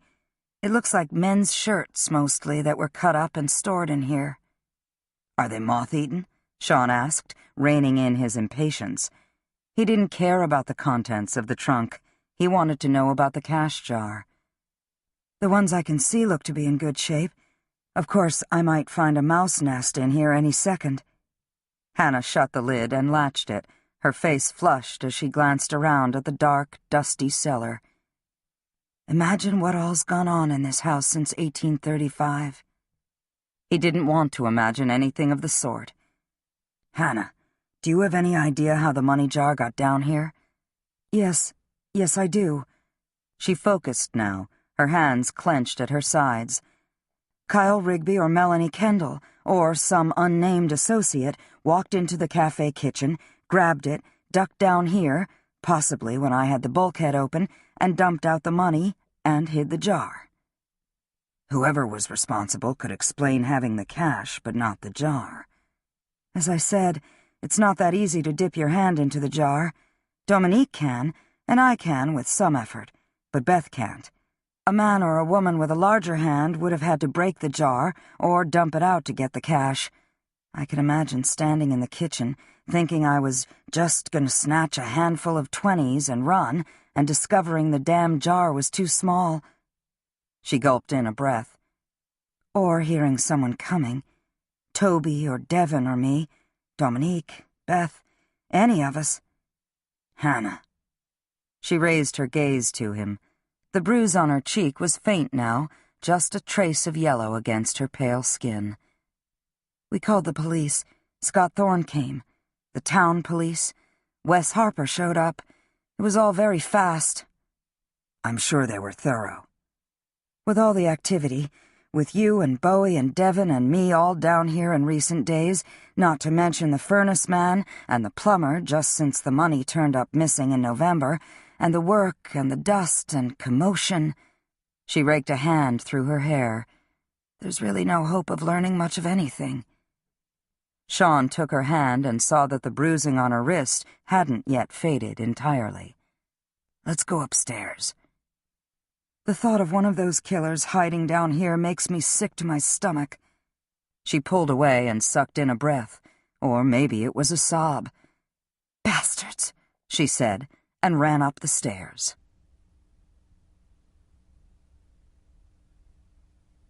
Chapter 25. Hannah burst into O'Rourke's and pushed her way down the rough wood bar to the stool where Bowie sat nursing a soda. She stayed on her feet. He didn't so much as glance at her. "It's Diet Coke. No booze for me until I'm off probation. And even then," he sighed. "What are you all cranked up about, Hannah?" She grabbed him by one shoulder, her fingers digging into his hard muscle as she tried to turn him to her. "Look at me."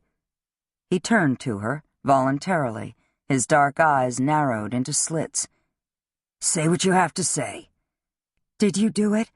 Did you steal the petty cash jar out of the cafe kitchen?" Bowie didn't respond. "Did you grab the jar because you couldn't just grab the money?" "Keep going," he said. "You grabbed the jar and ducked out the back with it, thinking you could get to your van in time, but you saw someone coming. It was November. You'd have been wearing your sweatshirt or your sweatshirt and your vest. The jar wouldn't fit easily under either one. The cellar bulkhead was open, so you ran down there, dumped out the money, and hid the jar." He sipped his Coke.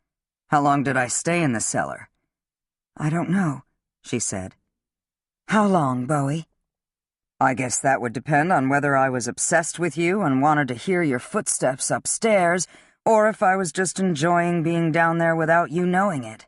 I wouldn't want to push it too far if my van was out on the street, and I couldn't explain myself if I got caught. Or if you closed the bulkhead on me. Then what?" "Don't make fun of me, Bowie. Maybe you didn't run into the bulkhead." Hannah dropped her hand from his shoulder. "Maybe you've had the jar in your van or someplace and decided to plant it among the old canning jars while you were working on the cellar." "Why would I do that?" "To upset me," she said. "Why would I want to upset you?" "Payback for your arrest." Hannah was calmer now. "Did you do it on your own, or on behalf of someone else?" Bowie swiveled on his stool and faced the bar. Liam O'Rourke had eased in closer. "You might want to take a couple sips and head on home," Liam said, setting a glass of ice water in front of Hannah. "Bowie, you too." Sean materialized behind her. Liam seemed relieved. Hannah remained on her feet, focused on Bowie. "The police are going to want to talk to you," she said. "They already did," Bowie said. "As you can see, I'm not under arrest." "Did you see the jar when you were working down there?" "It's Blue Willow, right? That's what I heard in town." At her tight nod, he looked at her again and smiled. "I don't even know what Blue Willow is." Hannah felt her shoulders slump. "You're an easy target for everyone, Bowie," she said softly. "The police, the Camerons, me even. Maybe you are for these killers, too." "Don't worry about me." "Whoever stole the jar in the first place wanted to frame Devon. Hiding the jar—" "I think a part of you thinks it could have been Devon after all," Bowie said, "and you're wondering if those killers focused on him because they knew." "No, part of me doesn't think that at all. I opened up the bulkhead to air out the cellar. It could have happened then. Maybe whoever did it could explain his or her presence in the cellar. Kyle Rigby and Melanie Kendall couldn't. Melanie could have said she thought Nora was in the cellar and went down to check on her." "Talk about the wicked stepmother," Bowie said. Sean sat sideways on the stool, one elbow on the rough wood bar. "The police don't believe Melanie was in Black Falls when the money was stolen." Hannah kept her gaze on Bowie. "It wasn't Devon. I know my brother. He didn't steal that money." "Until you hired me to fix that leak," Bowie said, "I hadn't been in that cellar since I was 15 and helped your father on his service call." "If you had gone down there in November and I'd seen you, I wouldn't have thought twice about it." "A tourist interested in old houses could have sneaked down there and you wouldn't have thought twice about it. That's how you all are at the cafe." Bowie stood up at the bar and placed a few dollars under his glass. "You keep forgetting that not everyone has your best interests in mind." "You learned at a young age that no one's going to step in for you." He looked at her with his dark eyes. "You've always been smart. I'm 34 years old. I was away from Black Falls for a long time. I'm not the kid you grew up with, Hannah. You don't know me. Don't think that you do." She didn't back down. "Are you afraid you said the wrong thing, and that's how Kyle Rigby and Melanie Kendall found Drew's cabin?" "I talked stonework with Drew. I walked him through how to rebuild and preserve an old rubble foundation. It was theoretical. I didn't know he was actually doing it." "But you had an idea he was," Hannah said. "I thought it was none of my business." He looked at Sean. "I wish I'd asked him more questions or followed him up the mountain. I'd see him pass by my place. I knew he was headed up that way." "When was that?" Sean asked. "The fall before he was killed. The last time I saw him go up there was late November, I'd say. I don't think he went up much over the winter. I wasn't there in April." He shrugged. "You know where I was." "Bowie, were you used by these killers?" "We all were, Hannah," he said. Bowie rose stiffly, nodded goodbye, and left. Hannah spun around to Sean. "Give me a minute before you follow me." "Half a minute." "Sean, clock's ticking."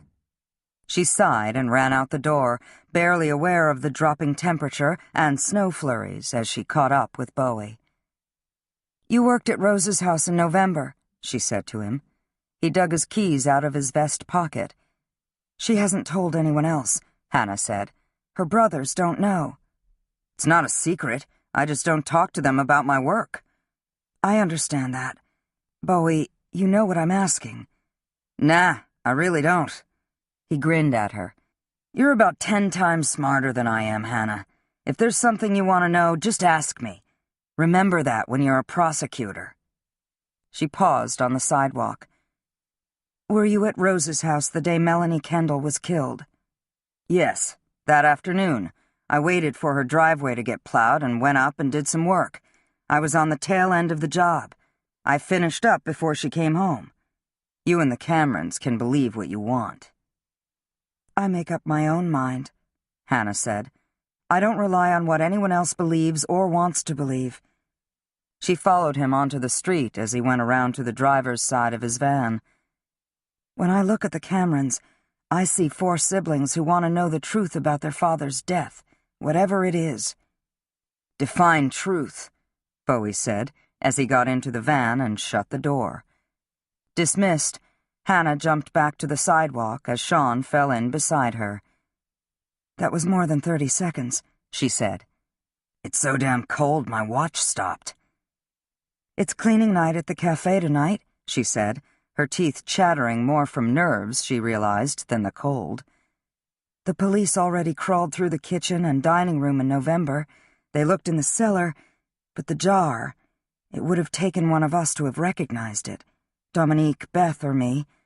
It could have been there all along. Have the police talked to Devon? They haven't said. He's over 18. They don't have to tell me. She kept walking, but Sean easily matched her pace. Why did you come back here? She asked, without looking at him. Why didn't you just stay in California? People care about you, Hannah. They always have. She felt a snowflake land on her cheek and melt, and she pretended not to hear him. You came back because you and your brothers think I might be onto something that can lead you to whoever hired those killers. Maybe I came back because I couldn't stop thinking about kissing you. She smiled suddenly, in spite of her tension. Once again, I see why people call you the charming Cameron. Who does? Your brothers. A chunk of granite's more charming than either of them, so that's not saying much. Joe and Beth Harper say so, too. He grinned. Then it must be so. He slipped one hand into hers, and with the other brushed snowflakes off her hair. How are you doing, Hannah? Devon didn't steal that money. Neither did Bowie. He nodded. I know. She leaned into him, even as she warned herself against falling for him, wanting more from him than he could give. Thank you for coming back. He kissed the top of her head and squeezed her hand. Let's go grab some rags and get cleaning.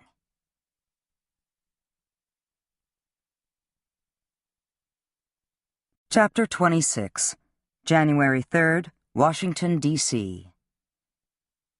The inside of Joe Harper's ground-level Georgetown apartment was more or less what Grit had expected from the outside. Small, efficient, and a notch above a hotel room in personality. She was a Secret Service agent. She didn't count on staying in one place for long. She'd had a call about Hannah Shea's discovery of the Three Sisters Cafe's empty petty cash jar in the cellar. The cops were all excited, which showed Grit just how desperate everyone was getting.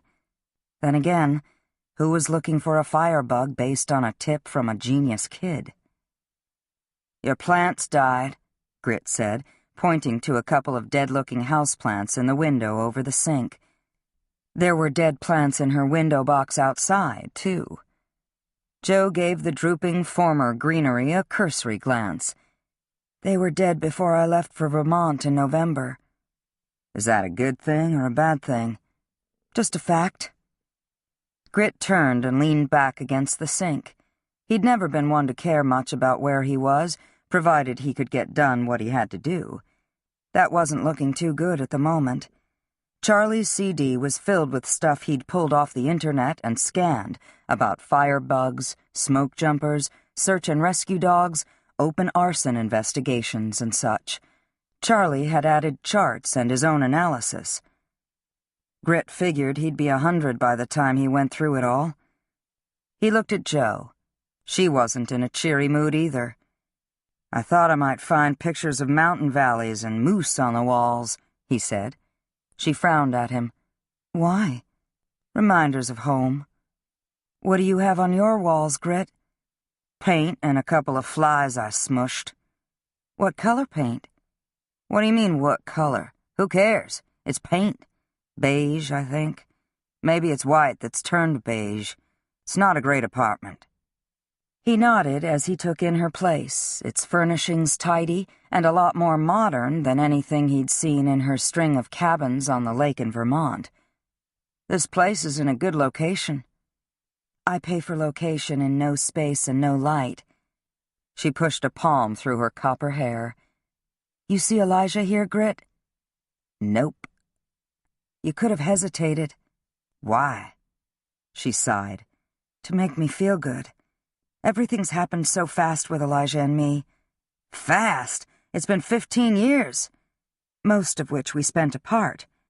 Love's not enough for you two? It wasn't 15 years ago, was it? Well, here's what I see. If you want Elijah to move to Washington, you'll need an apartment that doesn't have such low ceilings. If you two want kids, more space would be good. She got a pained look, as if she were longing for something she believed deep down would always remain just out of reach. Grit saw the dark circles under her eyes and the strain at the corners of her mouth.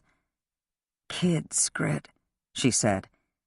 How could I think about kids when I don't even know where I'll be living in a month? Takes 9 months to have a kid, Joe. And the kid doesn't care where you live? Joe, you're overthinking.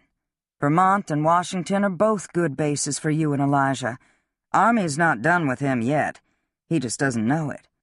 He thinks he's ready to chop wood and pull hikers off Cameron Mountain. His father... Joe breathed out at the ceiling.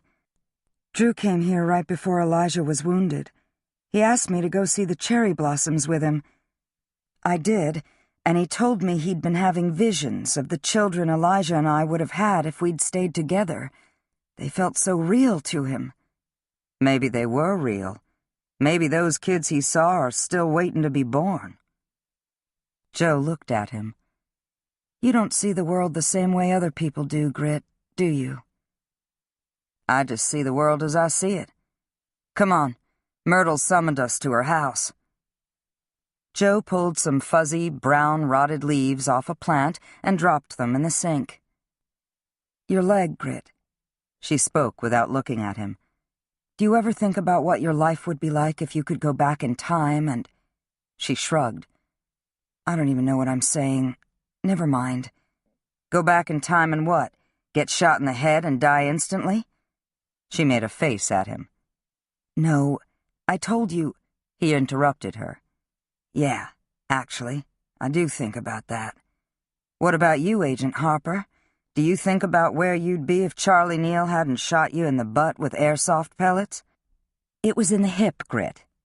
She rinsed bits of the dead gunk off her fingers. I wouldn't have been in Black Falls when Alex Bruni was killed here in D.C. and his daughter took off onto Cameron Mountain by herself. Elijah would have had to handle those killers by himself, which probably he could have done, but he also wouldn't have had sex in a rickety old cabin, and that I doubt he'd have wanted to do without... Grit! He gave her an innocent look. Am I supposed to pretend you two aren't having relations? She grinned at him. Relations? Who says relations anymore? Myrtle? Me. Speaking of Myrtle, she's waiting for us. All right, let's go. Joe paused and glared at him. Bring up my sex life again and I will shoot you in the head. I'll keep that in mind. Something about his expression must have gotten to her, because she stopped abruptly, winced with regret. Grit, I didn't mean to... It's okay. I have good days and bad days. Today's not one of the good ones. They went back outside and got in her car. He and Myrtle had driven it down from the frozen north. Joe had flown with Francona.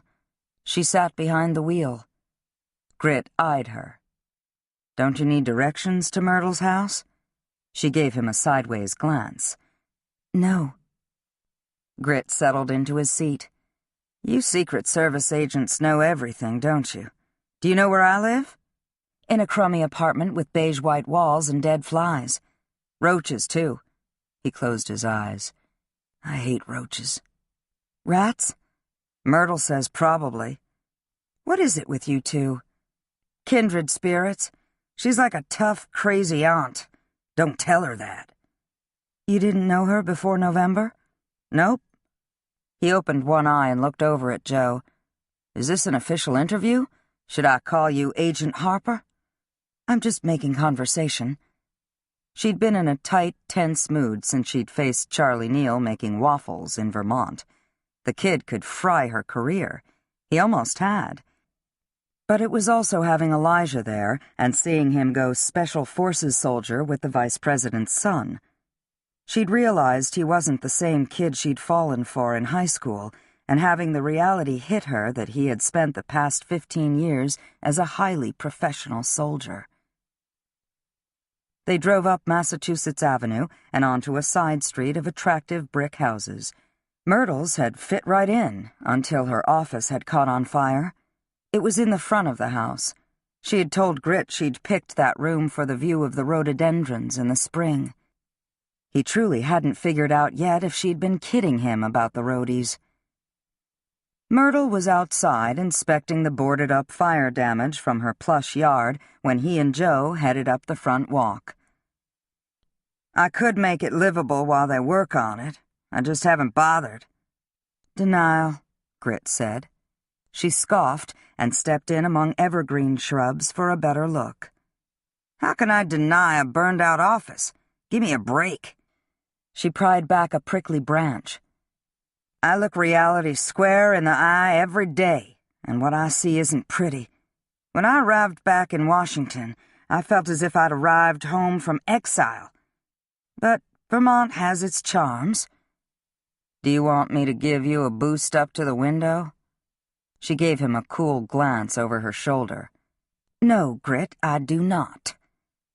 His cell phone trilled. He wanted to ignore it, but he had a feeling it was Charlie Neal. Mark Francona personally had the kid buttoned up, but that didn't mean anything. Grit flipped open his phone, and Charlie said, Alex Bruni was a difficult personality. Like you, or different? Different, although he was intelligent. Charlie, Grit realized, was just stating the facts, not bragging. He was more arrogant. I'm not arrogant. I know I seem arrogant to some people because, well, I just do. Because of the 180 IQ. That's an approximation.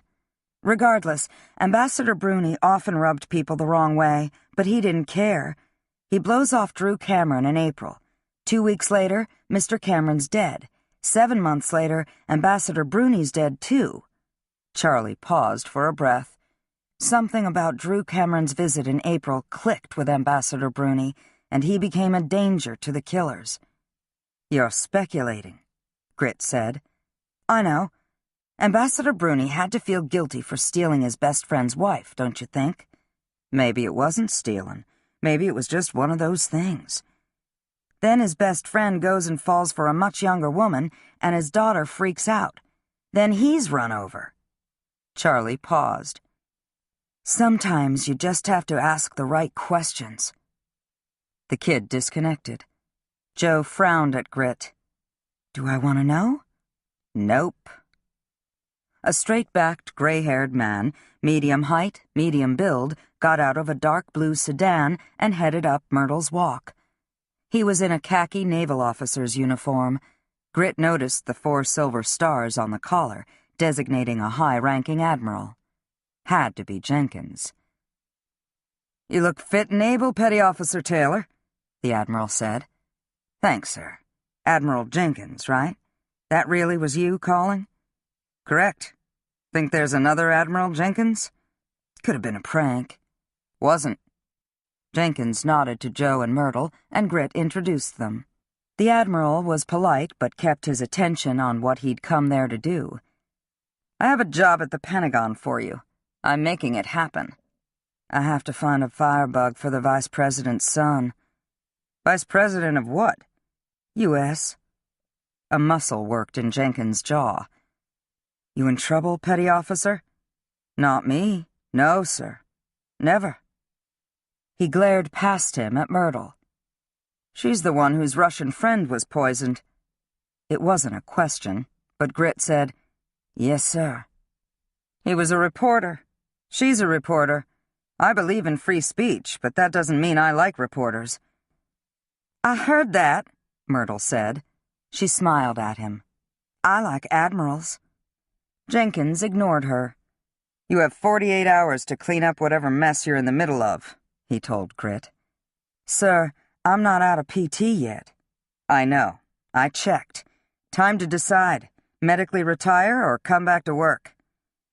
Grit didn't explain about how he'd been assigned light duty at the hospital while undergoing treatment until this thing with the killers. Jenkins would know. The Admiral nodded to the two women, about-faced, and left. Jo shoved her hands into her jacket pockets. "Feels good to be back in D.C. with all the reporters and military brass running around." "Secret Service agents, too," Grit said. "That's not why you're back here, though. You're back because you have to know you didn't miss anything when Drew Cameron came to D.C. in April." "I did miss something, Grit," Jo said. "That's why he's dead." "He's dead because those two killers made sure he froze on Cameron Mountain." "We all missed things," Myrtle said, ever the wet blanket. "Come on, let's go for crab cakes and bourbon." "We'll stop by Bruni's office in the morning," Jo said. Neither Grit nor Myrtle argued with her. Chapter 27. January 3rd, Black Falls, Vermont. Vivian wrapped herself in a cashmere throw and sat cross-legged in front of the fire. She'd been unsettled ever since Sean Cameron's visit. He'd seemed to look right through her and didn't give her and Lowell so much as a goodbye glance over his shoulder on his way out. The man was on a tear, and she suspected it involved Hannah Shea. Lowell busied himself topping off the wood box. He wore thick canvas work gloves that came up to his elbows. Vivian thought they looked ridiculous. "This whole business will bite us in the end," she said, unable to feel truly warm even this close to the fire. "What business, Vivian? The killings?" He adjusted several logs on his woodpile as if their arrangement mattered. "It's been weeks. The Camerons are just frustrated." "My only concern is protecting us, you and me, our family, our finances, our reputation. They mean nothing to you and everything to me. I don't know who to trust anymore." "Maybe that's good, Vivian. Maybe we need to be less trusting." "What are you saying?" She barely spoke in a whisper. "No, never mind. I can't stand the thought of all this backfiring and hurting us. Please don't do anything stupid and land us in the middle of something that could ruin me and our children." "What about me?" "You too, of course. That's what I meant when I said me. I think of us as a unit." "Ah." "We believed Kyle Rigby was an experienced mountain rescuer. We believed Melanie Kendall was an interior decorator who was in love with Thomas Asher. Everyone did, Vivian." She tightened her throw around her as she stared at the fire, obsessed with the thought of the killers in her home. They had sat here in front of the fire, pretending not to know each other. "You can go back to New York," Lowell said. Just the sound of his voice irritated her. "I wouldn't leave you here alone. We'll both leave soon. And how would I feel safer by myself in New York?" "We could hire bodyguards." "That's ridiculous." He peeled off his work gloves and set them on top of the wood box. "Are you warming up to the idea of having a dog?" "No." "You could be right. Rose Cameron's golden retriever is extraordinary, but she has the time, skill, and patience to train him. I wouldn't want an adult dog. I'd want a puppy. I don't know that I could train one to turn out like Ranger." "You couldn't." She looked up at Lowell as he dusted bits of bark off his hands. "You just like the idea of a dog. Having a golden retriever trailing behind you here in Vermont fits your image of yourself as a country gentleman. Ranger is a beautiful animal." She returned her gaze to the fire. "What if we're a loose end for these killers? What if we know something and don't realize it?" "It's been a long day. Come have a drink." "What if your precious Hannah is involved?" Vivian didn't move, just drew her knees up under her chin and wrapped her throw around them. "What if she and Bowie O'Rourke are working together? She's tried to put her past behind her, but what if she can't? What if he knows something about her that she doesn't want the rest of us to know, and he's using that to manipulate her? Or vice versa. She knows something about him. "This is all a matter for the police," Lowell said patiently. "We're not from Black Falls. We weren't close to Drew Cameron or even to Alex Bruni and the Ashers, for that matter. We certainly weren't close to Melanie Kendall or Kyle Rigby. We were just being hospitable."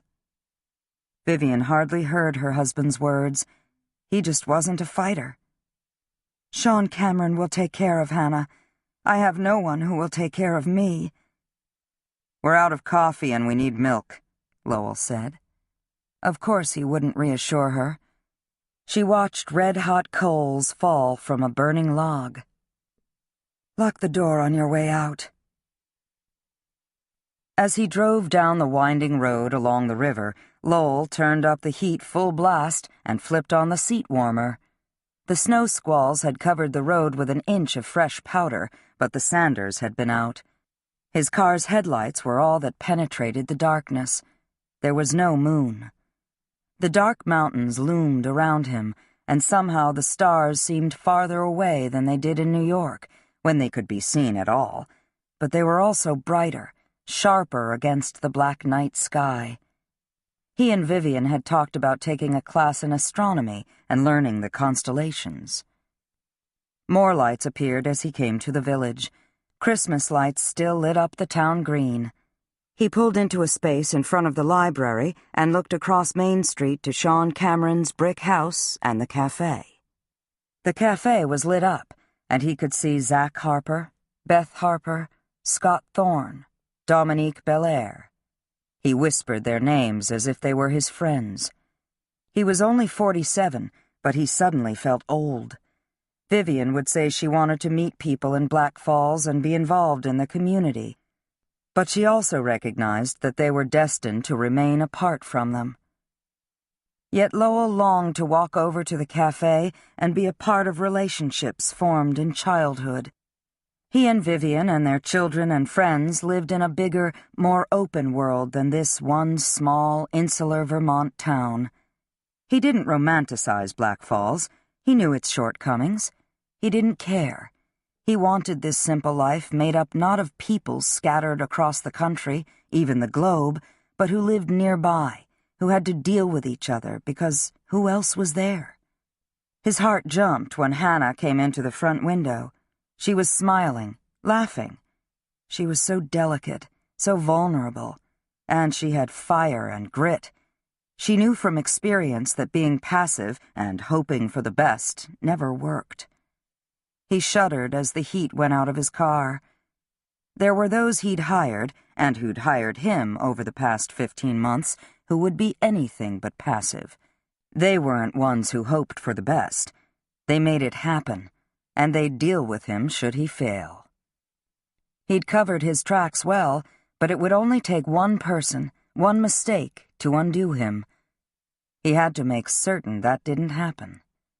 Then Sean Cameron slipped in next to Hannah in such a proprietary way that Lowell cringed, his stomach twisting in real, not just emotional, pain.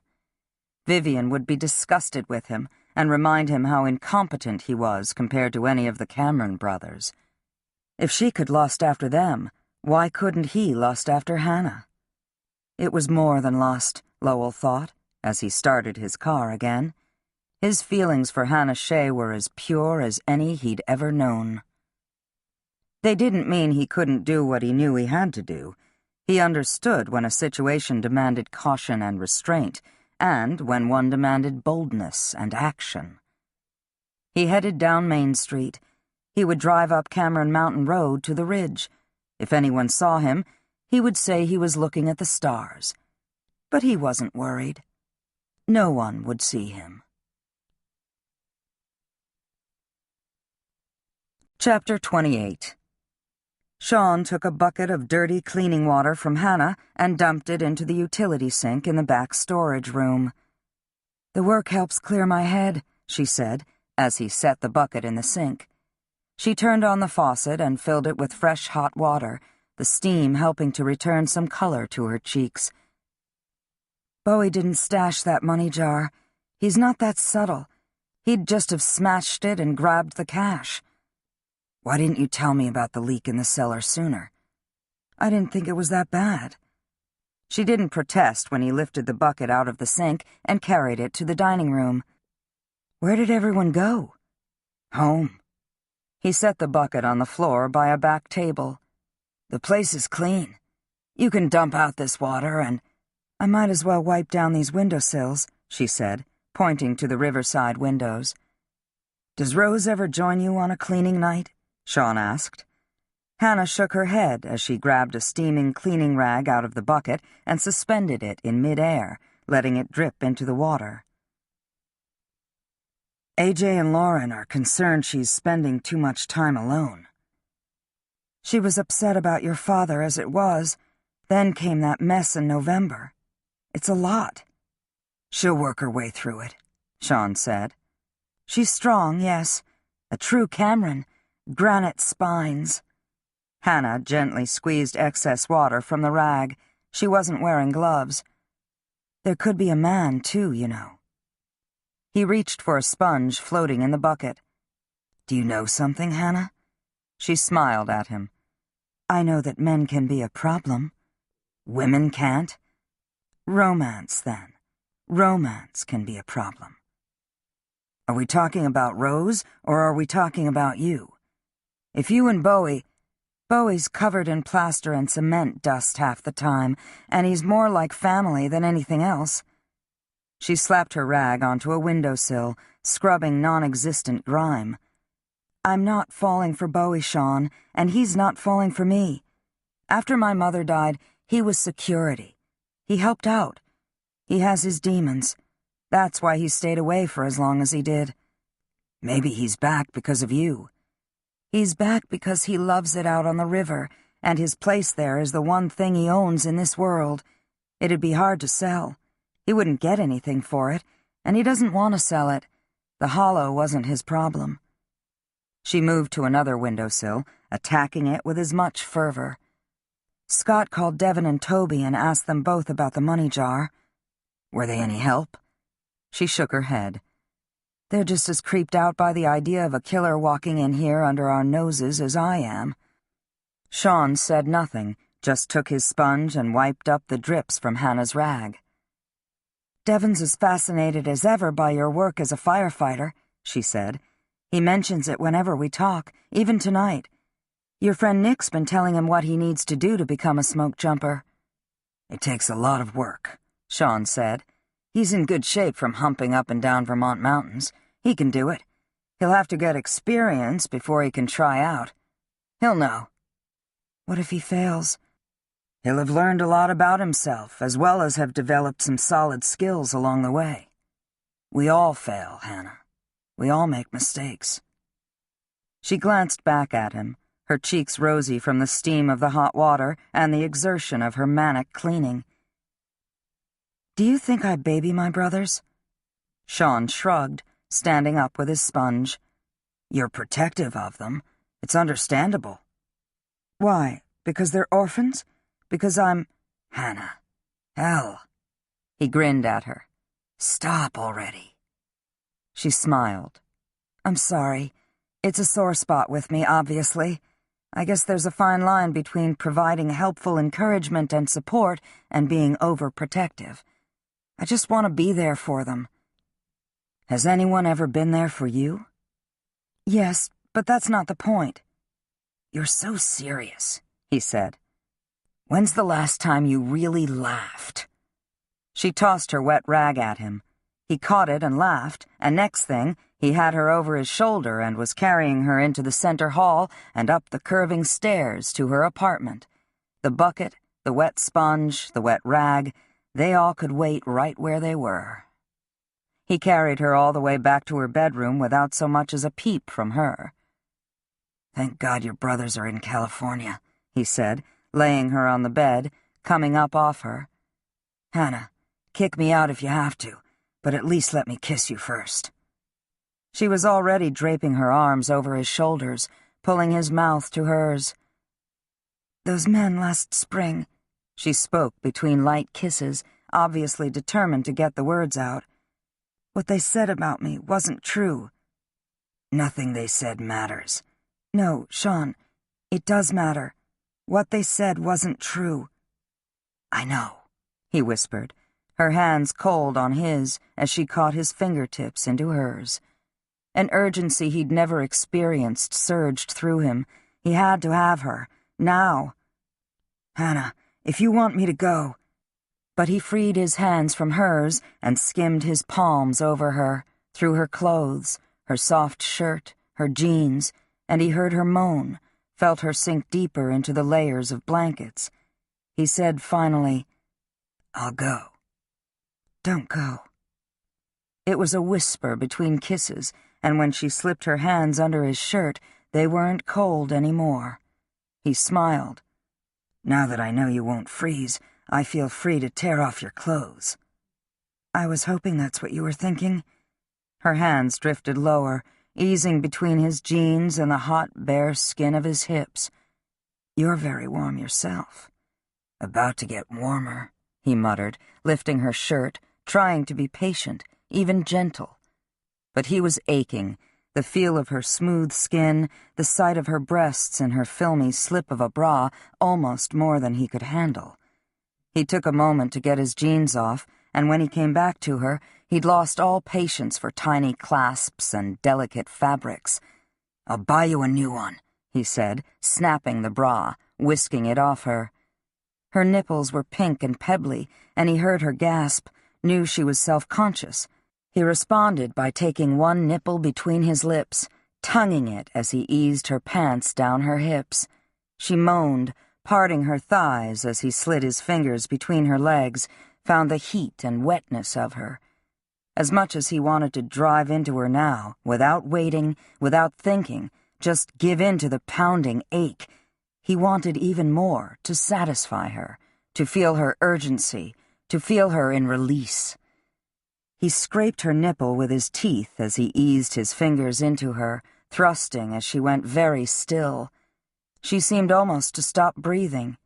He didn't relent.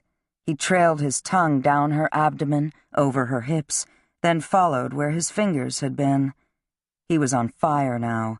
Heat and desire poured out of her, and she cried out as he drove into her, clawing at him in a frenzy of wanting, matching his pace with a want and urgency of her own.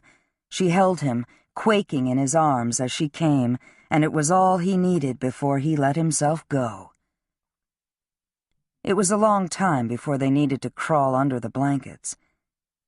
"Sean." She felt warm next to him. "I don't think you need to worry about the furnace this winter."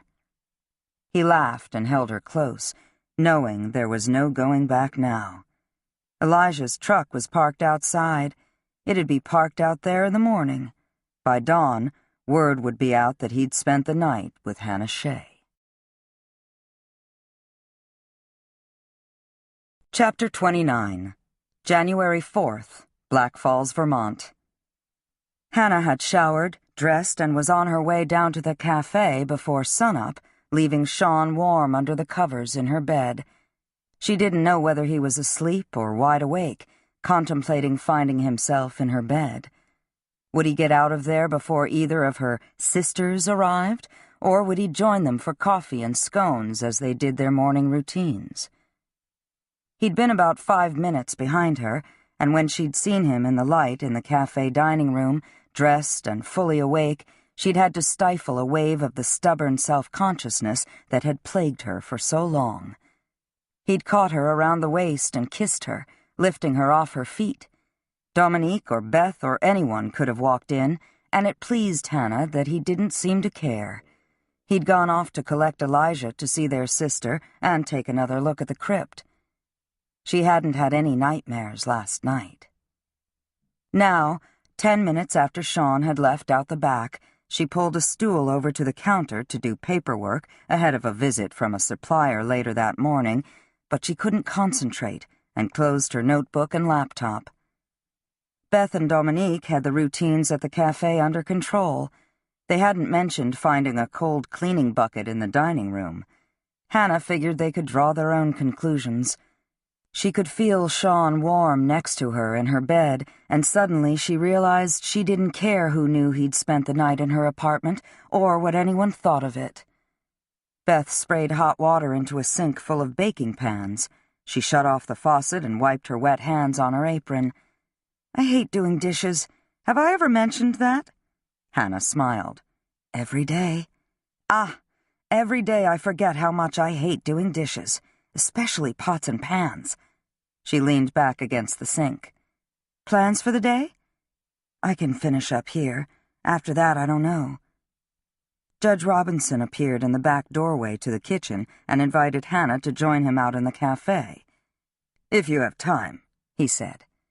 Beth turned back to the sink and said cheerfully, "That's the judge's make-time voice. I'm fine here. Back to sink duty. You two go talk Thomas Jefferson and John Adams." Hannah joined the judge at his favorite table in the corner by the side porch that faced Elm Street. "I crave sugar and caffeine," he said cheerfully, a warm scone and mug of coffee in front of him. "I wonder if it's winter." "In August, you wondered if it was summer." "I always said you have a mind for detail." He leaned back in his chair. "It's also a mind that's not focused right now on getting ready to study for a bar exam." He smiled at her. "I'm an experienced jurist. I can tell." Hannah didn't argue. "I've been thinking about Drew and Bowie in the months before Drew's death. I knew Bowie was working in Black Falls. I thought I had Drew all figured out as a hard-bitten, unforgiving man. Decent, but once you had crossed him, you were done." "But he gave Bowie another chance and recommended him for a job at the Four Corners Church," Everett said. "What if it was a mistake that cost him his life? What if Bowie knew about Drew's cabin and told Melanie Kendall or Kyle Rigby? Inadvertently, Hannah, or deliberately?" She looked out at the street, quiet on the cold morning. "Bowie's an expert on historic stonework." "Yes, he is," the judge said. "It's an interest of mine. A lot of people in this area." Hannah turned from the window. "I'm going out to talk to him." "He's working at the Whitaker place, isn't he? He might appreciate the company. Vivian isn't an easy person. She can be belittling and controlling.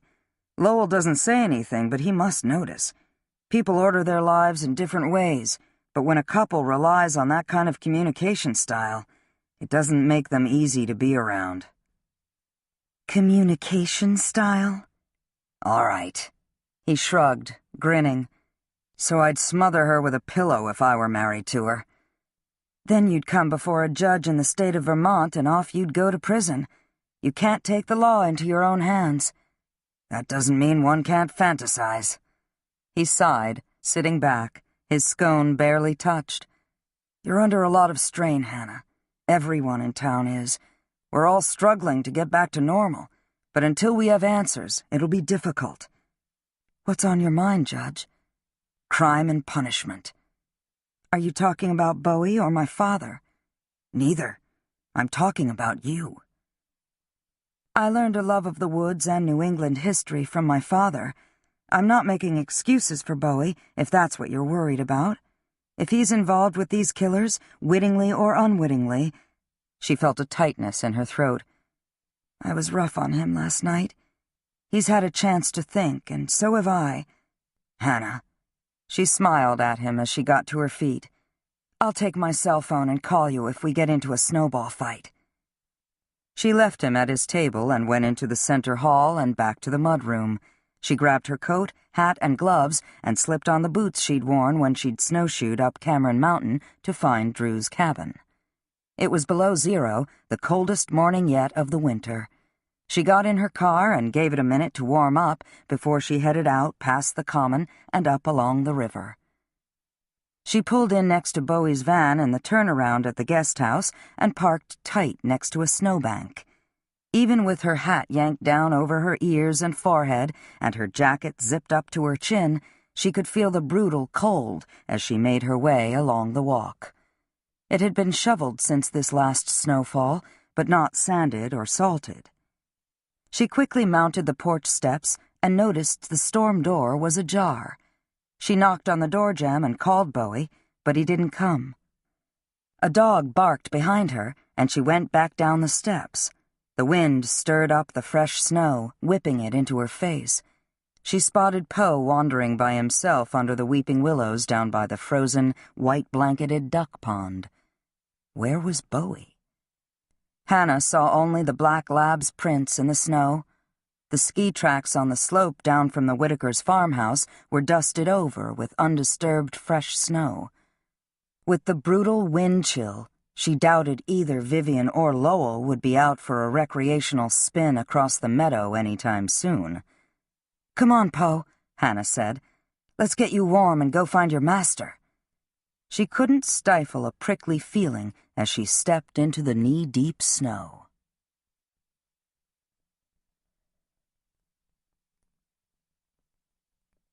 Chapter 30. Sean had collected Elijah out at his house on the lake just as the sunrise consumed the sky in shades of red, orange, and lavender, which made his life in Southern California seem very far away. His brother wasn't in a good mood as they drove up Cameron Mountain Road to their sister's house. "Hannah's gotta live in Black Falls after you go back to Beverly Hills," Elijah said. "Who's to say I didn't sleep on her couch? I'm just saying. Be careful." "Elijah, she doesn't have to explain herself to me, and neither do you. People in town know her better than she gives us credit for, or better than she realizes. That bar fight in March changed things for her. She's been off balance, wondering if people think those bastards were telling the truth about her. I wish I'd shut them up sooner." "Yeah, AJ and I do too. Instead, we let Bowie tear their damn heads off. All in all, I think he was restrained. Doesn't mean he should have done it." Or, Sean knew, that any of them should have either. Hannah lived in Black Falls, and she'd just slept with a Cameron. People liked to talk about her. Last night, Sean had given them fodder. "Hannah's a private person," Elijah said. "I got out of there as early as I could. Maybe I made a mistake staying last night, but I wasn't leaving her there alone." His brother gave him an unwavering look. "What's between you two is your business. You're old enough to take care of yourself." He grinned. "Hannah can take care of you too. I don't worry about her." "She has more friends in this town than I do." "Than any of us. She's got backbone. She's a hard worker, and she's a gentle soul. I don't intend to break her heart." Elijah was silent a moment. "I didn't intend to break Joe's heart." "Have you heard from her?" "Nope." They climbed out of the truck into the dry, heart-stopping cold of January in northern New England. The front had blown in overnight. It was Sean's favorite kind of winter day.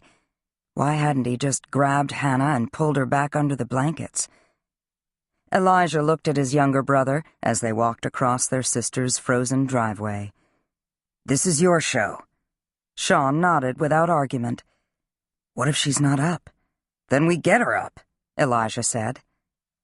They found Rose already out in the snow with Ranger.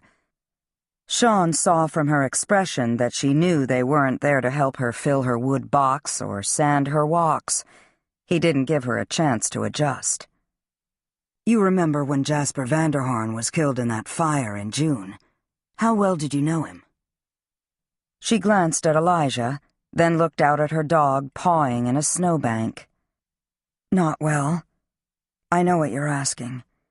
Yes, I'm just afraid my distractions helped cause his death." Sean shook his head. "There's no evidence of that. The fire was still hot. It shouldn't have been. That's not your area of expertise." "Does Joe suspect Jasper's a potential victim of these killers? Or do you?" Sean didn't back down. "What happened in California?" "Nothing that matters. Please don't ask me anything else, Sean. If the police have questions for me, they can ask them. Pop's gone, but you and Elijah and AJ aren't his replacements. You're my brothers." "You weren't in town in November," Elijah said. She was silent. Sean steadied himself against the bitter cold. "I hired Bowie. Rose said. "It's not a secret. It's just none of your business." Elijah stabbed a toe into a snowbank. If he was patient with Hannah, he wasn't with his sister. "He'd just gotten out of jail. He's on probation." "I know. He also fixed my stone wall." Sean nodded to the fading sunrise. "Nice view of the lodge from here." Rose wasn't as combative now. "I think Hannah noticed, too. Other people have been up here. Judge Robinson, the McBains, Lowell Whitaker. Dozens of people could have inadvertently mentioned the view to the wrong person. We don't even know the bomb was triggered here." "We're done," Elijah said, turning to his sister. "You're not staying here alone." "My house isn't the only point on this road the killer could have used." Elijah ignored her. "The lake, AJ's, the lodge. Pick one. Pack. Let's go." Ranger sat on Rose's foot, as if he wanted to get as close to her as possible. She didn't back down. "Maybe I'll fly to California and stay at Sean's house and swim in his heated pool." Elijah didn't back down either. "That'd work." Sean noticed the barest flicker of pain in his sister's eyes as she shook her head. "No, it wouldn't work. Elijah, I'll stay with you. I know it must be lonely for you without Joe." She immediately gasped and said, "I'm sorry, that was a low blow." Elijah grinned at her. "Nah, you just stated a fact. It is lonely without her." "You and Joe were by Melanie Kendall's car that day. You just grabbed Nora out of the front seat. She's an innocent teenager. She could have been blown up. You and Joe—" Rose inhaled. "If whoever set off that bomb did it here, I don't care if he was used or paid off, if Bowie was involved." "First things first," Elijah said. "Get your dog biscuits or whatever you need. Sean and I will drop you off at the lodge with AJ." 5 minutes later, they were on their way. Rose drove her own car, and Elijah and Sean followed her out Ridge Road. Sean called Hannah, but she didn't answer her cell phone. He tried the cafe, but she wasn't there. AJ, Lauren, and their 2 young children were just arriving at the lodge. Sean saw Elijah's tight expression and knew his brother shared his fear. "AJ didn't bargain for killers turning up in his backyard," Elijah said. "You can stay and I'll go on," Sean said. "I'll be fine." Elijah shook his head. "AJ and Lauren know what to do. Rose's head's not screwed on straight. It hasn't been for a while. Even if she knows what to do to protect herself, it doesn't mean she'll do it. Sometimes," Elijah added, "people just get reckless." Sean didn't argue. They gave AJ a brief update, and as Rose got out of her car with Ranger, Sean saw that their baby sister was as pale and withdrawn as he'd ever seen her. He tried to speak to her, but she just muttered about needing to walk Ranger. AJ fell in next to her as she and her golden retriever headed off into the snow by the stone terrace. When Sean and Elijah were back on Ridge Road, Elijah dug out his cell phone and made a call. "Do you and your pals in law enforcement have Rose's place down as a spot where whoever triggered that bomb could have seen Melanie Kendall get in her car?" He listened to her answer. "Get off this task force, Joe." He disconnected and dropped the phone back in his pocket. "What did she say?" Sean asked. "She told me to go throw a log on my wood stove." "When you suggested she get off the task force." "It wasn't a suggestion," Elijah said, then shrugged, unperturbed. "She hung up." "I would have too," Sean said. "Let's have another look at the crypt."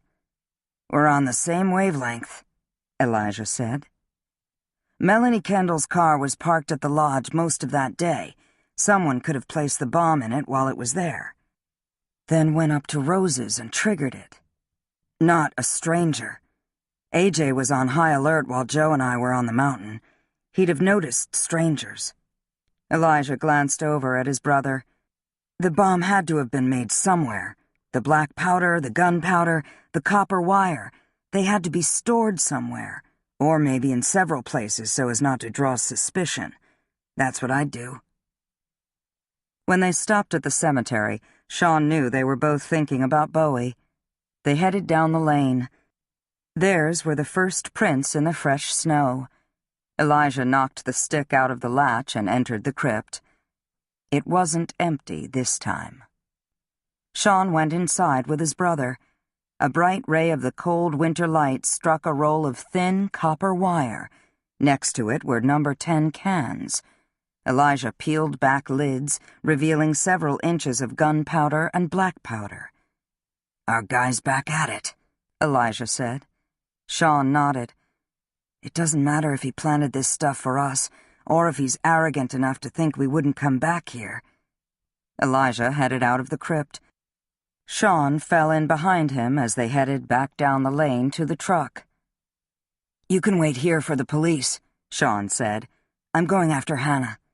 "I'm going with you." Elijah climbed in behind the wheel and glanced over at Sean. "We'll get to her in time, brother." "It's obvious?" "Since Thanksgiving for me." Elijah stuck the key in the ignition, his hand steady. "Joe saw it earlier.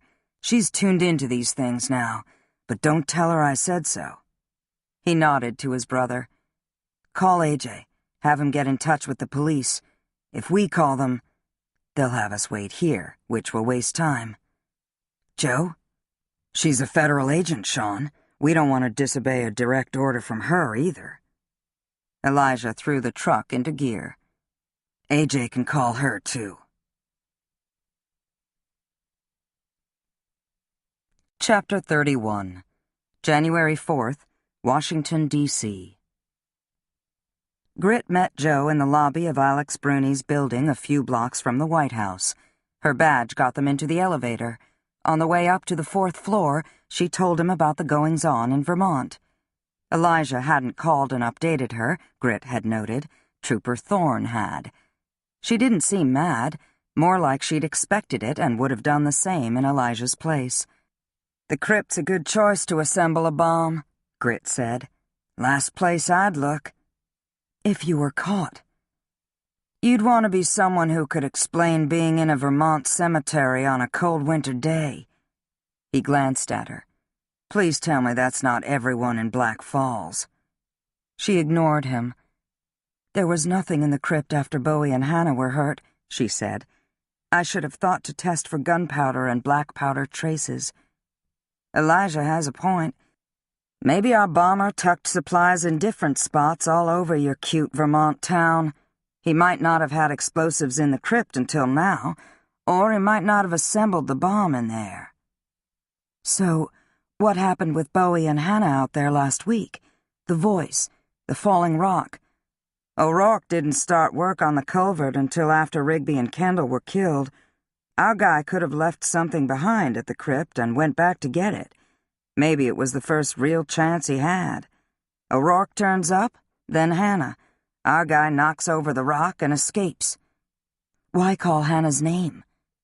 Grit raised his eyebrows. "Wouldn't you?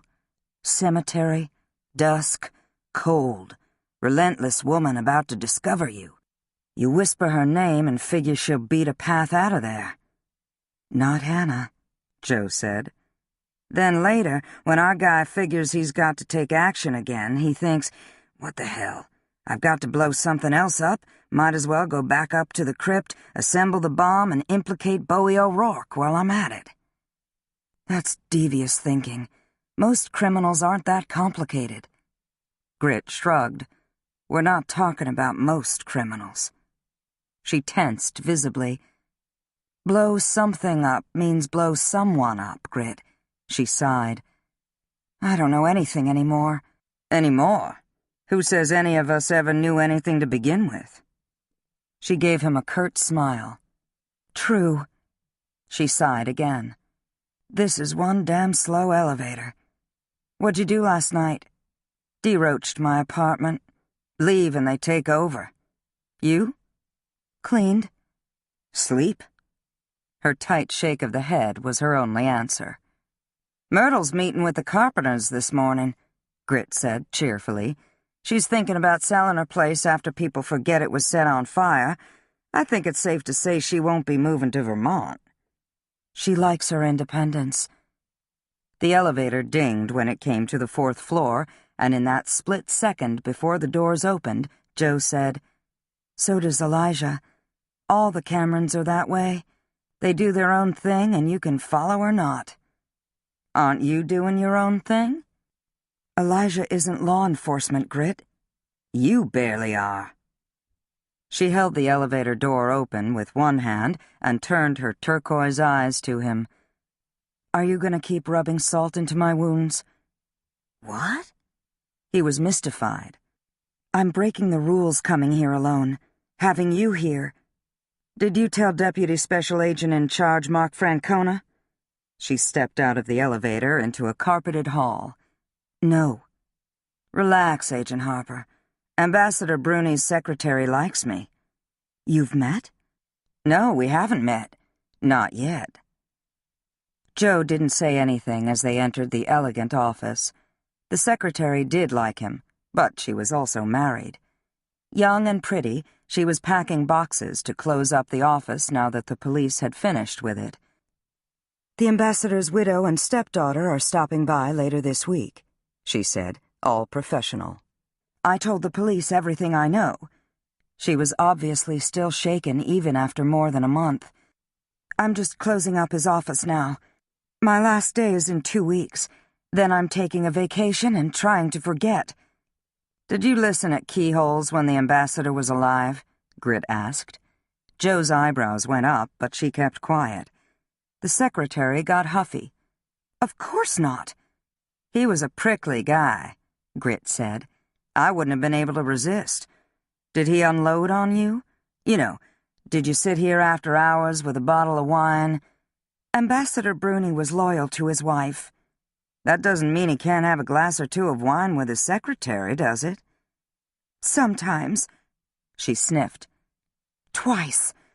He worked late and had to go to a dinner, and in between, it was never more than 1 glass of wine." "You'd talk?" "Some. About my goals and policy opinions. I love all that. He hated talking about work unless he had to." "What else did you talk about over your 1 glass of wine?" "His frustrations with Nora, his stepdaughter. Normal stuff. He knew she was angry at him and her mother for what they did to her father. That's how she saw it." Grit realized Joe was letting him loose, but he avoided her eye just in case she changed her mind. "He looked to you for advice because you're young and female?" "Ambassador Bruni wasn't a man who looked to anyone for advice. He was just venting over a glass of wine. He wanted to do right by Nora. Really, he did." "What about his visit from Drew Cameron in April?" "He was murdered too. I can't believe—" "Ambassador Bruni didn't know Drew had been murdered before he himself was killed," Joe said. "I think, at the end," the young secretary fidgeted.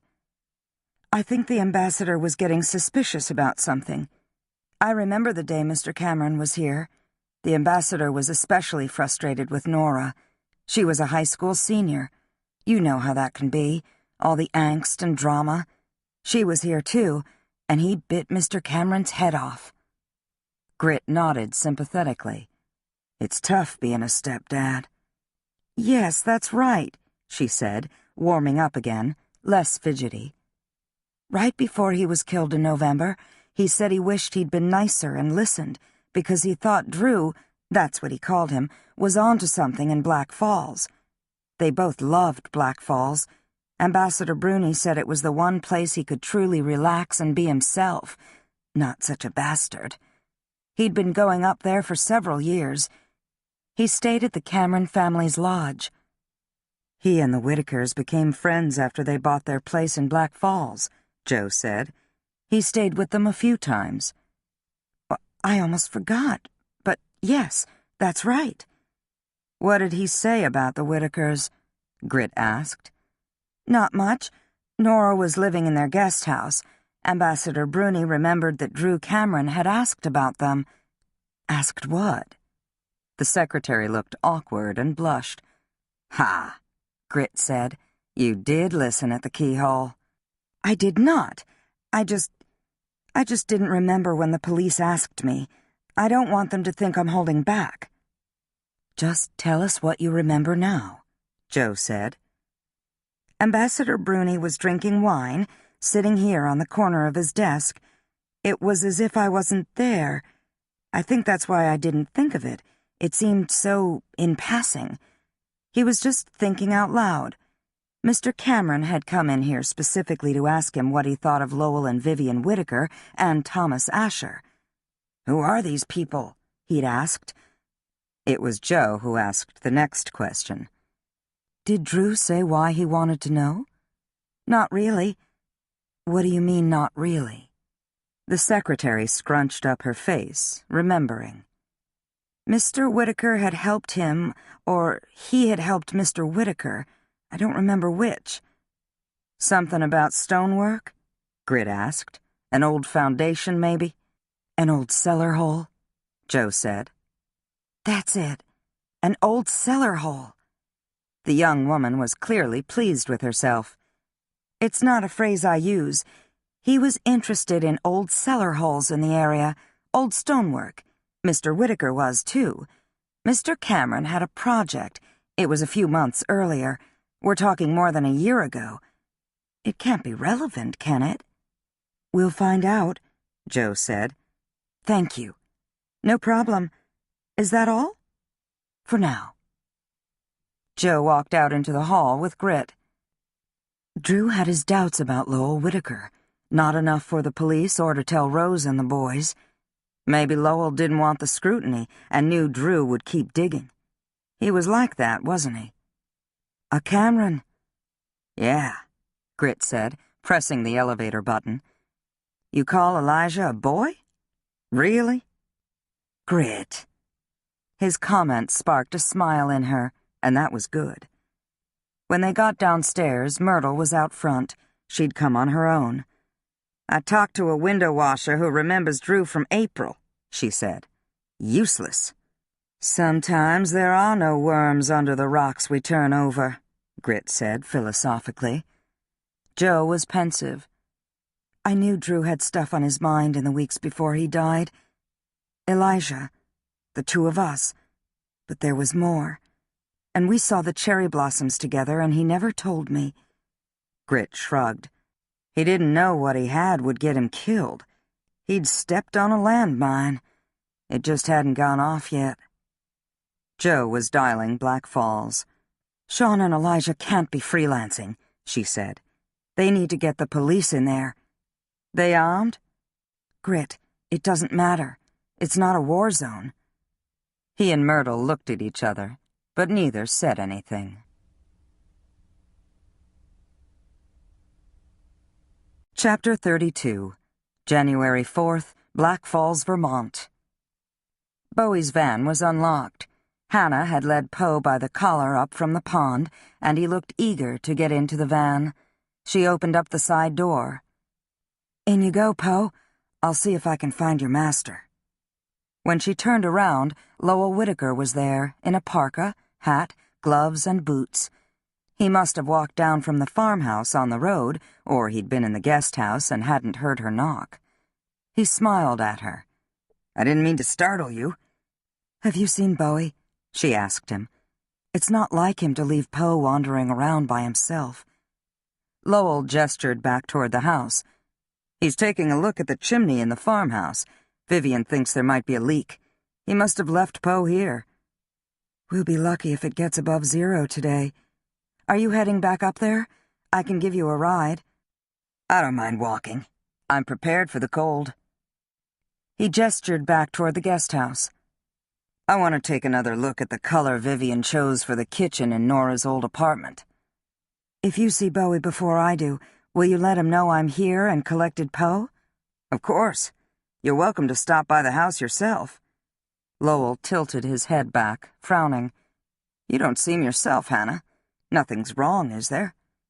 Just snow in my boots. Bowie makes Vivian nervous. I'm not afraid of him, if that's what you're wondering. Quite understandable, given your history together. Loyalty is admirable, but it can also be a weakness." Lowell suddenly seemed awkward. "We saw Sean Cameron yesterday. I'm surprised he's let you out of his sight." Hannah felt her cheeks burn despite the cold. "I won't keep you."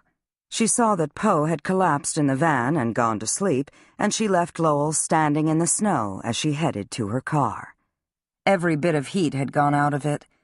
She kept her gloves on as she put the key in the ignition.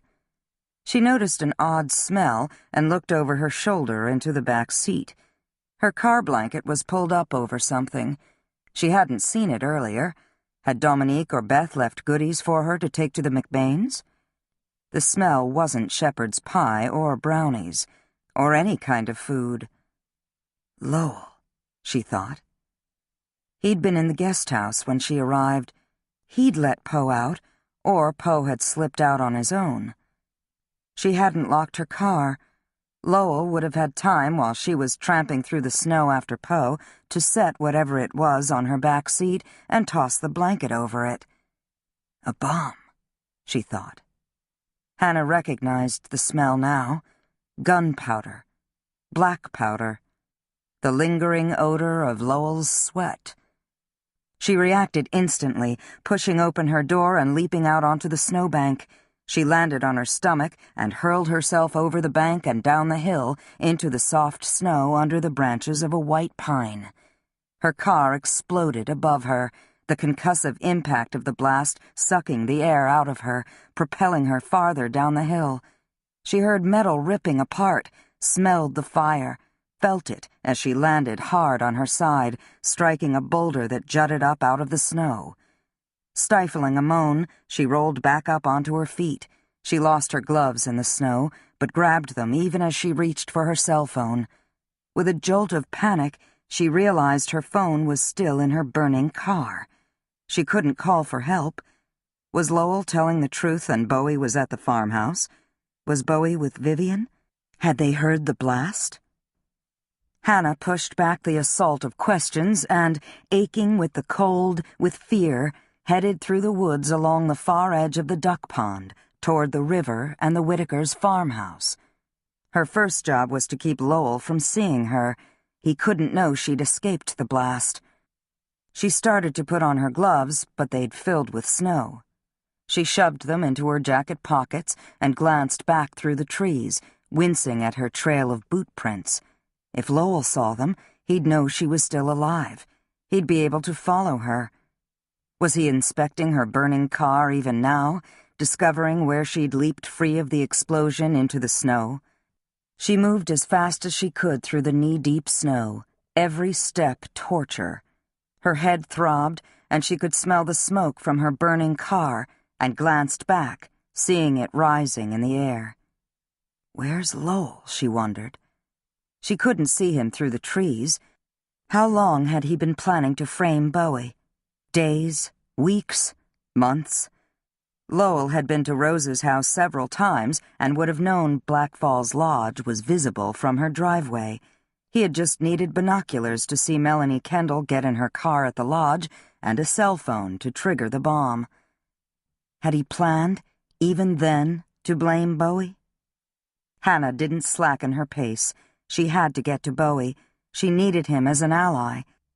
And she needed to warn him that Lowell Whitaker meant to frame him as an accomplice, even a mastermind, to murder.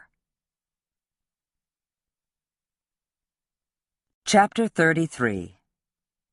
Lowell tried to stay close to the old stone wall that ran along the edge of the road that led down from the farmhouse and, ultimately, to Bowie's place on the river and the old logging road at the base of Cameron Mountain.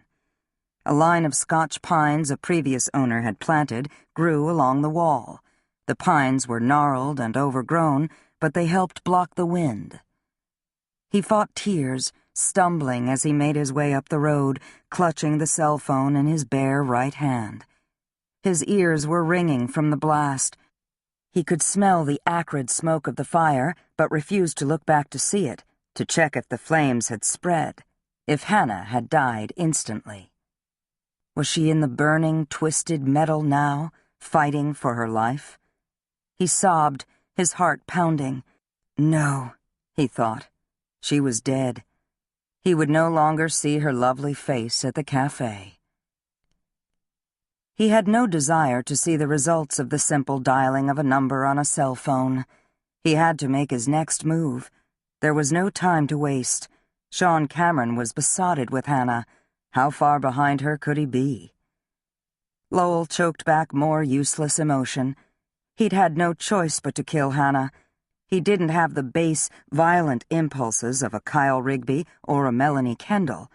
Drew Cameron and Alex Bruni, even Melanie, would be alive now but for the threat they'd posed. Lowell hadn't killed them out of any deep yearning to commit violence. He'd hoped with each of their deaths that he could avoid the situation he was in now, with his exposure imminent if he didn't act. He was prepared. His plan was airtight. It would confirm everyone's suspicions about Bowie O'Rourke. The bar fight, Bowie's combustible anger, his troubled past. He'd been ripe for recruitment by Melanie and Kyle, and after their deaths, he'd gone solo and carried out his own plans in an attempt to exact revenge on those who'd wronged him. His simmering resentment of Hannah Shea and the role she'd played in his arrest, her obvious love for Sean Cameron, and her suspicions of his actions in November had all led Bowie to place a bomb in the back seat of her car. Bowie was a stonemason and an ex-con. Police would have no trouble believing he was capable of assembling the materials for a bomb and figuring out how to build one. Lowell breathed deeply, not as panicked. Jo Harper and her task force would have their network. Melanie, Kyle, and Bowie. There was no mastermind. There were just two professional, clever killers and the local thug they'd recruited. Bowie couldn't stand the scrutiny of the Camerons and investigators, and he'd realized the New Yorkers who'd hired him, who'd given him a chance, had figured out that he'd helped Melanie and Kyle find Drew Cameron in April. His cabin, the stonework, all of it. Sean Cameron would be miserable now that Hannah was dead. Lowell felt a rush of pleasure, but he didn't indulge it. He had another number to dial. Bowie would still be upstairs in the farmhouse checking the chimney with Vivian. The man radiated raw masculinity and a palpable, if bridled, capacity for violence. Lowell had noticed how his wife had stood obnoxiously close to the stonemason while he'd explained brick saturation levels and how old brick, if not properly sealed, couldn't absorb moisture properly and water would just spill out. Lowell held his cell phone tight in one hand. He had one more bomb to trigger. He'd placed it carefully early that morning while Vivian drank tea and read a book in the kitchen. She would be dead soon, too. The police would blame Bowie. He was surprised at how little emotion he felt. No anger, no fear, no regret. Their children would be grief-stricken, but they'd still have him. They'd turn to him now. They'd see him as he was, not just as Vivian painted him. Once the bomb was triggered, he'd have to get rid of the cell phone. He could toss it into the fire. The police would believe that Bowie either killed himself or triggered the bomb prematurely and was caught in the blast. It'll work, he assured himself. Then, when it was over, Lowell would rebuild the farmhouse and plant a beautiful flower garden in Vivian's memory. He'd sell their house in New York and live in Vermont full-time.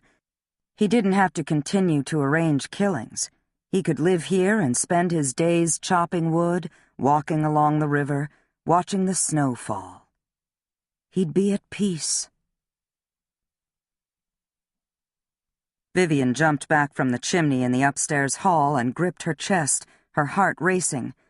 What was that? An explosion. Bowie was already at the end of the hall, looking out the window. It provided a view of the backyard and the river just beyond a line of trees. Where's your husband? Vivian gasped. He went down to the guest house. He can't... You didn't... She couldn't breathe. You didn't just kill him, did you? No, I didn't. The bomb in Melanie Kendall's car was triggered by a cell phone. Did you see me make a call? Bowie, Vivian hardly breathed now. "What are you saying?" "Spare me." He gazed back out the window. "You'd better hope no one's hurt." She edged toward the stairs. She had to get out of there. She had to run. "I don't know what you're talking about," she said in a half-whisper. "Yeah, you do." He was calm, steady, but his eyes were narrowed and menacing when he turned back to her. "When did you figure out your husband was behind all these killings?" "You're insane." Her tone was icy, bitter. She wouldn't give in to this man. She'd stand her ground. "I'm calling the police." He looked back at her again, his expression tight, angry. "Do that. Where was your husband when Melanie Kendall was killed?" Vivian didn't answer. The question had been plaguing her for days, but she'd kept repressing it until she couldn't any longer. She'd lain awake last night, as still as a corpse next to her husband. Pieces, scraps of information, memories of looks, scraped knuckles, odd smells had flown at her, and she had realized the clues had been there all along for her to see. She'd simply refused to see them. She'd buried her suspicions deep, protecting herself, her children, denying that the passive, cerebral man she'd married was capable of organizing and operating a network of paid killers. She'd become even more determined to see him as not the sort of man who could engage in such acts, to treat him as such. Bowie dropped the curtain back in place. "He wasn't here, was he? He was off blowing up one of his hired killers, trying to cover his own tracks." "Stop," Vivian whispered, taking another step toward the stairs. "Just stop." Bowie shook his head at her. "You two are a piece of work. He gets on your nerves, or you start feeling anxious, and you lace into him." "No." "It's been going on for years, hasn't it? Now you find out he's a killer." Her lips thinned. "You think you're so superior. You don't want him discovered. You'd rather see an innocent man blamed than have people know about your husband's little side business." Vivian felt sick to her stomach as she experienced an incomparable sadness at what her life had become. Bowie was right. She had decided that morning she'd let Lowell get them out of this mess. She'd let him enact whatever plan he had in mind to give the authorities their killer mastermind and take any hint of suspicion off them once and for all. What other choice did she have? "He wasn't here when Melanie Kendall was killed." Vivian was at the top edge of the stairs now. Her words seemed to be coming from someone else. "He took the car and left. I don't know where he went. I was raking leaves, mulching the gardens." "When did you know?" "For sure? This morning." She placed a hand on the railing. What did Lowell have in mind for Bowie? Did he need her to keep the stonemason up here talking? She continued, her voice less strangled. "I remembered how calm he was in November when he came back." Bowie's eyes remained almost closed. She felt him zeroing in on her, trying to penetrate some hard outer shell to get inside her, to what she really knew, really believed. "What else?" he asked. Vivian felt chilled now. "I went into the woodshed out back." "What did you find?" She raised her eyes to him. "You already know." "Bomb-making materials," he added, his tone certain. "A bomb?" "2. There were 2 bombs." She knew what Lowell meant to do. Her husband, the man she'd married and had loved, planned to kill Bowie O'Rourke, just as he'd killed Melanie Kendall. Bowie remained calm, clear-eyed. "We need to get out of here. One of those bombs is meant for us." "Not me." "Yeah, you too. Lowell's gonna kill us both. You're an abusive bitch who belittles him night and day. You don't think he wants you dead?" "I'm not an abuser." Panic welled up in her. She pictured Lowell up here in the hall just before Bowie had arrived to investigate the potential leak. Lowell had sent them both upstairs while he went outside. Bowie hadn't found any trace of a leak upstairs. Vivian froze. She couldn't run. She couldn't speak. It couldn't be true. Lowell couldn't be willing to kill her. "I have to get out." Bowie was already lunging for her. He scooped her onto his broad shoulders as if she were a rag doll and ran with her down the stairs. For a moment, she wanted to go limp and just let this strong, competent man rescue her and save himself. She could deny everything she'd just told him. She could exonerate her husband. The police would believe her. It was too big a risk. She'd lose everything if authorities could prove that Lowell was responsible for the murders of Drew Cameron, Alex Bruni, and Melanie Kendall. That he'd arranged other murders. She couldn't let that happen. Lowell's plan had to work. Bowie O'Rourke had to take the blame. He had to die in the explosion.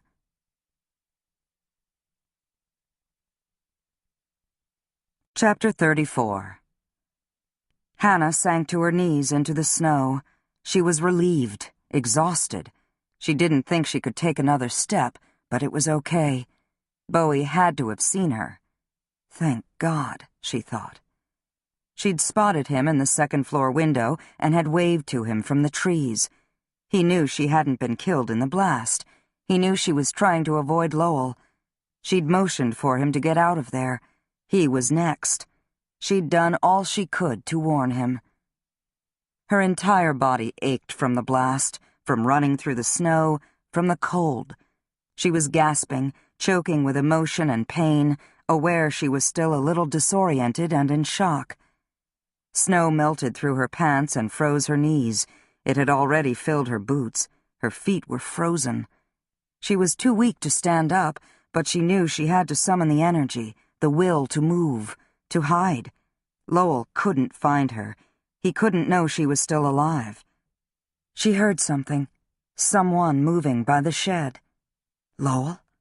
She leaped up, her legs heavy, and pushed her way through the snow toward the trees along the river. She'd get to the old cellar hole where she and Drew Cameron had found Bowie back in March. She could hide there. She'd be safe, at least somewhat protected from the elements. "Hannah!" She recognized Sean's voice.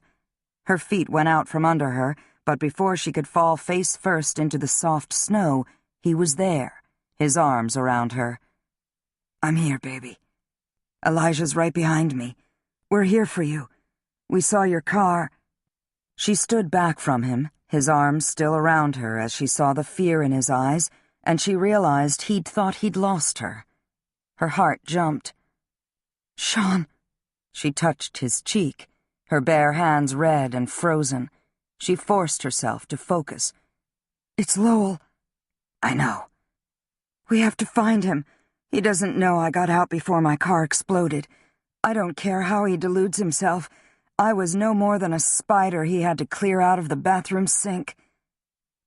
Hannah saw Elijah now, behind Sean in the snow, standing next to a bare, gray-barked sapling. He had a gun in one hand, everything about him alert, serious, even as he winked at her. "It's about time someone blew up that car of yours." Sean slipped an arm around her waist and lifted her off her feet and out of the snow. She already felt warmer. "I think he planted a second bomb," Hannah said. "He's going to kill Bowie and let him take the blame for everything. I warned Bowie, but we have to find Lowell before he—" "Not we," Elijah said. He looked back toward the shed and the farmhouse. "I'll go. You two, the police and firefighters are on the way. Wait for them." Another explosion ripped through the quiet, echoing along the ice-bound river. Hannah tensed, her heart pounding, but Sean continued to hold her close. She could hear Lowell screaming, "Fire!" He appeared by the shed, frantically waving his hands. "Sean! Elijah! My wife! Help! The house is on fire!" Elijah raised his weapon. Hannah eased herself back down into the snow. Sean kept one hand on her hip. "Stay close. Take cover if you have to." His eyes were a dark navy, intense. "Elijah and I won't let him near you." Lowell was panting as he pointed back toward the house. "Bowie, We opened up our home to him. We gave him a chance, but he hates us. All of us. You, even Hannah. I had no idea." His wife staggered through the snow, coming up behind her husband. Her face was smeared with soot, her eyes red-rimmed. Her hair hung limply in her face. She seemed to be at least partially in shock. "We heard an explosion down by the guest house. Then there was another explosion. I was on the stairs. Bowie was right behind me. He couldn't—" She was shaking, her voice hollow. "He didn't get out in time." Hannah forced herself not to react. Up ahead, smoke and flames were already visible in the upper-story windows of the farmhouse. "Where did you last see him?" Sean asked. "In the upstairs hall. He'd been at the guest house." Vivian blinked back tears. "We were checking on a leak in the chimney." Lowell turned to Sean and Elijah. "Bowie must have seen Hannah arrive and put a bomb in her car, then triggered it somehow. I thought he was already up here checking on the chimney leak." Vivian shuddered. "He came here to kill us. I think he saw Hannah from the hall window. He knew she'd survived. He decided not to wait for Lowell. She started to sob.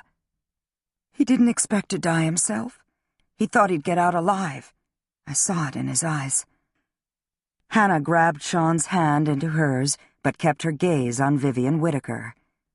"They're both lying. Bowie's in there. I'm going after him." Sean squeezed her hand, and Elijah stepped in close to her, both brothers obviously ready to stop her if she tried to make a break for the burning farmhouse. "Easy, Hannah," Elijah said. "You're hurt, and this is what Sean knows how to do."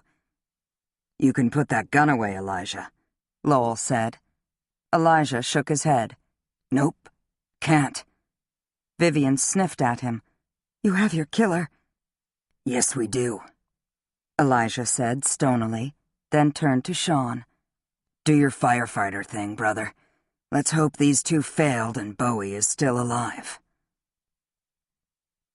Sean ran into the house through the back door, covering his head with his coat to protect himself as much as possible against the smoke and flames.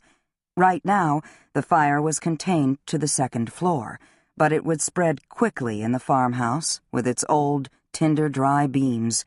Every firefighter he knew in Vermont hated old house fires.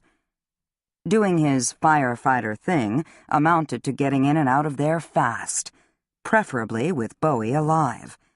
Staying low, Sean raced through the kitchen and down a short hall to the living room. He could hear the rush of the fire on the second floor. He found Bowie sprawled face down at the bottom of the stairs, semi-conscious, but alive. He was dead weight as Sean got hold of him. "You're too damn big, O'Rourke. Up on your feet.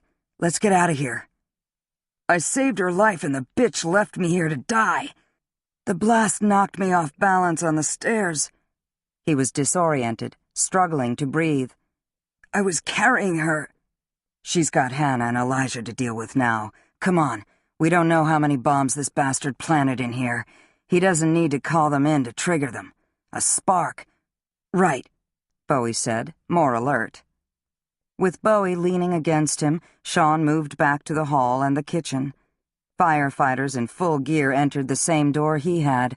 Zach Harper, in the lead, got hold of Bowie. Sean warned him about the possibility of more bombs. Another firefighter reached for Sean, but he shot out the door, past more firefighters. He sucked in the cold, clean air and put his coat back on. A visibly shaken Beth Harper was there with the rest of her ambulance crew. "You and Elijah are idiots," she said to Sean. "Wait until Joe gets back from D.C. In the meantime, let's get some oxygen on you." "I don't need oxygen." Beth started to argue with him, but Sean zeroed in on Hannah by the woodshed with Elijah. She was standing with her arms crossed in front of her, and all he could think of was the agony he'd felt when he'd seen her burning car, the relief when he and Elijah had spotted her prints in the snow. Beth gave a resigned sigh behind him, but he didn't need her permission. He was already running, focused only on getting to Hannah. He scooped her into his arms. "Bowie's safe," he said, kissing her, And I love you, Hannah. I love you." Elijah grunted. "Finally," his brother said. Hannah pressed her forehead onto Sean's chest, and he thought he heard her sniffle, but when she raised her eyes to him, she was smiling. She was so self-contained, so reserved, he thought. Half the damn town was arriving, state and local cops, firefighters, the feds on the task force. But this time, she didn't seem to care who might see her. "I love you too," she whispered. Sean winked at her. "More to come," he said. They turned to Lowell and Vivian Whitaker, standing side by side, not touching, under Elijah's watchful eye. Hannah spoke first, addressing Lowell. "Bowie didn't find Drew's cabin and tell those killers," she said. "It was you. You followed his trail up the mountain and found the cabin and told Kyle Rigby and Melanie Kendall. They worked for you." Lowell met her gaze dead on. "And it was you at the crypt," Hannah said, undeterred, "knocking the rock onto Bowie, calling my name." "You're wrong," Lowell said coldly. "You local people always stick together against the outsider. It was all Bowie. Those two killers hired him as their local contact. He helped them. He has his own scores to settle here. He knew Vivian and I were on the verge of figuring out he was involved with these killings." Hannah tightened her hands into fists. Sean remembered her at the bar fight back in March and thought she might jump Lowell, but she just glared at him. "You went to the crypt in daylight because it'd be easier to explain your presence. You could say you were up there indulging your passion for Vermont history and old tombstones." Lowell sniffed at her. "Your lower-class roots are strong, aren't they, Hannah? You'll never escape your past. I'm disappointed in you." "What did you do? Sneak into the crypt to make the bomb that killed Melanie Kendall? Did you leave behind some of your materials? You wouldn't risk going back there when the police were combing the area for clues. You waited." Her voice was steady, the budding prosecutor at work. "You tried to get rid of Bowie. He was both a threat and a perfect fall guy." "I don't know what you're talking about. You people are so clannish. You can't see through your ties to one another to the truth." Elijah looked at Sean. "Do you want to shoot him or shall I?" Lowell paled, clearly not knowing that Elijah wouldn't shoot unless in self-defense. Vivian was shivering uncontrollably. "Our beautiful house on the river is in flames, and you heartless people dare to accuse us," she sobbed and brushed a tear out of the corner of her eye. "I'll never come back here." Sean slipped his arm around Hannah and focused on Lowell Whitaker. "Who taught you how to build a bomb? Who told you what materials you'd need?" Elijah kept his gun steady. "Did one of your hired killers give you instructions?" Lowell didn't answer. His wife was silent now, staring at the man she'd married as if seeing him for the first time. But it was an act, Sean thought. Whatever the police could prove or couldn't prove, Vivian Whitaker had figured out her husband was a murderer. She'd done what she could to keep Bowie from getting out of the fire alive. Elijah lowered his weapon, and Sean felt Hannah's arm come around his waist and hold him as he and his brother watched Scott Thorne place the man who'd ordered their father's death under arrest.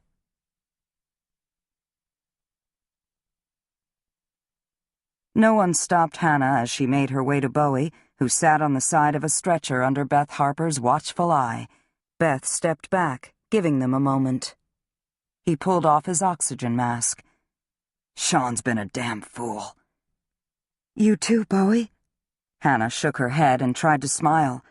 "As strong as you are from all your years hauling rock, and look at you now." He grinned at her. "Who just jumped from an exploding car?"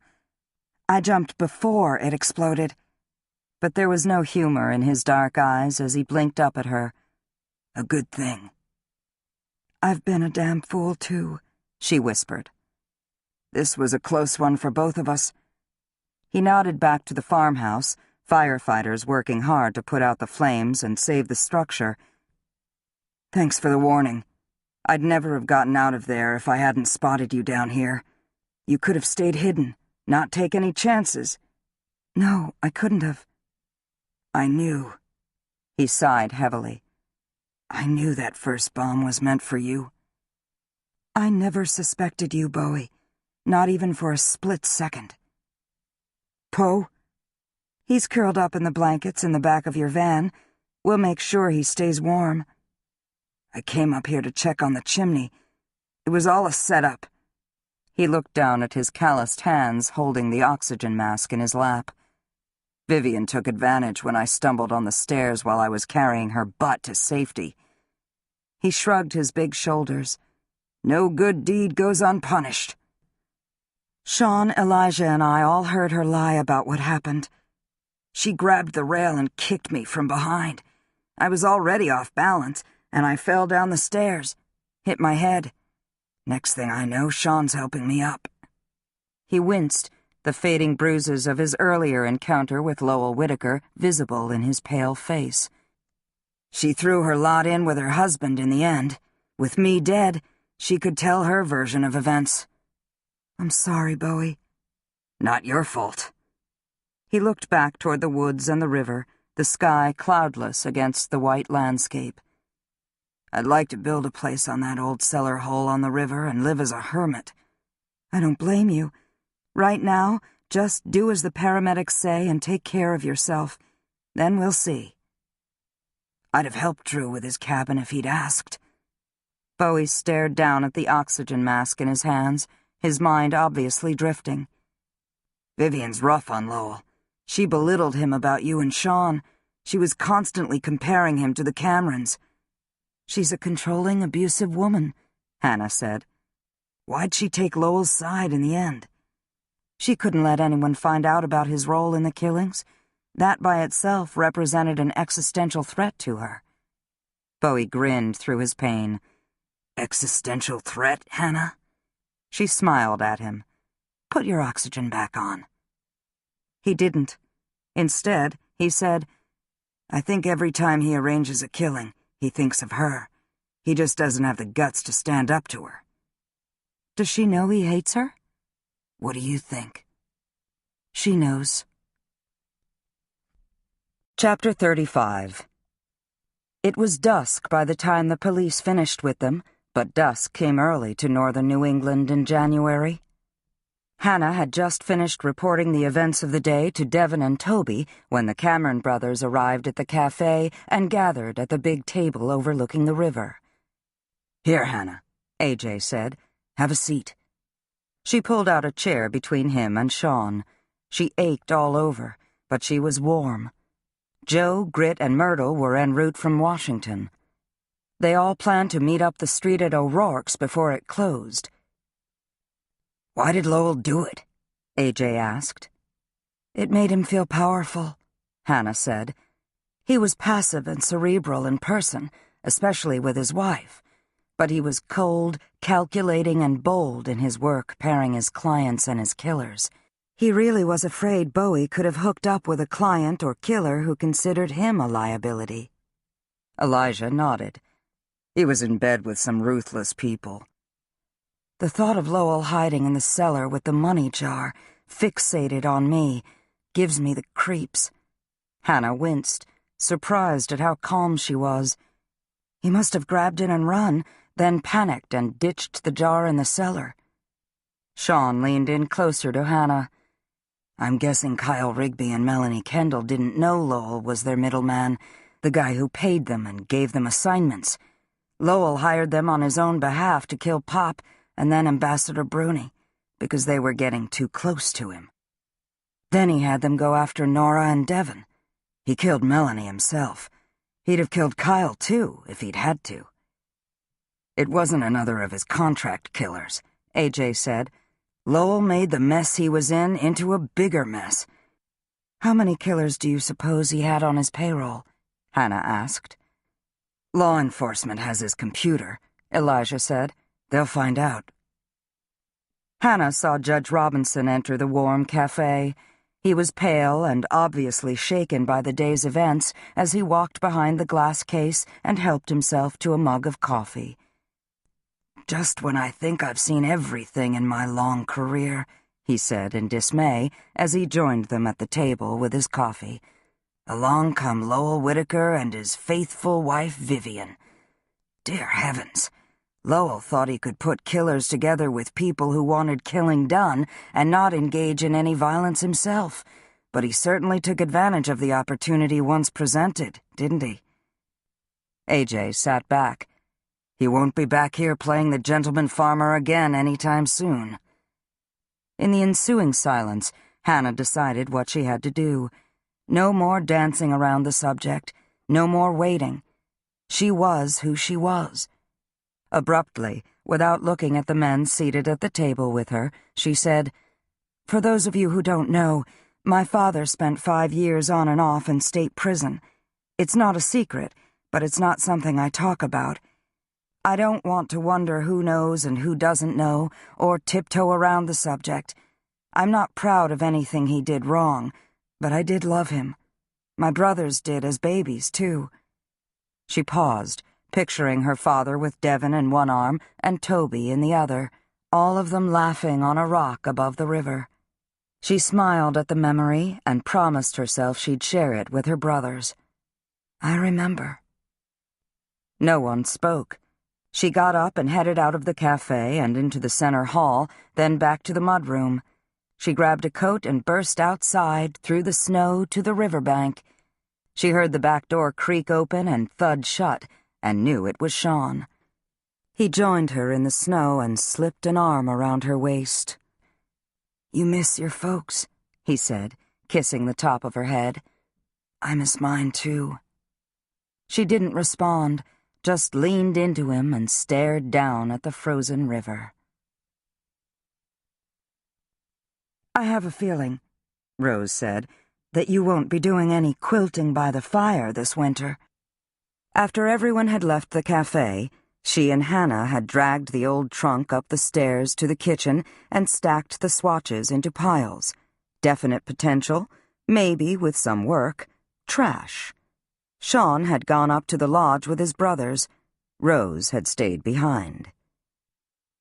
"Bowie wasn't just protecting me in that bar fight," Hannah said, "and he wasn't completely out of control." "I know. Hannah." Clearly pained, Rose didn't continue. "Those men were drunk, Derek Cutshaw especially." Rose stared at the fabric sorted on the work table. "I was in a bad place last winter and fell for the wrong man." "Derek?" Rose hesitated, then nodded. "I haven't wanted anyone to know. I was so stupid. He's manipulative and possessive. I dumped him in March, and he didn't like it." "Bowie knew about the two of you?" "Derek told him, bragged to him. Bowie tried to warn me that things could get ugly. I didn't listen. He probably saved my brothers from getting arrested that night by taking matters into his own hands. I've been in a very dark place, Hannah. Don't be so hard on yourself. Derek and me, the insults, the bar fight, he was also talking about me that night, not just you." Hannah could feel her friend's pain and embarrassment. "Rose, don't judge yourself." "I pride myself on my good judgment, but I let Derek Cutshaw into my life. Then I didn't tell you that his insults weren't just about you. I didn't tell anyone else. It doesn't matter who they were about, or if they were true or false. He was in the wrong." Rose looked pained. "What he said, it's not something you live down in a small town. No one really ever believed you." Hannah smiled through her own discomfort. "Why? Because I can't make that kind of mistake?" Rose managed to smile back. "No, because everyone knows everything about you. You live right in town and run the cafe, and people have been looking out for you for years.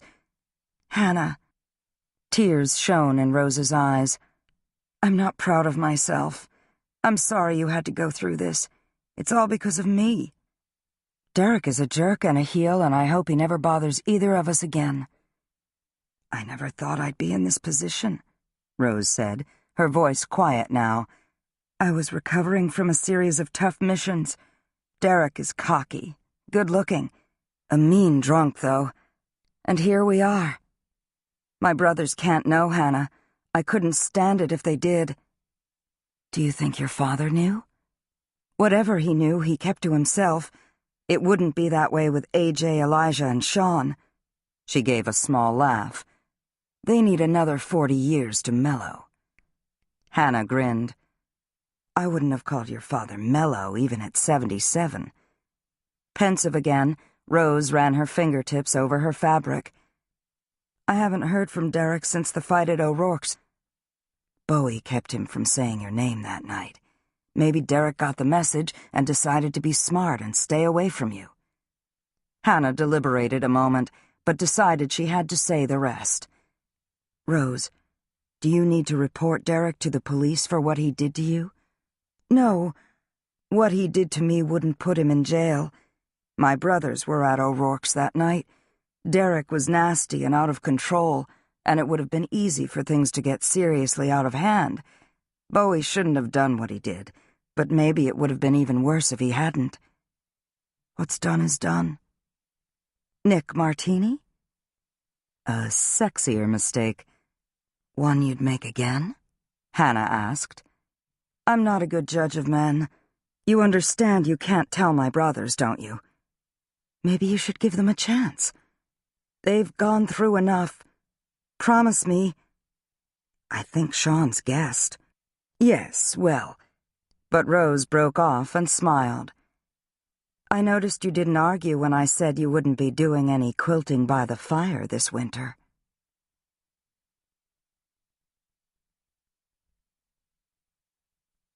Chapter 36. Grit, Joe, and Myrtle arrived back in Vermont and took a table at O'Rourke's. Grit knew the call coming in on his cell phone, although the screen didn't say so, was from the son of the Vice President of the United States. Charlie Neal was supposed to be back under the thumb of an ever-watchful Mark Francona, who'd told Grit he would personally arrest him if he had anything more to do with any of the Vice President's offspring. Grit answered anyway. I'm right, Charlie said. There's a firebug out there. Lots of firebugs. It looks as if Kyle Rigby and Melanie Kendall were responsible for the bulk of the hits Lowell Whitaker arranged. Lowell hired them to kill Myrtle Smith's Russian friend Andrei Petrov on behalf of a former KGB agent. Did you know that? Grit was aware of Joe Harper frowning at him in that Secret Service agent way of hers. He chose his words carefully. Just heard. In fact, he thought, Joe had been the one to tell him. He said, I have to go. Charlie sighed. Agent Harper's there, isn't she? Okay, just listen then. The KGB agent could have done the job himself, but he didn't want to take the chance. Have someone poison Petrov's toothpaste. Keep things simple. Sometimes simple works. Sometimes it doesn't. Only no one expected Myrtle. Ms. Smith, I mean, Charlie said. She was closing in on the assassin's network. Lowell had our firebug torch her office to destroy her notes. Grit didn't argue. Okay, fine. The police can't pin the fire on Kyle Rigby or Melanie Kendall because they weren't responsible for it. Right. Jasper Vanderhorn was killed by this firebug. Charlie paused to take a breath. I'm serious. It won't matter that this network's been shut down. Firebugs don't like to stop. They prefer to work alone. Where are you now? Grit asked him. Connor and I are setting up for another airsoft game. Dad's letting us play again. He thinks it'll keep us out of trouble if we have something to focus on. Will it? This firebug is a murderer, Petty Officer Taylor. So when you get the wrong answer on a test, do you argue with your teacher until she proves you wrong? Only if I know I'm not wrong. Wanna come play airsoft with me sometime? Grit heard a sudden tentativeness in the kid's voice and realized the invitation was sincere. Yeah, sure. Be good in the meantime. Always. After Charlie disconnected, Grit set his phone back on the table. Jo was eyeing him as if she were a split second from whipping out handcuffs and arresting him. He said, "I meant lightning bugs. I don't know why I said firebugs. Lots of lightning bugs out there in the Vermont wilderness." "Not in January, Grit." "Buy you a beer, Agent Harper?" She relaxed some. "I'm not conflicted," she said quietly. He knew what she meant. Okay. "Elijah and I will figure out what's next. Together. Lives, careers, families. Half the fun is the complexity of it all." You weren't even tempted to move back to your low ceilings and dead plants and forget him? Hit the reset button on your life? "No." You thought about it, though. "I'll take that beer, Petty Officer." Grit noticed he had another message from Admiral Jenkins, suggesting he report for duty at the Pentagon in 3 days. A suggestion from a 4-star admiral was another way to say order. Grit texted him back, "Aye, aye."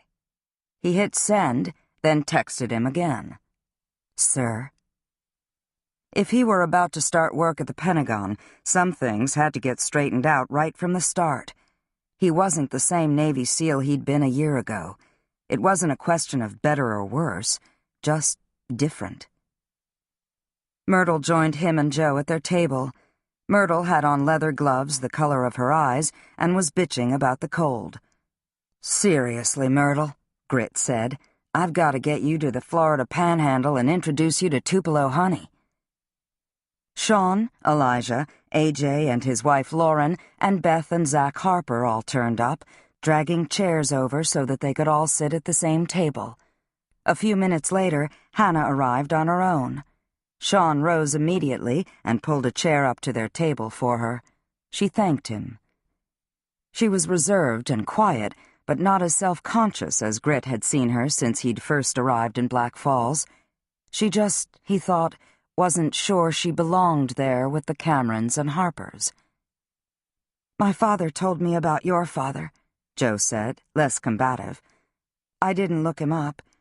He also said your dad's death was an accident." Her comment seemed to come out of the blue, but not, as far as Grit could see, to Hannah. It was something she seemed to need to hear, and Jo seemed to need to tell her. "Your father, Jo. He was the first law enforcement officer on the scene after the accident. Your dad wasn't in any trouble and hadn't been since your brothers were born. I know you know that," Jo added. "I just want you to know that I do, too." Liam O'Rourke delivered a round of drinks on the house. "Your dad was the love of your mom's life, Hannah. She missed him, but she carried on without him." Hannah finally spoke. "My mother, Devin, Toby, and I all had some good times together." She seemed to consider whether she should reveal this much of herself. "Before she died, she asked us to remember her and love her always, but to have good times again. We have, too. We've had some great times." Grit understood what she was saying, and he thought everyone at the table did, too. The people who'd known and loved Drew Cameron best, especially his 4 children, would miss him, but they'd have good times again. Liam set the glasses on the table and addressed Hannah. "I remember you out on the common with Devin and Toby when you were first trying to get them under control. You had the snowball fight from hell. They had you outnumbered, and they were sneaky little rascals, but you didn't back down." Elijah raised his glass and grinned. "That's our Hannah." She said nothing, just smiled as she sat close to Sean, his 2 older brothers right there. Jo glanced at Grit, then grinned at the 3 Cameron brothers. "Speaking of snowball fights," she said, taking a sip of her beer and rising, "who's game?" Elijah was the first to his feet and led the way, all of them ending up on the town common, across from Three Sisters Cafe. Snow was falling, just wet enough to hold together. Grit knew who threw the first snowball, but he was an outsider and didn't say.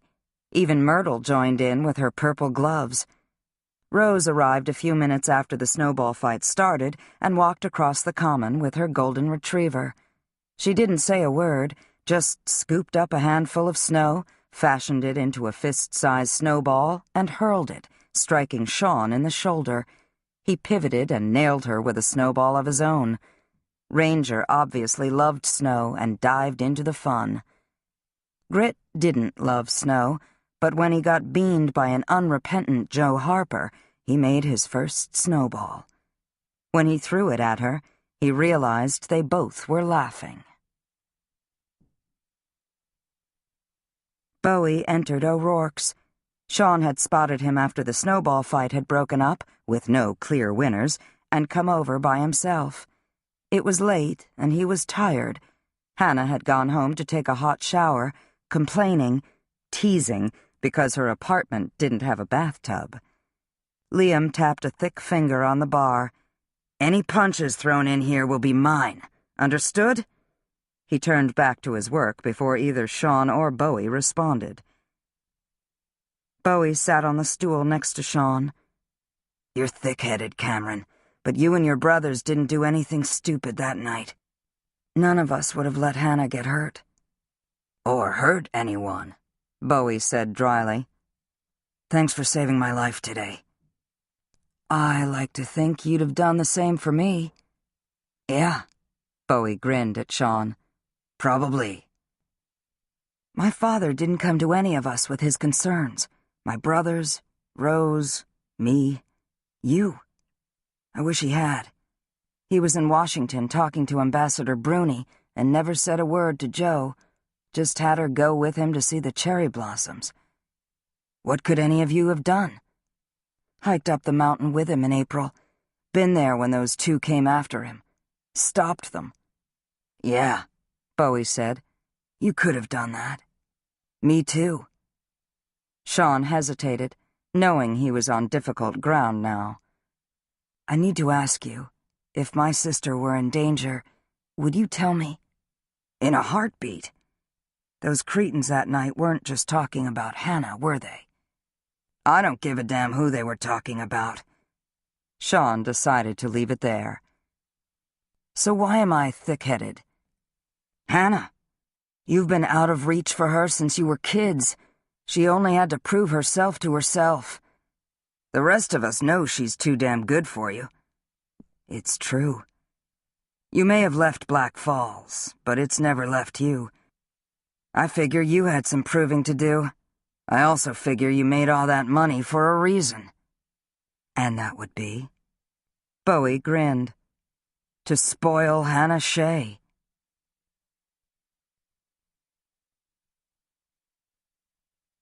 Chapter 37. January 8th, Black Falls, Vermont. Hannah delivered warm shepherd's pie to the McBains, then walked across the road to the cemetery. Sean had once again returned to California. She could have gone with him, but in light of everything that had happened, she wanted him to have a chance to get his head clear back in the place he'd lived since college. She ached to see him again, and she was downright desperate to see her brothers, but the practicalities of her own life had swarmed over her. She needed to hire help at the cafe, and she needed to start some serious studying for the bar. There was also that to-do list of house repairs to tackle. She found Bowie collecting the last of his stuff from outside the crypt. "Need any help?" she asked him. "Sure, Hannah. Pick up that 100 pounds of granite over there and carry it to my van, will you?" "Funny, Bowie." He grinned at her. "Grit Taylor was up here, and he and Reverend McBain and I were talking, and we figured out that some women are like sisters. It's just the way it is. Some aren't." He looked at Hannah and winked. "You and Rose? For me? Sisters." "So, who would be under not sisters?" He sidestepped her question with another grin. "Judge Robinson thinks Southern California could be a good place for you to study." "Do you know everything that happens in this town?" "I didn't know we still had killers on the loose, but everything else? Yeah." When Hannah arrived back at the cafe, Rose, Dominique, Beth, and even Joe were gathered in the kitchen. Rose grabbed a folder and opened it up on the work table. I have airline points. I know you don't do tips here, but people insisted. Liam O'Rourke even got in on it with tips from his place. Anyway, we've pooled our resources and we've made our decision. We're sending you to Los Angeles. You leave tomorrow, Beth said. Hannah was overcome. Thank you. You're all too generous. None of us wants to go to Los Angeles, Rose said, then added quickly, Sean would arrange for a private plane for you. This is perfect, Hannah said. Dominique produced an envelope. And here's cash for a shopping spree on Rodeo Drive. We expect receipts. No sneaking off to a discount store, and no spending it on your brothers. It'll be a minor shopping spree compared to some Rodeo Drive has witnessed, Beth said. But have fun. We'll handle the cafe. It's been quiet. Thank you again. I can help stand in for Hannah here at the cafe, Joe said. Beth and I really are sisters, so we'll uphold the name. No. Beth was horrified. We'd kill each other. Back to D.C. with you before the Secret Service fires you. You're not done, and neither is Elijah. Vermont is here. Lake, home, cabins, land. None of it's going anywhere. Rose said, Myrtle Smith suggests the two of us switch off subbing as the third sister. Dominique pointed her knife to the cash. She contributed to the shopping spree and included a note on stores she recommends. Leave it to Myrtle, Hannah thought, amused. Myrtle had surprised everyone by not returning immediately to Washington. Grit Taylor was gone, at least for the moment, rumored to be assigned to the Pentagon. There was even a note in Rose's folder from Everett Robinson telling Hannah she could email him with study questions unless she decided to do something else with her life. Want what you want, Hannah, he wrote, not what you think you should want or what someone else wants, including me. What she wanted right now, more than anything else in the world, was to be in Southern California with her brothers and, she thought, a certain smoke jumper turned multi-millionaire. Chapter 38. January 10th, Beverly Hills, California. This isn't the right hotel, Hannah said. Yes, it is. Nick Martini stopped at the front door of the Beverly Hilton, its retro chic decor calling up glamorous images of Humphrey Bogart and Lauren Bacall. The one you picked out is a flea bag. She'd insisted on booking a motel for herself. She wasn't entirely sure of the effects of being back in California on Sean, if he felt the same way about her. She didn't want to box him in, or herself. I don't care, she told his fellow smoke jumper, who was, she'd duly noted, in his own way as irresistibly sexy as Sean was. No wonder Rose was doomed. Martini ignored her and typed on his iPhone. Who are you texting? Sean, Nick said. I'm telling him your coach is about to turn back into a pumpkin and I'm out of here. You're from the sticks. You like pumpkins, don't you? Hannah wasn't succumbing to his charms and said, nonchalant, Rose says hello. No, she doesn't. You're right, she doesn't. Nick kept typing. Her brothers don't know about you two, Hannah said, Sean included. Blackmailing me? She sat up straight. Wait, maybe I don't know. He grinned at her. Some kind of hanging judge you'll make. Rose is one of my best friends. She doesn't tell me everything, but enough.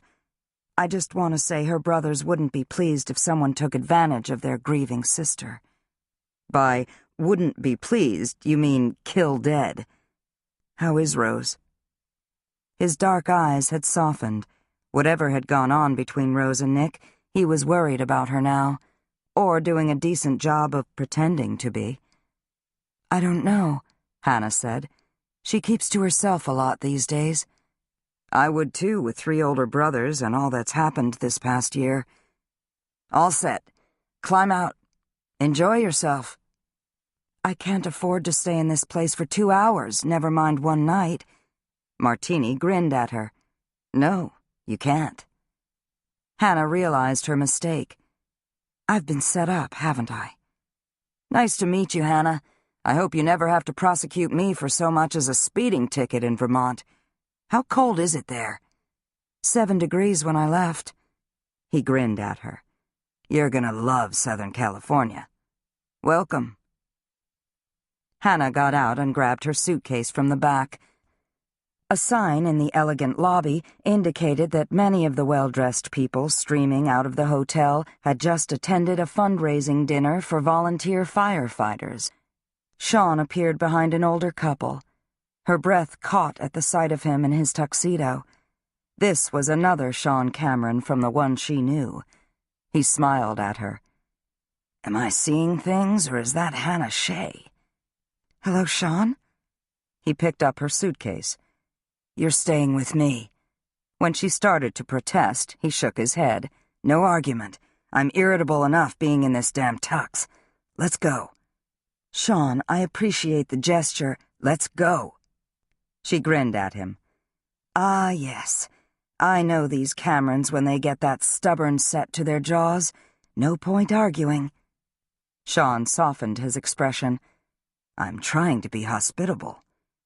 Hospitable is, Hannah, I'd love to invite you to stay at my house. Hannah, Sean said, repressing a smile, I'd love to invite you to stay at my house.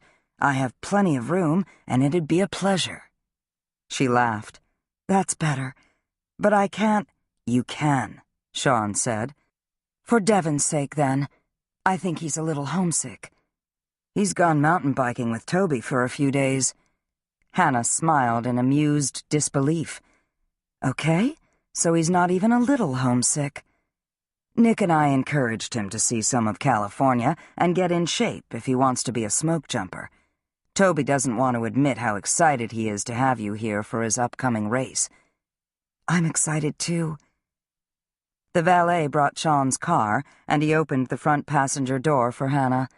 She hesitated, but he put his arm on her shoulder, and she got in. A woman who obviously knew him waved from the walk as she switched from her high heels to a pair of running shoes. That's the way to do heels. Hannah looked over at Sean. You fit right in with that tux. Different uniforms for different occasions. I don't have that many excuses to dress up. It's fun sometimes. We're having a Valentine's Day celebration at the cafe. I'll dress up for that. Her eyes sparked with sudden humor. I might even buy a pair of ruby red high heels on Rodeo Drive and wear them. It's not helpful for my driving, Sean muttered, picturing you in red high heels. Beth and Dominique want us to wear red aprons. Red aprons and red high heels. Kinda sexy, don't you think? Sean cleared his throat and kept driving. Devon had described Sean's house in detail, and Hannah was prepared. He showed her to a quiet room on the first floor, and she set her suitcase in the middle of the floor and looked restless.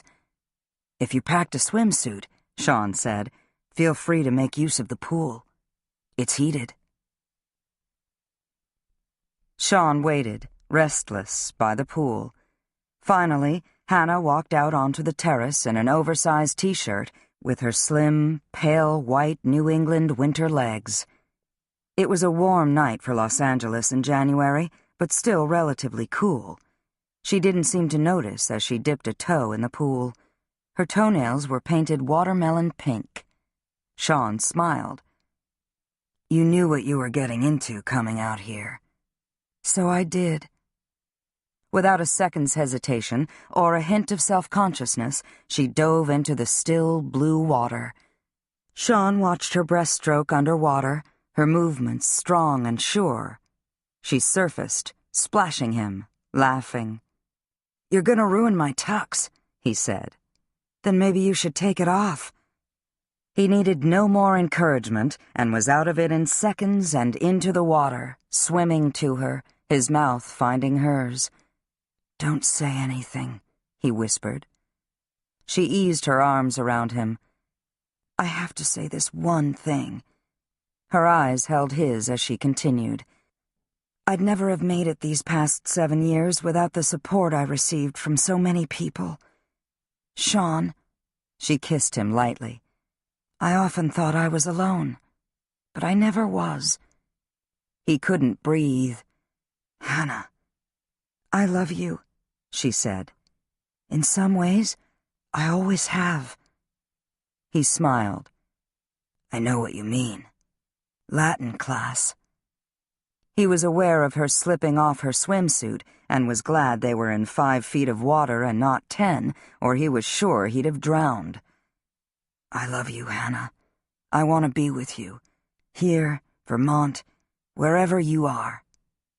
Home is Vermont, she said, but this is good. The pool, the bougainvillea, the sunshine, you. Her swimsuit was gone now, and she wrapped her legs around his hips and sank onto him. This is very good. It is, Sean said, knowing there was nowhere he'd rather be at that moment than right where he was, with Hannah Shea in his arms.